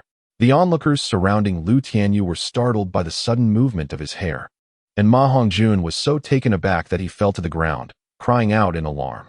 6 styles, life return. As Lu Tianyu observed his long hair launching an assault on Ma Hongjun in synchrony with his will, this term flashed through his mind. "Oh, little feather, you." Oscar, the one closest to Lu Tianyu's hair, was so shocked that he stammered, unable to articulate a complete thought. It was Dai Mubai who finally spoke, inquiring, "Little you, what is happening with your hair?" "This is merely the effect of my soul skill. I am about to heal, so please remain silent." Life return is a remarkable ability attained by practitioners of the 6 styles after reaching a certain level of mastery. In essence, it allows one's consciousness to attach to their own body and control various parts at will. For instance, internal organs, muscles, tendons, and even hair can be manipulated. This mind-over-matter approach not only enhances combat prowess, but also accelerates certain functional operations. Lu Tianyu is currently employing the ability of life restoration to expedite the repair of his damaged muscles and tendons. Unconsciously, he is aiding in the expulsion of the stagnant bruises throughout his body, which are being squeezed and repelled into the capillaries by his muscles. At this moment, Tang San, who had pursued the Titan giant ape and Xiao Wu, returned with a despondent expression. Meanwhile, Lu Tianyu had completed the first round of treatment using life restoration. Chapter 30. The unfortunate Ming Iran. The duration of utilizing the life restoration ability is contingent upon one's mental strength. Once Lu Tianyu sensed the depletion of his mental energy, the sensation of being able to freely control various parts of his body dissipated. What followed was a profound sense of fatigue. Initially, Lu Tianyu had intended to rest and sleep soundly. However, upon catching a glimpse of Tang San's forlorn face, he forced himself to muster some spirit and said, "Xiao San, fortune favors the virtuous. Xiao will be fine." This was the only reassurance Lu Tianyu could offer Tang San, yet everyone present, including Tang San, perceived it not as a reminder. "Xiao Yu, how are you feeling?" Tang San had initially intended to scold Lu Tianyu for disregarding his own safety while employing his third soul skill, but the words caught in his throat, and he swallowed them back. Lu Tianyu directed a faint smile towards Tang San and said, "Do not worry. After a few days of proper rest, I will be fine." Tang San grasped Lu Tianyu's right wrist, extending a thread of soul power to examine his injuries. Soon, Tang San opened his eyes and admonished, "Little you, you have been far too reckless. Had it not been for your exceptionally strong physique, you would undoubtedly have been unable to withstand the backlash of the third soul skill." Lu Tianyu found himself devoid of energy to engage in discussions with Tang San, opting instead to close his eyes and take a brief respite. At this moment, Dai Mubai, Ma Hongjun, and Oscar suddenly comprehended the reason behind Lu Tianyu's fervent dedication to physical training. It was, indeed, to master his third soul skill. After consuming Oscar's restorative sausage, Zhao Wujin activated his soul power to regain his mobility. Struggling against the lingering fatigue, he rose and approached Lu Tianyu and the others, expressing, "I apologize, everyone. It is my failure to protect you. Teacher Zhao, this is not your fault. It is I who failed to safeguard Xiao Wu." Xiao Yu risked everything to save her by utilizing his third soul skill. Tang Sen interjected before Zhao Wujin could finish, lowering his head and tightening his fists, taking upon himself the weight of all responsibility. Zhao Wujin regarded Lu Tianyu with a gaze filled with complex emotions, profoundly astonished when Lu Tianyu activated the 6th gate of the 8 gates of Duanjia. Upon sensing the intricate gaze of Zhao Wujia, Lu Tianyu merely offered him a faint smile. Zhao Wujia hastily shifted the topic, stating, "Let us first tend to our injuries before devising a plan. Regarding Xiao Wu, the matter is grave."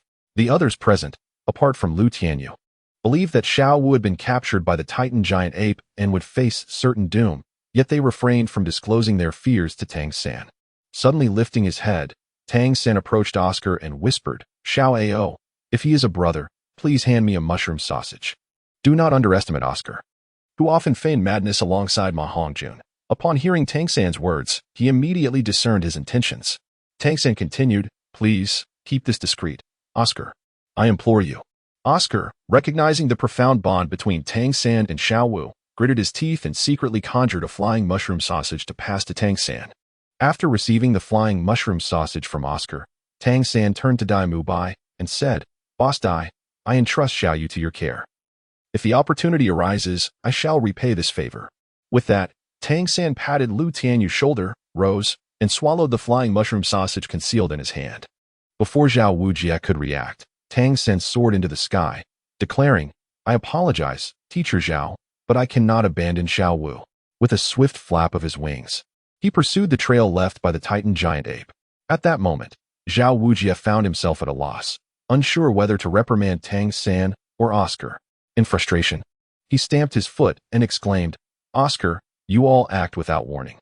Oscar replied unapologetically, Teacher Zhao, if you must assign blame, let it fall upon me.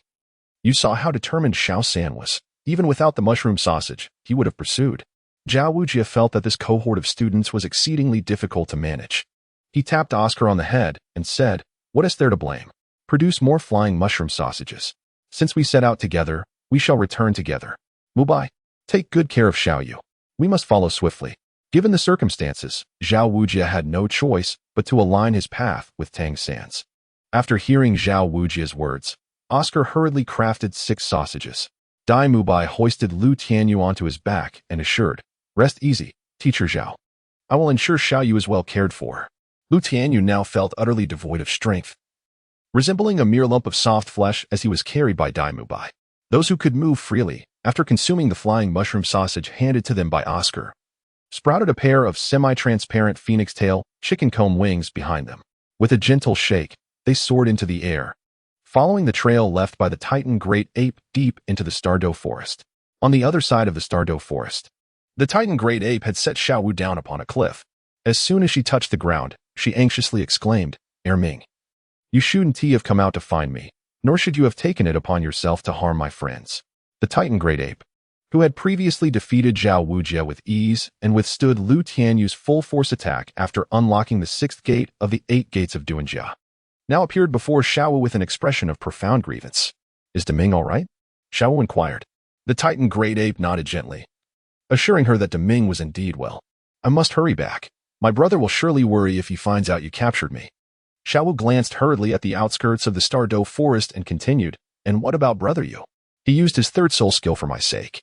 The backlash must be severe. Ming, next time you encounter me, you must not act on your own, understand? The Titan great ape nodded again, his lantern-like eyes brimming with sorrow and pity.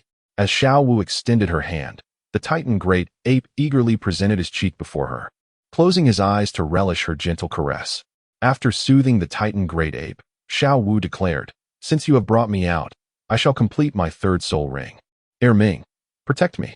The once docile Ming suddenly emanated the formidable aura of the king of the forest upon hearing Xiao Wu's words.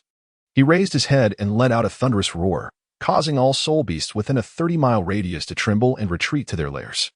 Xiao Wu leaped from the cliff to the ground, kneeling as she concentrated her soul power above her head, where a purple soul ring phantom swiftly materialized.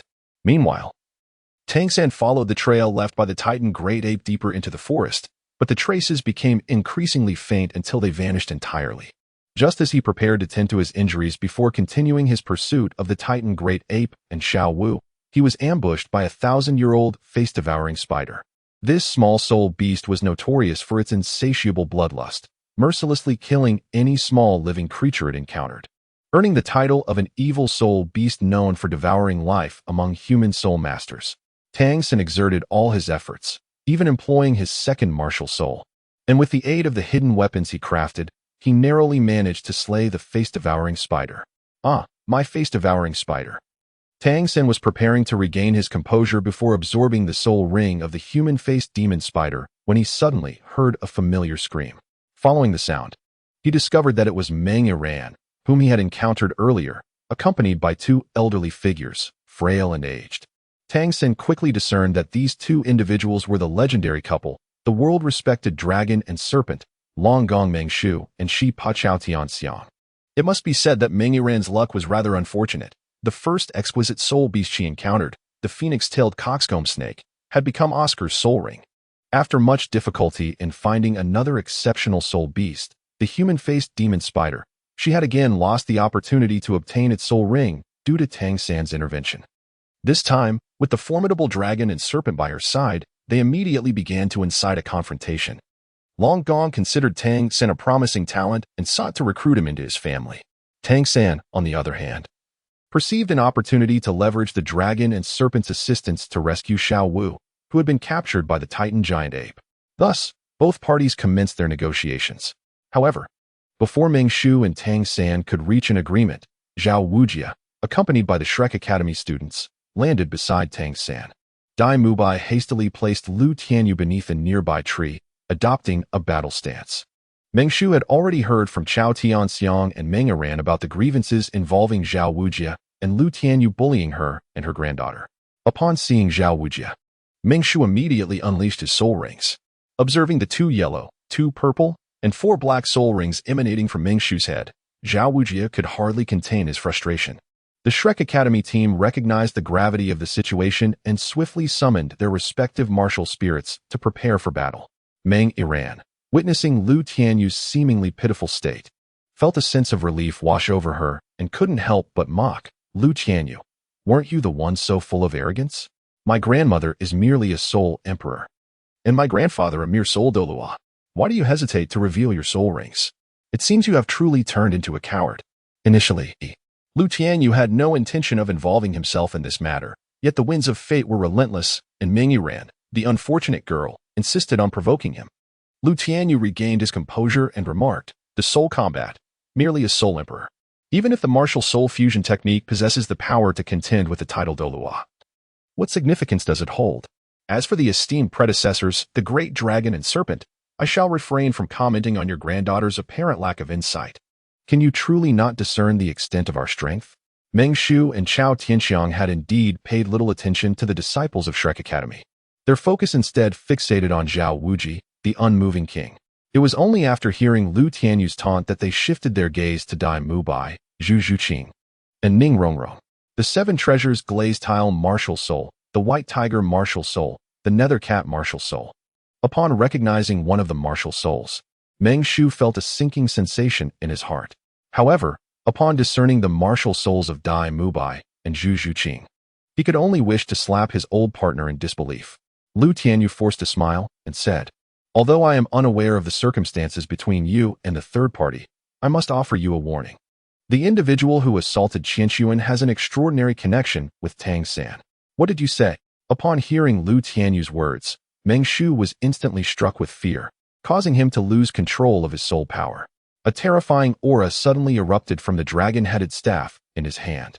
Lu Tianyu chuckled softly and remarked, you may interpret my words as you wish, or simply disregard them altogether. Among those present, aside from Zhao Wuji, who exuded an air of calm, the expressions of the couple, the dragon and serpent, grew increasingly grave, while the younger generation, including Tang San, appeared utterly bewildered. Zhao Wuji, touching his nose, remarked, there is no need for doubt, esteemed elders, my injuries are indeed as I have described. With the discerning eyes of Long Gong Meng Shu and Shi Pichao Tianxiang, it was evident that the bruise on Zhao Wuji's cheek was a lingering mark of an incomplete wound. Meng Yiran glanced between Zhao Wuji and Lu Tianyu before turning to her grandparents and exclaimed, wait a moment, who is Qianshu and Ji? What riddle are you all playing at? Chao Tianxiang quickly grasped Meng Yiran's shoulders, her demeanor grave as she insisted, child, this name is a taboo. Forget it at once. Meng Yiran looked at her grandmother in disbelief, as it was the first time she had encountered Chao Tianxiang speaking to her with such solemnity. Zhao Wuji, wishing to avoid prolonging the conversation with the dragon and serpent couple, turned to Meng Shu and said, Elder Longgong, may I have a moment of your time? Meng Shu cast a deep glance at Lu Tianyu before following Zhao Wuji to a secluded spot for a hushed exchange. Shortly thereafter, Meng Shu returned to Chao Tianxiang and Meng Yiran, first exchanging a knowing glance with Chao Tianxiang, before addressing Tang San, saying, so you are the disciple of the master. We share a history with him, and out of respect for the master, we shall not hold this against you. You may take the soul ring of the faceless demon spider. Lu Tianyu gazed at the elderly Meng Shu with a smile, perhaps never anticipating that the Shrek Academy would have ties to the upper echelons of the 7 great soul master sects and one of the 2 great empires, the Star Luo Empire.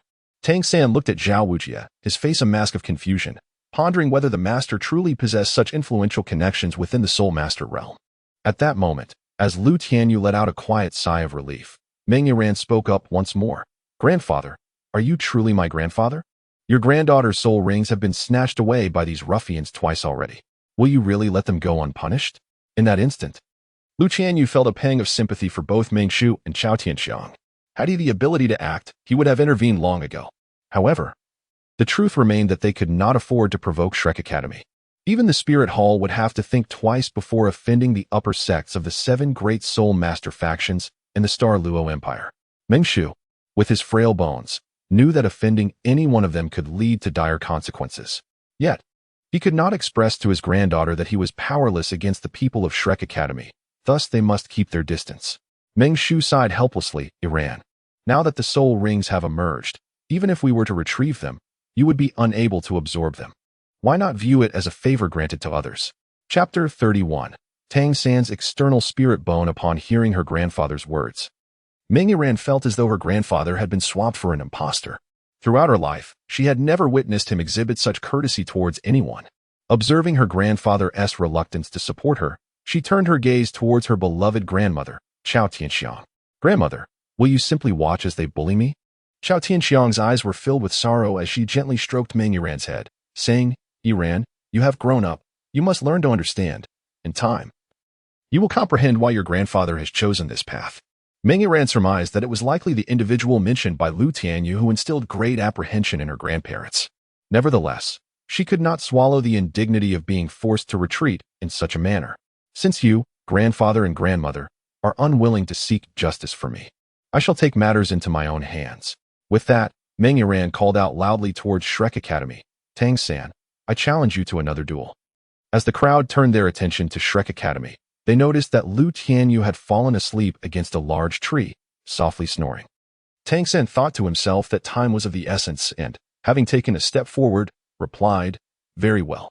I accept your challenge." Upon seeing Tang San acquiesce to her request, Meng Yiran boldly asserted that she would not exploit his soul power excessively. She retrieved 32 soul-piercing flying daggers from her soul guide, announcing that the contest would involve shooting leaves. The members of Shrek Academy stifled their laughter at the prospect of Meng Yiran challenging Tang San with hidden weapons. Even Zhao Wujie felt a twinge of sympathy for Meng Yiran's unfortunate predicament. Ultimately, Tang San's mastery of concealed weaponry overwhelmed her, leaving her at his mercy. Regretting his advantage, he imparted to her a technique for throwing bone-piercing nails. Following Tang San's guidance, Meng Yiran skillfully wielded the daggers, and only then did Zhao Wujie and the others exhale in relief. Tang San requested the others to guard him as he aimed to quickly absorb the soul ring of the humanoid demon spider before seeking out Xiao Wu. Meanwhile, Tianyu My, Zhu Shuqing, Ma Hongjun, Ning Rongrong, and Oscar gathered to discuss the earlier mention of Qian Xuanji and the individual who confronted him. Among them, only Tianyu My recalled having heard the name Qian Xuanji before, but when he inquired with Zhao Wujie, he was met with a stern glare, urging them to maintain silence. At that moment, as Tang San absorbed the energy of the humanoid demon spider's soul ring, an unusual fluctuation of soul power emanated from him. And Zhao Wujie quickly realized that the energy contained within the soul ring exceeded what Tang San could endure. However, the onlookers could do little but silently cheer him on. Just as concern filled the air, a rustling sound suddenly emerged from the woods. "Who goes there?" Zhao Wujie bellowed, assuming a defensive stance, with Tianyu My, Ma Hongjun, and Zhu Zhuqing readying their soul power for battle. Then, Xiao Wu emerged from the thicket, her hair somewhat disheveled, leaving everyone, including Zhao Wujie, momentarily stunned at her unexpected appearance. "Xiao Wu, so you are alive," Oscar exclaimed, unable to contain his excitement and joy in her presence. Xiao Wu, with her hands on her hips, retorted, "Xiao Ao, do you wish for me to be dead that much?" Standing beside Oscar, Ning Rongrong turned her head and shot him an exasperated glare. She then hurriedly approached Zhu Shuqing, and together they inquired about how Xiao Wu had managed to escape from the Titan Great Ape.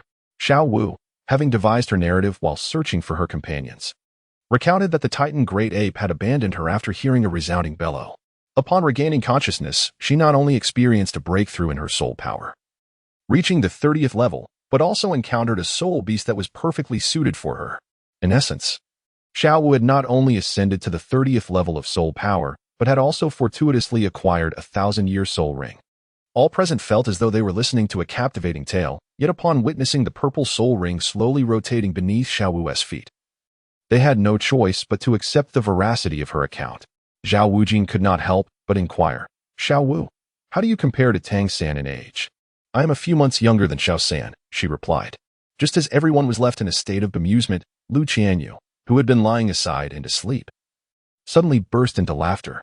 However, the laughter caused strain on his injured muscles and tendons, instantly transforming his expression into one of discomfort.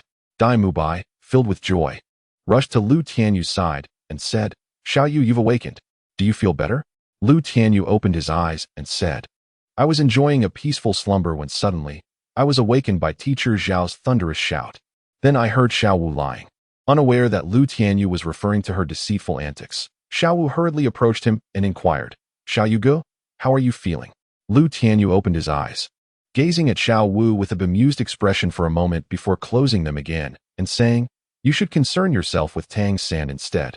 Thanks to your influence, I am not yet beyond salvation, but it is quite possible that this will be your last opportunity to see him." Xiao Wu's greatest worry remained Tang San, though she had previously suppressed her inquiries regarding his condition. After hearing Lu Tianyu's words, she could no longer contain her anxiety and hurriedly turned to Zhao Wuji and the others, exclaiming, "Ah, what has become of Tang San?" Lu Tianyu believed that the best course of action was to rest and recuperate.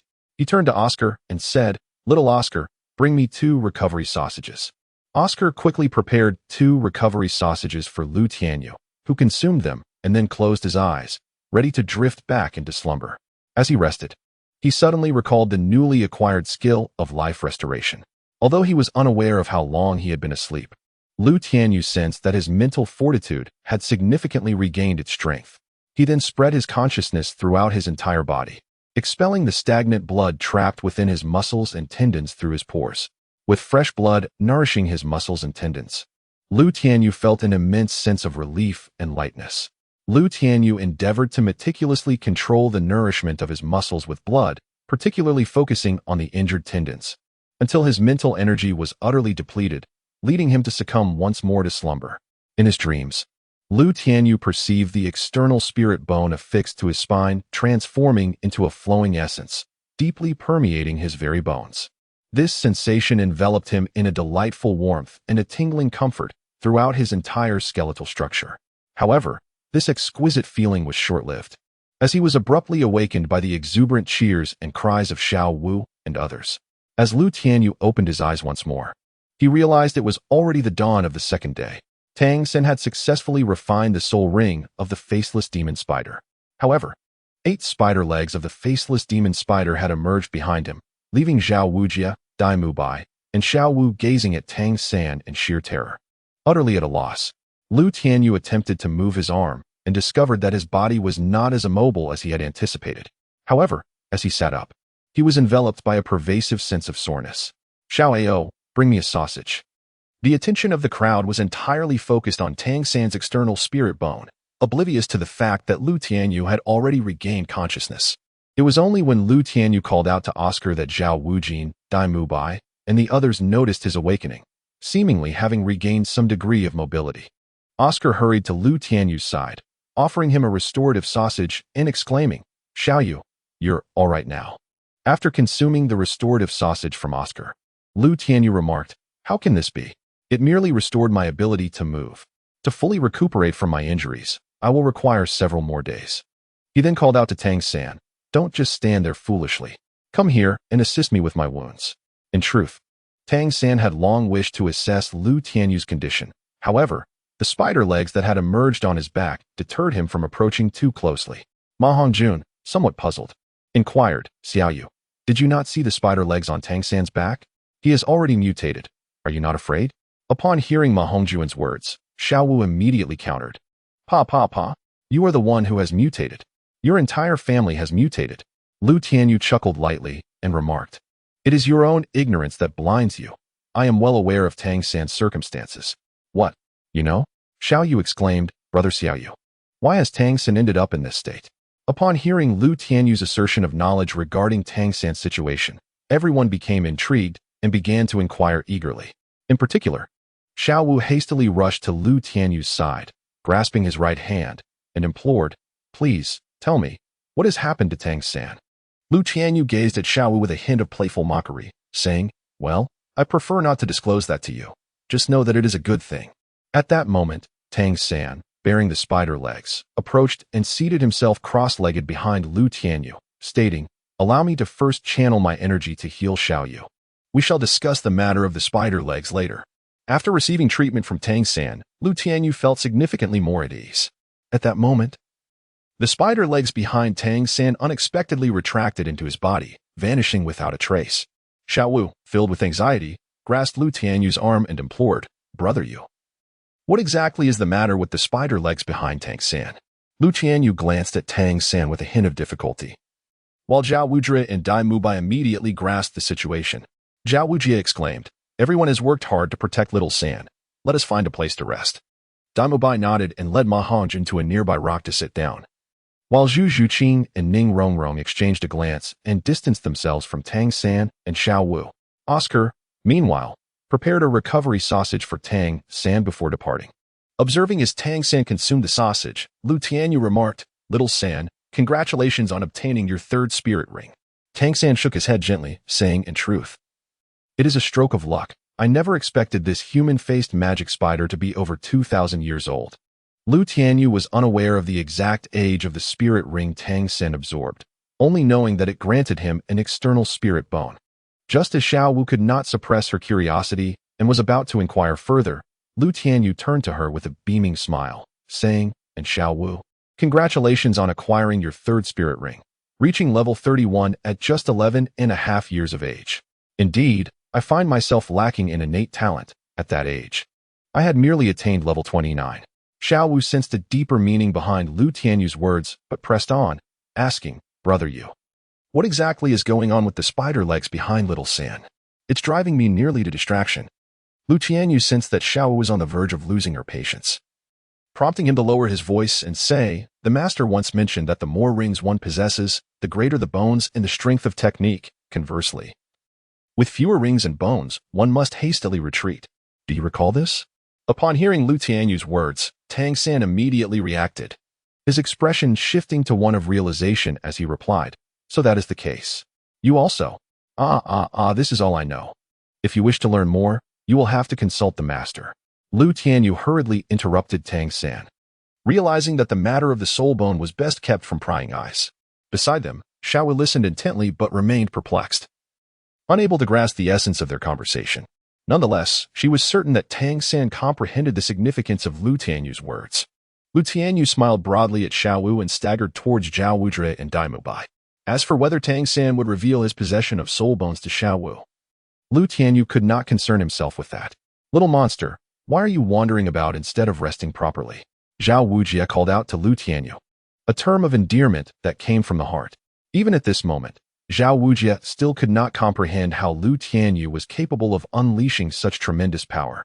Lu Tianyu wore a warm smile on his face, squinting his eyes as he remarked, "The Stardew Forest is hardly a place for rest. I suggest we depart and seek a truly safe location before we properly recuperate." Teacher Zhao's martial soul manifestation should not have fully restored its attributes yet. Upon hearing Lu Tianyu's words, Zhao Wujie nodded in agreement, stating, "Indeed, should we encounter a formidable soul beast, we may not be so fortunate again." With that, Zhao Wujie arose and called out loudly, "Everyone, gather around. Oscar, please create a flying mushroom sausage for us all." Now that Xiao San and Xiao Wu had obtained their respective soul rings, there was no longer any need to linger in the Stardew Forest. Oscar's flying mushroom sausage, a manifestation of his soul skill, enabled even the severely injured Lu Tianyu to soar into the sky. A minute of flight could cover a journey that would otherwise take them 5 to 6 hours through the jungle. By evening, the group reached a hotel situated closest to the Stardew Forest. Here, they no longer had to worry about ambushes from soul beasts. After relaxing and easing his tense nerves, Zhao Wujie felt particularly fatigued. They spent 3 days recuperating at the hotel before utilizing Oscar's flying mushroom sausage once more to continue their journey, returning to Shrek Academy in just 2 days. After several days of rest, Lu Tianyu's internal injuries had completely healed. In addition to the restorative effects of the external soul bone and Oscar's recovery sausages, Lu Tianyu also employed his life-returning ability daily to mend the damage to his muscles and tendons. Chapter 32. Secrets revealed. The group stood before the dilapidated gates of Shrek Academy, their faces adorned with faint smiles of relief. Oscar, embracing the moss-covered gate, planted a heartfelt kiss upon it, exclaiming, "At last, we are back." Throughout the journey, Oscar had been tirelessly providing the flying mushroom sausages, single-handedly transporting the others from the periphery of the Stardew Forest back to the academy. Although Lu Tianyu had suggested that they run back to the academy on foot, only Oscar supported the idea, while the others vehemently opposed it. Outnumbered, Oscar had no choice but to persist in using his soul power to continuously supply the flying mushroom sausages. With a long sigh of relief, Zhao Wujie remarked, "Everyone has worked hard during this time. Now, go home and rest well." Ma Hongjun patted his belly and exclaimed, "I'm starving. Let us go eat." With that, he tugged at Oscar, jogging into the academy, while Zhu Zhuqing entered with her usual cool demeanor. This left Tianyu My, who was hesitant to speak, feeling somewhat at a loss. Lu Tianyu squinted and addressed Tang San and Xiao Wu, saying, "Xiao San, what are your plans?" "I intend to engage in some rehabilitation training." Xiao Wu, perplexed, inquired, "Kung Fu, did you not assert that your injuries had completely healed?" "Indeed," he replied. "It is precisely because my injuries have healed that I am able to engage in rehabilitation training. However, spending these past few days in your company has somewhat dulled my cultivation efforts." Lu Tianyu looked at Xiao Wu and naturally said, "Next, I must make up for the training I have missed over the past few days. I won't chat with you any longer. If we continue this conversation, I won't be able to complete the 20-kilometer run before lunch." With that, Lu Tianyu began to jog around the village where Shrek Academy was located. After running a short distance, feeling somewhat unsatisfied, he took out a weighted device from his soul guide and donned it before continuing his run.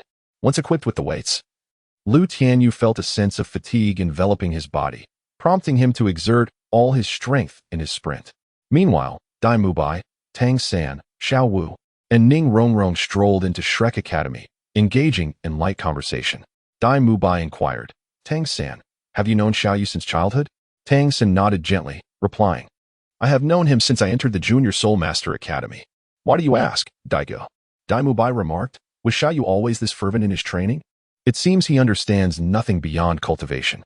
Upon hearing this, Tang San wore a befuddled expression, glancing at Tianyu My with a perplexed gaze. While it's true that Xiao Yu enjoys training, he possesses knowledge that surpasses mine. Tianyu My widened his eyes in disbelief, staring intently at Tang San. "No way, Tang San. You can create silent crossbow bolts in the Zhuge Divine Crossbow. Could it be that Xiao Yu can craft such items as well? Perhaps even better?" Tang San hastily shook his head. No. Xiao Yu may not be able to create hidden weapons, but he knows things that I do not." On the other side, Zhao Wujie returned to the academy and immediately sought out Flander to report on the experience of leading students into the Stardew Forest. Flander listened to Zhao Wujie's account as though it were a captivating tale, particularly intrigued by the story of the Forest King abducting Xiao Wu and how Lu Tianyu unleashed a might comparable to a Soul Sage's power and attack. Tang San single-handedly defeated a 2,000-year-old man-faced demon spider while safely absorbing its soul ring.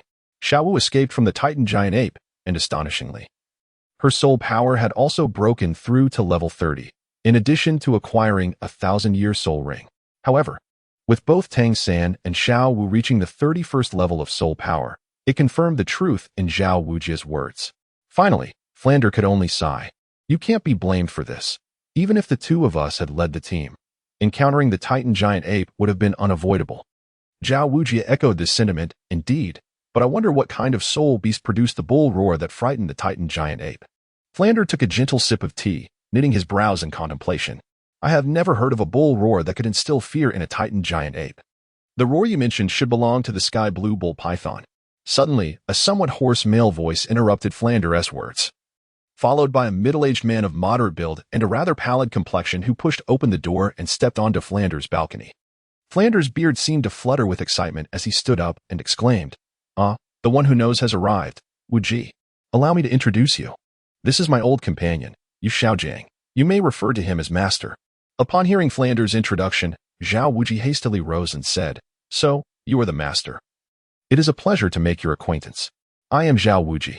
The individual who had abruptly joined the conversation between Flander and Zhao Wuji was none other than Tang San and Lu Tianyu's mentor. The master gave Zhao Wuji a slight nod and remarked, "You are too kind, immovable king. Just moments ago, you mentioned that when facing the Titan giant ape, shall you suddenly unleash the might and power of a soul sage?" Zhao Wuji, having gathered from Lu Tianyu and Tang San's discourse that their teacher was the esteemed master before him, nodded vigorously and affirmed, "Indeed."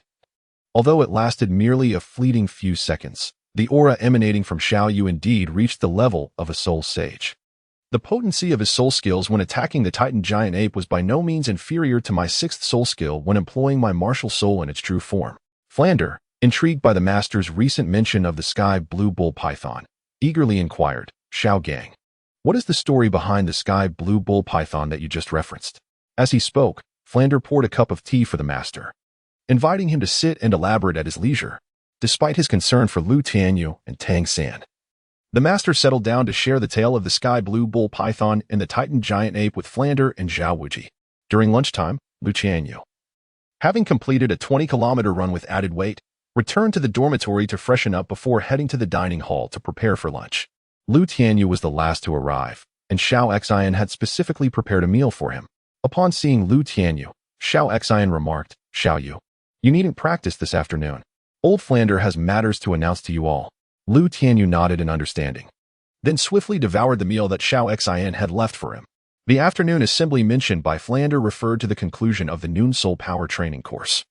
Lu Tianyu, not wishing to wander further, directly proceeded to the playground to meditate and cultivate his soul power. 2 hours later, both his stamina and soul power had returned to their peak. Rising to his feet, he surveyed the surroundings and noticed that Dai Mubai, Tang San, and the others had also arrived at the playground. However, they remained at a distance, engaged in casual conversation and had not ventured onto the field. As Lu Tianyu contemplated whether to approach them, he spotted Flander, Zhao Wujia, and the master at the edge of the playground.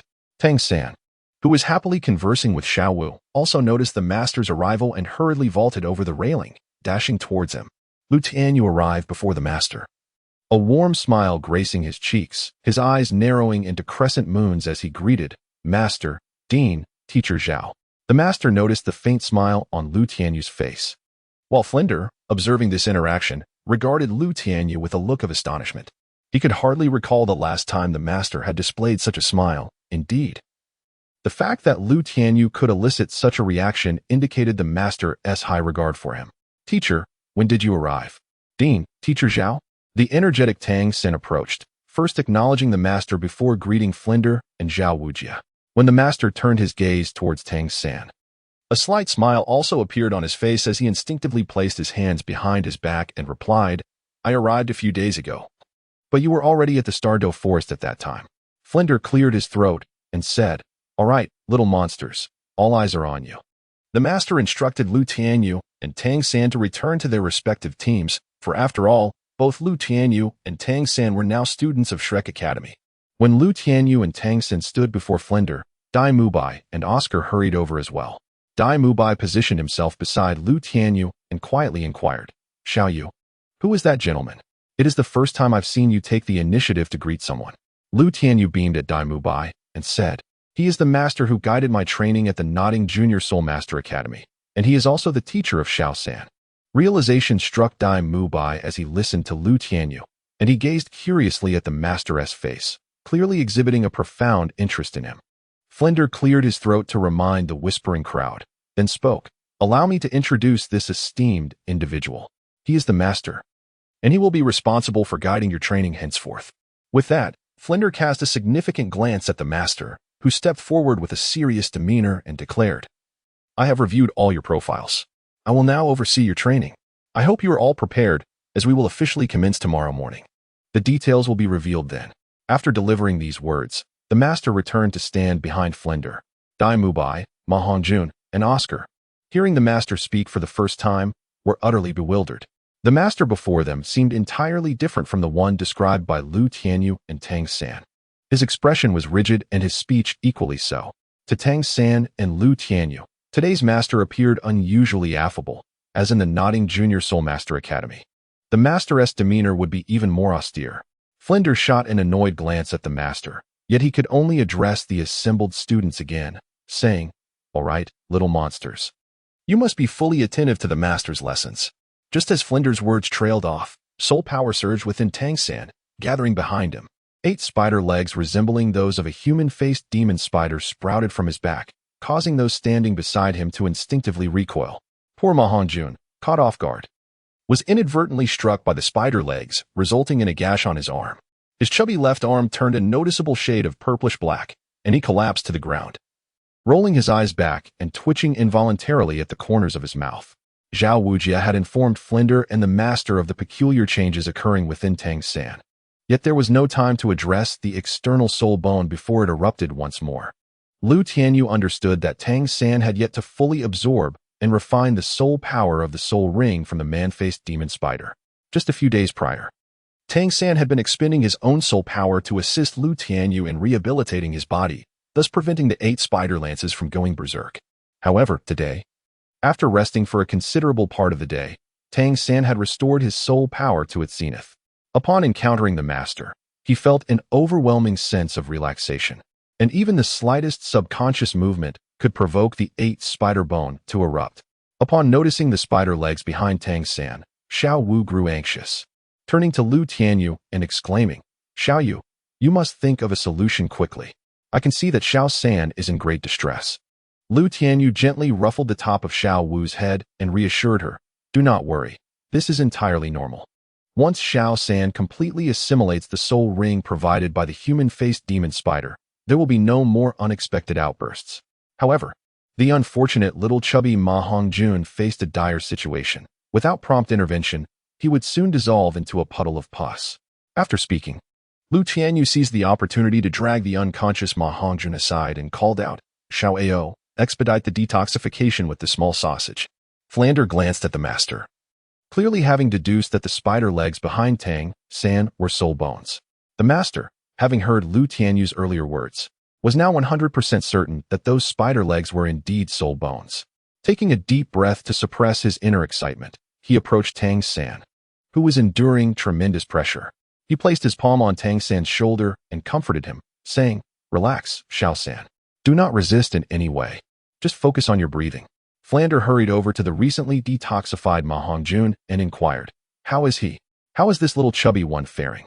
Lu Tianyu gently shook his head and remarked, "Xiao Ao's detoxifying sausage can only alleviate the spread of toxins. To achieve complete detoxification, we must call upon Xiao San." Flander nodded in agreement and hurriedly escorted Ma Hongjun back to his dormitory. At this moment, Tianyu My began to realize that Lu Tianyu indeed possessed a wealth of knowledge. "Xiao Yu, what exactly has transpired with Xiao San? Why does everyone seem so secretive and reluctant to speak?" Tianyu My exclaimed, wrapping his arms around Lu Tianyu's neck, expressing his displeasure with a hint of reproach. Lu Tianyu turned his head slightly, opening his narrowed eyes and remarked, "How should I put it?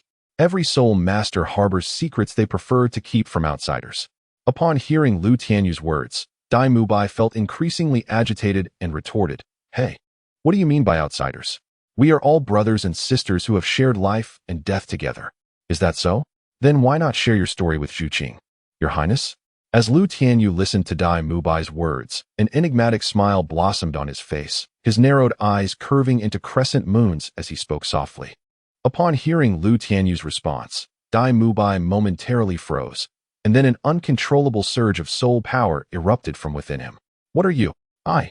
What nonsense are you spouting?" After a prolonged silence, Tianyu Mai hurriedly began to explain, while Lu Tianyu maintained a warm smile, replying, "Did I say anything?" Chapter 33. The contest. The bystanders were oblivious to the exchange between Lu Tianyu and Tianyu Mai. Zhao Wujia, feeling somewhat exasperated, remarked, "What time is it? And you are still playing around?" Fear and confusion filled Tianyu Mai's sinister gaze. He had always believed that his true identity was well concealed and that no one in the kingdom of Balak would recognize him. Lu Tianyu gently patted Tianyu Mai's shoulder and remarked, "Each of us harbors secrets we prefer to keep hidden from the outside world. Yet our purpose in forming this bond is not to unearth those mysteries. All I know is that you are Tianyu Mai, the esteemed leader of Shrek Academy." As Tianyu Mai gazed at the smile gracing Lu Tianyu's cheeks, an unprecedented sense of trepidation washed over him, realizing that those crescent eyes indeed belonged to a formidable being. Meanwhile, Tang San, under the guidance of the master, began to grasp the rudiments of manipulating his soul bone.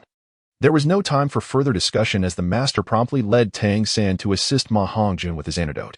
Tianyu My, Lu Tianyu, Oscar, Ning Rongrong, Zhu Qing, and Xiao Wu, accompanied by Flander and Zhao Wujin, gathered outside Ma Hongjun's dormitory, waiting with bated breath. Approximately 5 minutes later, the master and Tang San emerged from Ma Hongjun's room, with beads of perspiration glistening on Tang San's forehead, indicating the considerable effort he had exerted. The master, with his hands clasped behind his back, cast a glance at Lu Tianyu and said, "Xiao Yu, come with me. Xiao San, please wait a moment before seeking me out." Initially, the master intended to include Tang San, but upon noticing Xiao Wu beside him, he abruptly decided otherwise. Lu Tianyu wished to witness the comical antics of Ma Hongjun, but unexpectedly, the master summoned him to prepare a private session, compelling him to follow the master away. Tang San affectionately ruffled Xiao Wu's hair and reassured her, "Do not worry, Xiao Wu, I am perfectly fine now. Xiao Yu, enlighten me about the nature of your third soul skill." Lu Tianyu followed the master to the woods behind Shrek Academy. Once he confirmed that there was no one around, he began to inquire. Lu Tianyu stood tall before the master, squinting his eyes as he spoke. "Very well, master. I have detailed the soul beasts, soul ring lifespan, and soul skill names in my letter. Allow me to elaborate on the characteristics of the 8 doors of Duanjia, which can be understood as a soul skill that forcibly unlocks the potential of one's martial soul, and as its name suggests, it encompasses 8 distinct restrictions." At this point, Lu Tianyu paused momentarily before continuing. The 8 doors are the open door, the rest door, the life door, the wound door, the do door, the scene door, the alarm door, and the death door. With each door's restriction lifted, my martial soul attributes receive comprehensive enhancement, and the increase in power becomes progressively more pronounced. Upon unlocking the 6th door, my martial soul can unleash a force equivalent to that of a soul sage. The master gazed at Lu Tianyu, dumbfounded. It is quite common to possess soul skills that elevate one's strength in a short span of time. For instance, Dai Mubai's third soul skill, the White Tiger King Kong transformation, is a quintessential example of a power-enhancing soul skill. However, the master had never encountered a soul skill that incrementally enhances one's strength through 8 stages. After a considerable pause, the master remarked, "Xiao Yu, I truly do not know how to evaluate your third soul skill. While it can elevate your capabilities beyond your current level, the repercussions appear to be quite severe. Am I correct?" Lu Tianyu nodded gently and remarked, "At present, I can only unlock the first door without any harm. Opening the 3rd door, the life door, will inevitably result in the aftermath of exhaustion."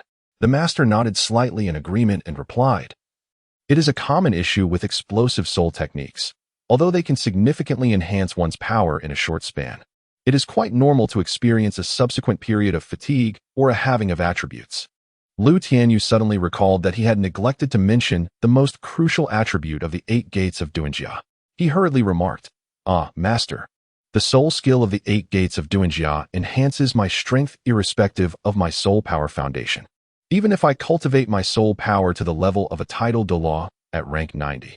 The release of the 8 gates restrictions is still contingent upon my soul power level to augment my strength." "What? How can this be possible?"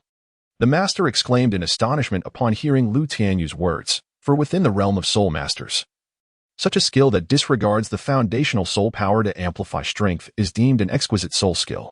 Likewise, a martial soul that can enhance or amplify power without regard to soul power foundation is referred to as a supreme martial soul. Beside Lu Tianyu, Li Yusong possessed an exquisite soul skill as well.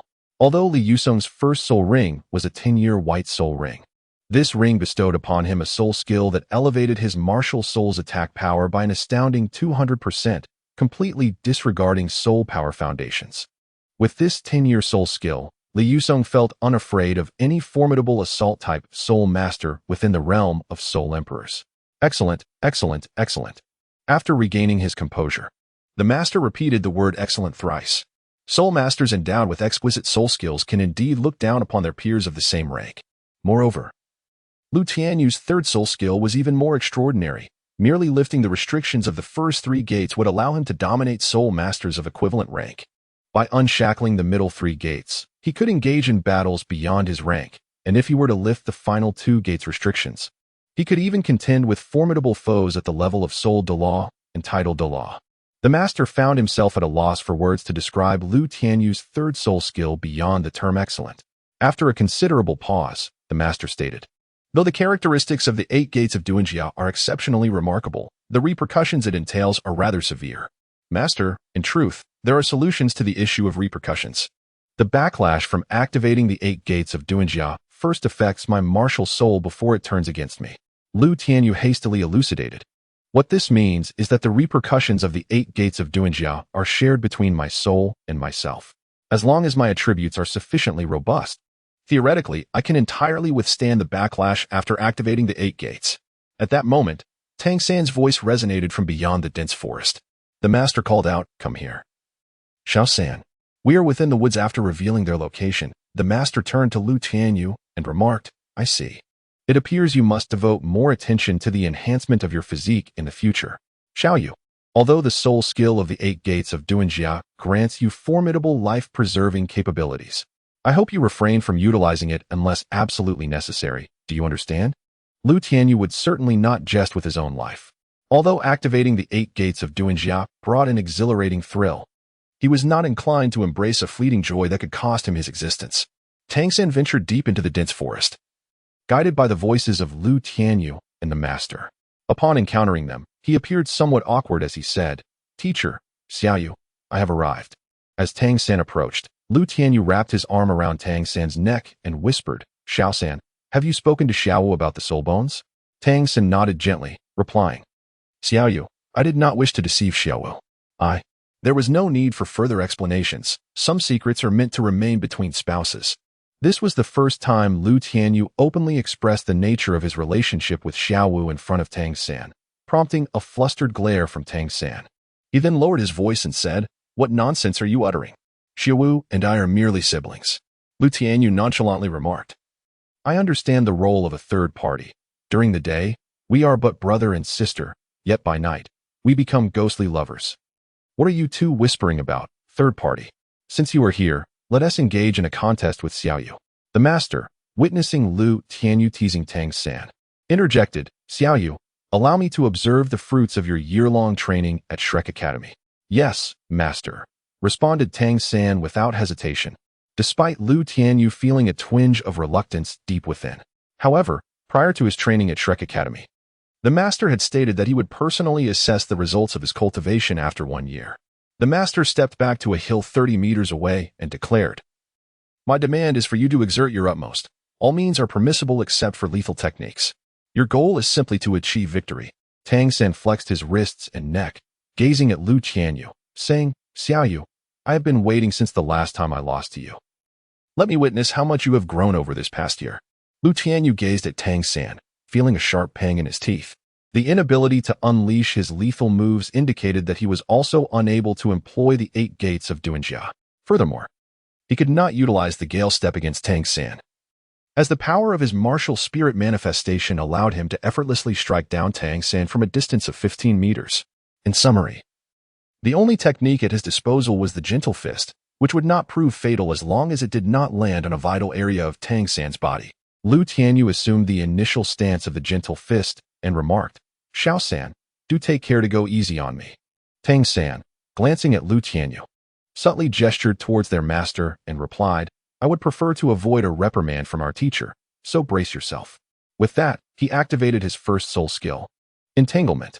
In an instant, a yellow soul ring flickered beneath his feet, and 3 tendrils of bluish-silver grass morphed into a delicate lavender hue, swiftly ensnaring Lu Tianyu's form with the speed of lightning. Lu Tianyu had long been prepared. As he summoned his martial soul to possess him, he transformed his gentle energy into a flowing stream that circled around his body. The Gentle Fist Technique, Returning Heaven Palm. With the gentle energy radiating from Lu Tianyu, the blue-silver grass vines entwined around him shattered and were sent flying. Tang San was equally aware that Lu Tianyu would employ this technique to counter his first soul skill. As Lu Tianyu executed the Returning Heaven Palm, Tang San's figure swiftly circled around him, a swarm of flying locusts. Instantly, over 100 flying daggers materialized around Lu Tianyu. In truth, this was a composite attack utilizing the throwing technique of the hidden weapon, Locust Stone, combined with the extraordinarily high speed of the Ghost Shadow Phantom Steps. In the past, Lu Tianyu could easily discern the number of daggers Tang San had thrown and their trajectories with his exceptional eyesight, but at this moment, all he could see were shimmering points of light surrounding him. The gentle fist technique, 64 palms of returning heaven. Lu Tianyu could only rely on his mastery of the soft fist technique to the utmost extent, attempting to manifest a defensive shield that encompassed a full 360 degrees. Both the master and Tang San furrowed their brows upon witnessing this. Although Lu Tianyu successfully defended against Tang San's barrage of hidden projectiles with the 64 palms of reversal, it seemed rather excessive. During their numerous sparring sessions at the Notting Junior Soul Master Academy, Lu Tianyu had never resorted to such a degree of the reversal palm to counter Tang San's aerial assault. Thus concluded the first round of their engagement, as Tang San's figure suddenly materialized before Lu Tianyu. The mystic jade hand, the crane control, the dragon seizing. Lu Tianyu's body resembled the delicate reeds swaying in the wind, his hands moving gracefully as if guided by the breeze, perfectly intercepting Tang San's attacks. After a few exchanges with Lu Tianyu, Tang San inquired, "Xiaoyu, are you not going to use your Gale Foot?" Lu Tianyu pressed his lips together and remarked, "After absorbing the third soul ring, the potency of my Gale Kick has undergone a qualitative enhancement. Within a 15-meter radius, it poses a lethal threat to soul masters of the soul sovereign level who lack defensive capabilities. I am aware of your remarkable speed, which allows you to evade my Gale Kick. However, my enhancements extend beyond the power of the Gale Kick. I have also augmented the speed and range of my slash." At this juncture, Lu Tianyu summoned his soul power to converge towards his spine in an attempt to invoke the Tiger's Roar Twin Rod. Strangely, the first manifestation of the twin rod appeared to be merely around 40 centimeters in length. Upon grasping the alabaster-like head of the rod, several thousand particles, each no thicker than a pinky finger, coalesced to form the semblance of the Tiger's Roar Twin Rod. The emergence of such a phenomenon in an external soul bone was entirely unforeseen. It had only been called upon once before during my confrontation with Ming in the Stardow Forest. Today, the encounter with Tang San marked its reawakening, resulting in this peculiar transformation. Though both the Master and Tang San were intrigued, they refrained from further inquiries, understanding that the focus remained on the duel between Lu Tianyu and Tang San. Following the summoning of the Tiger's Roar Twin Rod, Tang San's offensive was instantly thwarted by Lu Tianyu. Over the past year, under the tutelage of Liu Song, Lu Tianyu had nearly attained the realm of unity between man and rod. In his hands, the Tiger's Roar Twin Rod felt like an extension of his arms and legs, perpetually seeking out the vulnerabilities in Tang San's defense to disrupt his control over the crane and dragon. After numerous attempts, Tang San found himself unable to counter Lu Tianyu's twin rod, leading him to concede momentarily as he prepared for the next round. With a flash of yellow from the soul ring beneath his feet, Tang San activated his second soul skill, Ghost Vine Parasite, summoning 7 strands of blue silver grass that emerged from Lu Tianyu's body, entwining around him. Lu Tianyu had long been prepared for Tang San to unleash his second soul skill, as the gentle force that had resided within him suddenly erupted. It shattered all the blue silver grass vines that ensnared him. However, he soon sensed a peculiar sluggishness in his body. "Damn, your poison has actually intensified." Lu Tianyu quickly realized that he had fallen victim to the paralyzing toxin inherent in the blue silver grass. As his reflexes slowed, Tang San seized the moment to unleash a ferocious assault. Chapter 34, The Master Unleashed. While continuing to activate his soul skills to maintain control over Lu Tianyu, Tang San also launched several dozen piercing bone nails. First soul skill, Entanglement, piercing bone nails.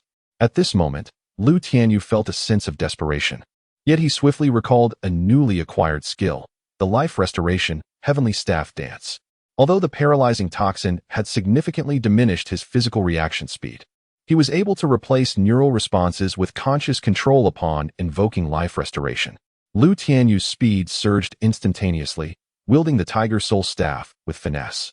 He sent flying all the blue-silver grass vines conjured by Tang San, along with the penetrating needles he had hurled. Tang San activated his purple extreme demon eye, perceiving with clarity that Lu Tianyu's displayed speed surpassed any previous moments in time. Third soul skill, web binding. Recognizing the gravity of the situation, Tang San did not dare to be careless. He unleashed the soul skill acquired from the human-faced demon spider's soul ring.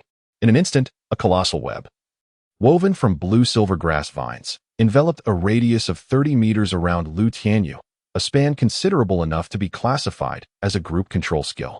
Upon witnessing the unfolding situation, Lu Tianyu could only continue to wield the tiger's soul staff, surrounding himself with a protective barrier formed by the shadows of his strikes. With a series of muffled thuds, the tiger's soul staff swiftly severed 3 tendrils of the blue-silver grass, but its speed suddenly faltered. Seizing the opportunity, Tang San intensified the effect of his control. Raging Windblade. In a state of restored vitality, Lu Tianyu could manipulate every part of his body at will. This particular maneuver, the Raging Windblade, was executed following the release of an energy blade from the tiger's soul staff. By employing the technique of soft punches to control the gentle force, he ensured the energy blade adhered to the staff before sweeping it to sever the layers of blue-silver grass surrounding him. From the perspective of the master, Lu Tianyu wielded the shimmering light of the pale azure tiger's soul staff with grand, sweeping motions, successfully dismantling Tang San's third soul skill. However, as he cleaved through the surrounding tendrils, an instinctual awareness crept over him. Something was amiss. It was inconceivable that Tang San would grant him the opportunity to destroy the blue-silver grass. If such a chance were afforded, it would undoubtedly be a trap. And he had now unwittingly fallen into the snare set by Tang San. Whoosh, whoosh, whoosh. Only a faint whisper of wind brushed past Lu Tianyu's ears, and he perceived a fleeting glimmer of golden lights before feeling as though the very essence of his strength was being siphoned away, causing him to collapse limply to the ground. Tang San, who had already drawn the dragon beard needle, found himself momentarily frozen in place. According to his calculations, Lu Tianyu should have effortlessly detected the fine needle he had launched. Yet, it appeared as if Lu Tianyu was oblivious to the needle's presence. As it struck and sealed off 4 critical acupoints, the master, observing from a distance, furrowed his brow deeply, hastily retreating his hands behind his back as he approached Lu Tianyu with a hint of ire in his voice, inquiring, "What has transpired, Xiaoyu?" Tang San quickly extracted the needle from Lu Tianyu's body, expressing concern. "Xiaoyu, what is troubling you today? You seem more cautious than ever. Yet, you still fell victim to the needle's assault. 2 years ago, you could effortlessly evade its strike." Lu Tianyu had long anticipated that the deterioration of his vision could not be concealed from the master and Tang San, as they were the ones who understood his abilities best. Upon hearing Tang San's words, the master's gaze sharpened with intensity, and Lu Tianyu realized that unless he provided a satisfactory explanation, the master would undoubtedly erupt in anger. Furthermore, he felt it was imperative to be forthright with Tang San and the master, for concealing the truth would only plunge him into a more precarious and disadvantageous position. Lu Tianyu, suppressing the fatigue coursing through his body, rose to his feet and said, "I apologize, Master and Tang San. There is indeed a matter I have concealed from you. You may have noticed that my vision has now diminished to the level of an ordinary soul master." Upon hearing Lu Tianyu's words, both Tang San and the master found that their previously perplexed feelings were now elucidated, yet this revelation only deepened their confusion. The master spoke gravely. "Xiaoyu, recount the matter you have withheld from me in its entirety. No omissions are permitted." A faint, bitter smile graced Lu Tianyu's lips as he remarked, "I understand, master. A year ago, I fell victim to an ambush orchestrated by the Spirit Hall." "What? The Spirit Hall? Attempted to assassinate you? How could that be?" The mere utterance of his words rendered both the master and Tang San restless. Lu Tianyu hastily continued, "Though I managed to evade the deadly assault, my eyes were adversely affected by the opponent's soul technique, resulting in impaired vision." "Wait, Xiaoyu, take your time to explain." The master quickly regained his composure, reaching out to grasp Lu Tianyu's shoulder as he inquired, "Why would the Spirit Hall wish to eliminate you?" Lu Tianyu candidly recounted his experience of registering as a soul master at the Spirit Hall, along with the subsequent events that transpired. Upon finishing his narrative, the master continued to inquire, "Why did Flinder and the others not accompany you to the Spirit Hall for your registration?" In response to this question, Lu Tianyu offered an awkward smile and replied, "Perhaps they were exhausted from my antics and desired a peaceful respite at the academy. Anyway, teacher, I assure you that I am perfectly fine." As soon as Lu Tianyu's words fell, he received a sharp reprimand from above, while master, with a stern countenance, delivered another chastisement upon Tang San's head. "What do you two take my words for? One of you was intercepted by the Spirit Hall, and the other pursued the Forest King, the Titan Great Ape, to hunt and absorb the 2,000-year-old faceless demon spider." Both Tang San and Lu Tianyu bowed their heads, unable to meet the master's gaze. This was the first time they had faced the master's wrath, illustrating just how furious he truly was today. The master continued his admonishment. Do you both delight in witnessing a white-haired man send a black-haired one to his demise? Little you, little San. You two have always been considerate children. I apologize, master. It was my reckless actions that brought this upon us. Lowering his head, Lu Tianyu felt tears welling in his eyes, not due to the master's reprimand regarding the roasted chestnuts, but because he sensed a long-lost warmth of concern. On the Douluo continent, there were many who admired him and wished to befriend him, yet their affection stemmed from his displayed talents, which warranted their efforts to win his favor. However, the master's worries were genuine, stemming from a heartfelt desire for his safety. Unlike the covetous glances cast by those from the Spirit Hall, who valued him solely for his potential, in the year he first awakened his martial spirit, Lu Tianyu had contemplated joining the Spirit Hall or the Seven-Treasure Glazed Tile School, confident that his innate 9th-level soul power would capture the attention of titled Douluo powerhouses. Moreover, possessing knowledge of subsequent narratives that others were oblivious to would ensure his prosperous development in either sect. However, both the Seven-Treasure Glazed Tile School and the Spirit Hall would not cultivate him without expecting something in return. While they may boast superior resources compared to the Academy, these resources came at a steep price, and Lu Tianyu doubted that either sect would allow a talent they had painstakingly nurtured to slip from their grasp. Furthermore, once he joined a sect or the Spirit Hall, every endeavor would necessitate prioritizing the interests of his faction over his own. The most unfortunate and tragic possibility was that if these powers felt they could no longer control him, the fate of the hunted would inevitably befall him. This was not mere alarmism nor a figment of Lu Tianyu's imagination, but a lesson learned from his previous life. He was neither a direct descendant of the Seven-Treasure Glazed Tile School's leader nor of the Spirit Hall's pope. To them, he was merely a pawn or a bodyguard. When his strength surpassed their control, the consequences would either lead to his elimination or necessitate his preemptive strike against them. Neither outcome was favorable to Lu Tianyu. Rather, he believed that accepting the mentorship of Yu Shaojiang and the Shrek Academy could grant him true freedom. Perhaps Yu Shaojiang was an irresponsible rogue, and maybe Shrek Academy lacked even basic training facilities. Yet, their nurturing of students was devoid of ulterior motives. Their sole aim was to cultivate exceptional soul masters. Upon graduating from the Soul Master Academy, there was no expectation of tangible benefits in return. Simply acknowledging oneself as a student of Shrek Academy and of the Master sufficed. Having come to this realization, Lu Tianyu resolved to wait for Tang San to enter the Nodding Junior Soul Master Academy, allowing events to unfold according to his expectations, leading to the present moment. Just moments ago, the Master's outburst over his reckless actions reinforced Lu Tianyu's belief that the path he had chosen was indeed the right one. Once the Master's anger subsided, he reached out and affectionately ruffled Lu Tianyu's hair, saying, "Little you, with your talents, it is easy to attract the envy of others. In the future, it is imperative to prioritize one's own well-being, as well as that of others involved. Regardless of the circumstances, safeguarding oneself must always come first in order to extend protection to others." Lu Tianyu and Tang San nodded in unison, affirming, "Yes, Master." The Master gently acknowledged their response with a nod, saying, "I too believe you will learn from this lesson. Now, return and rest." The following morning, at 6 o'clock, Lu Tianyu awoke, prompted by his internal clock. Previously, he would have dedicated 2 hours to soul power cultivation. However, starting today, the Master would guide their training. He instructed everyone to arrive at the Academy's dining hall for breakfast before 7. Lu Tianyu was well aware that the Master had proclaimed that one must arrive by 6:30 if dinner was to be at 7. Indeed, arriving precisely at 7 would likely result in an empty table. After hastily grooming himself, he rushed out, and, upon reaching the cafeteria, found Tang San and Oscar already indulging in their breakfast. Lu Tianyu sniffed with immense delight and exclaimed, "Braised pork, salt-baked chicken. After a year at the Academy, I finally get to indulge." However, upon reaching the dining table, he realized it was the Master who was busy in the kitchen. Quickly composing himself, he smiled and said, "Master, I didn't expect it to be you." The Master chuckled and replied, "Hurry and eat, and see how my culinary skills fare." Lu Tianyu approached Tang San with tears in his eyes. Perhaps this was the feeling of being cherished by an elder. Soon after, Daimyo Bai, Ma Hongjun, Zhu Shiqing, Ning Rongrong, and Xiao Wu arrived at the dining hall.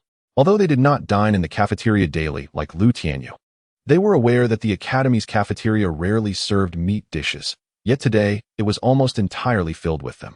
Furthermore, The culinary skills of the master were comparable to those of Xiao Xin, and overall, Tianyu felt that this was the most delectable breakfast he had enjoyed in many years. At precisely 8 o'clock, the 8 members of Shrek Academy gathered in a neatly aligned formation beneath the flagpole. The master, with his hands clasped behind his back, approached the group and said, "Excellent. You have all kept your promise to have breakfast. This is a commendable start. From now on, I shall prepare breakfast at 5:30 each morning. Should you fail to arrive an hour later, you need not expect a meal." Tianyu and the others promptly responded, "Yes, master." The master gently nodded and remarked, "Excellent. It is essential to allow time for digestion after such a hearty breakfast." Tianyu, Tianyu, step forward. Tianyu and Tianyu swiftly advanced a step. The master scanned their faces, stating, "Your task today is to defeat the others without causing any serious harm." "Ah, yes, master." Tianyu was not very familiar with the master and found himself momentarily perplexed by his words.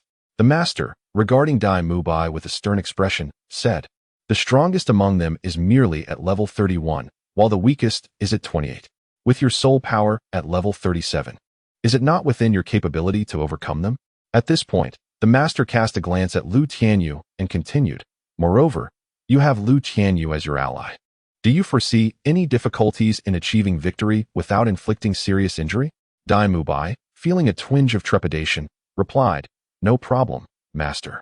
As long as I am not pitted against little you." Tianyu's eyes sparkled like crescent moons, and he silently reassured himself, "Rest assured, old Dai. Based on my understanding of the teacher, it is certain that it will ultimately be a confrontation between the two of us." The master's gaze swept over Tang San and Xiao Wu's group, finally settling on Tang San as he proclaimed, "Tang San, step forward. Your opponent is Tianyu. You are forbidden from employing your third spirit ability and any concealed weapons during this duel. Once you are ready, commence." The others stepped aside. Upon hearing the master's restriction on Tang San's use of his third spirit ability, Tianyu promptly interjected, "Wait, this is unfair. Tang San's spirit power is already inferior to mine. It is one thing to disallow his concealed weapons, but to also prohibit his spirit abilities renders the match meaningless." The master calmly regarded Tianyu and replied, "Very well, Xiao San. You are permitted to use your third spirit ability." Tianyu and the others, who had not been summoned, retreated to the periphery of the playground. Except for Tianyu, the eyes of the others sparkled with excitement. The mere thought of a clash between Tang San and Tianyu stirred a fervent passion within them. Unable to contain himself, Tianyu remarked, "Dai, if you wish to emerge victorious, do not grant Xiao San an opportunity to strike." After uttering these words, Tianyu cast a timid glance at the master, for this was the utmost extent of his counsel to Tianyu. Regrettably, Tianyu disregarded Tianyu's advice, summoning his martial spirit and adopting a posture that invited Tang San to make the first move. Chapter 35, Practical Training. Upon witnessing this, Tianyu slightly opened his squinted eyes and sighed, "Alas, it seems that Big Brother Dai is destined to lose." Ma Hongjun, unable to contain himself upon hearing Tianyu's words, exclaimed, "Surely not. Big Brother Dai's soul power surpasses that of Little San by 6 levels. How could he possibly be defeated?" Tianyu's cheeks adorned a warm smile as he squinted at Ma Hongjun and remarked, "Soul power does not entirely represent strength. Much like how Xiao Ao, despite possessing a soul power of 31, cannot even best a 10th level soul master. Although Xiao San's soul power is merely 31, he is a control-type soul master, who, generally speaking, possesses the ability to engage in battles beyond his level." On the playground, Tang San did not immediately launch an offensive. Rather, he awaited Tianyu to first unleash his soul technique before initiating his counterattack. Second soul technique, White Tiger's Raging Light Wave. First soul technique, Binding. Before Tianyu's second soul technique could reach Tang San's position, for tendrils of blue-silver grass erupted from beneath his feet, ensnaring Tianyu securely. "Tang San, do you intend to use your first soul technique to restrain me?" Third soul technique, White Tiger's Diamond Transformation. With the invocation of his third soul technique, Tianyu experienced a 100% enhancement in his attack, defense, and strength attributes. A mere tremor was sufficient to shatter the blue-silver grass tendrils binding him. And upon regaining his freedom, Tianyu swiftly charged towards Tang San, unleashing a flurry of attacks. Regrettably, Tianyu's speed paled in comparison to that of Tang San, whose figure flickered like a phantom, evading all of Dai Mubai's strikes with remarkable agility. Tang Sen consciously led Dai Mubai towards two dilapidated buildings before channeling his soul power into his second soul ring. Second soul technique, parasitism. The blue silver grass seeds, previously concealed within Dai Mubai, rapidly sprouted, binding him tightly with their tendrils. Dai Mubai suddenly unleashed a surge of power from within. Breaking free from the constricting blue silver grass, Tang San retreated once more into the cluster of buildings, while Dai Mubai, emboldened by his momentary victory, pursued without regard for the shifting surroundings. Ma Hongjun cast a teasing glance at Lu Tianyu and said, "Xiao Yu, is this what you meant when you said Dai Laodao would lose? It appears to me that Tang San has been thoroughly suppressed by Dai Laodao from start to finish." Lu Tianyu smiled and cast a sidelong glance at Ma Hongjun, saying, "With your current level of knowledge, it is quite difficult for me to explain. However, soon, Xiao Sen will reveal to you how he triumphed over Dai Laodao." The third soul skill, web binding.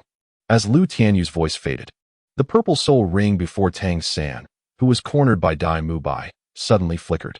Subsequently, a multitude of blue-silver grass vines enveloped the space within a 30-meter radius, encircling Dai Mubai in layers of intertwining tendrils.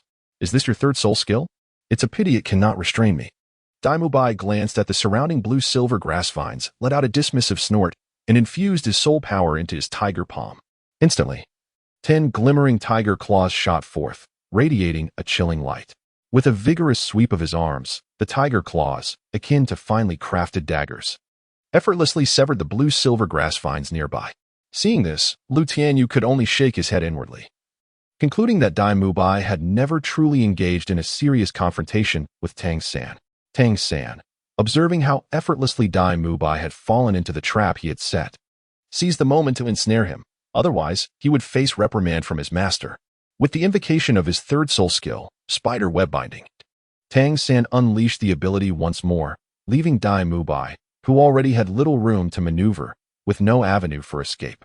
Ultimately, layers upon layers of blue-silver grass vines ensnared Dai Mubai firmly within the web formed by the very same vines. Lu Tianyu turned his head, smiling brightly at Ma Hongjun, and said, "Do you see? Dai Lao has already been defeated by Tang San." Dai Mubai, suspended in midair, struggled valiantly for a considerable time. Yet no matter how hard he tried, he could not free himself from the grasp of a blue-silver grass vine. His efforts even led to the exposure of the toxins carried by the blue-silver grass. The master spoke in a deep voice, "All right, Tang San, lower him down." Tang San nodded, ceasing the release of his soul skill. When Dai Mubai finally descended to the ground, his legs weakened, nearly causing him to collapse. It was, fortunately, Tang San who reached out to support him. Otherwise, Dai Mubai would have been humiliated today. "Rest assured, your weakness is due to the paralysis toxin of the blue-silver grass. I shall detoxify you now." As he spoke, Tang San summoned his martial soul, absorbing the toxins from Dai Mubai's body into his own. Freed from the influence of the paralysis toxin, Dai Mubai regained his ability to move independently. Dai Mubai and Tang San stood once more before the master, who gently nodded and said, "You may step aside to rest for now. I shall have further instructions shortly." Next, Lu Tianyu, Ma Hongjun, Oscar, and Ning Rongrong, please step forward. The individuals called upon approached the master, who turned to Lu Tianyu and said, "Lu Tianyu, you will face the combination of Ma Hongjun, Oscar, and Ning Rongrong. My stipulations are that you are not to employ your third soul skill or any lethal soul skills, and you must refrain from attacking support-type soul masters." Lu Tianyu's cheeks retained a warm smile as he turned his head, grinning and addressing the master. "Master, this seems rather unfair to the chubby ones. Perhaps we should let Zhu Qing assist him?" The master pondered for a moment before replying, "Very well, Zhu Qing, step forward. You and Ma Hongjun shall face Lu Tianyu with the support of Oscar and Ning Rongrong." Zhu Qing, upon hearing the master's words, approached Ma Hongjun without a flicker of emotion. Instantly, a mischievous grin spread across Ma Hongjun's face as he reassured her, "Do not worry, Sister Zhu Qing, with me around, you shall not come to harm." As he spoke, Ma Hongjun struck a pose he deemed quite impressive. Oscar promptly conjured a restorative sausage and a flying mushroom sausage for Zhu Qing and Ma Hongjun. Meanwhile, Ning Rongrong summoned the 7 treasures glazed tower, bestowing upon them a 30% boost in both power and speed. Once everything was prepared, the master declared, "Let the competition begin." As his voice faded, Lu Tianyu summoned his martial spirit, instinctively causing his second soul ring to shimmer. The manifestation of his martial spirit was followed by the activation of his second soul skill, Tiger's Soul, the Tianyu My staff. Tianyu extended his hand to grasp the stick, measuring a mere 40 centimeters in length. In that moment, thousands of fragments coalesced around it, forming the Tiger's Soul Staff. Perfectly aligned with his brow, as he summoned the Tiger's Soul Staff, he executed the technique known as shave. Ma Hongjun felt a sudden darkness before Tianyu materialized before him. Simultaneously, the staff, imbued with a gentle force, struck Ma Hongjun's abdomen. Despite the substantial layer of fat acting as a barrier, the gentle energy transmitted through the Tiger's Soul Staff as a conduit for the soft martial art penetrated deep into Ma Hongjun's dantian before erupting forth. Ma Hongjun felt an instantaneous severance of connection with his soul power, followed by a sharp pain in his abdomen, leading him to collapse helplessly to the ground. Tianyu raised his head and squinted at Zhu Zhuqing, who soared gracefully in the sky, gently nodding in acknowledgement. Well done, Zhuqing, you successfully evaded my attack. Initially, Tianyu had intended to conclude the battle in an instant, yet he was taken aback by Zhu Zhuqing's remarkable vigilance. Zhu Zhuqing cast a slightly fearful glance at the ground. Her eyes narrowed as she beamed at Tianyu. Had she not received the speed enhancement from Ning Rongrong's 7 treasure glazed tile, it would have been utterly impossible for her to avoid Tianyu's strike. Tianyu narrowed his eyes into crescent shapes and said, however, Zhuqing, do not presume that soaring through the skies guarantees your safety. For I too possess the ability to move freely in the air. As his words lingered in the air, Tianyu performed a swift maneuver, appearing instantaneously before Zhu Zhuqing, brandishing his Tiger's Soul Staff as he aimed to strike at her shoulder. With a quick flick of her thoughts, Zhu Zhuqing adeptly maneuvered her flying mushroom's capabilities to evade the attack, while Tianyu's feet pursued her through the void, moving swiftly in the air. Moonstep, triple sequence. Yet, the speed of Moonstep ultimately could not match that of the phoenix-tailed chicken crown snake. Although he managed to close in on Zhu Zhuqing's silhouette, he could not catch up to her. Realizing he could not overtake her, Tianyu swung his Tiger's Soul Staff, unleashing a 5-meter-long pale blue energy blade.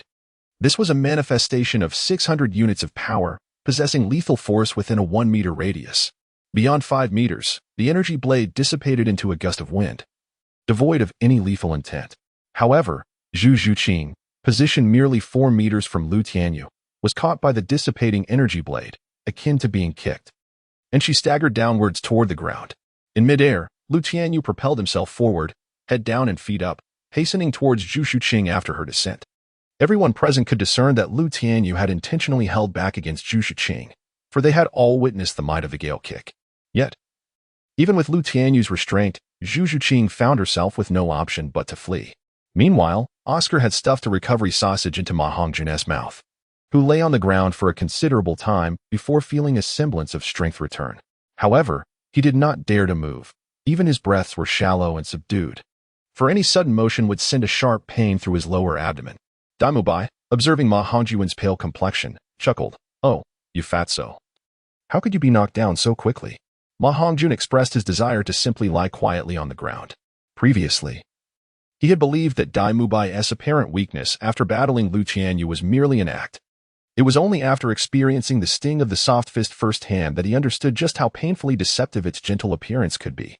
On the training ground, Zhu Zhuqing was diligently evading Tianyu's relentless pursuit.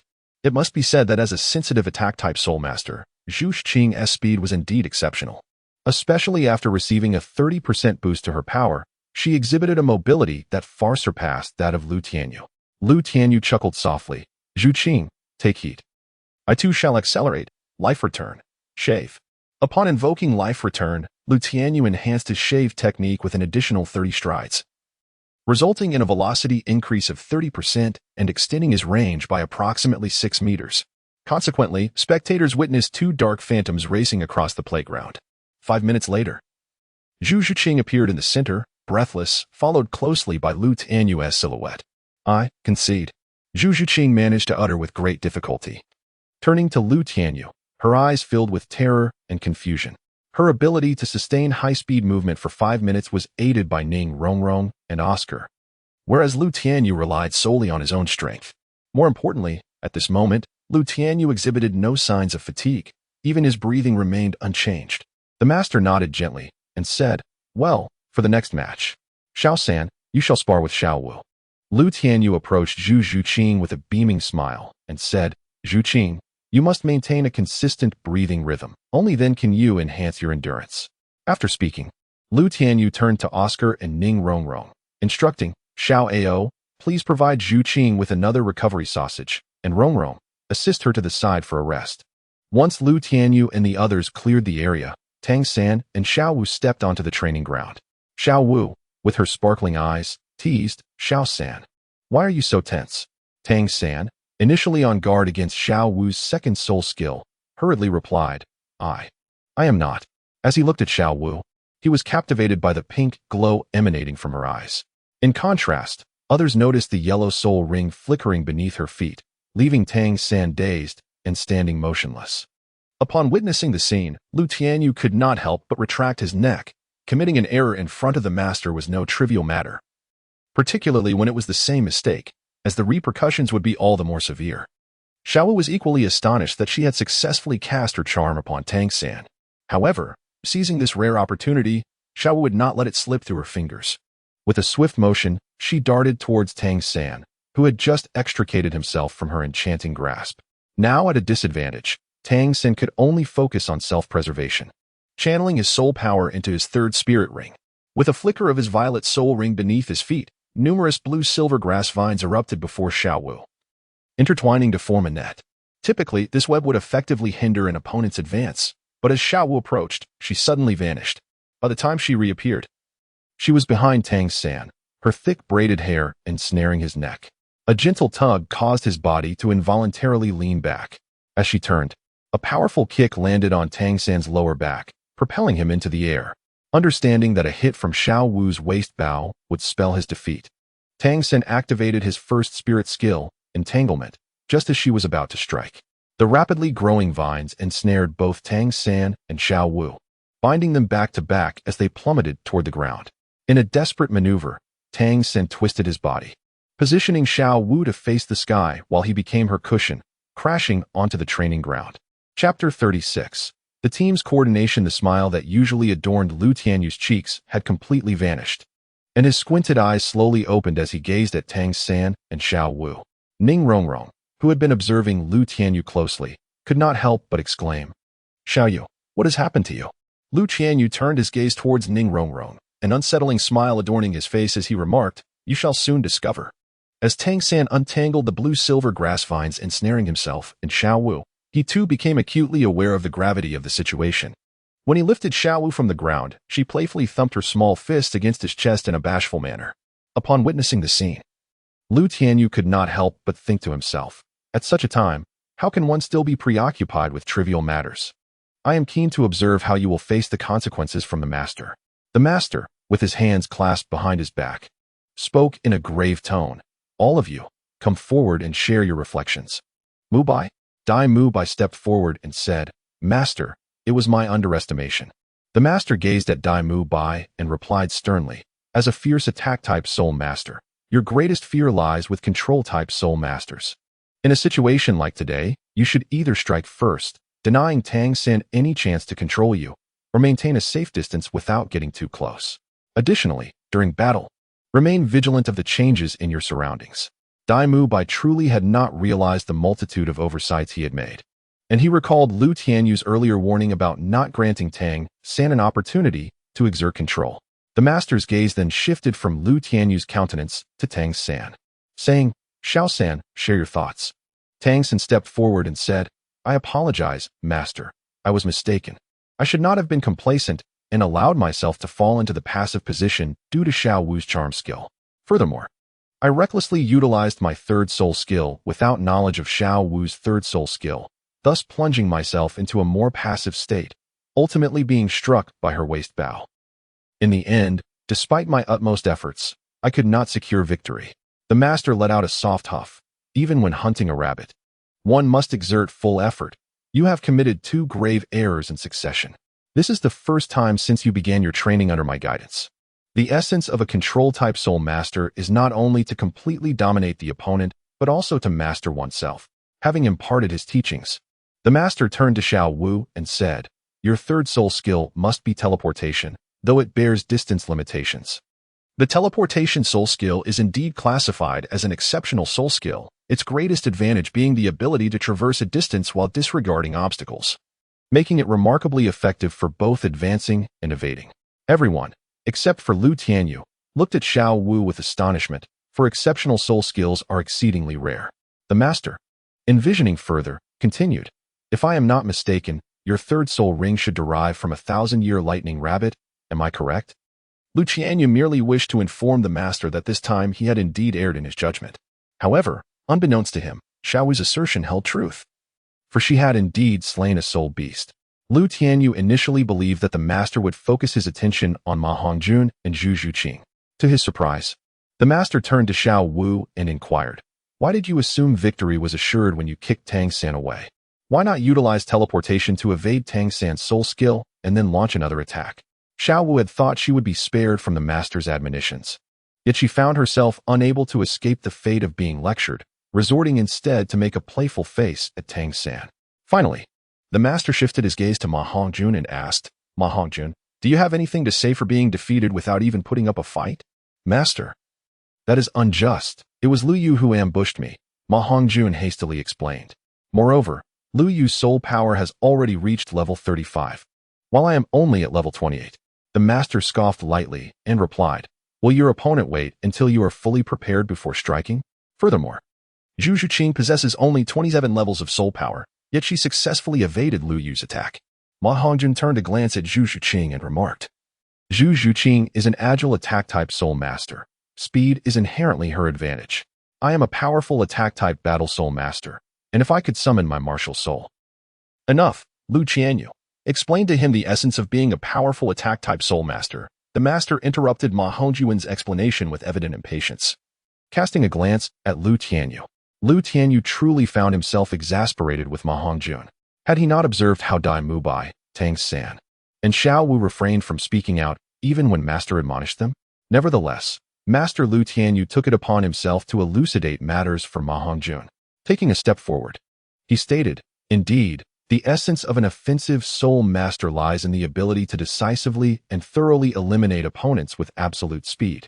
At this juncture, Lu Tianyu turned his gaze toward Ma Hongjun, narrowing his eyes as he remarked, "To be honest, battling with you all feels rather constraining." At that moment, Ma Hongjun sensed the pressure emanating from the master and, upon hearing Lu Tianyu's words, lowered his head in frustration. The master shot Lu Tianyu a glare, silencing his criticism of Ma Hongjun, before addressing Zhu Zhuqing. "And you, Zhuqing, do you have anything to say?" Zhu Zhuqing glanced at Lu Tianyu and responded, "He is formidable." Lu Tianyu is undeniably an offensive soul master, yet he possesses a speed that rivals that of a speed-type soul master, coupled with his inherent strength. I would struggle to evade even the initial onslaught without the aid of a support soul master. Upon hearing Zhu Zhuqing's assessment, the master nodded thoughtfully. Excellent. Only by recognizing one's own limitations can one transcend them. After indicating for Zhu Zhuqing to return to her position, the master clasped his hands behind his back and approached the group, his gaze sweeping across Lu Tianyu and the others. "Is this what they call a monstrous genius? Each of you is replete with shortcomings and weaknesses. Your performance has left me greatly disappointed. Thus, you shall all face consequences."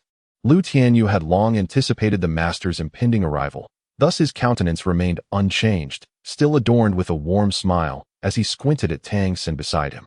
At the entrance of the academy, a bamboo basket was prepared, instructing them to carry it and run to Spa City and back, a total of 10 times.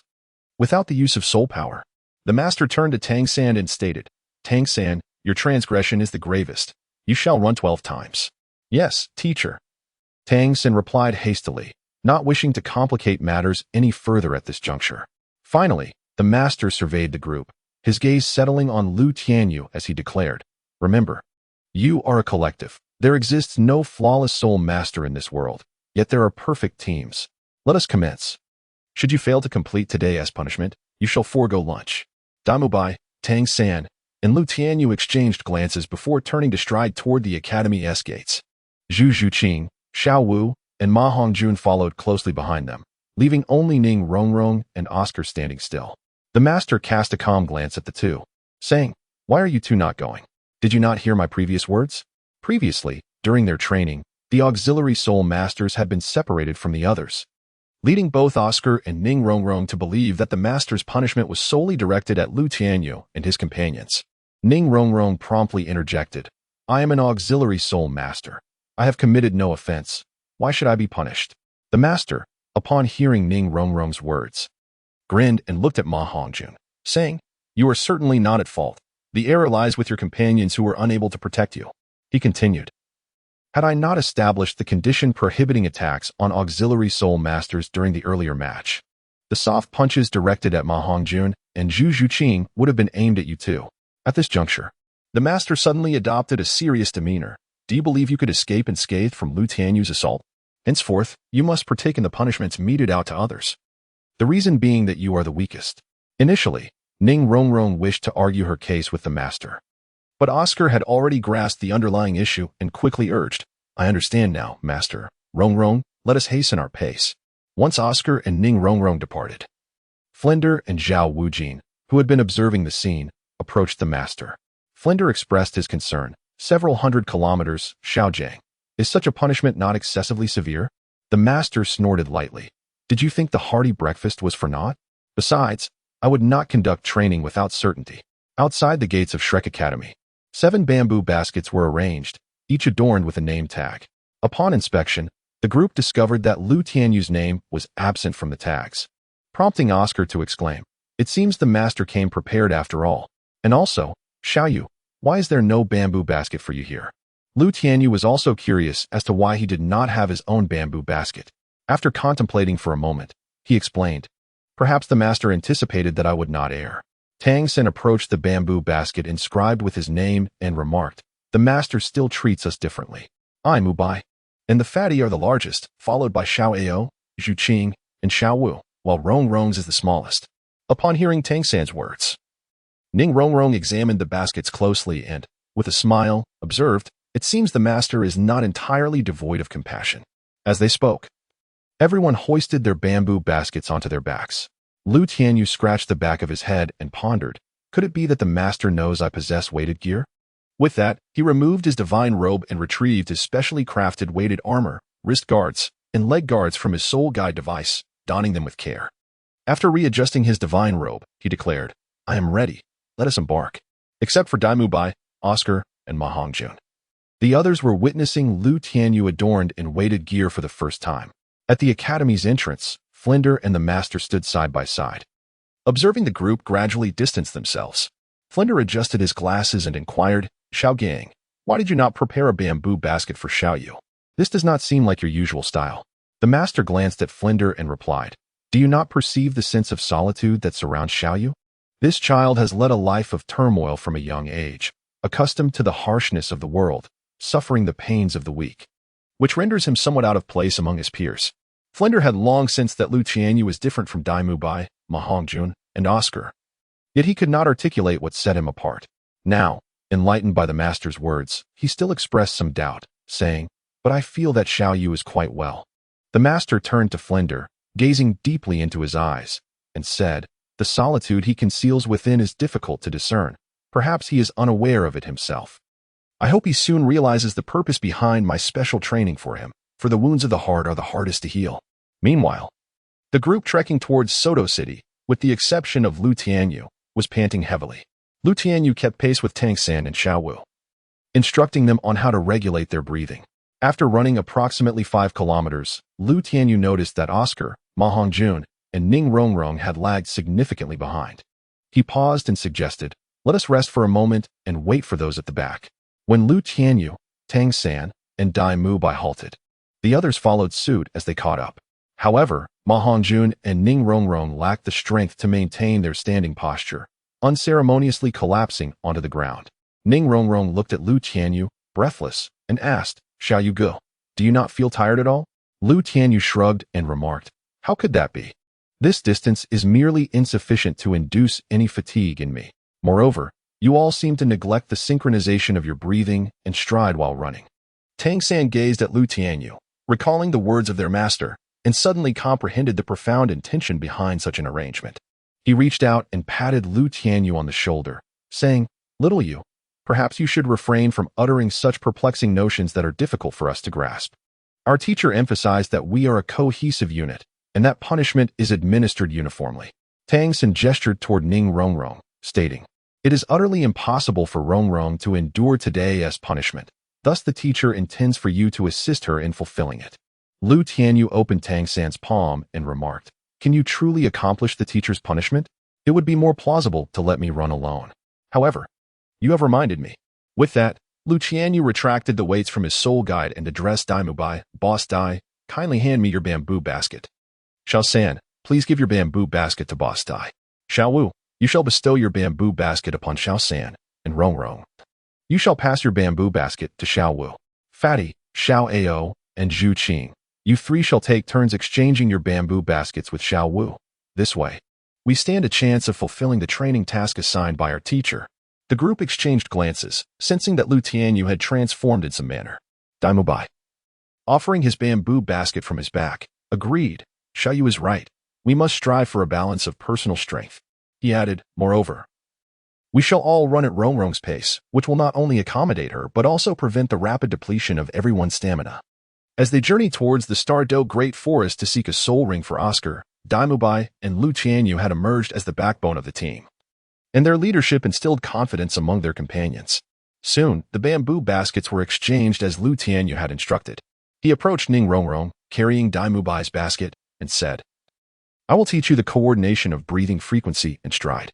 This will benefit your endurance in the future. Everyone, follow my lead. Inhale as you take your first step with the left foot, and exhale as you take your second step with the left foot." Chapter 37. Memory Recollection. Dai Mubai, Ma Hongjun, and Oscar had trained with Lu Tianyu for a period, thus they were well acquainted with the method of synchronizing their breathing with their steps. Tang San, Xiao Wu, Ning Rongrong, and Zhu Qing, though initially uninformed, approached their learning with a greater seriousness than their predecessors. As they practiced the rhythm of their breath in conjunction with their steps, they collectively jogged to Soto City and back to Shrek Academy. Upon their return to Shrek Academy, Master observed Lu Tianyu carrying Dai Mubai's bamboo basket, continually correcting his companions on their breathing and stepping errors, nodding slightly in approval. He believed that after a period of training, Lu Tianyu would undoubtedly open his heart to those around him. However, he understood the necessity of providing adequate pressure. Thus, he began urging everyone to hasten their pace. Yet, Lu Tianyu and Dai Mubai, along with Tang San, unanimously concurred that to excel in their tasks, one must first refine their tools. Mastery of the synchronization of breathing and stepping was essential to complete the training regimen set forth by Master within the allotted time. After several laps back and forth between Shrek Academy and Soto City, they gradually began to find their rhythm. From the fifth lap onwards, Lu Tianyu deliberately increased his speed, prompting the others to quicken their pace. However, by the eighth lap, all but Lu Tianyu were nearing exhaustion, with 4 laps remaining in Master Esh training course. After careful consideration, Lu Tianyu transferred the stones from Tang San's basket into his own, redistributing some of the weight from Xiao Wu, Oscar, Ma Hongjun, and Zhu Qing's baskets to Tang San. Consequently, the stones Lu Tianyu bore constituted half of the total weight, enabling him to persist until the 10th lap, where he finally reached his physical limits. Despite beads of sweat the size of soybeans cascading down his cheeks, Lu Tianyu maintained a steady rhythm in his breathing. While the others struggled to synchronize their breath with their steps, their novice status led to a complete disruption of their breathing patterns. This disarray resulted in their dwindling stamina rapidly depleting. By the 11th lap, the weakest among them, Ning Rongrong, had already lost consciousness. Tang San instructed Xiao Wu and Zhu Qing to hand their baskets to Dai Mubai and himself, then directed Zhu Qing and Xiao Wu to alternate carrying Ning Rongrong as they continued running. However, once Tang San and Dai Mubai shouldered the baskets belonging to Xiao Wu and Zhu Qing, they quickly exhausted the little stamina that remained. Ma Hongjun and Oscar also reached their limits, their movements becoming laborious. At this juncture, the remaining journey lay solely between Soto City and Shrek Academy. And given the current circumstances, it seemed that abandoning the stones and the baskets was the only way to return to the academy. Yet, Lu Tianyu was unwilling to concede so easily. He instructed Dai Mubai to assist Ma Hongjun and Oscar, while he urged Tang San to support Xiao Wu, Zhu Qing, and Ning Rongrong, positioning himself in the center so that the others could draw upon his strength. Lu Tianyu was unaware of the sentiments of others.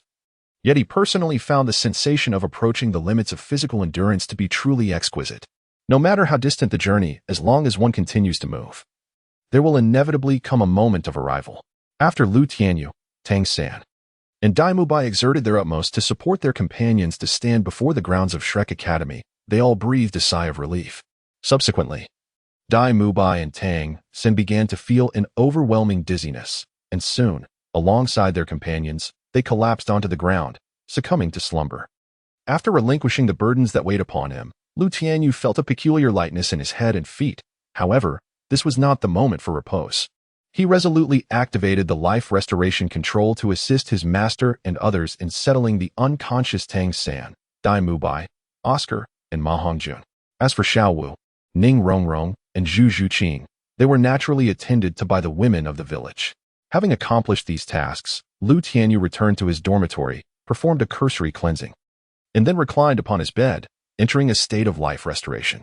In this state, Tianyu sensed his consciousness delve deep into the ocean of his mind, revisiting the memories hidden within its depths.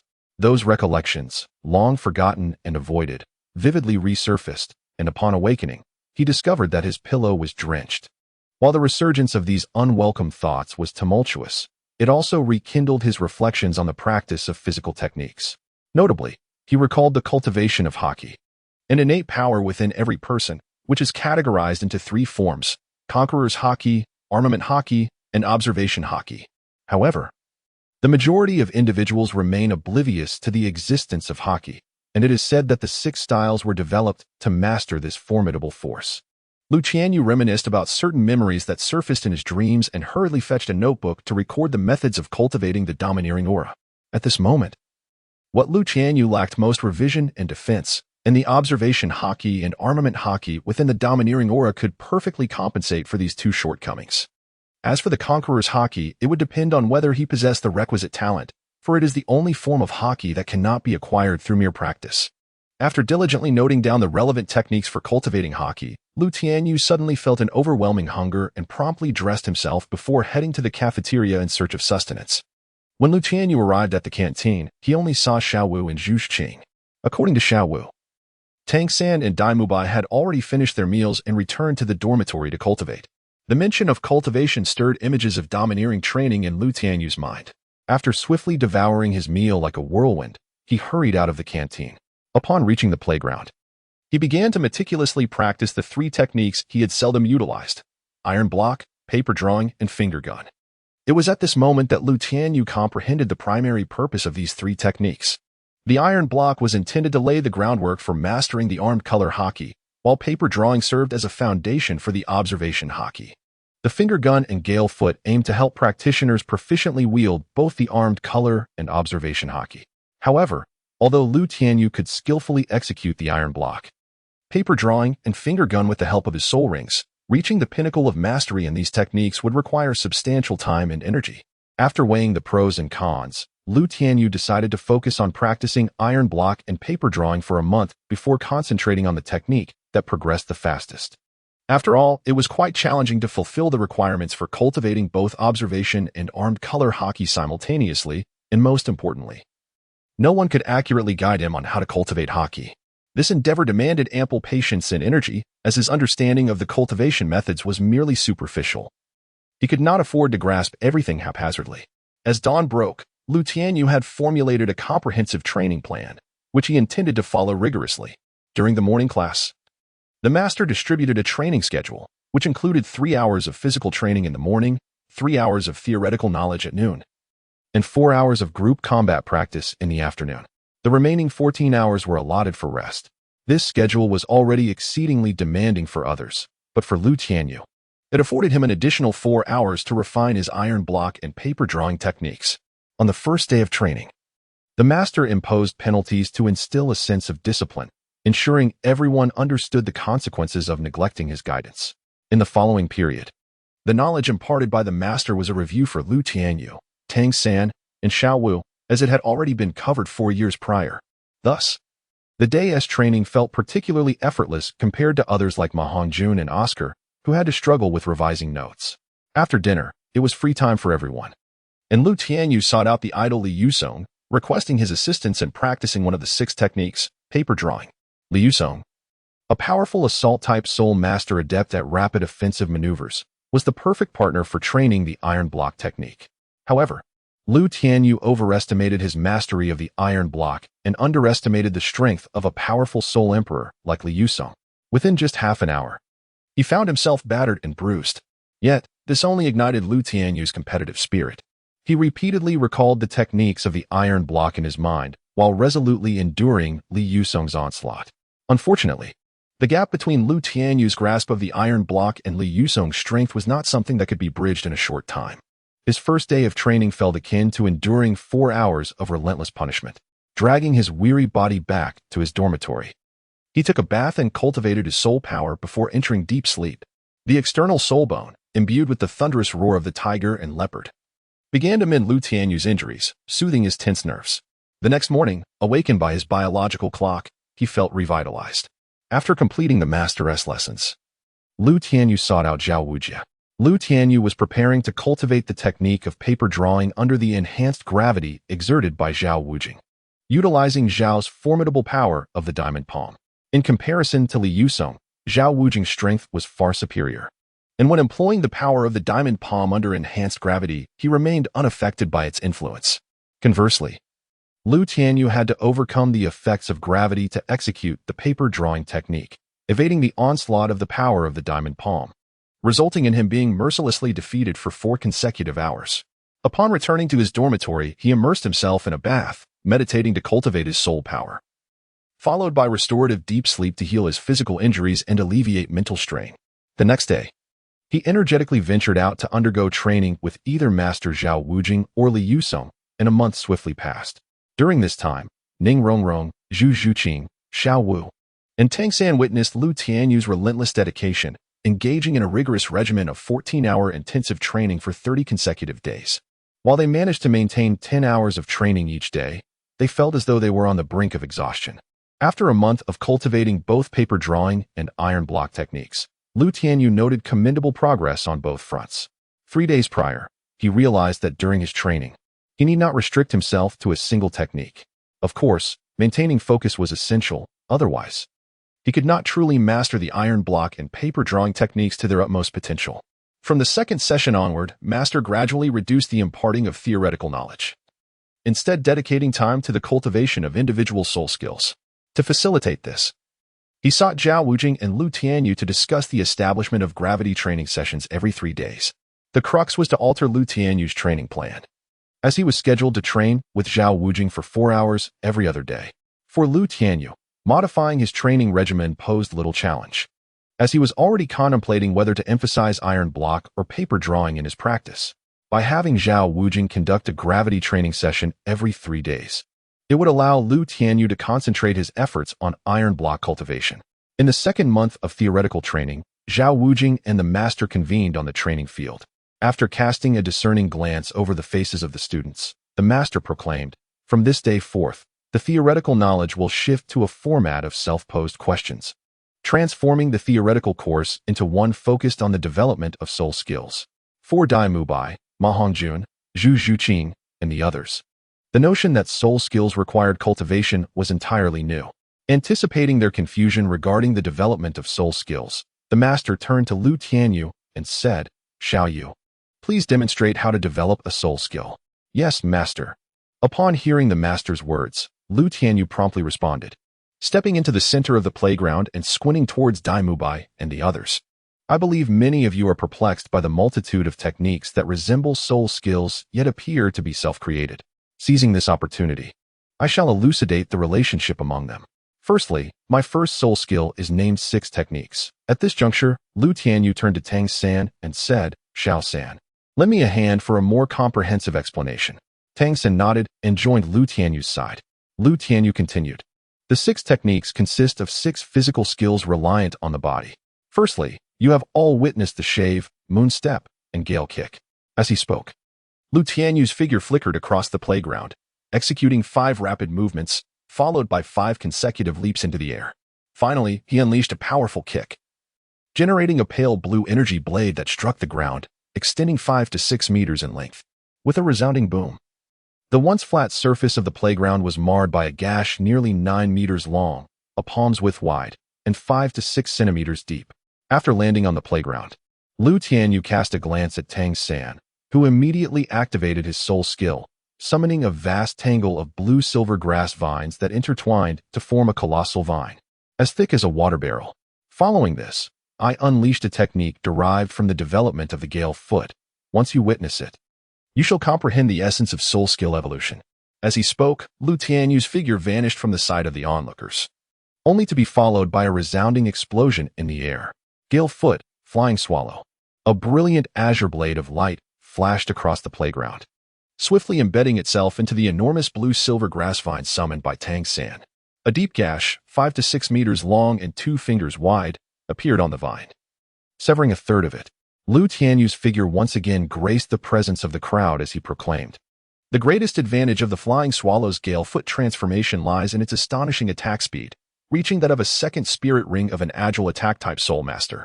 Among those present, Zhu Zhuqing happened to be a second-ring agile attack-type Soul Master. Upon hearing Lu Tianyu's words, she gently nodded in acknowledgement, indicating her understanding. Chapter 38, Talents and Monsters. Lu Tianyu continued, "Although the Fian technique, specifically the Gale Kick, possesses commendable attack speed, its damage output is evidently insufficient." As he spoke, Lu Tianyu directed a kick towards a nearby blue-silver grass vine. A crescent-shaped blade of energy, approximately 3 meters in length and shimmering with a bright azure glow, was propelled forth, striking the water jug-sized vine with remarkable precision. With a resounding crack, the 3-meter-long azure blade effortlessly severed the vine, which, after traveling over 30 meters, dissipated into a cloud of pale blue mist upon impacting a nearby building. The tremendous force swept through the area, shattering several decayed wooden beams in its wake. Lu Tianyu continued, "Although the variant of the decapitating axe technique, known as the Storm Kick, possesses formidable offensive power, its speed of execution is somewhat lacking." At that moment, Tianyu My and the others were completely convinced by Lu Tianyu, their gazes toward him filled with admiration and reverence. Lu Tianyu remained unfazed by their gaze, his cheeks adorned with a warm smile as he squinted his eyes and remarked, "Thus, in order to transcend the shortcomings of swift speed coupled with inadequate power, and vice versa, I have devised the third variation of the Gale Kick, the Gale Kick, Lotus." As his words echoed, Lu Tianyu's figure ascended into the air, employing the technique of life restoration to control his feet as he swiftly unleashed 32 blades of air. These blades coalesced in midair, forming the shape of a lotus. And then, like meteors descending from the heavens, they crashed into the stump of the blue-silver grass vine, which was the size of a water tank. With a thunderous roar, a mushroom cloud erupted, reaching upwards of several meters in height. As the dust settled, a gaping crater, approximately 7 to 8 meters wide and 3 meters deep, emerged in the playground. Before Lu Tianyu could wait for Tianyu My and the others to emerge from their astonishment, he narrowed his eyes into crescent shapes and said, "That concludes my exploration of the development of the soul skill, Gale Foot." Upon finishing his words, Lu Tianyu returned to the group, his eyes still crinkled in a cheerful smile as he gazed at Master and Zhao Wujie. To be honest, even Master had not anticipated that Lu Tianyu could infuse so much creativity into the Gale Foot technique. Clearing his throat, he remarked, "Well done, Xiaoyu. You have truly surprised me." Everyone had witnessed the development of the soul skill. Now it was time for them to contemplate how to effectively utilize and develop their own soul skills. After speaking, he turned to Zhao Wujie and said, "Teacher Zhao, could you please activate the gravity field?" Zhao Wujie cast a deep glance at Lu Tianyu, and with a flicker of his purple soul ring, a tremendous gravitational force descended upon the group, pressing down from above. Lu Tianyu had nearly acclimated to the gravitational field emitted by Zhao Wujie, yet others felt as though a colossal slab was pressing down upon their hearts. "Xiaoyu, I didn't anticipate that you would conceal yourself so deeply. How do you suggest I develop my soul skills?" Tianyu My remarked, gently patting Lu Tianyu on the shoulder. "Having spent a year together, it is only today that I have come to truly understand a bit of who you are. You certainly possess an extraordinary talent for hiding." Lu Tianyu turned his head, squinting as he spoke. "It is not within my capacity to conceal. Even if I were to share it with you, comprehension would elude you. After all, your theoretical knowledge is severely lacking. As for the development of soul techniques, that is your own predicament. I, as an outsider, have no insight into the characteristics of your soul abilities or how you wish to expand upon them." Having said this, Lu Tianyu approached Zhao Wujie. Yet after taking a few steps, he turned back, narrowing his eyes as he addressed Tianyu My, "Boss Dai, the purpose of cultivation is to attain strength. and the path to strength lies in enhancing one's virtues while compensating for one's shortcomings. When Tianyu uttered these words, he did not lower his voice. Everyone present on the playground heard him distinctly. Tianyu My, gazing at Tianyu's silhouette, clenched his fists tightly. He then turned to glance at Tang San and remarked, "Indeed, the skills that Xiaoyu possesses are beyond our grasp." Tianyu approached Zhao Wuji with a cheerful smile and said, "Teacher Zhao, I entrust today's training to you." As he spoke, he performed a respectful fist salute towards Zhao Wuji. Zhao Wuji grinned widely and replied, "You clever lad, I truly underestimated you in the past. Prepare yourself, for I am about to make my move." Upon hearing Zhao Wuji's words, Tianyu's smile abruptly vanished from his face. He opened his eyes and gazed at Zhao Wuji, saying, "I am ready, Teacher Zhao. Let us begin." Boom. As soon as Tianyu's voice faded, Zhao Wuji unleashed his first soul skill, the mighty King Kong Palm, directed towards Tianyu. Swiftly, Tianyu sidestepped to evade the powerful strike. Zhao Wuji grinned and exclaimed, "It's not over yet. Prepare yourself. Mighty King Kong Palm." Boom, boom, boom, boom, boom. In rapid succession, Zhao Wuji's palms moved with fervor, the first soul skill resembling a relentless barrage descending upon Tianyu. Yet, Tianyu's feet remained firmly planted, his body swaying like the pages of a swiftly turning book, deftly maneuvering to avoid Zhao Wuji's relentless onslaught. Surrounding them, Tianyu My, Ma Hongjun, Oscar, Zhu Shiqing, and others stared in astonishment at Tianyu's agility. They could scarcely fathom that his daily training sessions with Zhao Wuji could yield such formidable prowess. After successfully evading over 30 strikes from Zhao Wuji, Tianyu ultimately fell prey to a momentary lapse, allowing Zhao Wuji to exploit the opening and send him flying approximately 5 to 6 meters with a single blow. Realizing he could no longer evade Zhao Wuji's relentless assault, Tianyu promptly employed his iron block for defense. Nevertheless, despite this precaution, he felt a sharp pain resonating through his internal organs. Although the iron block mitigated the direct impact of the formidable Vajrapalm, the profound force behind the attack was not easily dissipated, resulting in a reverberation that still affected Tianyu's vital organs. Tianyu rose to his feet and subtly invoked the art of life restoration, deftly repositioning his displaced organs to their rightful places before standing once again before Zhao Wuji. Without uttering a word, Zhao Wuji raised his hand and struck towards Tianyu, resulting in a cacophony of powerful strikes reverberating across the playground. 3 hours later, everyone present, including Zhao Wuji, was left panting heavily. Observing this, the master declared, "Very well, Teacher Zhao, today's gravity training session comes to a close. I shall trouble you to return in 3 days for the next class." Once Zhao Wuji withdrew the gravitational field, Tang San, Xiao Wu, and the others felt an immediate lightness in their bodies, as the soul power circulating within them became markedly more agile. Tianyu, with a sheepish smile, addressed Zhao Wuji. "Thank you for your guidance today, Teacher Zhao." Looking at the courteous Tianyu before him, Zhao Wuji merely waved his hand weakly and replied, "No need for thanks. I can only hope that you can conclude this exhausting training with the little monster soon." Upon hearing Zhao Wuji's words, Tianyu's smile deepened, and his squinted eyes resembled crescent moons as he replied, "Then I shall take Teacher Zhao's auspicious words to heart." The master approached Tianyu and said, "All right, little you. It's time for you to head back and freshen up. Lunchtime is approaching." "Understood, master. I shall return immediately." Tianyu turned his head, smiling gently as he slightly cupped his hands in greeting to the master, before turning to walk towards his dormitory. Tianyu My and Tang San observed Tianyu's somewhat disheveled figure, their eyes filled with an unprecedented seriousness. Among the 8 students currently enrolled at Shrek Academy, Tianyu stood out both in strength and talent. Yet today, they realized that the training Tianyu engaged in was fundamentally different from their own, or rather, their efforts paled in comparison to his. After completing the practical combat class in the afternoon, Tang San, Xiao Wu, Tianyu My, and Zhu Shiqing did not return to their dormitories for rest, as they usually did. Instead, they remained on the playground, each focusing on their physical strength and endurance training. Previously, they had only known that Tianyu was formidable, but today they grasped the reason behind his exceptional prowess.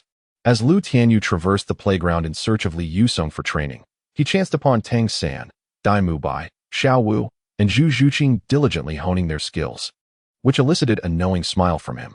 Whenever Tang San and his companions made strides in their development, numerous transformations would naturally ensue, particularly after Ning Rongrong, Oscar, and Ma Hongjun joined the evening's autonomous training sessions. The camaraderie among the Shrek Academy students truly flourished.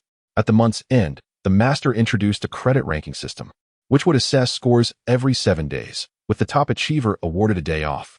This system utilized a point deduction mechanism. For instance, incorrect answers would incur penalties. Distractions during training would lead to point losses, and failures or blatant mistakes during group combat sessions would also result in deductions. In the inaugural ranking under this system, both Lu Tianyu and Tang Xin emerged unscathed, sharing the top position. Subsequently, under the master's deliberate arrangement, Lu Tianyu and Tang Xin enjoyed a sumptuous hot pot feast at the center of the playground, while the other students could only watch in silent envy as they savored their meal amidst the master's guidance. In the following week, Tianyu My, Oscar, Ma Hongjun, Zhu Shiqing, Ning Rongrong, and Xiao Wu exhibited unprecedented excellence. However, Lu Tianyu still claimed the first spot in the credit rankings. Tang Xin, having lost to Lu Tianyu in a group combat session, was penalized and ranked second. Thus only Lu Tianyu was able to indulge in the hot pot. Amidst this continuous encouragement, by the third week's credit tally, Zhu Shiqing's soul power ascended from level 27 to 28. The master awarded her 5 credits, allowing her to join Lu Tianyu and Tang Xin at the top of the rankings, thus earning a well-deserved day off. Initially, Lu Tianyu had planned for an outdoor barbecue, but Zhu Shiqing expressed a desire to experience the flavors of hot pot. Consequently, the trio enjoyed another hot pot meal, intensifying the envy of Ma Hongjun and Xiao Wu, who relished culinary delights. That evening, Zhu Shiqing brought some hot pot ingredients to Ning Rongrong and Xiao Wu. It was their first encounter with such exquisite flavors, stirring an overwhelming urge to feast.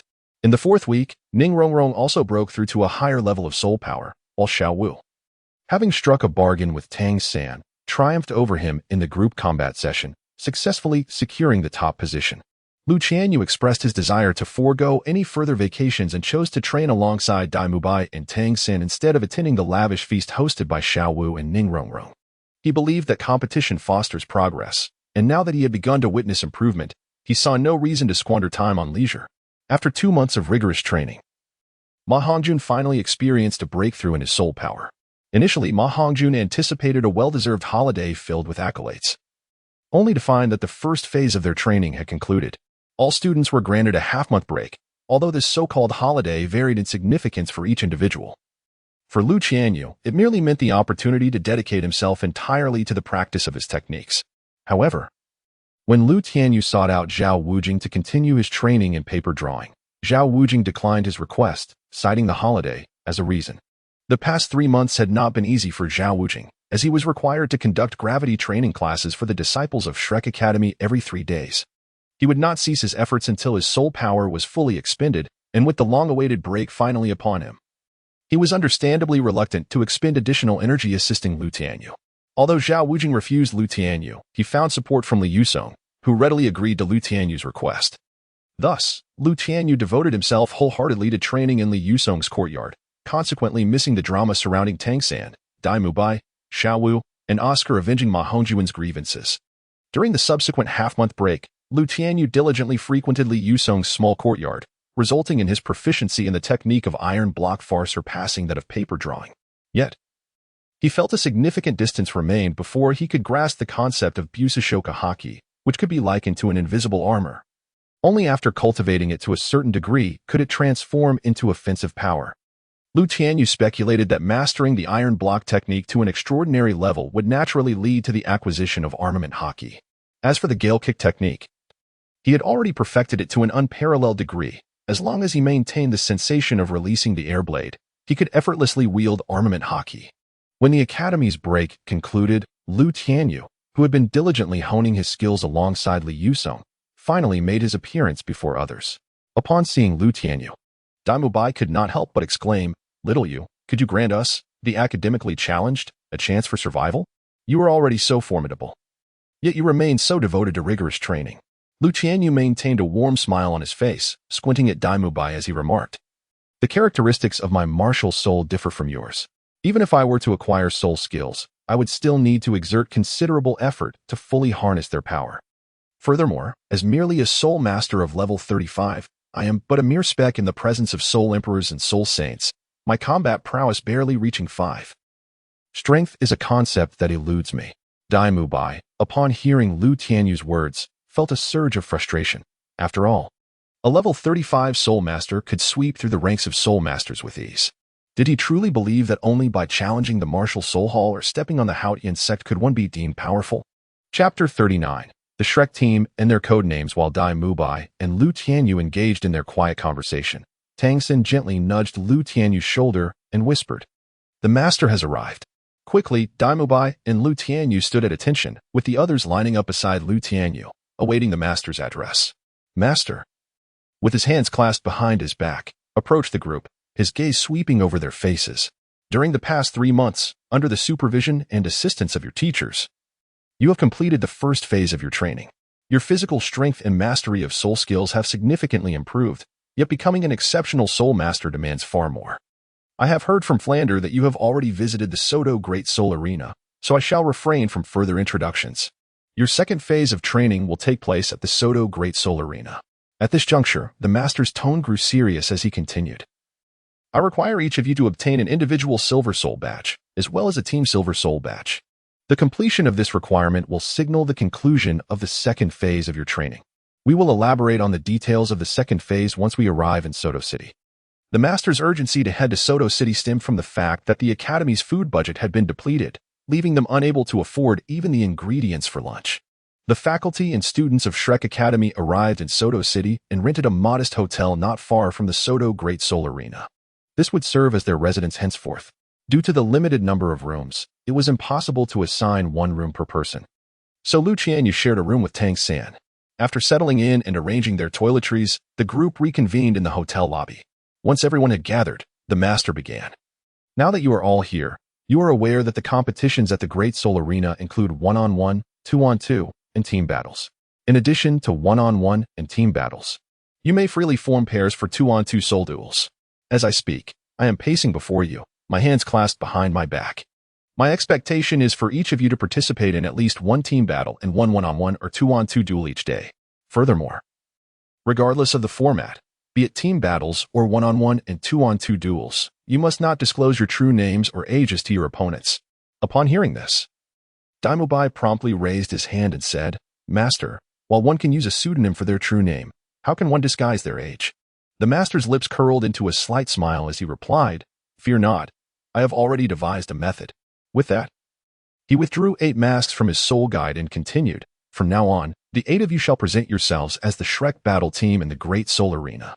By donning these masks, you will refer to one another solely by your code names during battles, thus alleviating any concerns about opponents discerning your true appearances and ages. He then handed a mask to Tianyu My, stating, Mubai, your code name shall be Evil Eye White Tiger. As the eldest in the Shrek battle team, you shall assume the role of captain. Tianyu My accepted the mask, glancing at the warm smile and squinting eyes of Lu Tianyu beside him, and suggested, Master, wouldn't it be better for Xiaoyu to take on the captaincy? The master regarded Lu Tianyu briefly and replied, We shall discuss that later. For now, let me assign code names to the others. He then approached Oscar and said, Little Ao, your age ranks 2nd in the Shrek battle team. Your code name shall be Sausage Vendor. Oscar joyfully accepted the mask from the master and exclaimed, Thank you, master. Did you all hear that? You must no longer call me Uncle Sausage. Xiaowu, hearing Oscar's words, playfully replied, Even if your code name is Sausage Vendor, in our hearts, you will always be Uncle Sausage. The master smiled gently as he approached Lu Tianyu, saying, Xiaowu, don't interrupt. Xiaoyu, your age ranks 3rd in the Shrek battle team, following Oscar. Considering the characteristics of your martial soul and soul skills, I have bestowed upon you the codename Body Technique Were God. What do you think? Lu Tianyu, upon hearing the master's words, slightly opened his squinted eyes and remarked, The title of God of War is rather excessive. It would be more melodious to be called Peerless Battle Emperor. The phrase Peerless Battle Emperor resonated within the hearts of everyone present in the hall, who felt it indeed possessed a more down-to-earth appeal compared to the master's designation of God of Combat. The master nodded in acquiescence and said, Very well, from now on, your codename shall be Peerless Battle Emperor. Lu Tianyu accepted the mask handed to him by the master, a warm smile gracing his cheeks as he squinted his eyes, gazing cheerfully at the master approaching Tianheng. Little San, your age ranks 4th among the Shrek team, just behind Little You. I have chosen the codename Thousand Hands Silvergrass for you. What does everyone think? Upon hearing the rather pedestrian codename for Tianheng, Xiao Wu quickly interjected. It sounds unappealing and lacks flair. What do you think, brother Yu? Upon hearing Xiao Wu's words, Lu Tianyu's smile deepened, and his squinted eyes resembled crescent moons. He remarked to Xiao Wu, indeed, when Xiao San employs his hidden weapons, he truly embodies the moniker of Thousand Hands. However, given his propensity to transform into a ruthless figure at any moment, I believe the title Thousand Hands Azura suits him far better. Both Tang San and Xiao Wu discerned the playful jest in Lu Tianyu's words, and bashfully lowered their heads, hesitant to respond. Tianyu My interjected, affirming, indeed. The nickname Thousand Hands Azura is quite fitting for Xiao San. Lu Tianyu remarked, in response to Tianyu My. Furthermore, the name of the third brother contains the numeral 3, and some have taken to calling him Sange. Henceforth, you may refer to me as Xiao Yu or Brother Xiao Yu. The title of Sange should be reserved for the third brother. Should we confuse the two, it could lead to considerable trouble and awkwardness. Ma Hongjun, Ning Rongrong, and Zhu Zhuqing nodded in agreement with Lu Tianyu's words, acknowledging that it would indeed be easy to mix up the names when one is accustomed to calling someone Sange. The master gently nodded, adding, this is merely a matter of your own habits. Since the nickname for the third brother has been established, let us proceed to Ma Hongjun. Your age ranks 5th within the Shrek team. Henceforth, your moniker shall be Evil Fire Phoenix. I cannot think of a title more befitting of you. Ma Hongjun, brimming with excitement, rose to accept the mask from the master's hands, exclaiming, indeed, indeed. This nickname seems tailor-made for me. The master chuckled softly, shaking his head as he turned to Xiao Wu, saying, Xiao Wu, you are the same age as Ma Hongjun. Thus, you shall also rank 5th.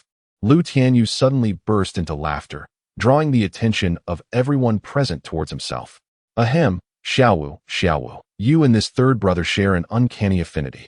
Lu Tianyu hurriedly suppressed his laughter and began to explain in a flustered manner. Tianyu My, Ma Hongjun, and Oscar, upon hearing Lu Tianyu's words, felt that it indeed was as he described. However, there was little to be gained from merely laughing. They truly could not comprehend why Lu Tianyu could not contain his laughter. Xiao Wu cast a furtive glance at Lu Tianyu, as she always felt that his amusement was not merely due to her name and ranking. Lu Tianyu donned the mask he held in his hands, and then erupted into silent laughter. The master paid little heed to Lu Tianyu's mirth and turned his attention back to Xiao Wu, continuing, Xiao Wu, based on your martial spirit and the characteristics of your soul skills, I propose that your moniker shall be the Gentle Bone Enchantress Rabbit. Indeed, Xiao Wu's true form was that of a gentle bone rabbit, aged 100,000 years, making this designation most befitting. Subsequently, the master assigned the 6th-ranked Ning Rongrong the title of 7 Treasure Glazed Tile, while the 7th-ranked Zhu Zhuqing received the moniker of the Nether Spirit Cat. Thus, the illustrious Shrek team was established in a modest hotel in Soto City, heralding a new era. After completing the necessary arrangements for the Shrek team, the master instructed everyone to venture out in search of sustenance, while also suggesting they procure a set of battle attire for the Soul Arena, as clothing could inadvertently reveal their true identities. Lu Tianyu only needed to shed his divine robe, donning the standard black attire of a Soul Master, to prepare for the Soul Duel. He then let down his high ponytail, allowing his long hair to cascade down his back, effectively concealing his identity. In the evening, Master Flanders and Zhao Wujia led the Shrek team to the Soto Great Soul Arena, perhaps influenced by Lu Tianyu. The other members of the Shrek team opted to purchase and change into black garments.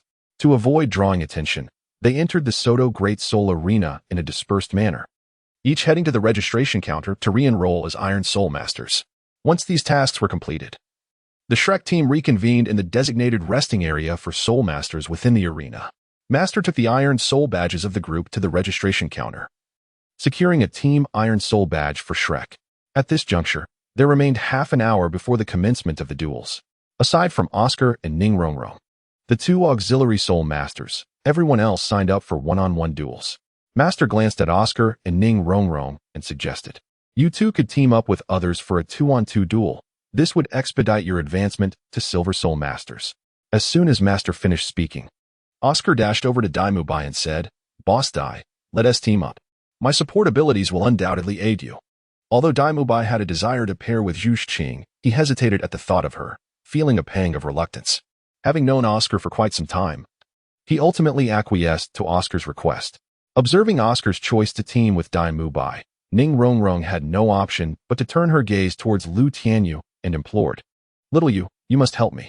Lu Tianyu's smile deepened, and his squinting eyes curved into crescent moons. No problem at all. I have long desired to experience the thrill of a one-on-two match, he remarked. Tang San and Xiao Wu already formed a trio, leaving only Zhu Zhuqing and Ma Hongjun unregistered for the team battle. Ma Hongjun leered at Zhu Zhuqing, and everyone present understood the implications of his gaze. Zhu Zhuqing cast a troubled glance at Lu Tianyu and Tang San. If given the opportunity, she would gladly team up with others for a 2-on-2 duel.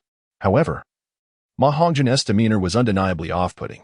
Lu Tianyu slightly opened his eyes and said, Xiao Ao, teaming up with Douluo Da would be akin to bullying. Our purpose in coming to the great fighting arena is to refine ourselves, thus I suggest you partner with Fatty. Only by flirting with failure can you hope to achieve future success. Upon hearing Lu Tianyu's words, Dai Mubai immediately cast a grateful glance in his direction. Lu Tianyu then addressed Dai Mubai and Dai Lao, please take good care of Shqing. With your martial spirits so closely aligned, you might even achieve a spirit fusion.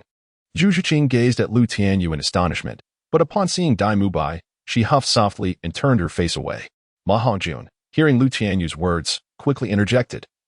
Come on, little you. You are a well-fed person who doesn't understand the hunger of the starving. Why don't you team up with Xiao Ao instead of breaking up me and Shuqing? Lu Tianyu's cheeks were adorned with a warm smile as he squinted at Ma Hongjun and inquired, my dear friend, what did you just say? Although Lu Tianyu's facial expression appeared unaltered from his usual demeanor, Ma Hongjun sensed an unsettling aura emanating from him that filled him with trepidation. Nevertheless, in a bid to secure a partnership with the enchanting beauty, Ma Hongjun bravely suppressed his inner fears and replied, I was wondering why you didn't team up with Xiao Ao and chose to disrupt my bond with Shqing.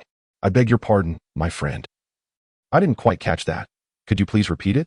Lu Tianyu's cheeks were still adorned with a warm smile, yet his squinted eyes gently opened, radiantly gazing at Ma Hongjun. However, beside Lu Tianyu, a purple soul ring materialized, and upon witnessing this display, everyone understood that he was preparing to summon the tiger's soul. The Chimei staff. Ma Hongjun immediately felt a chill surge from the Yongquan point at the soles of his feet, ascending to the Baihui point at the crown of his head, involuntarily shivering before hastily exclaiming, Little Tianyu, I must say, I wish to team up with little Ao.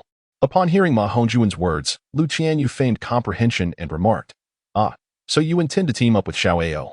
In that case, let Dai Lao and Zhu Qing form a team together. I eagerly anticipate the fusion techniques you both will concoct. Although Zhu Zhuqing appeared aloof and was not inclined to engage in conversation, it did not imply that she was devoid of understanding.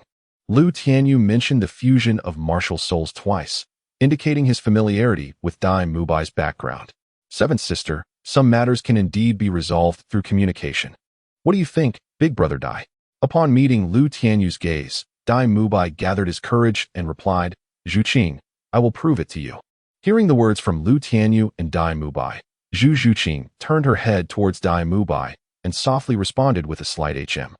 Leaving uncertain whether she was inclined to communicate with him or to form a team together, Ma Hongjun, with a look of grievance, approached Oscar, who was far more astute and did not display any sign of distress. He placed his hand on Ma Hongjun's shoulder and reassured him, All right, Fatty, with our synergy, even Big Brother Dai can be defeated. Vanquishing those soul masters of levels 36 or 37 will be a mere child's play. Chapter 40, Illusion. Tiger Soul Battle Blade Iron Battle Soul Unmatched Battle Emperor. Please proceed to the 9th duel arena. Iron Battle Soul Unmatched Battle Emperor. Please proceed to the 9th duel arena. Just as the Shrek team finalized their 2-on-2 pairing, the Soto Great Soul Arena broadcasted the announcement for Lu Tianyu to take the stage for the soul battle. Lu Tianyu rose to his feet and exclaimed, I never anticipated that I would be the first to take the stage. Well then, let me make a splendid debut. With that, Lu Tianyu donned his mask and carefully stowed his white divine robe into the soul guide device. At that moment, the master interjected, Come, let us all witness Xiao Yu's soul battle. As Lu Tianyu stepped into the darkened passage dedicated to soul masters, he loosened the high ponytail atop his head, deftly arranging his bangs and the hair on his crown into a neat bun at the nape of his neck. In that fleeting moment, Lu Tianyu's appearance underwent a complete transformation, so much so that even the esteemed members of Shrek Academy only recognized him upon catching sight of the mask adorning his cheek. Welcome to the 9th arena of the Soto Great Spirit Arena. I am your old friend, Noalan. Now, let us invite the esteemed Zwatang to take the stage. The hosts of the Great Spirit Arena are predominantly soul masters endowed with the ability to fly. And this particular host, Nualan, bore a pair of bat-like wings upon his back. Following a brief introduction, he promptly summoned the participating soul masters to the arena. As a beam of light cascaded from the arena's ceiling to its periphery, within that radiant beam stood a robust man, approximately 9 meters tall. Clad in a white tunic and fiery red trousers, his muscular form indicative of a vigorous 24 or 25 years of age. Zwatang wielded a long-handled battle knife, renowned for its formidable offensive capabilities and boasted an astonishing soul power of 39.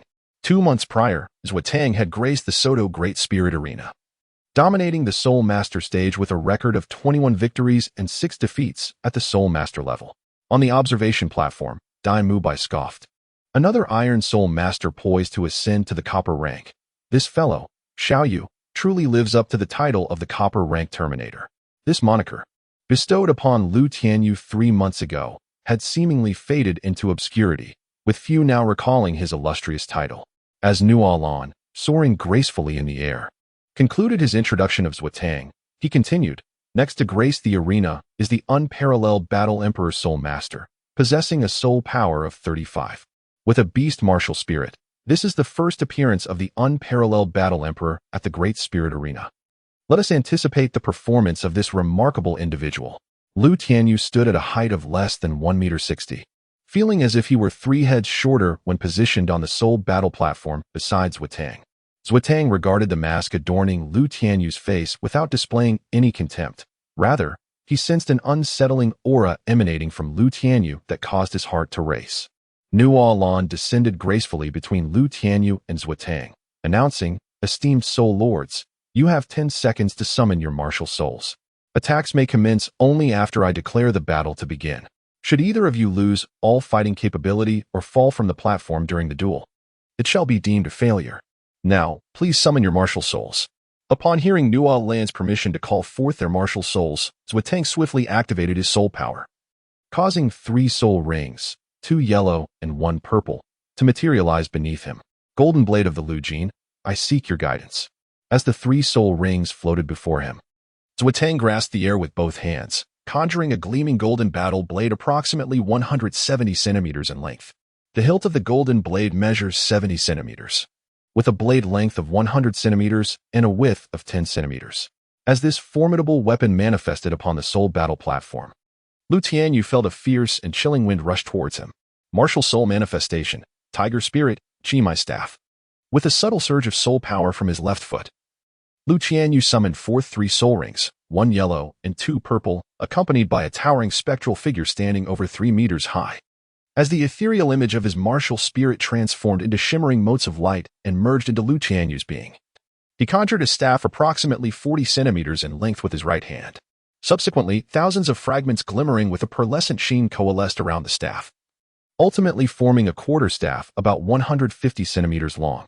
Nolan, having never presided over Lu Tianyu's previous soul battles, was unable to recognize him through the soul rings and techniques.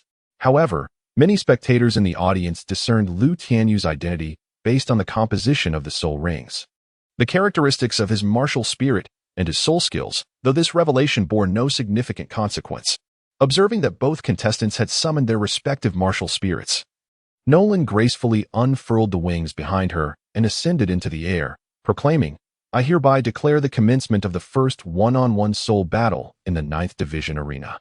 First soul skill, Mountain Splitter. Storm Staff, Decapitating Axe. As Nolan's voice faded, the opponent on the left swiftly executed his first soul skill. With a sudden, forceful swing of his battle blade, a yellow soul ring flickered momentarily around his wrist. Subsequently, a crescent-shaped blade of golden light, extending approximately 7 meters, radiated forth from the edge of his gleaming weapon, hurtling toward Lu Tianyu, who stood 20 meters away. Upon witnessing Zwatang's initial soul skill, Lu Tianyu gripped the tiger's Tianyu My staff firmly in his right hand and executed a sweeping motion. This action unleashed a 3-meter-long, resplendent azure blade of energy that slashed vertically towards Zwatang. A resounding clash echoed as the azure and golden energy blades collided in the center of the soul battle arena, resulting in a thunderous roar. Both the azure and golden blades were severed in twain, each hurtling towards their respective targets. Lu Tianyu instinctively twirled his staff before swiftly planting his feet on the ground, causing his figure to vanish in an instant. He reappeared before Zwatang, who had just evaded the green energy blade. With both hands firmly gripping the tiger's roar staff, he unleashed a sudden strike aimed directly at Zwatang's face. Zwatang smirked slightly, declaring, "Navi," as he adeptly parried the blow with his gilded battle knife. Lu Tianyu chuckled softly, replying, "Navi is truly you, the fallen horse staff." In a remarkable display, the staff, aimed at Zwatang's face, seemed to meld seamlessly with Lu Tianyu's arms, abruptly altering its trajectory to strike at Zwatang's knee. With a resounding thud, the tiger's roar staff swept across, forcefully separating Zwatang's legs, causing him to collapse onto the ground. The staff is the ancestor of all weapons. While your gilded battle knife possesses terrifying lethality, when it comes to the art of close combat, you still have much to learn. Lu Tianyu's favorite pastime was to commence his banter just as he launched an assault on his adversary, as he sent his opponent crashing to the ground. A glimmer of ruthlessness flashed in Zwatang's eyes. The second soul skill, speed amplification. In that instant, the yellow soul ring on the hilt of the gilded battle blade shimmered. Zwatang first executed a sweeping kick to force Lu Tianyu into retreat. Then, with a deft maneuver resembling a leaping carp, he sprang to his feet and wielded the gilded battle blade, conjuring a cascade of golden light that enveloped Lu Tianyu. Many in the audience shielded their eyes, for during the past month, 9 soul masters had perished beneath the onslaught of this very technique. The gilded battle blade, along with its hilt, measured a formidable 170 centimeters in length, and when unleashed at close range, its amplified attack could instantaneously cover a radius of 170 centimeters. Even an agile attack-type soul master would find it exceedingly difficult to evade the ferocious onslaught of Zwatang's soul skill. The Dance of Resurrection, Heavenly Staff. Lu Tianyu was taken aback by the second soul skill of Zwatang, feeling as if he were facing an all-out assault from Li Yuzong. Fortunately, Lu Tianyu was quick to react, as he invoked the life return to enhance his response speed. He simultaneously wielded the tiger's soul staff to form an impenetrable barrier above his head. The arena resonated with a series of metallic clinks, and soon after, both Lu Tianyu and Zwatang retreated 5 meters, coming to a halt.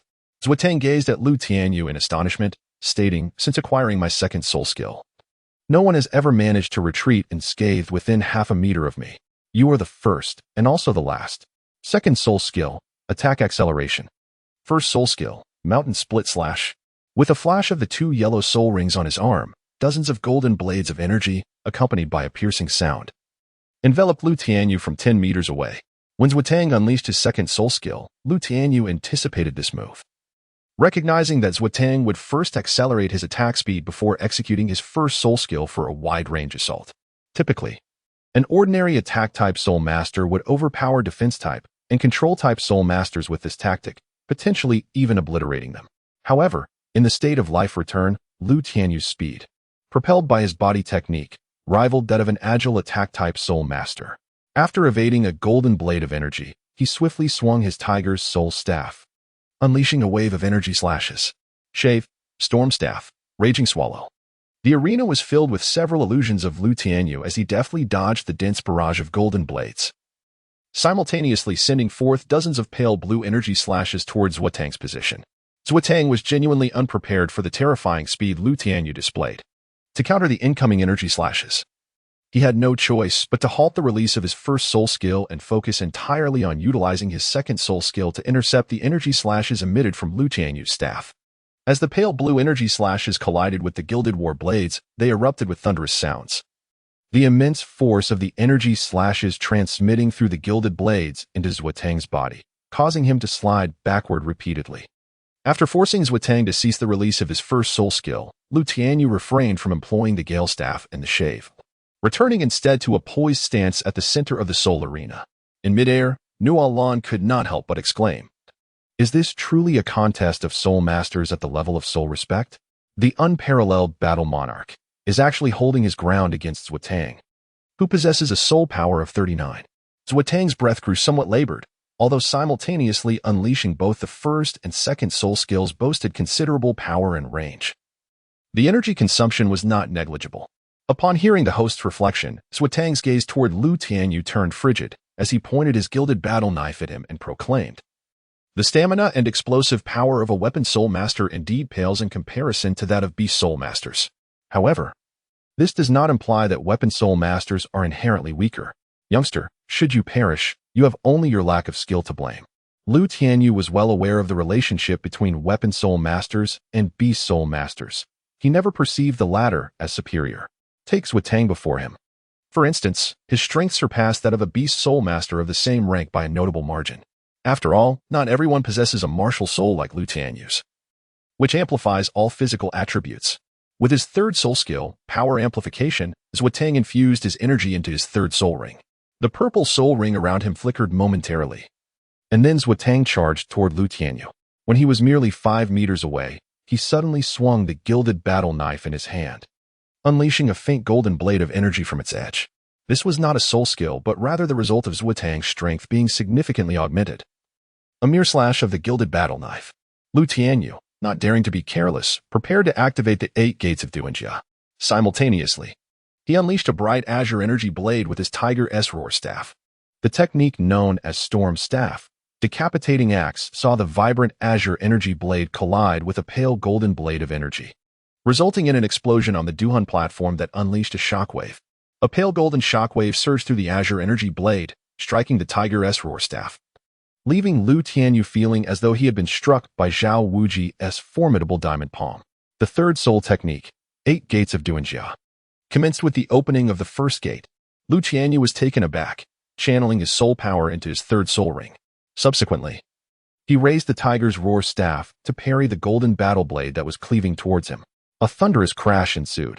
The soul fighting platform beneath Lu Tianyu trembled violently, cracking under an overwhelming force, and the Tiger's Roar staff shattered into countless minuscule fragments, leaving only a 40-centimeter-long section grasped firmly in Lu Tianyu's hand. The pupils of the master observing from the Soul Master spectating platform constricted sharply. He had not anticipated that the external soul bone would be cleaved by the left hull.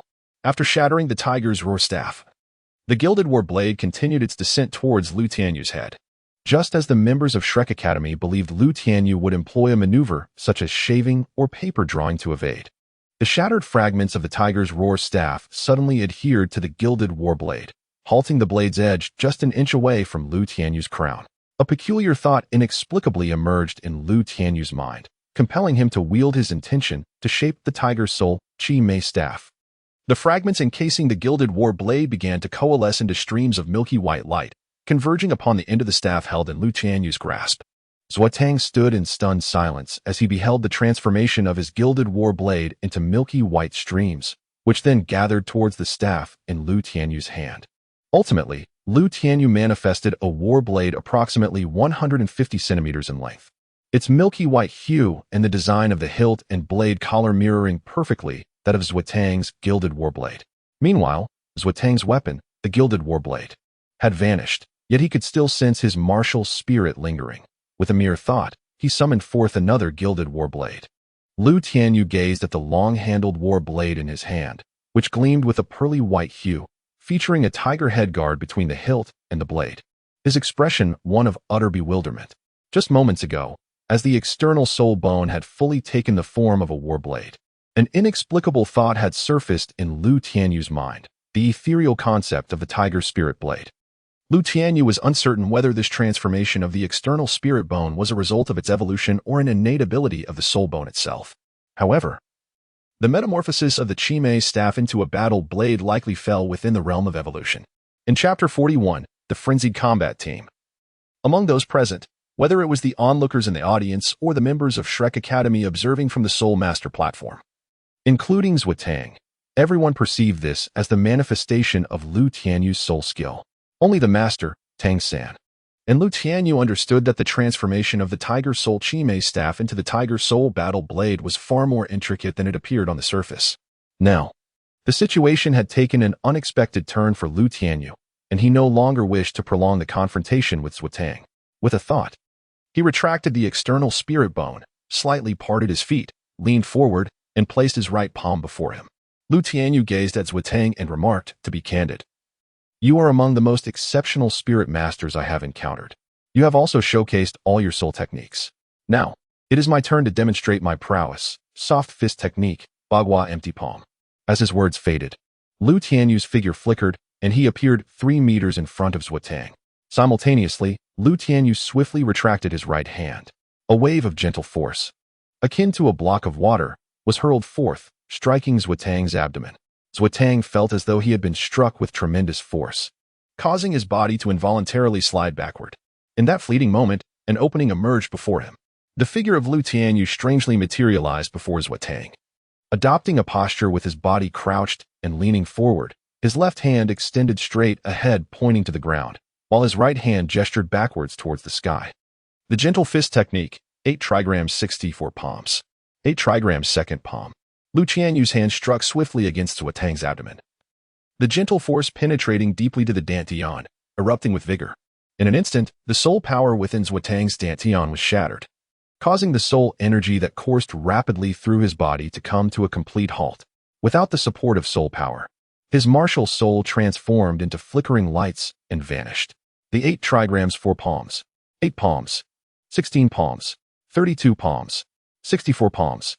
After the initial 2 gentle punches severed Xuetang's soul power, Lu Tianyu unleashed the remaining 62 palms in rapid succession. Even a soul king would succumb to unconsciousness after being struck by the 8 trigrams 64 palms. Xuetang, merely a soul sovereign of level 39, had already lost consciousness before Lu Tianyu's assault came to a close. After Xuetang was hurled 3 meters away and collapsed onto the soul fighting platform, Lu Tianyu hastily closed the 8 gates of Duanjia, only to discover that he had expended 60% of his soul power upon releasing his martial soul. As Nuo Lan descended onto the soul fighting platform and confirmed Xuetang's unconscious state, she proclaimed loudly, "The soul battle has concluded, with the victor being the unparalleled Battle Emperor. Let us extend our warmest cheers to congratulate the unparalleled Battle Emperor for this victory." The unparalleled Battle Emperor's record stands at 1 win and 0 losses, while Xuetang's record is 21 wins and 7 losses. Lu Tianyu paid no heed to Nuo Lan's congratulations. After hastily departing from the soul arena, he encountered Master and the others waiting at the exit. "Xiaoyu, congratulations.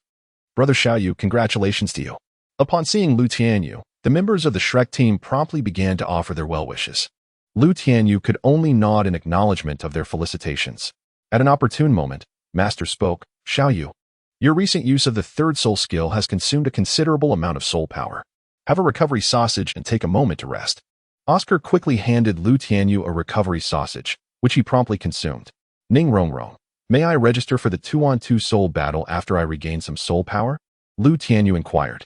Ning Rongrong eagerly nodded, saying, "It's all right, Brother Xiaoyu. If your soul power is insufficient, we can forego the 2-on-2 battle today. We still have the team battle later on." The announcements echoed throughout the Soto Great Soul Arena. "Iron Fight Soul, Evil Eye White Tiger, please proceed to the 6th sub-arena. Iron Fight Soul, Evil Fire Phoenix, please proceed to the 10th sub-arena. Iron Fight Soul, Softbone Charming Rabbit, please proceed to the 7th sub-arena. Iron Fight Soul, Underworld Spirit Cat, please proceed to the 4th sub-arena." Upon hearing their designated call signs, the members of the Shrek team encouraged one another before heading to their respective sub-arena. Zhao Wudre and Flandre followed their disciples as they departed. Tang San, aware that Master had matters to discuss with Lu Tianyu, suggested, "Rongrong, would you like to accompany me to watch Xiao Wu's soul battle?" Ning Rongrong, delighted by Tang San's proposal, responded, "Sure. I would love to see Sister Xiao Wu's impressive performance." As Ning Rongrong, Tang San, and Xiao Wu left, only Lu Tianyu and Master remained before the Soul Master exclusive passage. Master clasped his hands behind his back and said to Lu Tianyu, "Follow me. We are going to the team lounge." Lu Tianyu nodded gently and followed the Master to the resting quarters designated for the Shrek team at the Soto Great Spirit Arena. After Lu Tianyu closed the door, the Master spoke with a sense of urgency. "Xiaoyu, what is the nature of your soul bone?" "Master, I am also uncertain." The feedback from the soul bone indicates a form of illusion. Upon hearing Lu Tianyu's words, the Master furrowed his brow slightly, but then his expression relaxed as he remarked, "It appears our previous interpretation was flawed. This external soul bone of yours possesses its own abilities." Lu Tianyu soon realized and said, "Are you suggesting that the illusion skill, the Chimei staff, is a product of illusion, and the battle blade is as well? However, the Chimei staff truly exists. If it were an illusion, it should lack a physical form." The Master gently shook his head and replied, "No, I believe it is the entire soul bone that has been transformed. And the condition for this transformation is the need to engrave the weapon spirit. Lu Tianyu attempted to summon the external spirit bone affixed to his spine, and indeed felt capable of manifesting both a Chimei staff and a battle knife. The Tiger's Soul battle knife. With a mere thought, Lu Tianyu conjured a 40-centimeter-long staff tip, which was subsequently surrounded by thousands of fragments that coalesced into the form of the Tiger's Soul battle knife. After toying with the weapon for a moment, he channeled his soul power to shatter the blade, only to reform it once more into the Tiger's Soul Chimei staff. Through a series of simple experiments, Lu Tianyu confirmed the master's assertion that the skill of this external spirit bone was indeed transformation. However, the method to trigger the transformation skill remained to be verified. Upon further investigation, he discovered that the conjured weapon did not possess any inherent skills. It was merely a weapon born from the illusion of the spirit bone. Should this external spirit bone fall into the hands of another soul master, it would be of little use, akin to a useless trinket. Yet for Lu Tianyu, absorbing it felt as if it were tailor-made for him, as his martial soul's characteristics significantly enhanced his attributes across the board. Martial arts served merely as one avenue to utilize these enhanced attributes, and Lu Tianyu could also employ tools to harness the augmented attributes of his martial soul. This external spirit bone, capable of transforming into weapons through the imprinting apparatus, resembled a treasure trove of weaponry, allowing Lu Tianyu to manifest a myriad of weapons for his use. However, at the present moment, he lacked the energy to delve into weapon cultivation. Should he later absorb soul rings and have the option to select weapon-type soul skills, he might indeed choose to pursue that path of training. After spending some time studying the external spirit bone, Lu Tianyu meditated to restore his soul power. Meanwhile, the other members of Shrek Academy, after completing their one-on-one soul battles, did not return to the resting area but instead proceeded to register for the 2-on-2 soul battles. It was only after Dai Mubai and Zhu Zhuqing, Tang San, and Xiao Wu, as well as Ma Hongjun and Oscar had completed their respective duels that they returned to the lounge. At this moment, Lu Tianyu's soul power was fully restored.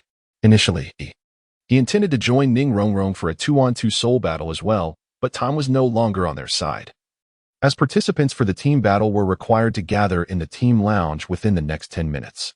The team battles were the most lucrative events at the Soto Great Soul Arena. Thus, all regulations mandated that soul masters registered for team battles must report half an hour in advance. After all, the number of participants in team battles was fixed, ranging from 7 to 10 members. For instance, if Team A had 8 members and Team B had 10, upon matching, they could only engage in a 7-on-7 or an 8-on-8 battle. Soul masters visiting the Great Soul Arena were not solely there to participate in team battles. Circumstances might arise where they could not partake in the team contest. Hence, the arena stipulated that those involved in team battles must assemble in the lounge half an hour beforehand. Upon hearing the master's explanation, Lu Tianyu felt a twinge of embarrassment as he turned to Rongrong and said, "I apologize, Rongrong, for my actions causing you to miss out on earning soul battle points." Ning Rongrong chuckled softly and shook her head, saying, "Oh, Brother Xiaoyu, you mustn't speak that way. Forming a team with you merely means elevating my rank. Moreover, with your exceptional prowess, your win rate soars to an impressive 90%. Boss Dai, third brother, and Xiao Ao do not match your level of success. It is quite possible that by the time they reach silver rank, I shall have already attained it." Lu Tianyu was astonished by Ning Rongrong's eloquence. Realizing that she truly lived up to her lineage as a direct descendant of the 7 Treasure Glazed Tile School, her conversational prowess was indeed delightful. "Among you, who is the leader of the Shrek team? We need to confirm the number of participants for the upcoming battle." Just as the Shrek team was engaged in cheerful discussions, the person in charge of the Grand Soul Arena approached to ascertain the number of fighters from Shrek. The master presented the Shrek team's Iron Soul badge and declared, "I am the one. The Shrek team is permitted to send forth 8 individuals into battle." After confirming that there were indeed 8 members in the lounge, the official made a note and instructed, "From this moment onward, I hope the team leader can ensure the members are well disciplined. Should the team fall short of 7 participants during the group battle, you will breach the contract and be liable for compensating the losses incurred by the Grand Soul Arena. Furthermore, tonight's group battle may not guarantee an 8-person matchup. You might have to engage in a 7 versus 7 battle instead." With that, the official departed from the Shrek team's lounge. Unable to contain himself, Lu Tianyu remarked, "Teacher, if we can only participate in a 7 versus 7 battle, does that mean one person will not enter the fray? What about the points?" The master reassured him. "There is no need for concern. Points in the group battle are uniformly recorded. Even if one does not participate, victories still yield points. Upon hearing the Master's explanation, the group felt a wave of relief. At that moment, Flinder interjected, "If we only have 7 participants tonight, then Fatty should refrain from entering. His soul power has not completely recovered from the 1-on-1 and 2-on-2 battles." Ma Hongjun and Oscar teamed up for a 2-on-2 battle against a team of Soul Masters at the Soul Sage level. Their luck today was neither particularly good nor bad, as they faced 2 opponents whose soul power had just surpassed level 30. Nevertheless, Ma Hongjun expended 60% of his soul power to secure victory, albeit after consuming Oscar's recovery sausage beforehand. The restorative effects were now subpar. He would require at least 2 hours to fully recuperate. However, 2 hours later, the group battle would be nearing its conclusion, and who could say when the Shrek team would take the stage? Please prepare the Shrek team for a 7 versus 7 group battle. The announcement echoed within the lounge in under 10 minutes, prompting the master to rise and say, "This is your first foray into team battles. Arrange yourselves as you see fit." Tianyu My stood up and stated, "Since Fatty's soul power has not fully recovered, let him rest on stage. Tang-san, as a control-type soul master, you shall command this battle." The other members of the Shrek team turned to Tang-san and nodded gently, indicating their readiness to follow his lead. Scanning the faces of his teammates, Tang-san spoke with conviction, "All right, once we take the stage, Tianyu My and Lu Tianyu, you two shall be the main attackers. Xiaowu, Zhuqing, you shall coordinate with me at the center. Xiaoao, Rong, you two will provide support at the rear of our formation. Xiaowu, your primary duty is to protect Xiaoao and Rong, while Zhuqing, you will mainly assist Dai Laoda and Xiaoyu." Tang Sen swiftly laid out the strategy and concluded, stating that he would inform them should there be any need to alter their formation. Lu Tianyu approached Tang San, gently patting his shoulder and assuring him, "Fear not. My dear San, I have unwavering faith in your strategy." After listening to Tang San's tactical arrangement, the master finally spoke. "Let us proceed to the preparation area for the team battle." Under the master's guidance, the group arrived at the preparation zone for team battles at the Soto City Great Spirit Arena, a designated area where spirit masters make their final preparations before engaging in combat. Both teams were able to obtain a general overview of their opponents from the Great Spirit Arena, revealing that the Shrek team would face a 7-member spirit battle group known as the Mad Warriors. Each member of the Mad Warriors possessed spirit power exceeding level 35, with their captain, the Mad Rhinoceros, boasting an impressive level 38. However, the spirit ring configurations of the Mad Warriors were notably inferior, consisting of a 10-year first ring, a 100-year second ring, and a 1,000-year third ring. In contrast, the Shrek team was equipped with optimal spirit ring configurations, with Lu Tianyu's arrangement considered exceptional. It was rare to encounter a second spirit master with 1 yellow and 2 purple rings. While the Shrek team was diligently studying the information on the Mad Warriors, an overly confident voice suddenly interrupted from behind. "Oh, this girl has quite an appealing figure. But why the mask?" Turning towards the source of the voice, the Shrek team beheld a burly, muscular man with yellow hair, cradling a bewitching woman clad in black leather. The yellow-haired giant leered at Zhuqing, taunting, "Is it because you are too unattractive that you fear scaring people off with your face?" Chapter 42. The price of insolence. The members of the Shrek team glared disapprovingly at the unwelcome intruder, yet the muscular man seemed undeterred by their hostile gazes. Instead, he brazenly approached Zhuqing, raising his hand as if to remove the mask from her face, declaring, "Come now, let your brother see what you truly look like." Tianyu My, positioned closest to Zhuqing, rose in indignation, placing himself protectively in front of her. He clenched his fist, ready to strike, and barked, "Get away." However, as Tianyu My launched his punch towards the muscular man, he was met with a powerful counter, causing him to stagger back 2 steps. Upon witnessing the scene, Lu Tianyu and Tang Sen immediately comprehended the situation. The muscular man had long been prepared to take action. Xiaowu, seeing Tianyu My being forcefully pushed back by the muscular brute, let out an indignant huff and leaped over from the table to stand by Tianyu Mai's side. Just as she was about to summon her martial spirit, Tang Sen suddenly grasped her shoulder. At that moment, a figure abruptly appeared between the Shrek team and the muscular man. In the designated area for team battles, private disputes are strictly prohibited. Do you wish to be disqualified from the soul fighting tournament? The man, appearing to be around 40 years of age, was tall and slender, dressed in an exquisite tailcoat. Upon seeing this middle-aged man, the muscular giant hastily ingratiated himself, saying, "Supervisor AO, I acted impulsively. It was evident that this middle-aged man was one of the supervisors of the Soto Great Soul Arena. Supervisor Ao spoke coldly. Guangxi, this is your first warning, and it shall be your last. Do not cause trouble on my territory. Yes, Supervisor Ao, rest assured, there will not be a next time. Upon hearing Supervisor Ao refer to the muscular man as Guangxi, Lu Tianyu and Tang San had already surmised the reason behind his provocation. Guangxi's intent in challenging the Shrek team was to gauge their strength, though unfortunately, he had chosen the wrong adversaries. After dismissing Guangxi, Supervisor Ao turned his gaze towards the Shrek team, saying, "You are the Shrek team that just registered today. I trust you are aware that your opponent is the Kwang team, led by the very man who just provoked you." He offered a friendly warning. Do not be deceived by Guangxi's appearance. The Kwang team has been at the Soto Great Soul Arena for 7 days, achieving an impressive record of 7 consecutive victories in team battles. The members of the Kwang team are all above level 35, and in the realm of Iron Soul ranked teams, their strength is indeed formidable. As Supervisor Ao turned to leave, he suddenly looked back and added, "By the way, the Kwang team's attacks are typically either lethal or injurious. If you sense any threat, I advise you to concede." Upon hearing Supervisor Ao's words, Lu Tianyu chuckled and remarked, "So, it's either death or injury. In that case, I suppose I shall not hold back when I take the stage, correct?" Ma Hongjun, unable to contain himself, responded, "What are you saying, brother you? Did you ever show mercy in your previous soul battles?"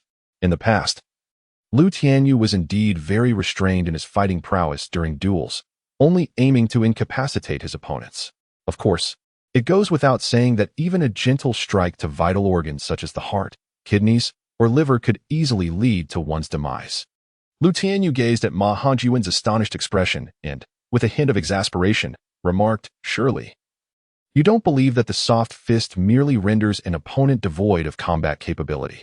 Strangely enough, Ma Hongjun truly thought that Lu Tianyu's soft fist possessed little lethality, or perhaps he had never witnessed it inflict injuries beyond mere superficial wounds. During their previous expedition to the Stardow Forest, when they assisted Oscar in acquiring his 3rd soul ring, he had not observed Lu Tianyu employing the soft fist to vanquish the phoenix-tailed cockatoo snake. Furthermore, that particular serpent had already sustained injuries from the formidable Titan dragon snake, leading Ma Hongjun to genuinely conclude that Lu Tianyu had merely stumbled upon success by chance, defeating the phoenix-tailed cockatoo snake with a single blow. Lu Tianyu approached Zhu Zhuqing after leaving Ma Hongjun and reassured her, "Do not worry, Zhuqing. This reckless fellow has a debt to settle with me, and I shall ensure he is well entertained." As he spoke, Lu Tianyu patted Dai Mubai on the shoulder, to which Dai Mubai responded with a gentle nod, indicating he was fine. Zhu Zhuqing nodded softly and remarked, "It is all right, brother you. Let us prioritize the team above all else." Lu Tianyu chuckled softly and remarked, "The Mad Rhinoceros is undoubtedly the strongest within the Mad Battle team. Eliminating him would greatly benefit us, don't you think, Xiao-san?"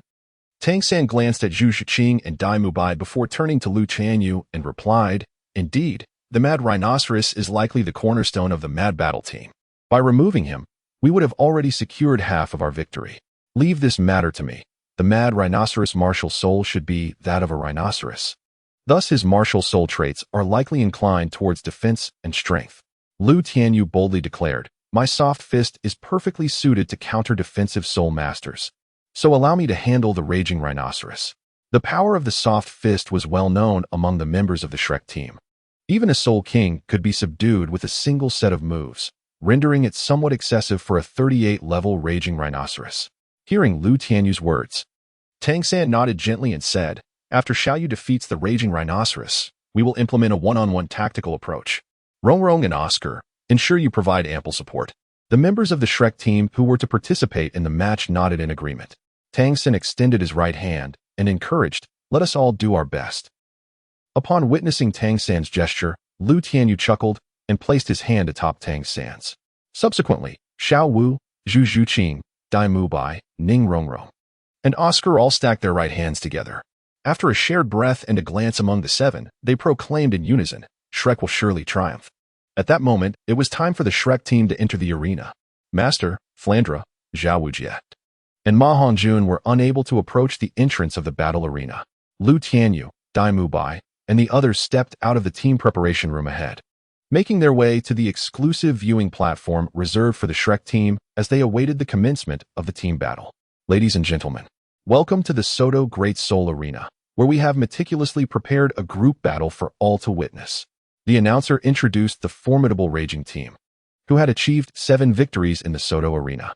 The format of the team battle was somewhat perplexing compared to one-on-one or two-on-two duels, as the sheer number of participants made it impossible to provide detailed commentary on each Soul Master's performance. The host briefly acknowledged the composition and dazzling achievements of the Raging Team before inviting the Shrek team to ascend the arena. This marked Lu Tianyu's inaugural appearance on the team battle stage, which felt more than twice the size of the one-on-one or two-on-two arenas.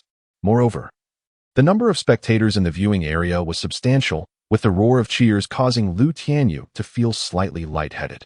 Since the Shrek team was newly registered that day, there was little to introduce. Stopping 20 meters away from the Raging Team, Tang San softly instructed, "Position according to the original plan." The members of the Shrek team swiftly repositioned themselves, with Lu Tianyu and Dai Mubai standing at the forefront. Behind them, Xiao Wu, Tang San, and Zhu Qing lined up in formation, while Oscar and Ning Rongrong, the 2 support Soul Masters, took their place at the rear. The Raging Team immediately initiated their tactical stance as the Raging Rhinoceros snorted defiantly, proclaiming, "I accept the challenge." Standing tall at the front of his team, he was followed by a strikingly dressed woman adorned in leather. Flanking them were the agile twin Monkey Brothers and the powerful twin Ram Brothers.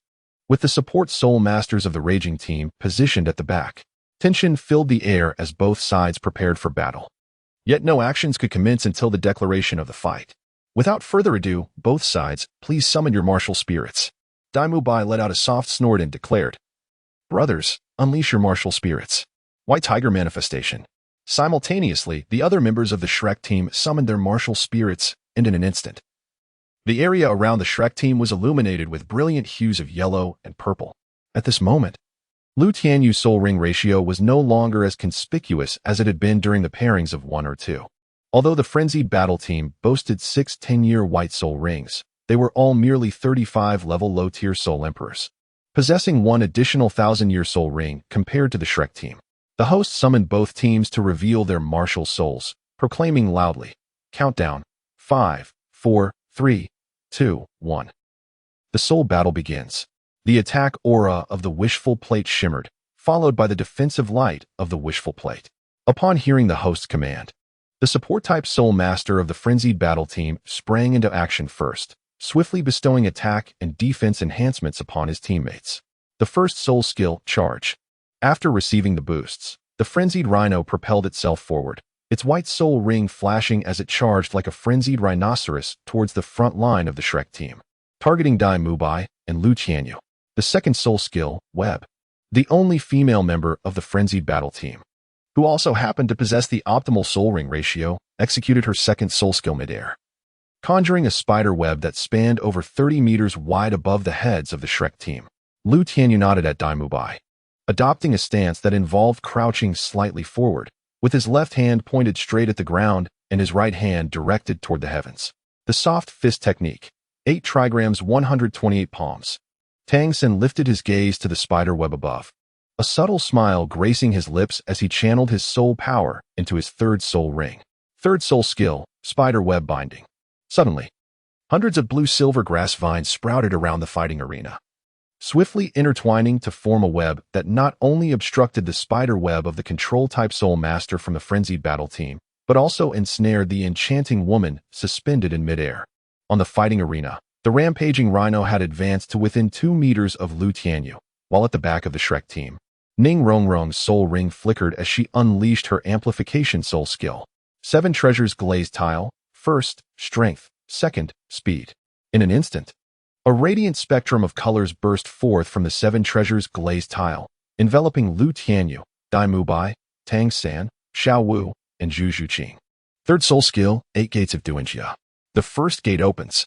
Upon feeling the amplification from the 7 treasure glazed pagoda, Lu Tianyu unlocked the first gate of the 8 gates of Duanjia. As the mad rhinoceros was about to collide with him, Lu Tianyu swiftly rotated his body 90 degrees, unleashing both palms to strike the creature's abdomen. The 8 trigrams palm. The mad rhinoceros sensed a peculiar force permeating its dantian, which was soon followed by an indescribable surge of immense impact that dispersed the soul power within. Instantly, the soul power coursing through the mad rhinoceros came to a halt, and the martial soul, deprived of its sustaining energy, automatically relinquished its possession state.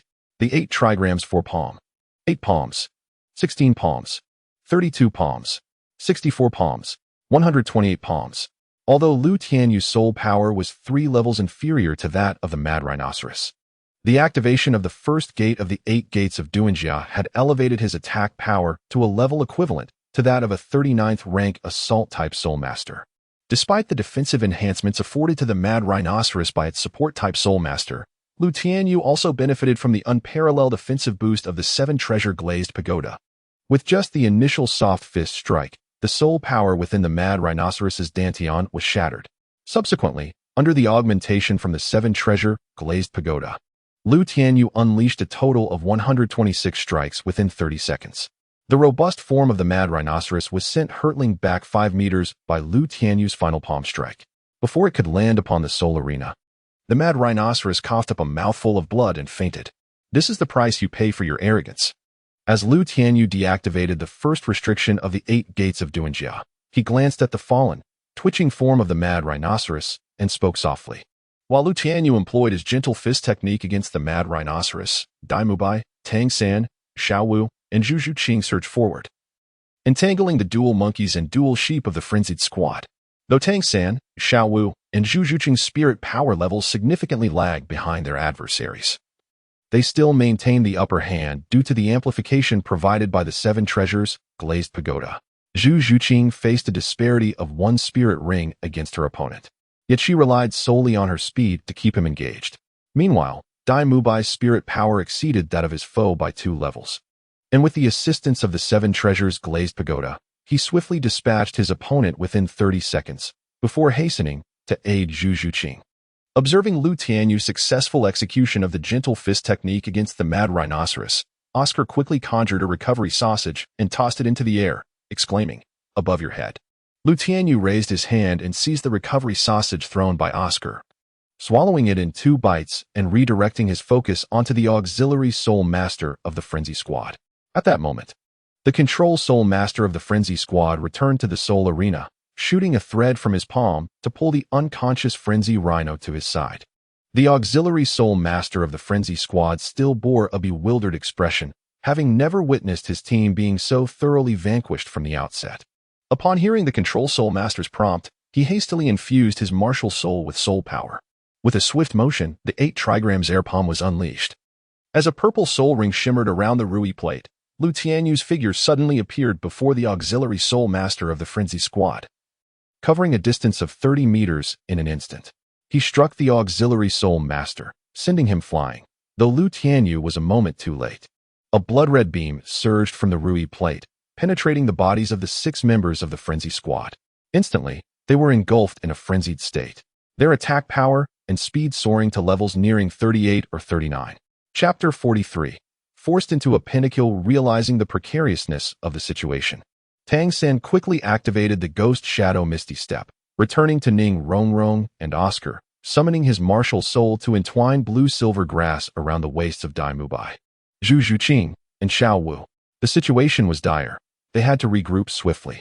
Tang San had initially intended to pull Lu Tianyu back as well, but the blocking presence of frenzy squad members forced him to abandon that thought.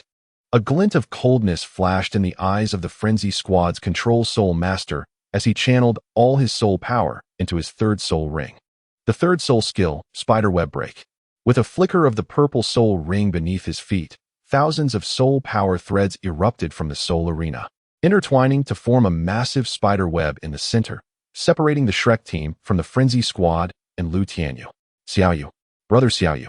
The members of the Shrek team exclaimed in alarm, for the frenzy squad's dual-honored, dual sheep soul masters, already in a frenzied state, had encircled Lu Tianyu. The control soul master of the frenzy squad gasped, "The wheel of fate turns, and you, having severely wounded the frenzy rhino, shall now face our wrath." With a resigned sigh, Lu Tianyu deliberately revealed his 2nd soul ring, proclaiming, 2nd soul skill, Tiger's Fang Staff. As the violet soul ring beneath his feet flickered and vanished, he conjured a staff tip measuring 40 centimeters with his right hand. Subsequently, thousands of fragments coalesced upon the tip, forming a milky white staff. Opposite the web, the members of the Shrek team exerted themselves in a desperate attempt to dismantle the intricate web which had been woven by a control-type soul master of the frenzy team, utilizing every ounce of their soul power in a frenzied state. Despite Tianyu Mai's utmost efforts, he found himself unable to breach the web before him. The same could be said for Xiao Wu, Tang San, and Zhu Zhuqing. Had Ma Hongjuan's flames been present, the web would have been effortlessly incinerated, but alas. The frenzy team numbered only 7, and so did the Shrek team, leaving Ma Hongjuan absent from the fray. Lu Tianyu gripped the tiger's blade staff and instinctively executed a flourish, proclaiming, "Wouldn't it be wiser to concede gracefully rather than seek a beating? Do not presume that sheer numbers confer an advantage." With a decisive invocation, he initiated the first door of the 8 gates of Duanjia, declaring, "Open." The control-type soul master of the Mad Warriors, upon hearing Lu Tianyu's words, let out a derisive laugh and issued an assault command to the 4 soul masters.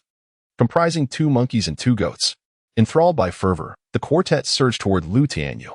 Armed with the milky white tiger's blade staff, he engaged in a fierce melee, where the staff appeared to come alive in his hands, executing an array of techniques, strikes, thrusts, slashes, covers, presses, sweeps, pierces, lifts, scoops, and flicks, with unparalleled finesse.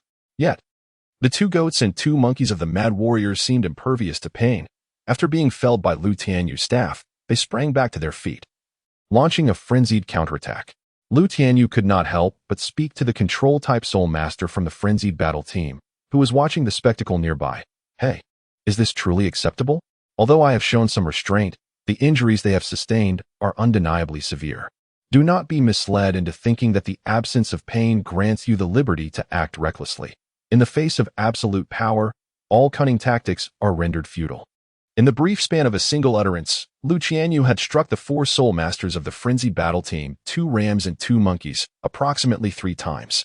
The control-type soul master of the frenzied battle team gritted his teeth in profound fury and declared, "Even if they end up incapacitated, what of it? I shall ensure that you pay a price for this." Upon hearing the words of the control-type soul master from the mad battle team, Lu Tianyu let out a resigned sigh and remarked, "Why must it be this way? I am most reluctant to endure the backlash from employing my 3rd soul skill, alas." Alas, just as the control-type soul master was poised to exert a modicum of control over Lu Tianyu, an overwhelming aura of Soul King level erupted from Lu Tianyu once more. The 8 gates of Duanjia, 2nd gate, rest gate open. After the activation of the 2nd gate of the 8 gates of Duanjia, Lu Tianyu's martial soul unleashed a formidable power, nearing a staggering 10,000. With a swift motion, he executed the technique known as Shave, Gentle Staff. 5 strikes. Before the remaining 5 members of the frenzied warriors, 5 apparitions of Lu Tianyu abruptly manifested. As his form coalesced back into a single entity, the web that had obstructed the Shrek team dissipated into ethereal sparkles, vanishing into the air. Lu Tianyu, feeling utterly drained, leaned upon his Chime staff like a crutch to avoid collapsing to the ground. Thud, thud, thud, thud. The sound of bodies hitting the ground echoed across the battlefield, leaving the audience, spirit masters, and the host in a state of bewilderment as they beheld the sudden fall of the frenzied warriors. They had not witnessed how Lu Tianyu had executed his assault, and now all members of the frenzied warriors lay unconscious upon the arena. The match concluded, and the victors were declared as the Shrek team. The host of the Grand Soul Arena, despite the astonishing turn of events, quickly regained composure and announced with fervor that the Shrek team had triumphed in this team battle. Tang San and Tianyu My hurried to Lu Tianyu's side, supporting him as his legs trembled. Xiao Wu approached with concern, asking, "How are you feeling, brother Yu?" The exhilaration of achieving a pinnacle was undeniable, yet the cost was steep. Lu Tianyu would require a full night's rest to recuperate his strength and energy. Even though the members of the Shrek team were accustomed to Lu Tianyu's astonishing feats, the notion that one individual could vanquish 5 equally matched spirit masters and merely need a night's rest to recover was a source of astonishment. Having exhausted all his soul power, energy, and stamina due to the activation of the 2nd gate, Lu Tianyu lacked the strength to even claim the rewards for his victory. Upon returning to their residence in Soto City, he sought a candy bean from Xiao Xin to regain a modicum of strength, allowing him to participate in the evening's debriefing. In the living room, the members of the Shrek team gathered in small clusters, engaged in cheerful conversation. It was only when Master Flander and Zhao Wujin entered that they assumed a more serious demeanor. Although the Shrek team had emerged victorious in the team battle that evening, it was, in truth, Lu Tianyu alone who had obliterated the frenzied warriors. Thus, an air of unease lingered among them. Master's discerning gaze swept across the faces of the Shrek team before he inquired, "What thoughts do you have after today's soul battles?" The entire team turned their attention toward Tianyu My, as it had become customary for responses to follow the order of their numbers. Tianyu My rose and remarked, "The one-on-one and two-on-two soul battles felt manageable, but our performance in the team battle was dismal." At that moment, Oscar chimed in, "During the team battle, I felt like a burden. Had it not been for Xiaoyu's reckless use of the 8 gates of Duanjia, whether we could have secured victory remains uncertain." Lu Tianyu sat quietly on the sofa, a warm smile gracing his cheeks. His eyes narrowed as he refrained from speaking immediately. At that moment, the master gestured with his hand, turning to address the crowd. "What you have said is incorrect." Upon hearing the master's words, a wave of unease washed over the members of the Shrek team, for in the past, whenever the master spoke in such a manner, they faced severe consequences. The master continued, "I wish to convey that your performance today was commendable. Despite a few minor mistakes, your display was nothing short of remarkable." As he spoke, the master strolled towards them with his hands clasped behind his back, adding, "This being your first experience in team soul battles, your coordination was indeed lacking. Yet, your opponents were a team with a record of 7 victories, each member boasting a spirit power exceeding 35 levels. Naturally, Xiaoyu's formidable strength was a significant factor in your victory. However, your efforts were not solely due to Xiaoyu's prowess." With a gentle smile and narrowed eyes, Lu Tianyu interjected, "The master speaks the truth. You are all aware of my situation. Although I defeated our adversaries using the 8 gates of Duanjia, I have also sacrificed my own mobility. Without your teamwork to seize the early advantage, I would not have achieved today's success." Upon hearing the master's words, excitement illuminated the faces of the Shrek team. For this was one of the rare moments of encouragement and praise from the master. The master concluded, "Each one of you plays an indispensable role in this team. Shrek Academy is a cohesive entity. None can be omitted." Meanwhile, Flander's eyebrows and beard bristled with joy, clearly pleased that the students from his academy had garnered the master's recognition and praise. Adjusting his crystal spectacles, he quipped, "Master, you are not intentionally flattering the children today, are you?" "Certainly not," the master replied with a hint of indifference. "I merely wish to inform them that they are the best, yet not without flaws." The master turned to Flander and stated, "I grant you all a day of rest tomorrow. However, upon your return, you must reflect on the gains and losses of today's battle and report back to me before the soul battle the day after." "Yay!" Oscar and Ma Hongjun exclaimed in unrestrained joy, for this marked their first genuine day off granted by the master. Flander, Zhao Wujin, and the master exchanged glances, preparing to depart, while the Shrek team struggled to contain their inner exhilaration. Just as the master reached the doorway, he recalled something and turned back to say, "By the way, do not stir up trouble during our absence." Upon hearing the master's words, the members of the Shrek team turned their gazes towards Flinder, the esteemed headmaster who had once proclaimed that a soul master who refrains from trouble is not a worthy soul master. As Flinder met the inquisitive stares of the group, he cleared his throat and remarked, "The master speaks truly. Do not trouble me unnecessarily." However, abstaining from trouble does not equate to fearing it. Should anyone dare to bully you, it is imperative that we do not tarnish the reputation of Shrek Academy. After conveying these sentiments, Zhao Wujia, the master, and Flinder departed from the hotel where the group was staying. Once they were assuredly out of earshot, laughter erupted among the others. Ma Hongjun threw an arm around Tianyu My's shoulders and exclaimed, "Boss Dai, about that treat you promised. Let us go indulge in some delicious food." Oscar chimed in enthusiastically, "Xiaoyu, Xiao-san, Xiao-wu, Rong-rong, Zhu-qing. Tonight, we shall feast until Boss Dai is bankrupt." Lu Tianyu squinted his eyes and smiled, saying, "Xiao-ao, how large is your appetite to devour Douluo's fortune?" Upon hearing Lu Tianyu's words, Tianyu My hurriedly rushed to his side, wrapping his arms around Lu Tianyu's neck and declaring, "Xiaoyu, as the hero of the day, I shall reward you with a bottle of the finest tulip." Lu Tianyu smiled brightly and remarked, "Tulip, I recall that it is a flower. If you wish to present flowers, it should be to Zhu-qing." Giggling, she added, "Oh, brother you." Ning Rong then cheerfully explained, "Boss Dai mentioned treating you to the finest tulip, a bottle of which costs no less than 5,000 gold soul coins." Upon hearing Ning Rongrong's words, Lu Tianyu opened his eyes in astonishment and turned to Tianyu My, saying, "Boss Dai, even if one is wealthy, one cannot truly disregard the value of money. I cannot possibly drink wine worth 5,000 gold soul coins." Tianyu My chuckled and replied, "My friend, there are many things I lack, but money is certainly not one of them. Come, let us go tonight. We shall not return until we are thoroughly intoxicated." Lu Tianyu hurriedly replied, I think I shall return to my room to rest. I have only regained a modicum of physical and spiritual energy. My vitality has not been restored in the slightest. I shall retire to my chamber." As he spoke, Lu Tianyu attempted to rise and head towards his room, but Tianyu Mai's hand remained firmly grasped around his neck, insisting, "What do you mean by resting? The master has declared a holiday for tomorrow.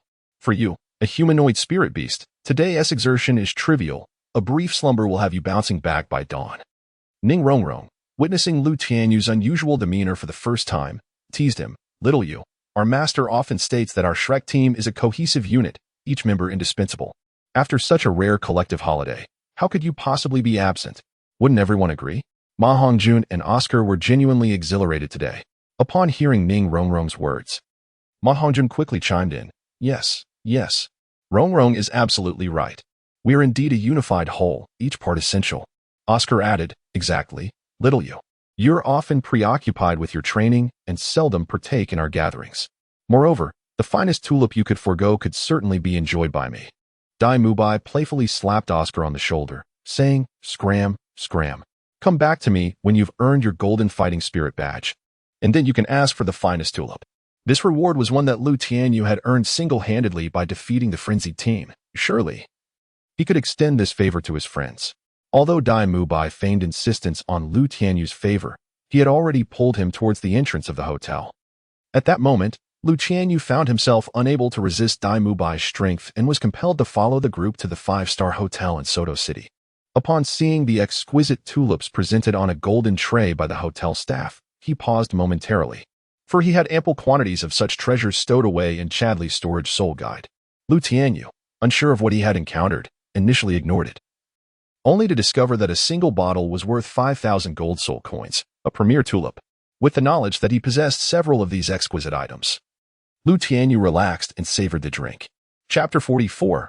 Infamous reputation. However, after consuming half a bottle of the tulip, he felt a wave of dizziness wash over him, a clear sign of intoxication. Realizing his inebriated state, Lu Tianyu chose not to join Oscar and Ma Hongjun in their revelry. Knowing their determination to continue the festivities until dawn, he summoned the hotel manager, requesting a room to rest for the night, intending to depart the following morning. Tianyu My and Ning Rongrong, noticing Lu Tianyu's flushed cheeks, recognized his true intoxication and refrained from insisting he stay, allowing him to retreat to his room for rest. Lu Tianyu felt as though he were soaring through the clouds, while simultaneously experiencing a series of chaotic dreams. When awakened by his biological clock the following morning, he found himself merely parched, devoid of any symptoms of a hangover such as dizziness, headache, or a throbbing skull. This confirmed that the tulip wine was indeed of exceptional quality. Stepping out of his room, he sought out the hotel manager to inquire about the well-being of others. From the manager, he learned that Tianyu My and the others had only just concluded their revelry, and that the manager had arranged accommodations for them, as they had only just settled down to sleep. Furthermore, it was revealed that the group had collectively spent 8,000 gold soul coins, and the manager inquired if Lu Tianyu would be settling the bill. After a moment's contemplation, Lu Tianyu produced a gold card and settled the hotel expenses, politely declining the manager's offer of an exclusive membership card. Upon departing from the Soto City Grand Hotel, he returned to the modest establishment where he resided while at Shrek Academy, where the academy's instructors were present. Seeing Lu Tianyu return alone, they could not help but feel a twinge of concern for the others. Lu Tianyu then candidly informed Flander and the others that Tianyu My, Tang San, and the rest were still resting at the Soto Grand Hotel. Upon hearing that Lu Tianyu and his companions had indulged in a night of excess at the Soto Grand Hotel, Flander's enthusiasm waned, as he simply lacked the financial means to frequent such an extravagant establishment. After returning to his room, Lu Tianyu began to reflect on the fierce battles of the previous day with the Mad War team. This was not only to fulfill the task set by his master, but also to identify his own shortcomings. Despite possessing the sole skill of the 8 gates of Duanjia, which enabled him to sweep away all soul masters at the soul sovereign level. This very skill had instilled a sense of overconfidence within him. Furthermore, although he had mastered various body techniques, this had led to an overwhelming abundance of choices that ultimately proved excessive.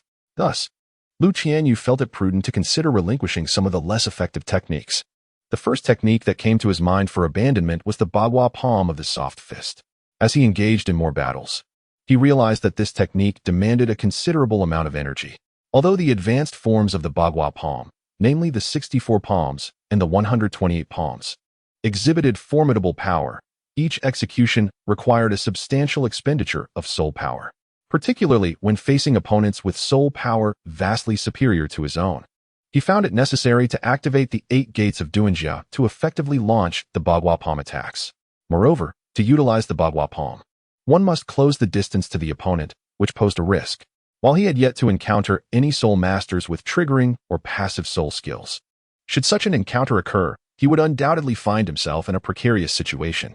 Therefore, he decided to focus on the defensive technique of the returning palm and the offensive technique of the empty palm. For aggressive body techniques, he would concentrate on the Gale Foot and the Tiger Soul Staff, along with the Tiger Soul Battle Blade manifested from the external soul bone, Tianheng. Although the techniques of the Tiger Soul Staff could handle the vast majority of combat scenarios, there were occasions when its power paled in comparison to that of the Battle Blade. For instance, during a team battle with the Mad War team, when the battle arena was split in two by the control-type soul master of the opposing team, he would need a weapon or soul guide with formidable cutting power to break through the web of control. With this thought in mind, Tianyu couldn't help but contemplate the potential of employing the Gale Foot to unleash a blade of air with the Tiger Soul Battle Blade, envisioning that the resulting attack would surpass the power and speed of an air blade produced by his feet or the staff. Once this idea took root in his mind, he could no longer contain his excitement and ventured to the small courtyard behind the modest hotel. However, upon seeing the cramped area of merely a dozen square meters, he had to abandon the notion of experimenting with the Gale Foot in conjunction with the Tiger Soul Battle Blade. Such a small space rendered the battle blade unnecessary. Even the air blades generated by his feet could easily wreak havoc in the confined yard. When Master Flandra rented the hotel, he had sternly warned everyone not to damage any property within. Nevertheless, now that he was outside, Tianyu decided against returning to his room, summoning a Tiger Soul Battle Blade that measured 150 centimeters in length. Since the external soul bone had transformed into the Tiger Soul Battle Blade, he had yet to thoroughly explore its capabilities. Grasping the blade and executing a few casual swings, he found it remarkably comfortable to wield. In that moment, Tianyu comprehended the saying that the staff is the ancestor of all weapons, for within staff techniques lie methods of slicing, lifting, and sweeping. Employing these techniques to maneuver the Tiger Soul Battle Blade felt entirely natural, even more so than with the Tiger Soul Staff.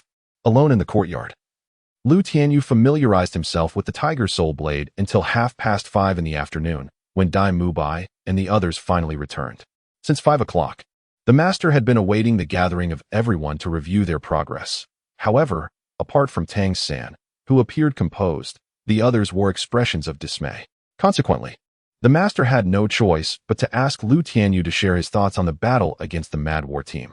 Tianyu wiped the smile from his face, opened his eyes, and addressed the master, saying, "Master, I have reflected on our battle against the Mad War team. Overall, it seems we lack coordination. Our individual combat styles are overly pronounced, making it challenging for our teammates to find opportunities for collaboration. This led us to a one-on-one situation from the very beginning. While our opponents possess superior soul power, although we managed to hold our ground, we were unable to secure victory. Additionally, we failed to focus our attention on the opposing support soul master, and by the time I redirected my focus to him, it was too late. Although I successfully engaged their support soul master, I could not prevent him from unleashing his soul skills, which plunged the Mad War team into a fervent state. Our soul power was already significantly inferior to that of the Mad War team, and once they entered that frenzied state, the situation quickly turned unfavorable. At this juncture, Tianyu turned to Tang San and remarked, "It was indeed wise for you, Xiao San, to quickly gather our teammates around you at that moment. Unfortunately, I was unable to reunite with my comrades in time, being encircled by the Mad War team. Had it not been for the formidable strength of my third soul skill that overcame my opponent, my fate would have been far less fortunate." After listening to Tianyu's words, The master nodded gently and said, Xiao Yu, your summary is thorough. Therefore, in the upcoming team battles, you must pay attention to your own and your teammates' combat styles, particularly you, Xiao San, as a control-type soul master. It is imperative that you manage the coordination among your teammates effectively. As the brief meeting concluded, it was time for the grand opening at the Soto Great Spirit Arena. The members of the Shrek team returned to their quarters to don their battle attire and masks. They then entered the arena in small groups to register for the one-on-one spirit battles, with the two-on-two matches to be determined afterward. Perhaps it was an extraordinary stroke of luck for either Lu Tianyu or Ning Rongrong, as he faced an opponent whose spirit power had just surpassed the 30th level. Battling someone 4 levels beneath him was a task that could only be described as effortless. Lu Tianyu merely utilized a swift maneuver to appear before his adversary, swiftly incapacitating him on the battle stage. The entire encounter lasted a mere 5 seconds. After descending from the arena, Lu Tianyu joined Ning Rongrong to register for the two-on-two matches. When it came to naming their team, simplicity prevailed. They combined the last character of Lu Tianyu's name with that of Ning Rongrong's to form Yurong. Unfortunately, they encountered the duo of Ma Hongjun and Oscar, known as the Ma-Ao combination. As anticipated, Lu Tianyu delivered a decisive victory, soundly defeating Ma Hongjun and securing their win in the two-on-two match. The internal conflict among teammates was unexpected. No one had predicted Lu Tianyu would achieve victory in the one-on-one match within a mere 5 seconds. When the group reconvened in the team lounge, Master insisted on staggering their registrations by 4 to 5 teams to avoid a potential internal clash should Lu Tianyu and Ning Rongrong face Tang San, Xiao Wu, Dai Mubai, and Zhu Zhiqing. At 9:30 in the evening, the team battle commenced at the Soto Great Spirit Arena, with Shrek facing off against the Linghua team. The Linghua team boasted 11 members, permitting the entirety of Shrek to participate. Regrettably, compared to the frenzied battle team, Linghua was significantly weaker, with only their vice-captain exceeding the 30th level in spirit power, while the others hovered around the 28th or 29th level. Consequently, Shrek secured a swift victory in their second team battle. Upon returning to their lodgings in Soto City, the team instinctively gathered in the living room. The weakness of their opponents afforded no opportunity for error from the Shrek team. Master offered a few casual words of encouragement before allowing everyone to retire for the night. After returning to his room, Lu Tianyu habitually took a shower and then meditated to cultivate his spirit power. Tang San was well aware of Lu Tianyu's rigorous self-discipline. His daily routine remained largely unchanged unless exceptional circumstances arose. The following day, Lu Tianyu continued to train with the Tiger Soul Blade in the backyard of a small hotel. Through diligent practice of the Tianyu My staff technique, he mastered the characteristics of the Tiger Soul Blade in just half a month. Whenever the opportunity arose during the spirit battles, Lu Tianyu summoned the Tiger Soul Blade to engage in combat, simultaneously validating his technique of utilizing the Storm Foot to execute slashes with the blade. The resulting energy from his slashes far exceeded the cutting force, speed, and effective range compared to that produced by his feet or the Tianyu My staff. For the blade was the most suitable weapon for such maneuvers. With this revelation, Lu Tianyu completely replaced the Tianyu My staff with the Tiger Soul Blade in the arena, as the energy generated posed a significant threat to spirit masters at the 38th or 39th levels. Should he rely on the Tianyu My staff or soft fists in combat, he would need to activate the 8 gates of Duanjia to pose a threat to them.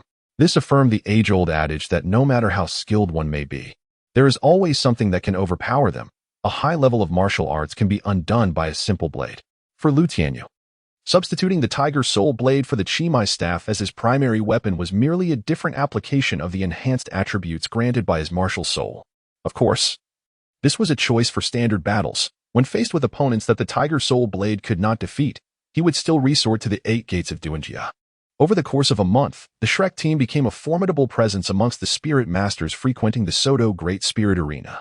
Notably, the duo of the Peerless Battle Emperor and the Thousand-Handed Azura maintained an impeccable record in one-on-one, two-on-two, and team battles. As the final day approached, marking 1 month since Shrek's arrival at the Soto Great Spirit Arena, it also signaled the time for assessing spirit battle points.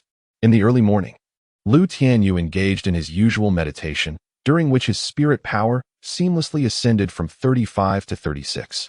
Although such breakthroughs typically manifested as noticeable fluctuations in spirit power, Tang San, who shared a room with Lu Tianyu, was already on the rooftop cultivating, leaving no one aware of Lu Tianyu's advancement.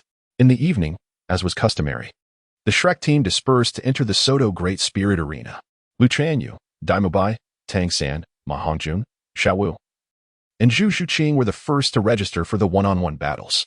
Afterwards, they awaited the start of the matches in the team lounge, where Master would officially register Shrek for the team battle as their captain.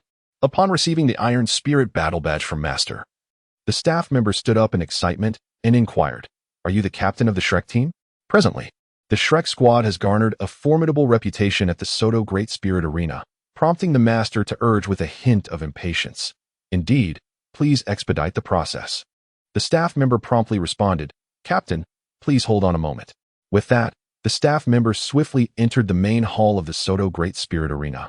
Clutching the Iron Spirit badge of the Shrek squad, the Master mused that he shouldn't have registered at this window, though, in truth, he would have encountered the same situation at any window. Before long, the staff member returned, accompanied by Supervisor AO, who had met the Shrek squad a month prior. Supervisor AO respectfully greeted the Master, stating, "Greetings, esteemed Captain. I wish to discuss a potential collaboration with you, and I assure you it will not consume much of your time." Upon hearing Supervisor AO's words, the Master furrowed his brow slightly and inquired, "Is this collaboration on your personal behalf or representing the Soto Great Spirit Arena?" Recently, the Master had been approached by numerous individuals seeking to collaborate, all of whom aimed to exploit the Shrek squad for profit, a proposal the Master had tactfully declined. Supervisor AO, eager to clarify, replied, "Of course. It is on behalf of the Soto Great Spirit Arena. Allow me to get straight to the point. I hope that the Shrek squad can participate in today's team battle at the Central Main Spirit Arena." The Master felt a flicker of interest upon hearing this, yet maintained a composed demeanor as he responded, "Oh, but the Shrek squad is still an Iron Spirit level team. To appear at the Central Main Spirit Arena, one must at least possess a Silver Spirit badge. This seems to contravene the regulations, does it not?" Chapter 45, The Melee Nemesis. Blue Lightning Tyrannosaurus AO's face continued to bear a professional smile as he explained to the Master, "You are being modest. Given the Shrek squad's performance this month, they are poised to secure a Silver Spirit badge by tomorrow. Hence, an early transition to Silver Spirit status would not be an issue." The Master discerned that the Soto Great Spirit Arena sought the assistance of the Shrek squad and replied, unhurriedly, "If that is the case, surely you can spare this one day." Supervisor AO realized that such reasoning would not suffice to sway the Master and candidly admitted, "Captain, I will not conceal the truth from you. 3 days ago, a Silver Spirit team composed entirely of Soul Emperors arrived at the Soto Great Spirit Arena, seemingly summoned by the local aristocracy from elsewhere. Over the past few days, the nobles have heavily invested in this team, which has predictably triumphed in spirit battles, leading to substantial losses for the arena." It was only upon hearing this that the Master displayed a modicum of interest, prompting Supervisor AO to continue. "You are likely aware that Silver Spirit teams typically possess strengths exceeding level 40. Unfortunately, the Soto Great Spirit Arena lacks a Silver Spirit team of Soul Emperors and can only dispatch Copper Spirit teams to engage in battle. Among them was the Frenzied Squad, who had previously clashed with the Shrek team, but the outcome was a resounding defeat for the Frenzied Squad. Over the past month, the Master had observed several of their soul battles and was well aware of their capabilities. He turned to Supervisor AO and remarked, "The strength of the Frenzied Squad at the Soul Master level is indeed quite impressive, yet they still succumb to that Silver Soul team. Could it be that the soul power of the Silver Soul team surpasses that of the Frenzied Squad?" Supervisor AO gently shook his head and replied, "No. It is not merely a difference in soul power levels, but rather a disparity in the configuration of soul rings. The members of that Silver Soul team, much like the Shrek team, possess the optimal soul ring combinations."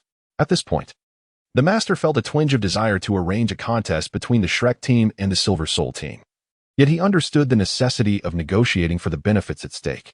He turned to Supervisor AO and inquired, "Oh, how can the Soto Great Soul Arena be so certain that the Shrek team would triumph over them?" Since the Soto Great Soul Arena chose to collaborate with the Shrek team, it was evidently believed that they held a chance of victory. Not to mention, the Shrek team had previously defeated the Frenzied Squad, and that was merely a month ago. Now, after grappling through a month of trials at the Soto Great Soul Arena, their current strength was vastly superior to what it had been then, thus increasing the likelihood of overcoming the Silver Soul team. Supervisor AO assured that the members of the Shrek team, upon attending the central arena for the soul battles, would each receive a direct reward of 500 gold coins. with an additional 10,000 gold soul coins as a bonus should they emerge victorious. Despite this, the master did not provide Supervisor Ao with a definitive answer. However, upon reviewing the statistics of the Silver Soul team's members, he promptly accepted the invitation from the Soto Great Soul Arena. In the Shrek team's lounge, everyone awaited the announcement for the one-on-one soul battles. Only after the conclusion of the individual duels would they proceed to sign up for the two-on-two battles. Typically, the broadcast for the one-on-one matches would have sounded by now, yet no one from the Shrek team had volunteered to participate until the master returned. He placed the contestant information on the table in the lounge and stated, "Today, the arrangements for the one-on-one and two-on-two soul battles at the Soto Great Soul Arena are already in place. Your primary focus should be on tonight's team battle." The master then recounted to the others the events he had encountered at the Soto Great Soul Arena. Upon hearing this, Flinder expressed some regret, saying, "Xiao Gang, you should not have agreed so hastily. With proper negotiations, the rewards could have been even greater." The master merely cast a sidelong glance at Flinder and then turned to Lu Tianyu, whose cheeks bore a warm smile. With narrowed eyes, he cautioned, "Xiao Yu, there is one opponent in tonight's team battle that you must pay special attention to." As the master perused the contestants' profiles, Lu Tianyu's gaze fell upon the information displayed.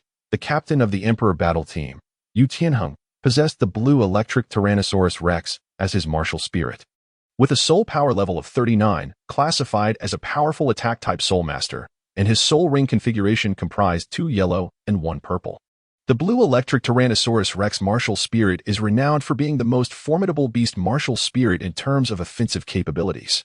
Lu Tianyu lifted his head and slightly opened his squinting eyes to gaze at the master. Naturally, none of those present understood why Lu Tianyu chose to open his eyes to look at the master. The master, believing that Lu Tianyu did not grasp the significance of his remarks, clasped his hands behind his back and continued. The Blue Lightning Tyrannosaurus Rex martial soul inherently possesses the attribute of lightning. If your gentle fist is specifically designed to counter defensive soul masters, then the Blue Lightning Tyrannosaurus Rex martial soul is specifically tailored to counter the gentle fist. Lu Tianyu initially believed that the master was going to advise him against being overly harsh towards Tianheng. To his surprise, the master specifically cautioned him to be wary of the lightning powers associated with the Blue Lightning Tyrant Dragon martial soul. In truth, from the moment Lu Tianyu chose the soft fist technique, he had contemplated the potential counters to its existence, among which was the Blue Lightning Tyrant Dragon martial soul. After listening to the master's words, Lu Tianyu, with narrowed eyes, responded, "I understand, master. I will not employ the soft fist against the Blue Lightning Tyrant Dragon soul master. Nor will I approach within 5 meters of him." Frand, who was engaged in a chess match with Zhao Wujie, could no longer contain himself and remarked, "Xiao Gang, the Blue Lightning Tyrant Dragon soul master." However, Frand's words were abruptly silenced by a fierce glare from the master, compelling him to awkwardly adjust his crystal glasses and return his focus to the chessboard. The Blue Lightning Tyrant Dragon martial soul.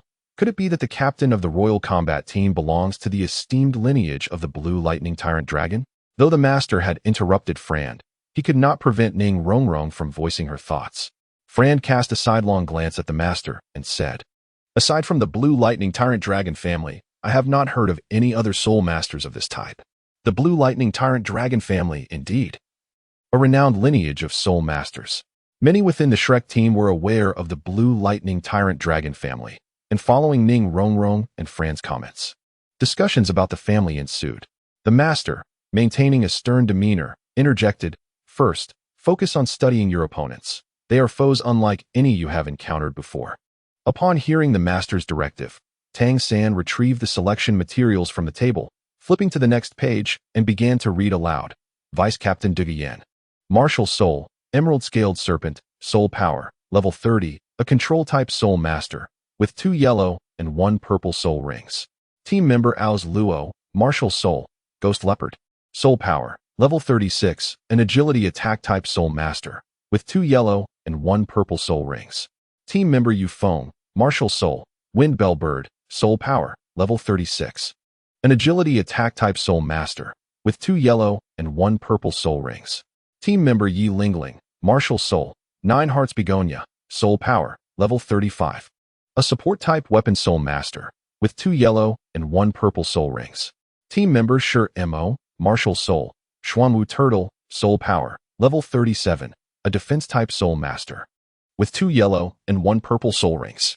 Team member Sure Mo, martial soul, Xuanwu turtle, soul power, level 36, a defense-type soul master, with 2 yellow and 1 purple soul rings.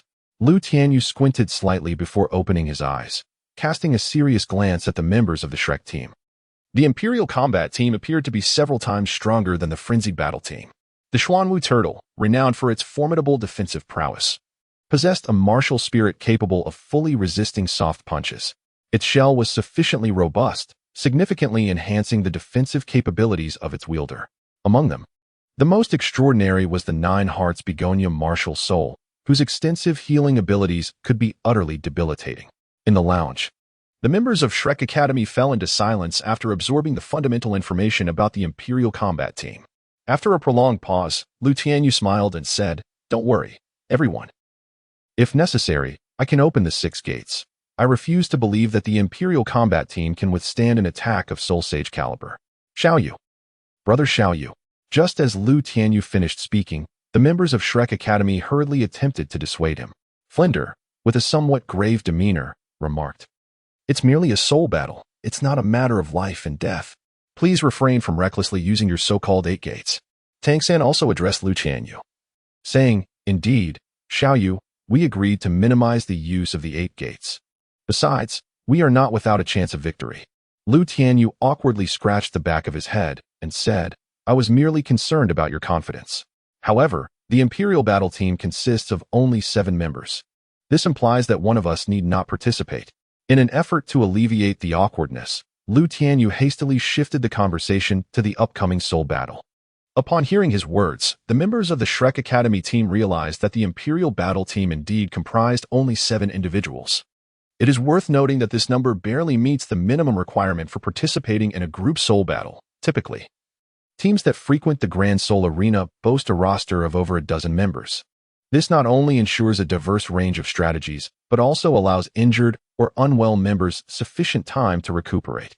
Throughout their month of participating in group soul battles at the Soto Grand Arena, Shrek Academy had only encountered the scenario of deploying just 7 members on 2 or 3 occasions. The team members exchanged glances, unsure of who should withdraw from the Imperial battle. Firstly, Tang-san, Lu Tianyu, and Daimubai, as the core of the Shrek team, undoubtedly warranted their spots. The soul power of the Imperial Battle Team members all exceeded level 35, and naturally, Oscar and Xiao Wu, both possessing soul power over level 30, had their roles to play. Ning Rongrong's supportive capabilities were also an indispensable component of the Shrek team.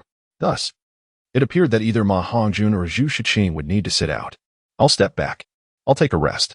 Upon meeting the gazes of Tang-san, the master, and Lu Tianyu, both Zhu Shiqing and Ma Hongjun understood that only 7 members from the Shrek team would participate in tonight's soul battle. Consequently, one of them had to be chosen to refrain from combat, leading to their simultaneous declaration of withdrawal.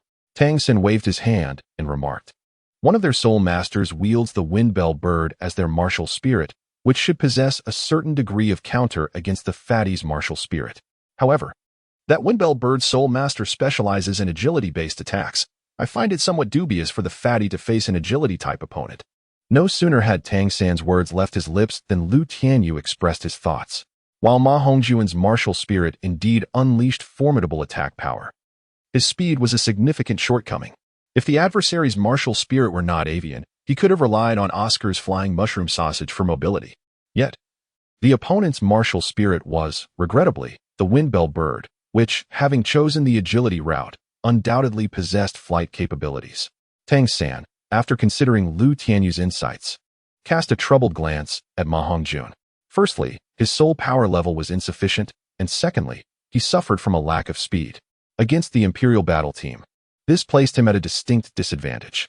In truth, Lu Tianyu had hoped to suggest that Xiao Wu withdraw from the group battle, for in the original narrative, she had been severely injured by a member of the Imperial Battle Team.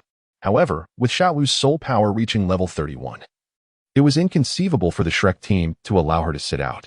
"Let it be Zhu Qing," he concluded. "In critical moments, we will rely on you and Mu Bai to turn the tide." At this moment, the master cast a glance at Zhu Qing, resolutely making a decision, while Flanders shot a glare at Ma Hongjun, filled with disappointment. If Ma Hongjuan's soul power had reached the 30th level, there would have been no doubt about his participation in the match. Ah, is it truly the case that the chubby one is so unappealing? Ma Hongjun helplessly glanced at the master and Lu Tianyu, muttering a few words under his breath. A deeper smile graced Lu Tianyu's cheeks, his squinting eyes forming crescent moons as he suggested, "Why don't I take a break and let the chubby one take my place? Didn't we agree to alternate our rest periods?" "Absolutely not. What kind of joke is that?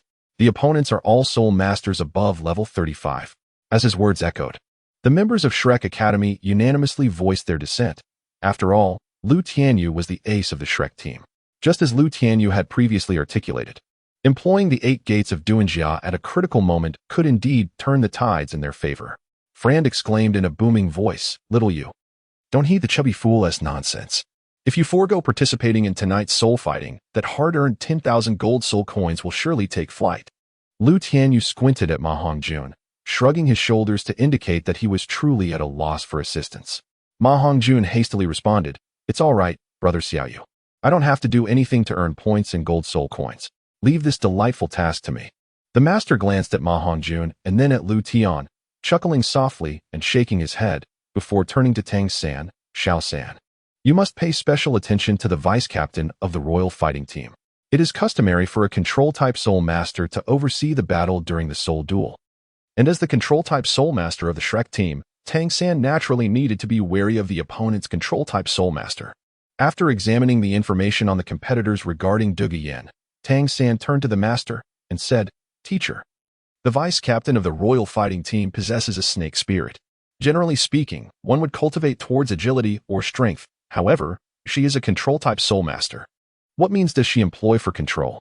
The master, recognizing that Tang San had immediately grasped the critical point, gently nodded and looked towards Flinder. "Flinder, what are your thoughts on the vice-captain of the royal fighting team?" Flinder, who was engaged in a game of chess with Zhao Wujin, pondered after hearing the master's words. Green-scaled snake, the surname Dugu. Could it be?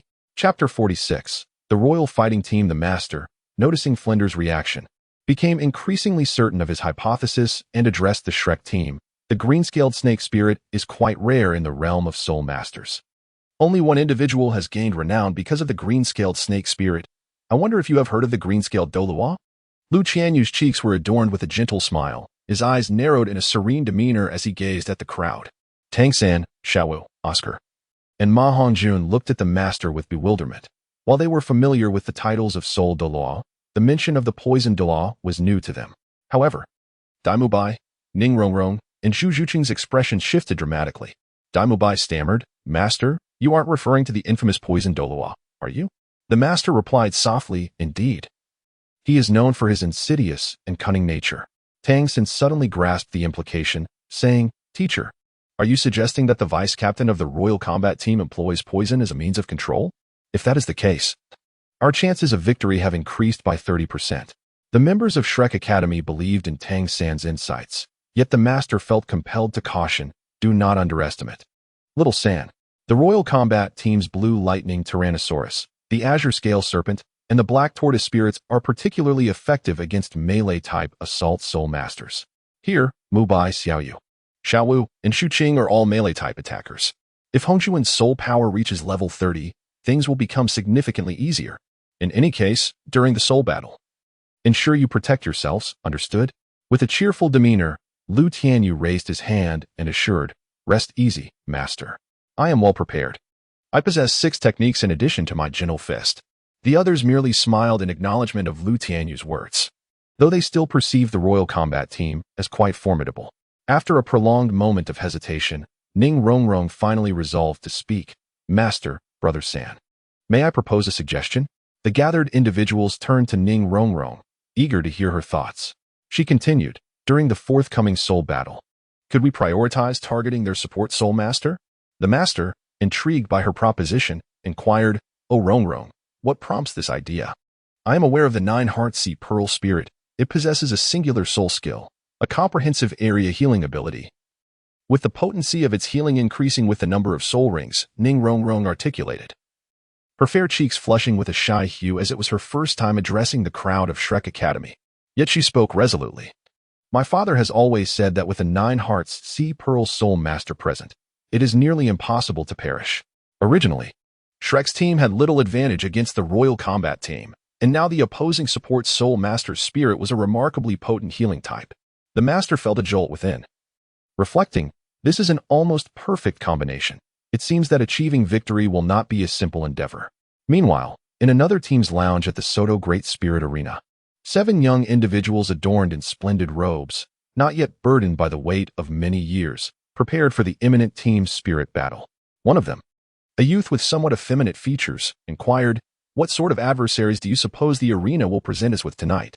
Beside this delicate young man, a rather slender youth lounged on the sofa, exuding an air of arrogance as he replied, "No opponent could possibly pose a challenge.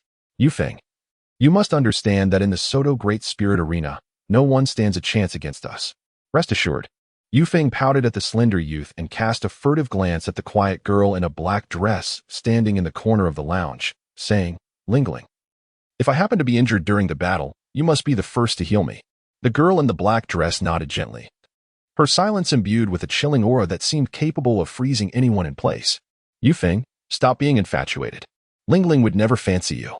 The slender youth, now standing, turned to the icy presence of Yi Lingling and added, "Lingling, you must be the first to treat my wounds. Ignore that infatuated fool.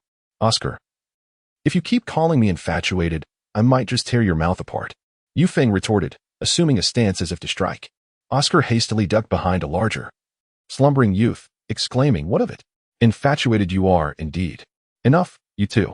Could you not emulate the Shurja brothers and practice in peace?" A young man blocking Yufeng's path suddenly opened his eyes, halting the playful banter. Both Yufeng and Oscar turned their attention to the quiet figure seated against the wall. These two appeared to be no older than 20, their muscular physiques suggesting strength, yet they emanated an aura of restraint and composure.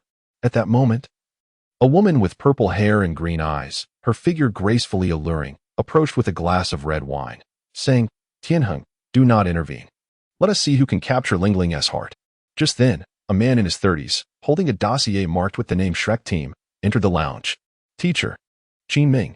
The Shurjiao brothers, who were merely meditating to cultivate their spirit power, along with Oscar and Yufeng, promptly rose to respectfully salute the middle-aged man named Qin Ming. "This time, you are likely to encounter a worthy opponent. Here are the details of your adversaries for tonight. Examine them for yourselves." Qin Ming nodded gently in acknowledgement and handed the documents to the girl holding a glass of red wine. Du Guyan set her wine glass down and took the documents from Qin Ming. As she opened them, she softly began to read, "Shrek Team, consisting of 8 members. Iron Fighting Soul Badge." Upon hearing Iron Fighting Soul, the members of the Emperor Fighting Team burst into laughter. Qin Ming lightly snorted and remarked, "Although the Shrek Team currently holds the Iron Fighting Soul, they have already demonstrated the strength of the Silver Fighting Soul. The Soto Grand Soul Arena has preemptively awarded them the Silver Fighting Soul Badge as a challenge to you all. Furthermore, the Lord of Soto City has informed me that the Shrek Team has previously triumphed over the Mad Fighting Team. Hence, we must not underestimate them." The members of the Emperor Fighting Team, having faced the Mad Fighting Team, were acutely aware of their formidable prowess. Yufeng could not help but exclaim, "How is it possible that a team with an Iron Fighting Soul could defeat the Mad Fighting Team?" Qin Ming nodded slightly, emphasizing, "The key lies in these 2 individuals. You must pay close attention to them when they take the field." As he spoke, he pointed at the documents, prompting Du Guyan to instinctively read aloud, "Vice Captain Qianshou Xiu Luo, Martial Soul Blue Silvergrass." Isn't Blue Silvergrass a useless martial soul? Upon seeing the mention of Blue Silvergrass, Du Guyan could not resist making a remark, but Qin Ming shot her a sharp glance and said, "Have you forgotten what I just said? No matter the opponent, do not let your guard down, and certainly do not underestimate them." Yu Tianheng, noticing his girlfriend being reprimanded by the teacher, hurriedly took the documents from Du Guyan and began to read, "Captain Xian Miao Baihu, Martial Soul White Tiger. A level 37 Assault System Soul Master, with a soul ring configuration of 2 yellow and 1 purple. Vice Captain Qianshou Xiu Luo, Martial Soul Blue Silvergrass. A level 31 Control System Soul Master, with a soul ring configuration of 2 yellow and 1 purple. Team member Tianyu My, Martial Soul Sausage. A level 31 Support System Weapon Master, with a soul ring configuration of 2 yellow and 1 purple. Team member Wushuang Zhanhuang, Martial Soul Beast Martial Soul. A level 35 Assault System Soul Master, with a soul ring configuration of 1 yellow and 2 purple. Wushuang Zhanhuang was among those previously mentioned as requiring caution. But Yu Tianheng did not digress and continued reading. Team member Xia Huafeng Huang, Martial Soul Fire Phoenix, a level 29 Assault System Soul Master. With a Soul Ring configuration of 2 yellow. Team member Ro Gu Mei 2, Martial Soul Jade Rabbit, a level 31 Assault System Soul Master. With a Soul Ring configuration of 2 yellow and 1 purple. Team member Chi Bao Lu Li, Martial Soul 7 Treasure Glazed Tower, a level 28 Support System Weapon Master. With a Soul Ring configuration of 2 yellow. Team member Yu Ming Ling Mao, Martial Soul Yu Ming Ling Mao, a level 28 Agility Attack System Soul Master. With a Soul Ring configuration of 2 yellow. After finishing, Yu Tianheng looked up at Qin Ming and said, Teacher Qin Ming. The strengths of the Shrek team appear to be quite varied. Aside from a couple of notable individuals, there seems to be nothing particularly extraordinary. Yu Feng took the documents from Yu Tianheng and inquired, what is the background of Wu Shuangzhan Huan? The Soul Ring configuration is surprisingly 1 yellow and 2 purple. Qin Ming's gaze swept across the faces of the members of the Emperor fighting team and remarked, the unmatched body Emperor has registered for the Iron Soul Arena at Soto a month ago, during which he has never suffered a defeat in one-on-one soul fights, 2-on-2 duels, or team battles. Equally maintaining an unblemished record is Qinsho Shilao, the vice-captain of the Shrek team, a control-type soul master who has achieved victory with undeniable prowess. However, the unmatched Battle Emperor's flawless performance further attests to his extraordinary strength. The members of the Emperor fighting team nodded in agreement, curiosity blooming within them about the true nature of this unparalleled soul master.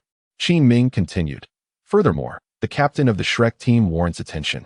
Despite having faced a setback in a 2-on-2 battle, his capability as an inner captain is not to be underestimated.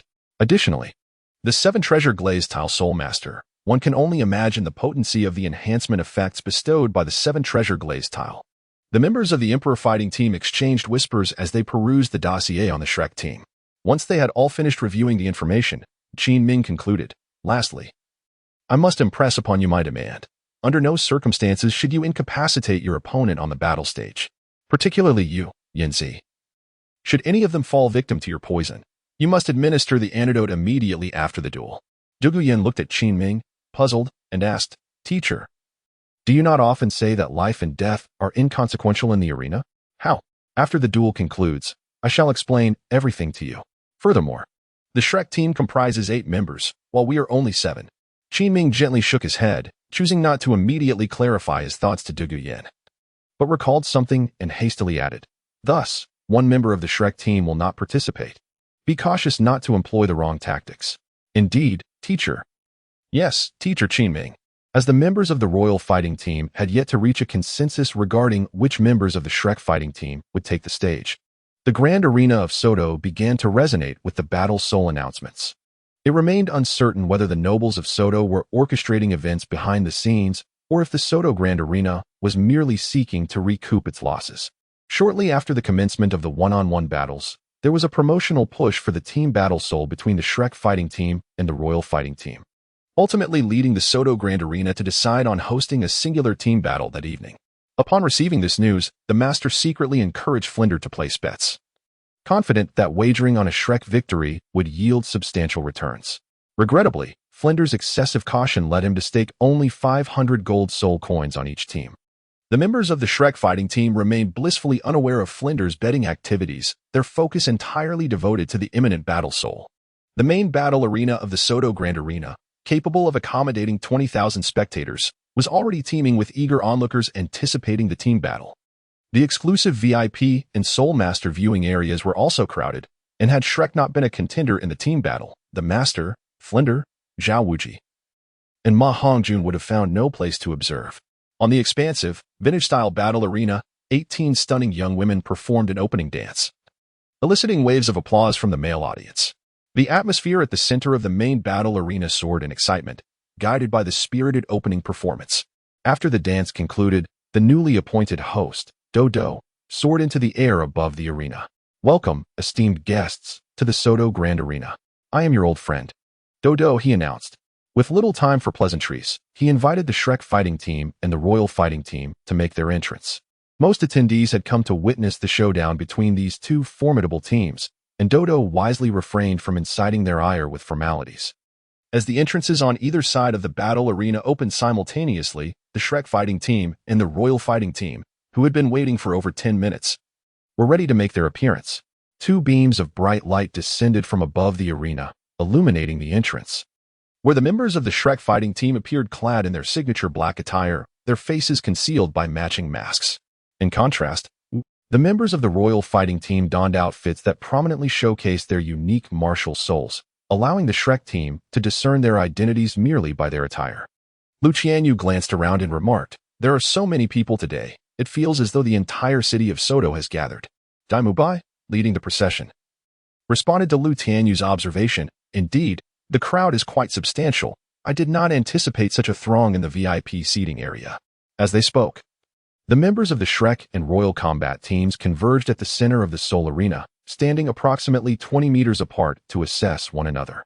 Tianyu's gaze swept over the women of the Imperial battle team, adorned in black dresses and crowned with a begonia flower, a subtle smile gracing his lips.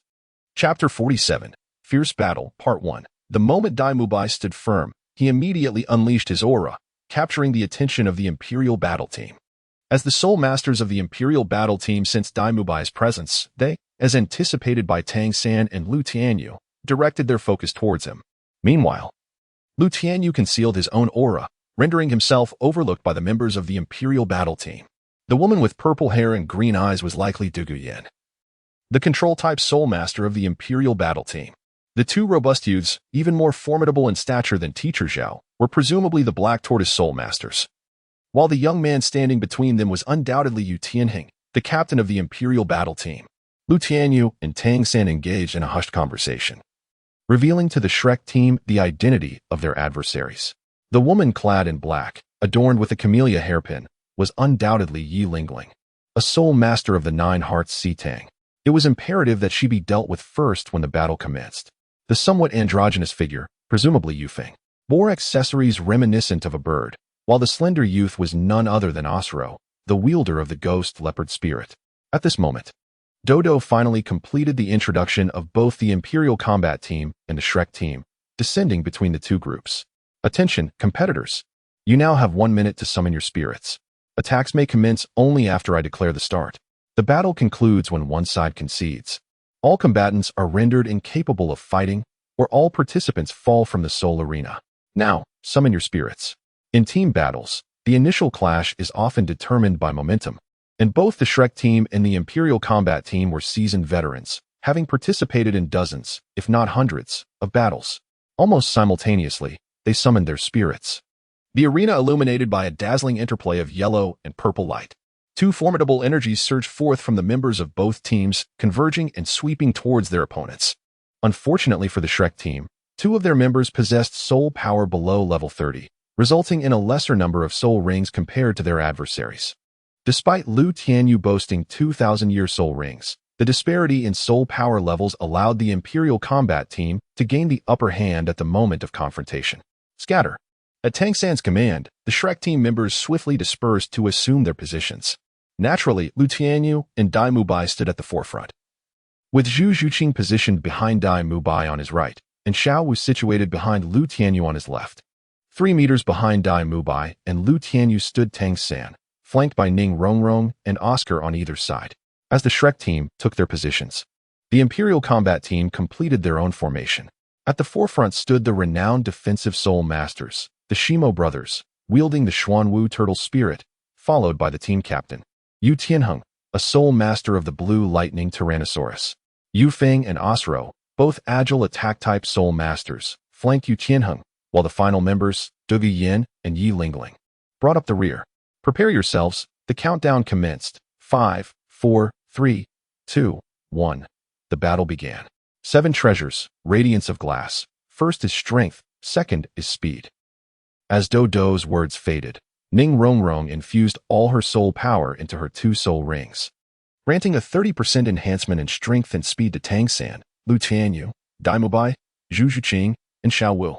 After expending significant soul energy, Oscar hastily prepared a restorative sausage for Ning Rongrong to consume.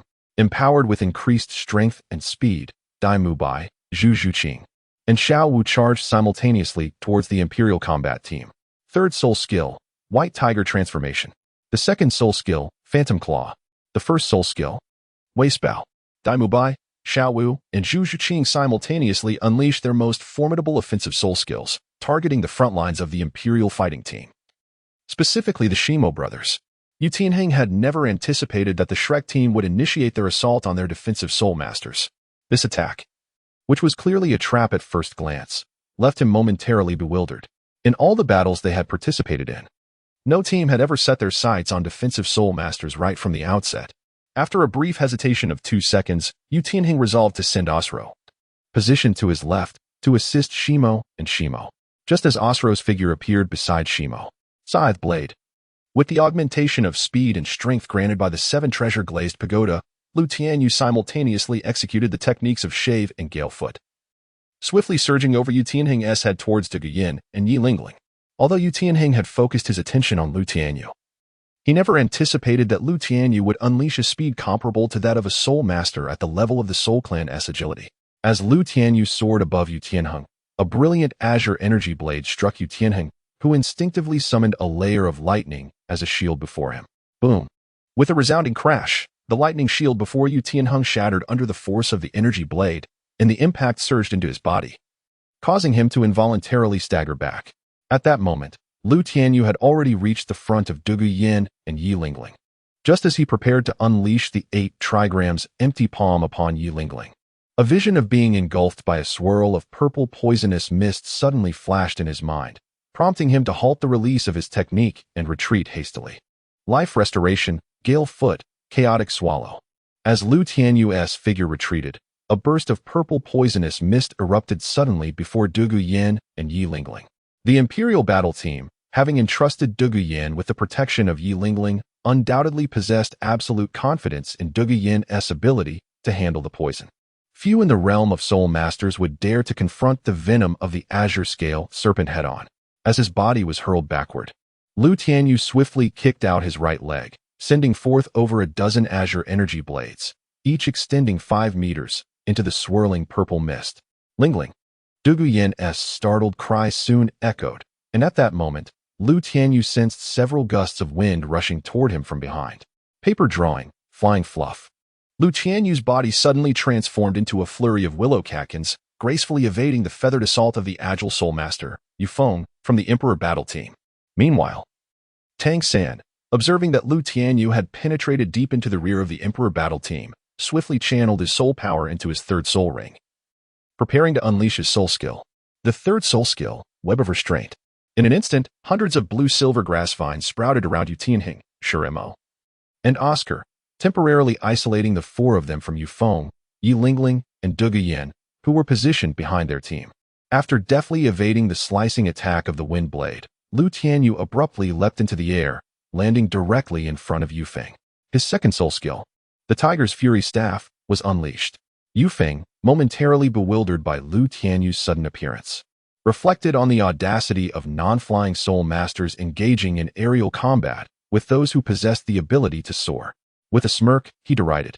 A frog at the bottom of a well, unaware of its own limitations. He then activated his second soul skill, the Iron Feather Slash. Yufeng, being an agile attack-type soul master, was already faster in flight than his teammate, Osro, who also specialized in agility. As Tianyu had yet to fully summon the Tiger Soul Staff, Yufeng's arms transformed into blades of wind, swiftly approaching Tianyu. In a moment of critical urgency, Tianyu rapidly stepped forward with his right foot, then abruptly evaded to the left. Yufeng's arm brushed past Tianyu's ear, severing a lock of hair that fell to the soul fighting platform. How could this be? Yufeng exclaimed, astonished that Tianyu's method of evading his attack was beyond the capabilities of any human in midair. At this moment, Tianyu had summoned the Tiger Soul Staff and jested, "Nothing is impossible, you frog at the bottom of the well." Despite Yufeng's ability to fly, executing a complete 180-degree turn in midair was utterly unfeasible. He would have to spiral to change direction. Storm Staff, Lotus. As Yufeng adjusted his trajectory to face Tianyu, he was met with a pale blue lotus the size of a bathtub hurtling towards him. In an instant, Yufeng realized he could not evade it entirely, and a glimmer of determination flashed in his eyes. Third soul skill, Great Windbreak. Boom. When the 32 pale blue blades of energy comprising the lotus struck Yufeng, A moon-white orb of soul power coalesced before him. Unfortunately, before Yufeng could fully unleash his soul skill, he was hit by Lu Tianyu's storm staff, Lotus. Following a thunderous roar, Yufeng plummeted from a height of 8 or 9 meters, akin to a kite with its string cut, landing on the soul fighting platform. At that moment, Yu Tianheng also unleashed his soul skill. Second soul skill, Thunderous Might. Crackling. As Yu Tianheng executed his second soul skill, the sound of electricity piercing the air resonated. A tremendous force of lightning struck the blue-silver grass vines, instantly obliterating all the blue-silver grass on the platform. The powerful current further transmitted through the ground, affecting Tianyu My, Zhu Qing, and Xiao Wu. Fortunately, Tang San, sensing the impending danger, hurriedly pulled the three back to his side with the blue-silver grass vines. Suspended in the air with his moon step, Lu Tianyu watched the unfolding scene beneath him. His heart secretly astonished. To be known as the world's foremost martial soul is certainly not an empty title. Had Tang San been even the slightest bit slower in his actions, Tianyu My, Xiao Wu, and Zhu Qing would have likely been rendered incapable of fighting due to the electric shock. Even so, they felt their bodies weakened, as if drained of strength.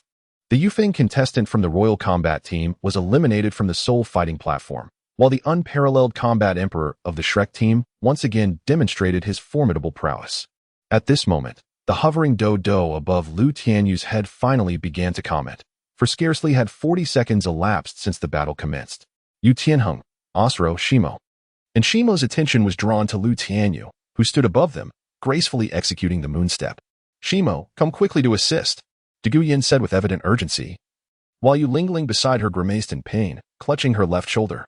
Although Lu Tianyu had attempted to temper his power when unleashing the Gale-Foot attack upon Gu Yin and Yi Lingling, as a support-type spirit master, inherently possessed a frail physique compared to battle spirit masters. The strikes that Gu Yin could withstand would render Yi Lingling incapacitated. Upon hearing Gu Yin's call, Shimo hurriedly rushed to her side. How is Lingling? Darn it, he exclaimed, his gaze filled with fury as he looked up at Lu Tianyu, who was effortlessly gliding through the air. Yet, Lu Tianyu seemed entirely unfazed by Shimo and Gu Yin, his focus instead fixed on Tang San, Tianyu My, Zhu Qing, and Xiao Wu, the latter three still ensnared in a state of paralysis from the lightning, while Shimo was forced to retreat to protect Yi Lingling. Yu Tianheng's strength was undeniably formidable. According to the original plan, Lu Tianyu aimed to incapacitate Yi Lingling and Yu Feng, severing the royal fighting team's support and seizing aerial dominance. He would then confront Gu Yin, and if other members of the royal fighting team came to her aid, Tang San, Tianyu My, and their companions would engage Yu Tianheng and his allies. Lu Tianyu was tasked with defeating Gu Yin and supporting members of the imperial battle team who aided her.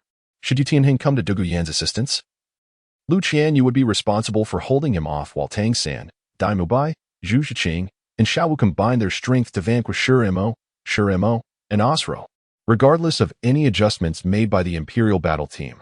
The strategy of Shrek team remained consistent, to eliminate the others first and then unite their forces to confront Yu Tianheng. However, at that moment, Tianyu My, Zhu Qing, and Xiao Wu had yet to recover from the paralysis induced by the lightning, compelling Lu Tianyu to alter his plan and assist Tang San and the others. With a swift movement, Lu Tianyu ascended 10 meters above Yu Tianheng and the others, executing rapid kicks.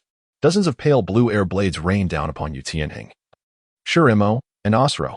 In a flurry, Shimo infused his first spirit ring with soul power.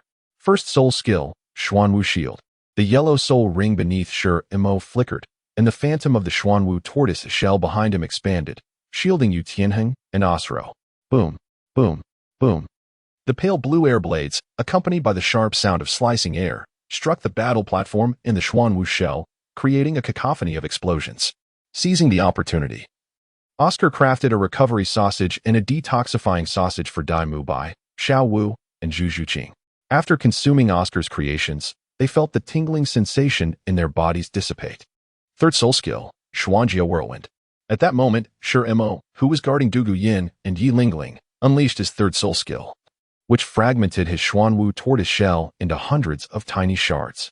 These shards, enveloped in soul power, formed a whirlwind that attacked Lu Tianyu, who found himself engulfed by the vortex of fragments. While he could have employed the returning palm for defense on solid ground, he was unable to execute it in midair. Iron block, steel. As the shards made contact with Lu Tianyu's body, he utilized the iron block technique from the 6 forms for defense. However, this maneuver immobilized him, causing him to plummet onto the battle platform. Chapter 48, Intense Battle, Part 2, Boom. Lu Tianyu, wielding the soul technique of the stone mill, plummeted from a height of 5 to 6 meters onto the spirit combat platform, causing the smooth surface to crack open with over a dozen fissures, each extending 8 to 9 meters.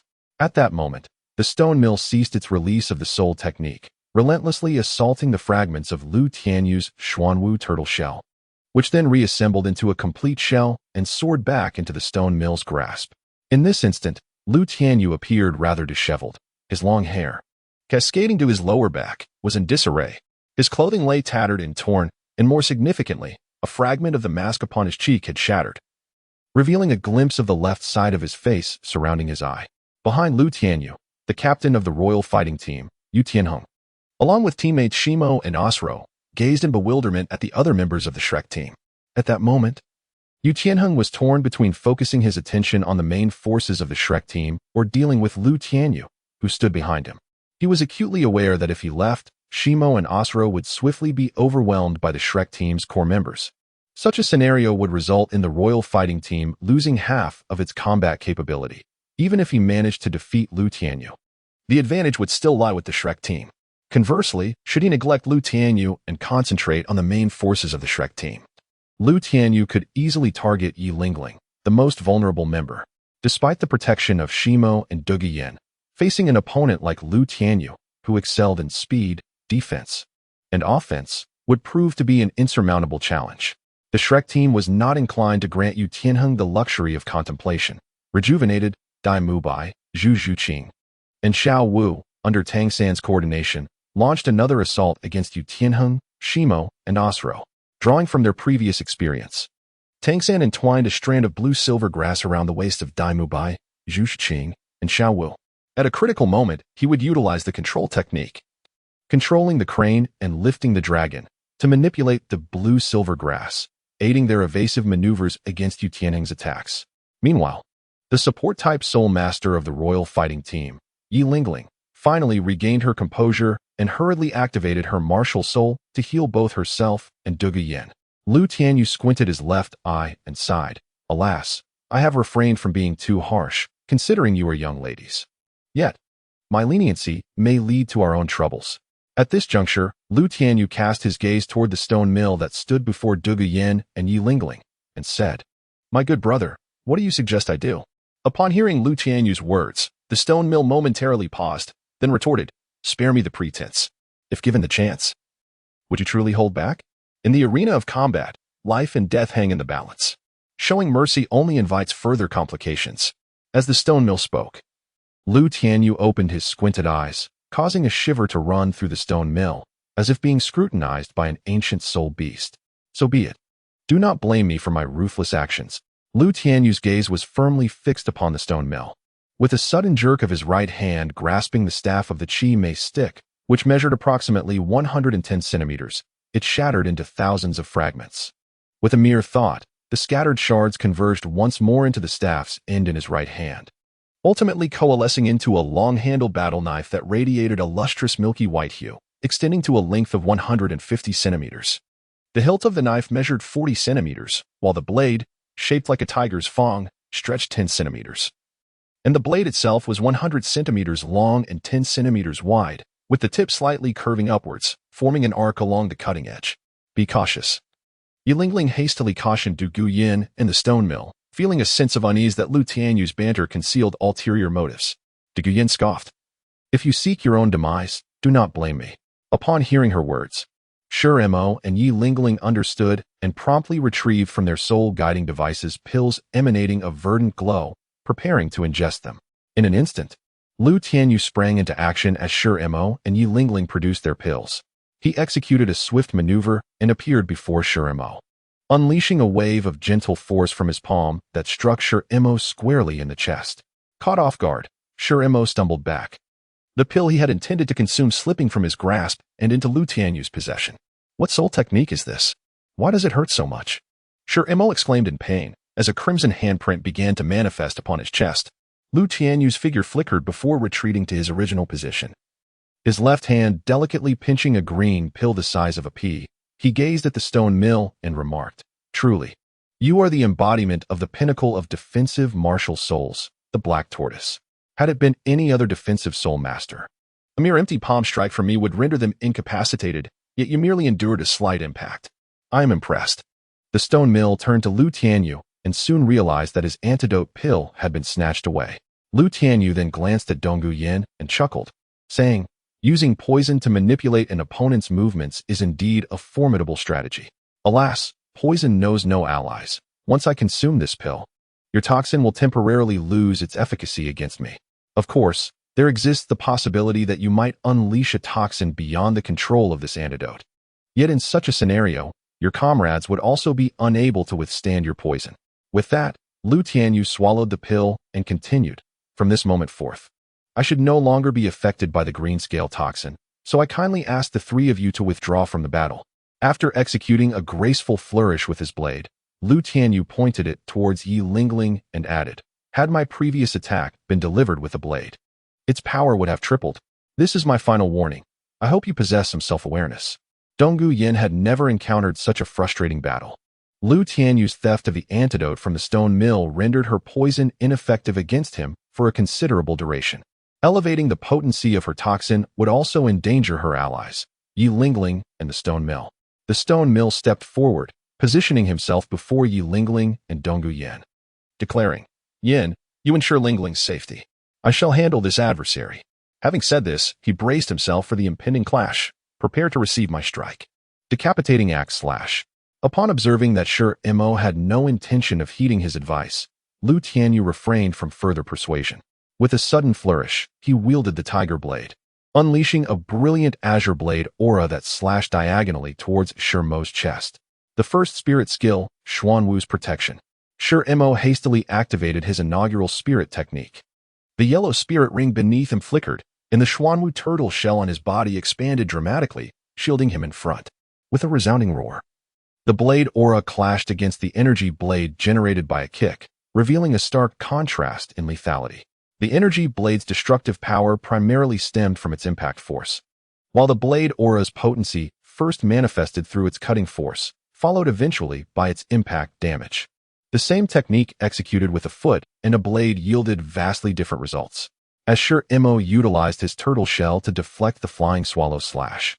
His gaze abruptly sharpened. A deep gash marred his turtle shell, indicative of damage that could only be inflicted by a spirit master of the assault type wielding a spirit power of at least level 39 when employing the third spirit skill. Lu Tianyu narrowed his eyes and chuckled softly. "What I just demonstrated was merely a preliminary display of my abilities. Now I shall engage in earnest." With the activation of his third soul skill, 8 Gates of Duanjia, he opened the first gate. The technique, decapitating axe slash, Lotus, was unleashed. Upon opening the first gate, Lu Tianyu wielded the Tiger Soul Battle Blade with a speed that far surpassed that of the Tiger Soul Chimei staff, unleashing 32 brilliant azure slashes in an instant. These slashes coalesced into a lotus of azure hue, akin to a meteor trailing a luminous tail as it hurtled towards the stone mill. A thunderous explosion ensued, and the Xuanwu turtle shell before the stone mill shattered with a resounding crash, the ferocious shockwave sweeping across its surface. The stone mill was violently propelled backward, and before it could touch the ground, it spewed forth a copious amount of blood from the air. The stone mill was struck by the third soul skill. Neither Donggu Yin nor Yi Lingling could have fathomed that the stone mill's defenses would be so effortlessly breached by Lu Tianyu. Yi Lingling intended to summon her martial soul to heal the stone mill, but before their gasps had fully escaped their lips, a milky white battle blade materialized before Donggu Yin's neck. Lu Tianyu's left hand formed a sword finger, poised before Yi Lingling's forehead. As he slightly opened his squinted left eye and remarked, "Take your injured teammates down from the Duhan stage." At this juncture, the unwillingness of Donggu Yin and Yi Lingling to concede was truly a sign of their folly. Donggu Yin bit her lip tightly, and after a considerable pause, she finally uttered, "We concede." Observing Lu Tianyu closely, Dodo promptly announced, "The Royal Combat Team's Donggu Yin, Yi Lingling, and Mo have been eliminated by the Shrek Team's Wushuang Zhanhuang. At this moment, only Captain Yu Tianheng, Mo, and Osro remain for the Royal Combat Team." rendering their situation exceedingly precarious. Upon hearing Dodo's declaration, Lu Tianyu lowered the tiger blade that had been poised before Dugu Yan's neck, while the sword finger directed at Yi Lingling shifted as he turned to walk towards the main battlefield. Wait, Wushuang Zhanhuang cannot possibly be your true name.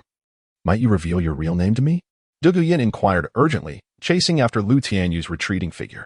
His body stiffened momentarily before he replied, well, you shall know in due time. Meanwhile, Tang San, controlling Dai Bai, Xiao Wu, and Zhu Shiqing, was engaged in a fierce battle with Tianheng, Shurimo, and Osro. Each time the Shrek team made an error, Tang San would manipulate the blue-silver grass to assist his teammates in evading the onslaught from Tianheng and his companions. Just as Tianheng was grappling with the decision of whether to employ his third soul skill, the announcer declared the elimination of Dugu Yin, Yi Lingling, and Shurimo at the hands of Lu Tianyu. Neither Tianheng, Shurimo, nor Osro could fathom that Dugu Yin and Shurimo had been vanquished. Upon hearing Dodo's words, the Shrek team immediately shifted from a defensive stance to a vigorous offensive. Third soul skill, Thunder's Fury. At this point, Tianheng could no longer afford to hesitate. Disregarding Shurimo and Osro still positioned beside him, he unleashed his third soul skill. Tianheng's third soul skill, Thunder's Fury, would temporarily place the Blue Lightning Tyrant Dragon Soul Master in a frenzied state, enhancing the power and attack strength of lightning by 100%, while increasing soul power by 50%. Second soul skill, Thunder's Might. As Tianheng unleashed his third soul skill, he swiftly followed it with his second, illuminating the entire arena with a brilliant flash of electricity. Except for Tang San, who had cultivated the purple extreme demon eye. The onlookers were unable to gaze directly upon the unfolding spectacle on the soul battle platform. Consequently, as Tianheng activated his second soul skill, Tang San hurriedly pulled Dai Bai, Zhu Shiqing, and Xiao Wu back to his side. At this moment, Tianheng's offensive prowess was on par with that of a Soul Sovereign-level Assault-type Soul Master, further amplified by the rampaging Blue Lightning Tyrannosaurus Rex spirit, which significantly enhanced the power of the lightning strikes. The members of the Shrek team found themselves ensnared within an electric net when the dazzling white light faded. Only Tang San, Dai Bai, and Lu Tianyu remained standing, while Xiao Wu, Zhu Shiqing, Oscar, and Ning Rongrong had succumbed to unconsciousness. It is evident that the Blue Lightning Tyrannosaurus Rex spirit truly lives up to its reputation as the most potent beast spirit, capable of nearly annihilating the Shrek team with but a single strike. Lu Tianyu hurriedly approached Tang San and Dai Bai, exclaiming, Xiao San, Dai Lao, are you both unharmed? At that moment, Tang San and Dai Bai felt a lingering weakness coursing through their bodies, leaving them unable to muster even the slightest strength. They could only exchange a glance with Lu Tianyu, signaling that they were indeed fine. Wushuang Body Emperor, do not presume that your underhanded tactics in eliminating Yanzi and the others guarantee your victory. Before the might of my supreme beast martial soul, you shall repent. At this juncture, Tianheng's eyes appeared electrified, with tendrils of lightning, as thick as a thumb, sporadically shooting forth from him, creating a truly fearsome spectacle. Lu Tianyu believed that Tianheng's current state was akin to his own activation of the 8 doors of Duanjia. The longer one endured, the greater the backlash would become. Thus, Tianheng would inevitably seek to vanquish him with utmost speed. Xiao San, Dai Lao, at this moment, I can only proceed, he declared. The matter of graphite and Osro is entrusted to you. With that, Lu Tianyu positioned himself before Dai Bai and Tang San, gazing at Tianheng. He remarked, the Blue Lightning Tyrannosaurus Rex martial soul is indeed formidable, yet it is insufficient to conquer me. Perhaps Tianheng's greatest pride lay in his martial soul. Rather than hastily attacking upon hearing Lu Tianyu's words, he inquired, oh, my Blue Lightning Tyrannosaurus Rex martial soul possesses the power to manipulate lightning. What do you wield? I excel in physical techniques. Lu Tianyu responded, what a joke. A martial soul limited to mere punches and kicks could never stand against my Blue Lightning Tyrannosaurus Rex. Today, I shall demonstrate the true strength of my martial soul.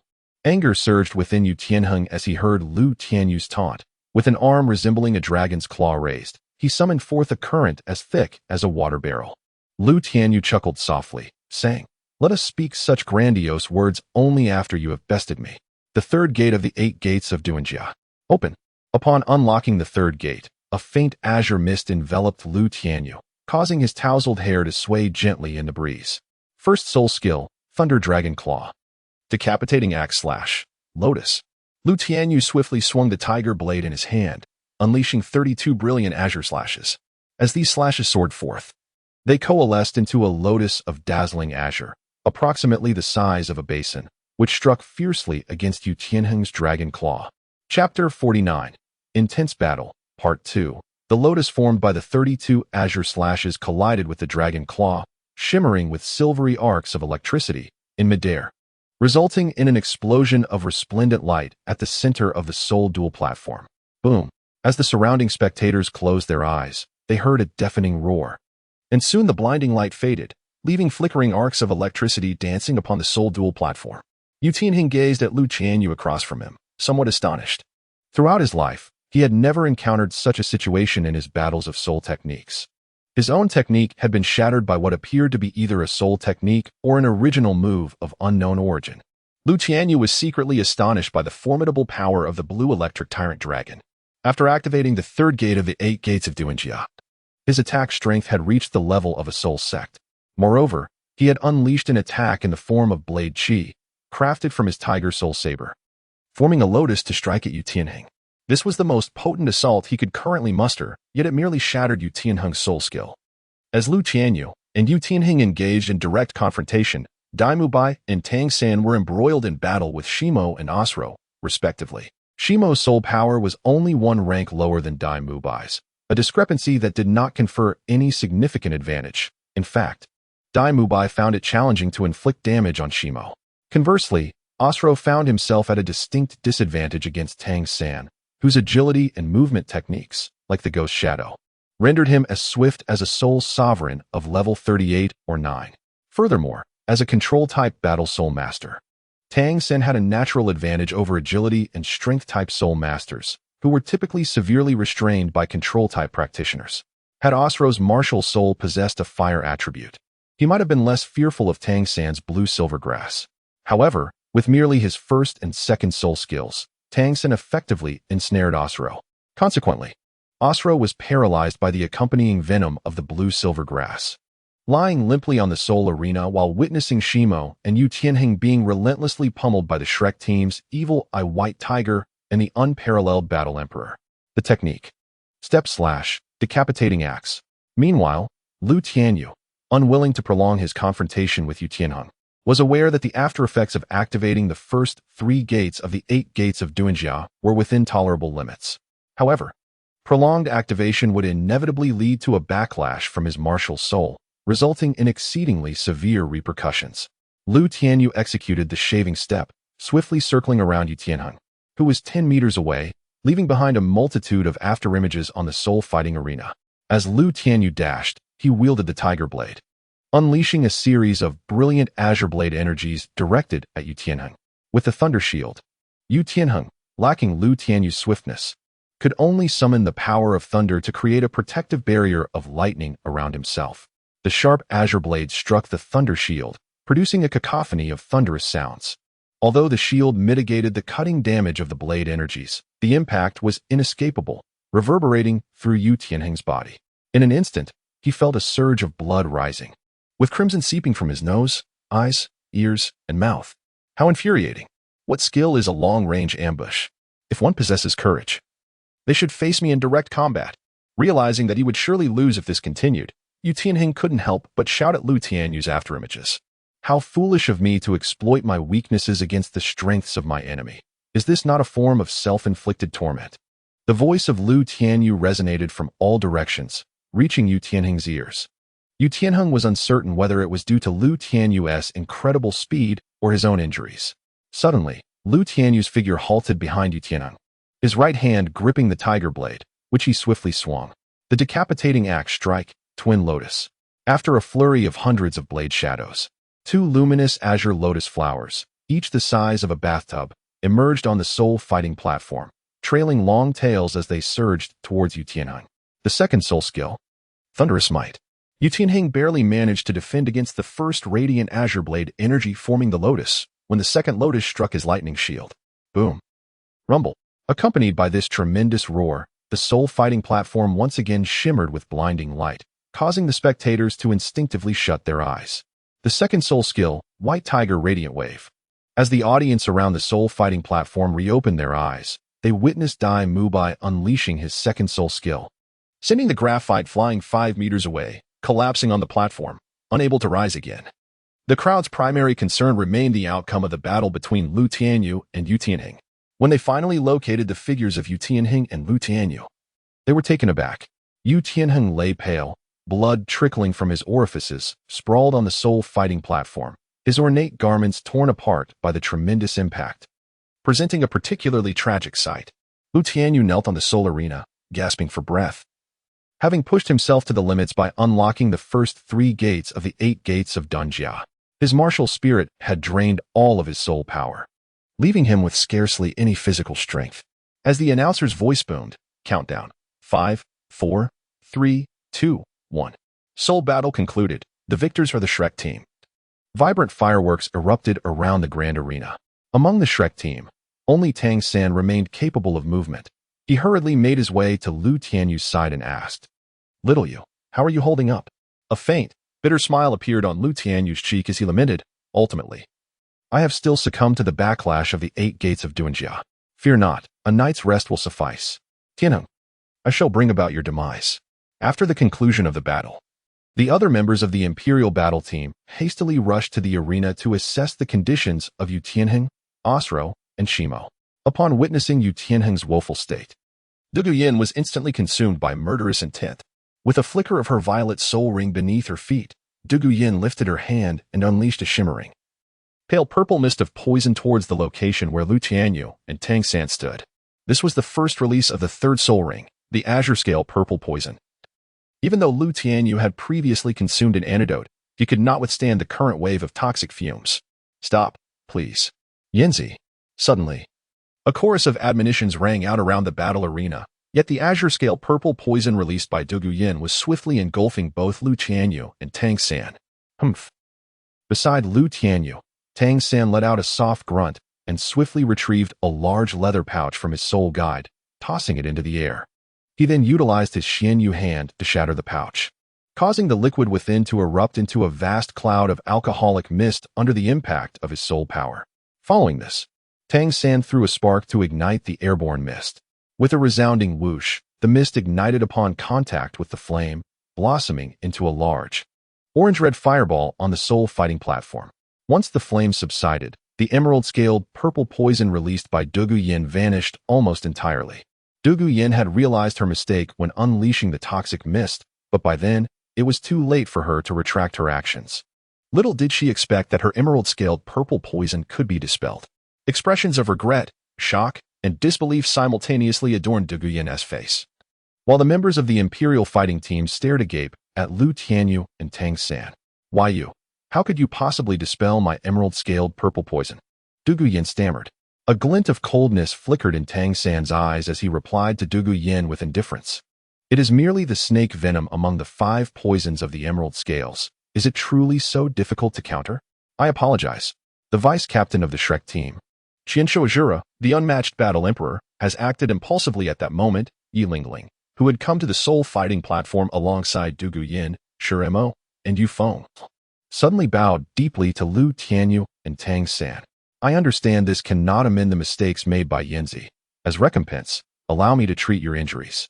As she spoke, Yi Lingling summoned her martial soul, the 9-heart sea buttercup, and her 2 yellow and 1 purple soul rings glimmered beneath her feet. The 9-heart sea buttercup transformed into dozens of petals that, propelled by her soul power, spread across a significant portion of the soul fighting platform. These petals accurately landed on the Shrek team members, as well as on Yu Tianheng, Shuremo, and Osro. Lu Tianyu felt a refreshing stream of energy flow into his body through the petals. This soothing energy coursed through his meridians, making the shackles of his fatigue feel as if they had been unbound, granting him an extraordinary sense of ease. After approximately 10 seconds of Yi Lingling utilizing her 9-heart sea buttercup to heal, the unconscious Xiao Wu, Zhu Qing, Ning Rongrong, and Oscar all regained consciousness. Tianyu My, Tang San, Osro, and Shuremo also sensed their injuries healing rapidly, yet Lu Tianyu and Yu Tianheng showed no signs of improvement. About 30 seconds later, Yi Lingling's complexion grew increasingly pale, and at that moment, the gravely injured Yu Tianheng also awakened. After roughly a minute, Yilingling exhausted all her soul power, collapsing into Dugu Yan's embrace. Lu Tianyu felt that apart from lacking soul power and a modicum of physical strength, the backlash from activating the 8 gates had completely dissipated. Tianheng not only had to endure the repercussions of using his third soul skill, but he also bore the physical and internal injuries inflicted by Lu Tianyu. If Yilingling had been treating only Tianheng, it would not have drained her soul power to such an extent. However, she had also attended to the members of the Shrek team. At that moment, the supervisor of the Soto Great Spirit Arena arrived at the combat platform. As Du Guyan had just committed an act that was strictly prohibited by the arena. All Great Spirit arenas across the continent enforced this regulation once a battle concluded. No further attacks on the opponent were permitted. Such occurrences typically resulted in the revocation of all honors from the Great Spirit Arena, with a lifetime ban from participating in future battles. In severe cases, it could even cost one their life. The extent of Du Guyan's punishment would now depend on the Shrek team's wishes. If the Shrek team expressed no objections, the arena could easily dispense a lenient verdict. However, both Dai Mubai and Tang San insisted on a stringent punishment for Du Guyan. Had it not been for Tang San's presence beside Lu Tianyu, he could very well have been killed on the spot by Du Guyan. Lu Tianyu did not hold a particularly deep impression of Du Guyan, but her grandfather left a significant mark on his memory. More importantly, he was merely a grassroots soul master, unlike Tang San, Ning Rongrong, Dai Mubai, and Zhu Zhuqing, who were backed by formidable forces. After weighing his words, he finally spoke. Big brother Dai, little San, since no one was seriously harmed, let it be. I just hope that Miss Dugu will refrain from such impulsiveness in the future. Tang San, visibly anxious, replied. But little you almost died just now. Lu Tianyu turned his head to glance at Tang San, then said, if someone were to grievously injure Xiaowu, would you still treat that person with kindness and grace? Upon hearing Lu Tianyu's words, Tang San was momentarily rendered speechless. Stealing a furtive glance at Xiaowu, he awkwardly stammered, This is different. Lu Tianyu gently patted Tang San on the shoulder and said, what has changed? It is merely a matter of empathy. Moreover, the Royal Combat Team has offered compensation. As the saying goes, if one treats me with a foot of respect, I shall respond with a yard of respect. Let us consider this matter settled. However, I cannot intercede on your behalf regarding the Grand Soul Arena. Yu Tianheng, supported by Shimo and Yufeng, approached Lu Tianyu and expressed, Peerless Battle Emperor. I am grateful for your understanding. Should you require any further compensation, do not hesitate to ask. Lu Tianyu revealed a crescent-shaped smile in his left eye outside the mask, appearing quite joyful. Yet, inwardly, he was cursing vehemently. If only he had a titled Douluo backing him, he would be far more magnanimous. The unfortunate truth was that he lacked such support. Even if he were to shatter his teeth, he could only swallow the pain. Lu Tianyu waved his hand and said, Never mind. I suppose I must take the blame for my own leniency. After delivering a rather innocuous jibe at Du Guyan, he turned to the members of the Shrek team and inquired, Is everyone all right? By the way, Xiao Ao, could you provide me with 2 recovery sausages? Upon hearing Lu Tianyu's request, Oscar promptly crafted 2 recovery sausages and handed them over. Lu Tianyu consumed one and approached Du Guyan and Yilingling, presenting the remaining sausage to Yilingling, saying, in the spirit of reciprocity, do give my supportive abilities a try. Yilingling accepted the recovery sausage, her expression unchanging as she swallowed it. Soon after, she looked at Oscar with surprise, sensing her fatigue dissipating swiftly. At that moment, the Soto Great Soul Arena announced the penalties for Du Guyan's breach of rules. Her points in the arena were nullified, and she was to compensate the arena with 2,000 gold soul coins, while the Shrek team received 5,000 gold soul coins. Lu Tianyu managed to persuade Tang San not to pursue further repercussions against Du Guyan, and naturally, the others had no objections. Although Shrek's victory over the Imperial fighting team should have been a cause for celebration, the incident involving Du Guyan's attack on Tang San and Lu Tianyu dulled the joy considerably. Upon returning to the Shrek team's lounge, Master, Flander, Zhao Wujia, and Ma Hongjun gathered to inquire about the outcome of Du Guyan's situation. After listening to Dai Mubai's account, Master and Flander exchanged glances, both reflecting a sense of helplessness. After all, standing behind Du Guyan was a vengeful and ruthless poison Douluo, leaving no choice but to downplay the matter. Knock, knock, knock. Dean Flander, Vice Dean Zhao Wujia, disciple Qin Ming has come to offer his apologies. At that moment, A series of knocks echoed from outside the Shrek Team lounge, followed by the voice of an unfamiliar man. Author's note: today marks the launch of Douluo body technique ascending to God, and I have been contemplating whether to pen an author's note. After careful consideration, I have decided to share my thoughts. I first encountered the original Douluo work in late 2013 and consider myself a devoted fan. Please forgive my ignorance regarding how contemporary readers perceive the storyline of the original work. I merely wish to express that everyone has their preferences. I cherish the Shrek Academy while others may favor the Spirit Hall, which is perfectly acceptable, reflecting our differing tastes. For those who are not fond of following the original plot, I encourage you to seek out other narratives that align with your interests. Now, let us discuss the later plans for this book. The protagonist's soul skills will eventually focus on enhancing physical prowess and abilities, such as the Eternal Body, Free and Unfettered Technique, and the Realm King Fist, all aimed at crafting a god of martial arts who ascends to the divine realm through physical techniques. I find myself at a loss for further words, and I sincerely hope for your continued support for the journey of body technique ascending to God. Chapter 50. The Golden Soul. The members of Shrek Academy cast curious glances towards the door of the lounge as Qin Ming, the captain of the Imperial Battle Team, stepped through the threshold. Flinder's beard seemed to bristle with excitement, and a cheerful grin adorned Zhao Wujia's face. Among the Shrek team, aside from Lu Tianyu, the others appeared quite perplexed by the unfolding situation. Disciple Qin Ming, I pay my respects to Dean Flinder and Vice Dean Zhao Wujie. Upon entering the lounge, Qin Ming humbly knelt before Zhao Wujie and Flinder, performing a single knee salute. In the Douluo continent, this gesture was considered the highest form of respect, more so than the simple hand-over-heart salute typically required in the presence of an emperor. Ha ha ha, little Ming, you remain as formal as ever. Rise. There's no need for such bowing. Zhao Wujie chuckled heartily as he approached to assist Qin Ming to his feet. However, Qin Ming insisted on remaining on the ground, stating, Vice Dean Zhao Wujie, it was my student who violated the rules of the Soul Arena. After the battle concluded, they sought revenge. I'm truly ashamed to stand before you. Flinder also approached Qin Ming, saying, has this matter not already been resolved? Why bring it up again? Get up quickly. Tang San and Dai Bai turned their attention to Lu Tianyu, with Dai Bai whispering, Xiaoyu, do you know something we don't? From what the dean and the others imply, this captain of the Imperial Battle Team was once their disciple. Lu Tianyu gently shook his head without offering a response. Once Qin Ming was lifted by Flander, his gaze swiftly shifted towards Tang San and Lu Tianyu, the thousand-handed Azura, the peerless battle emperor. I sincerely apologize for what transpired on the soul-fighting platform. It is my negligence in guiding my students that led to such an incident. Lu Tianyu gently nudged Tang San with his shoulder and said, Senior Qin Ming, do not take it to heart. Youthful exuberance is a privilege of the young. Zhao Wujie patted Qin Ming's shoulder and remarked, all right, Xiao Ming, let us not dwell on this matter. Both you and Xiaoyu are sensible children. Flinder cleared his throat and continued, by the way, let me introduce you to a little monster. Xiaoyu is correct. Qin Ming was once a student of Shrek Academy, just like you. Henceforth, you may refer to him as senior. Qin Ming smiled as he surveyed the masks of the Shrek team, cheerfully stating, greetings, junior classmates. It is evident that the students nurtured by Shrek Academy surpass those cultivated by the Tianheng Royal Academy. Hello, senior.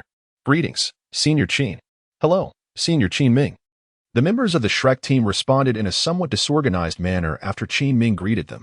Flinder then addressed Qin Ming, saying, this is the master. He's also a teacher at Shrek Academy. Upon hearing Flinder's introduction, Qin Ming quickly thought to himself, student Qin Ming, I have the honor to meet the master.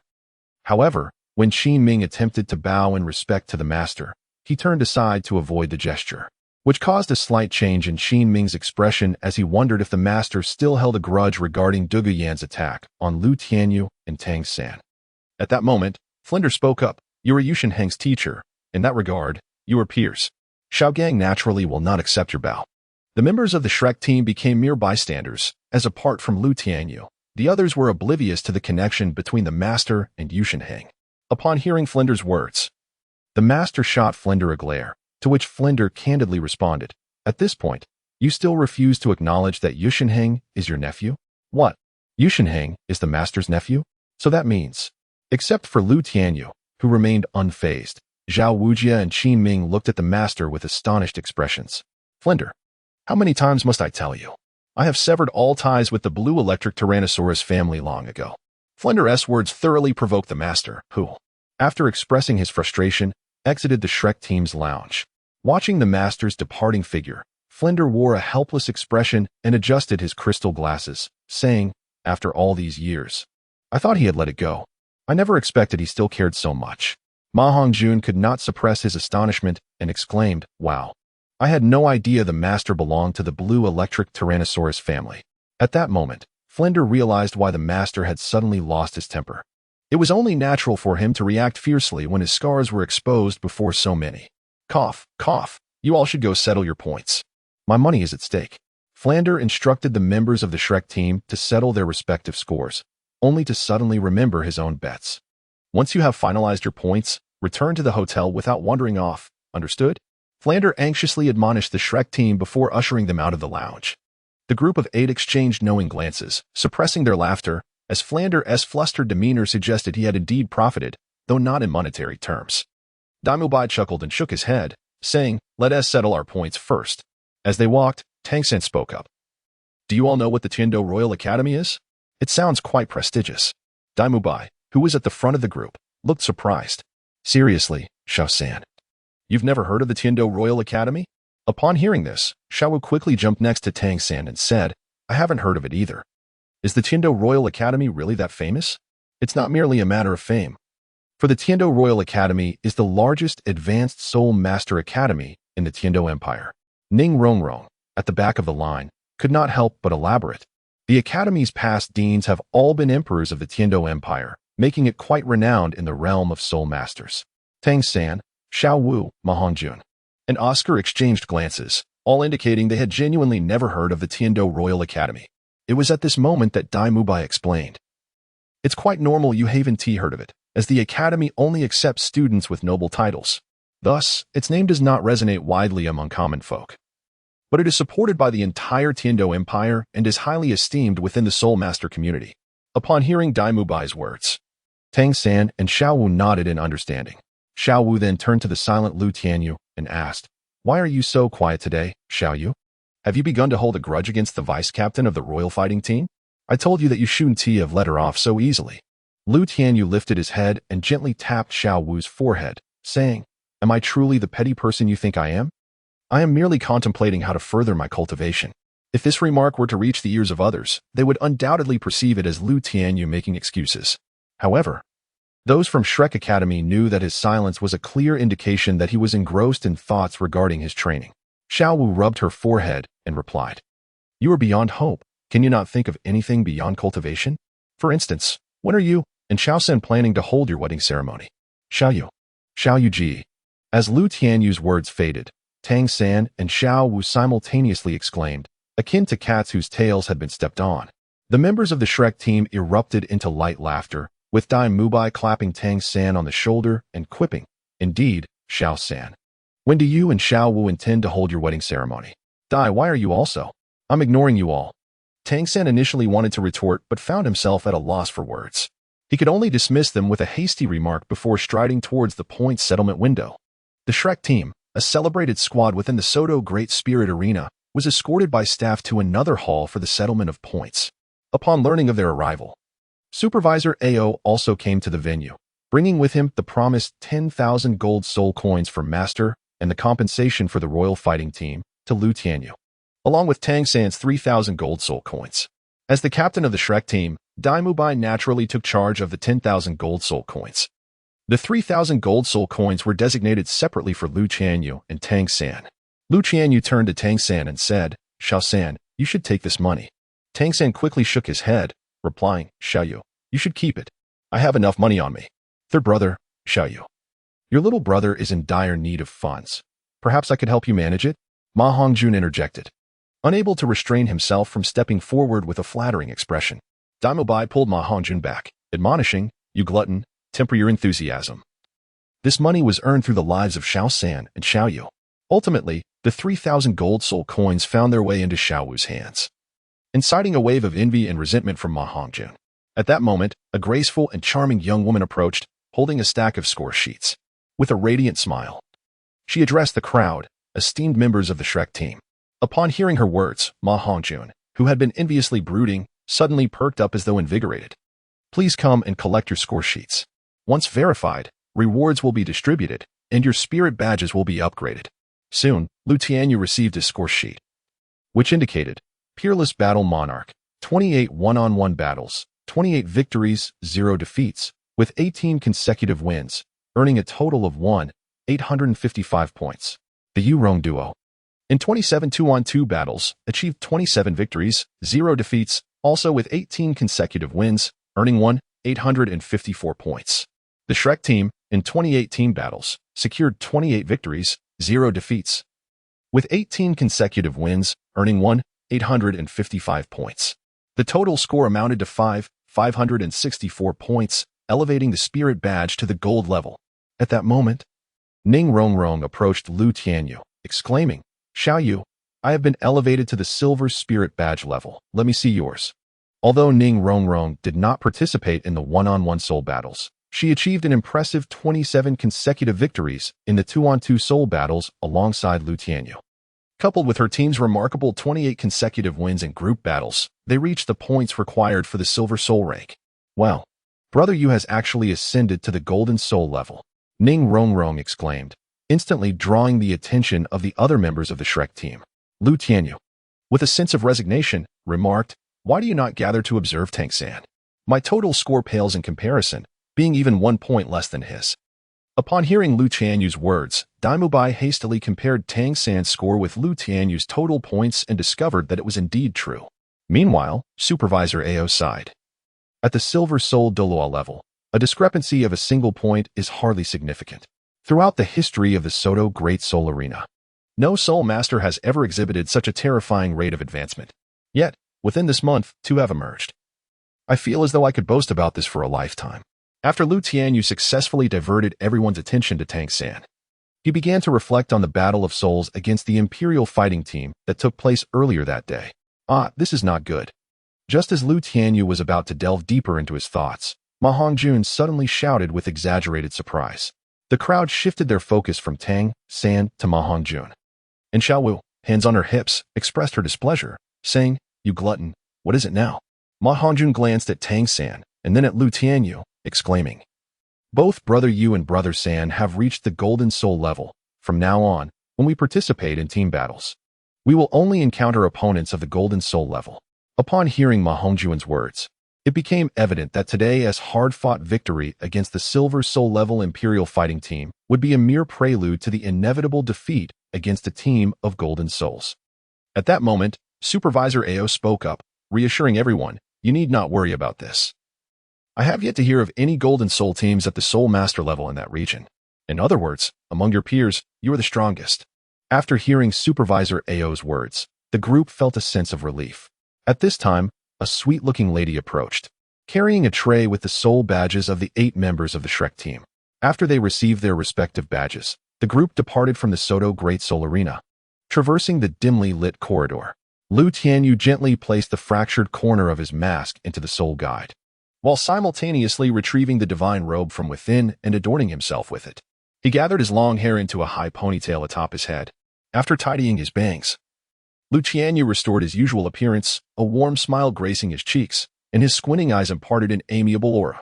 As he exited the Grand Soul Arena, Mai could not refrain from teasing, "Little Yu's transformation is truly convenient. Who would still recognize him as the infamous Peerless Battle Emperor of the Soto Grand Soul Arena?" Tianyu squinted as he turned to Mai and said, "It is merely your reluctance to ponder this matter. What difficulty lies in altering one's appearance?" Upon returning to their modest hotel, Tianyu, Mai, and Tang-san changed into their regular attire. In Mai's room, Zhao Wujia had left a note instructing everyone to dress quickly and proceed to the restaurant across the street for dinner, as he, along with Flinder and Qin Ming, had already departed. After leaving his room, Mai eagerly beckoned everyone to join him for a meal, and Tianyu couldn't help but feel an overwhelming hunger. If circumstances allowed, he would dash to the restaurant to indulge in a hearty feast. It seemed that the residual effects of the 8 doors Duanjia had been alleviated by Yi Lingling's 9-heart begonia. Yet the energy expended would still need to be replenished through sustenance. Chapter 51.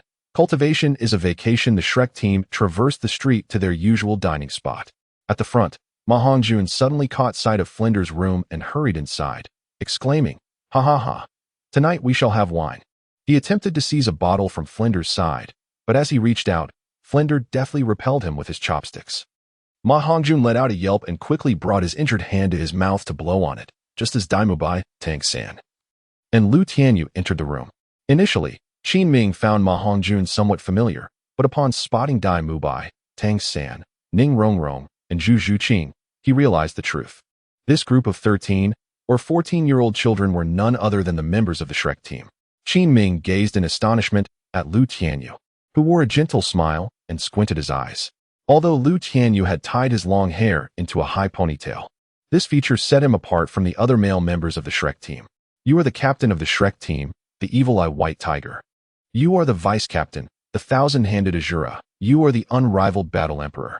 Qin Ming stood, his gaze sweeping over Tianyu My, Tang-san, and Lu Tianyu, particularly astonished to connect Lu Tianyu with the unrivaled battle emperor, who single-handedly defeated 5 members of the royal battle team on the soul-fighting platform. Zhao Wujia, sitting beside Qin Ming, chuckled and remarked, Xiao Ming, do not be deceived by Xiao Yu's seemingly innocuous demeanor. He is indeed the unrivaled battle emperor of the Shrek team. As Lu Tianyu listened to Zhao Wuji's words, his squinted eyes formed a crescent shape. He chuckled softly and said, Teacher Zhao, do you truly perceive me as some malevolent figure? Upon seeing Lu Tianyu's smile, Zhao Wuji couldn't help but shudder, hastily shaking his head. No, no, no. That is not my intention. I merely wish to express something. Ah, yes. Today, your esteemed Dean Flander is treating you. So feel free to indulge in whatever you desire. Previously, Flander had worn a look of schadenfreude, but he was taken aback when Zhao Wuji abruptly threw him under the bus. The members of the Shrek team, upon hearing Zhao Wuji's words, turned their astonished gazes toward the figure seated at the head of the table, Flander. Soon, a knowing smile spread across their faces. Ma Hongjun, eager to confirm, exclaimed, Is that true, teacher?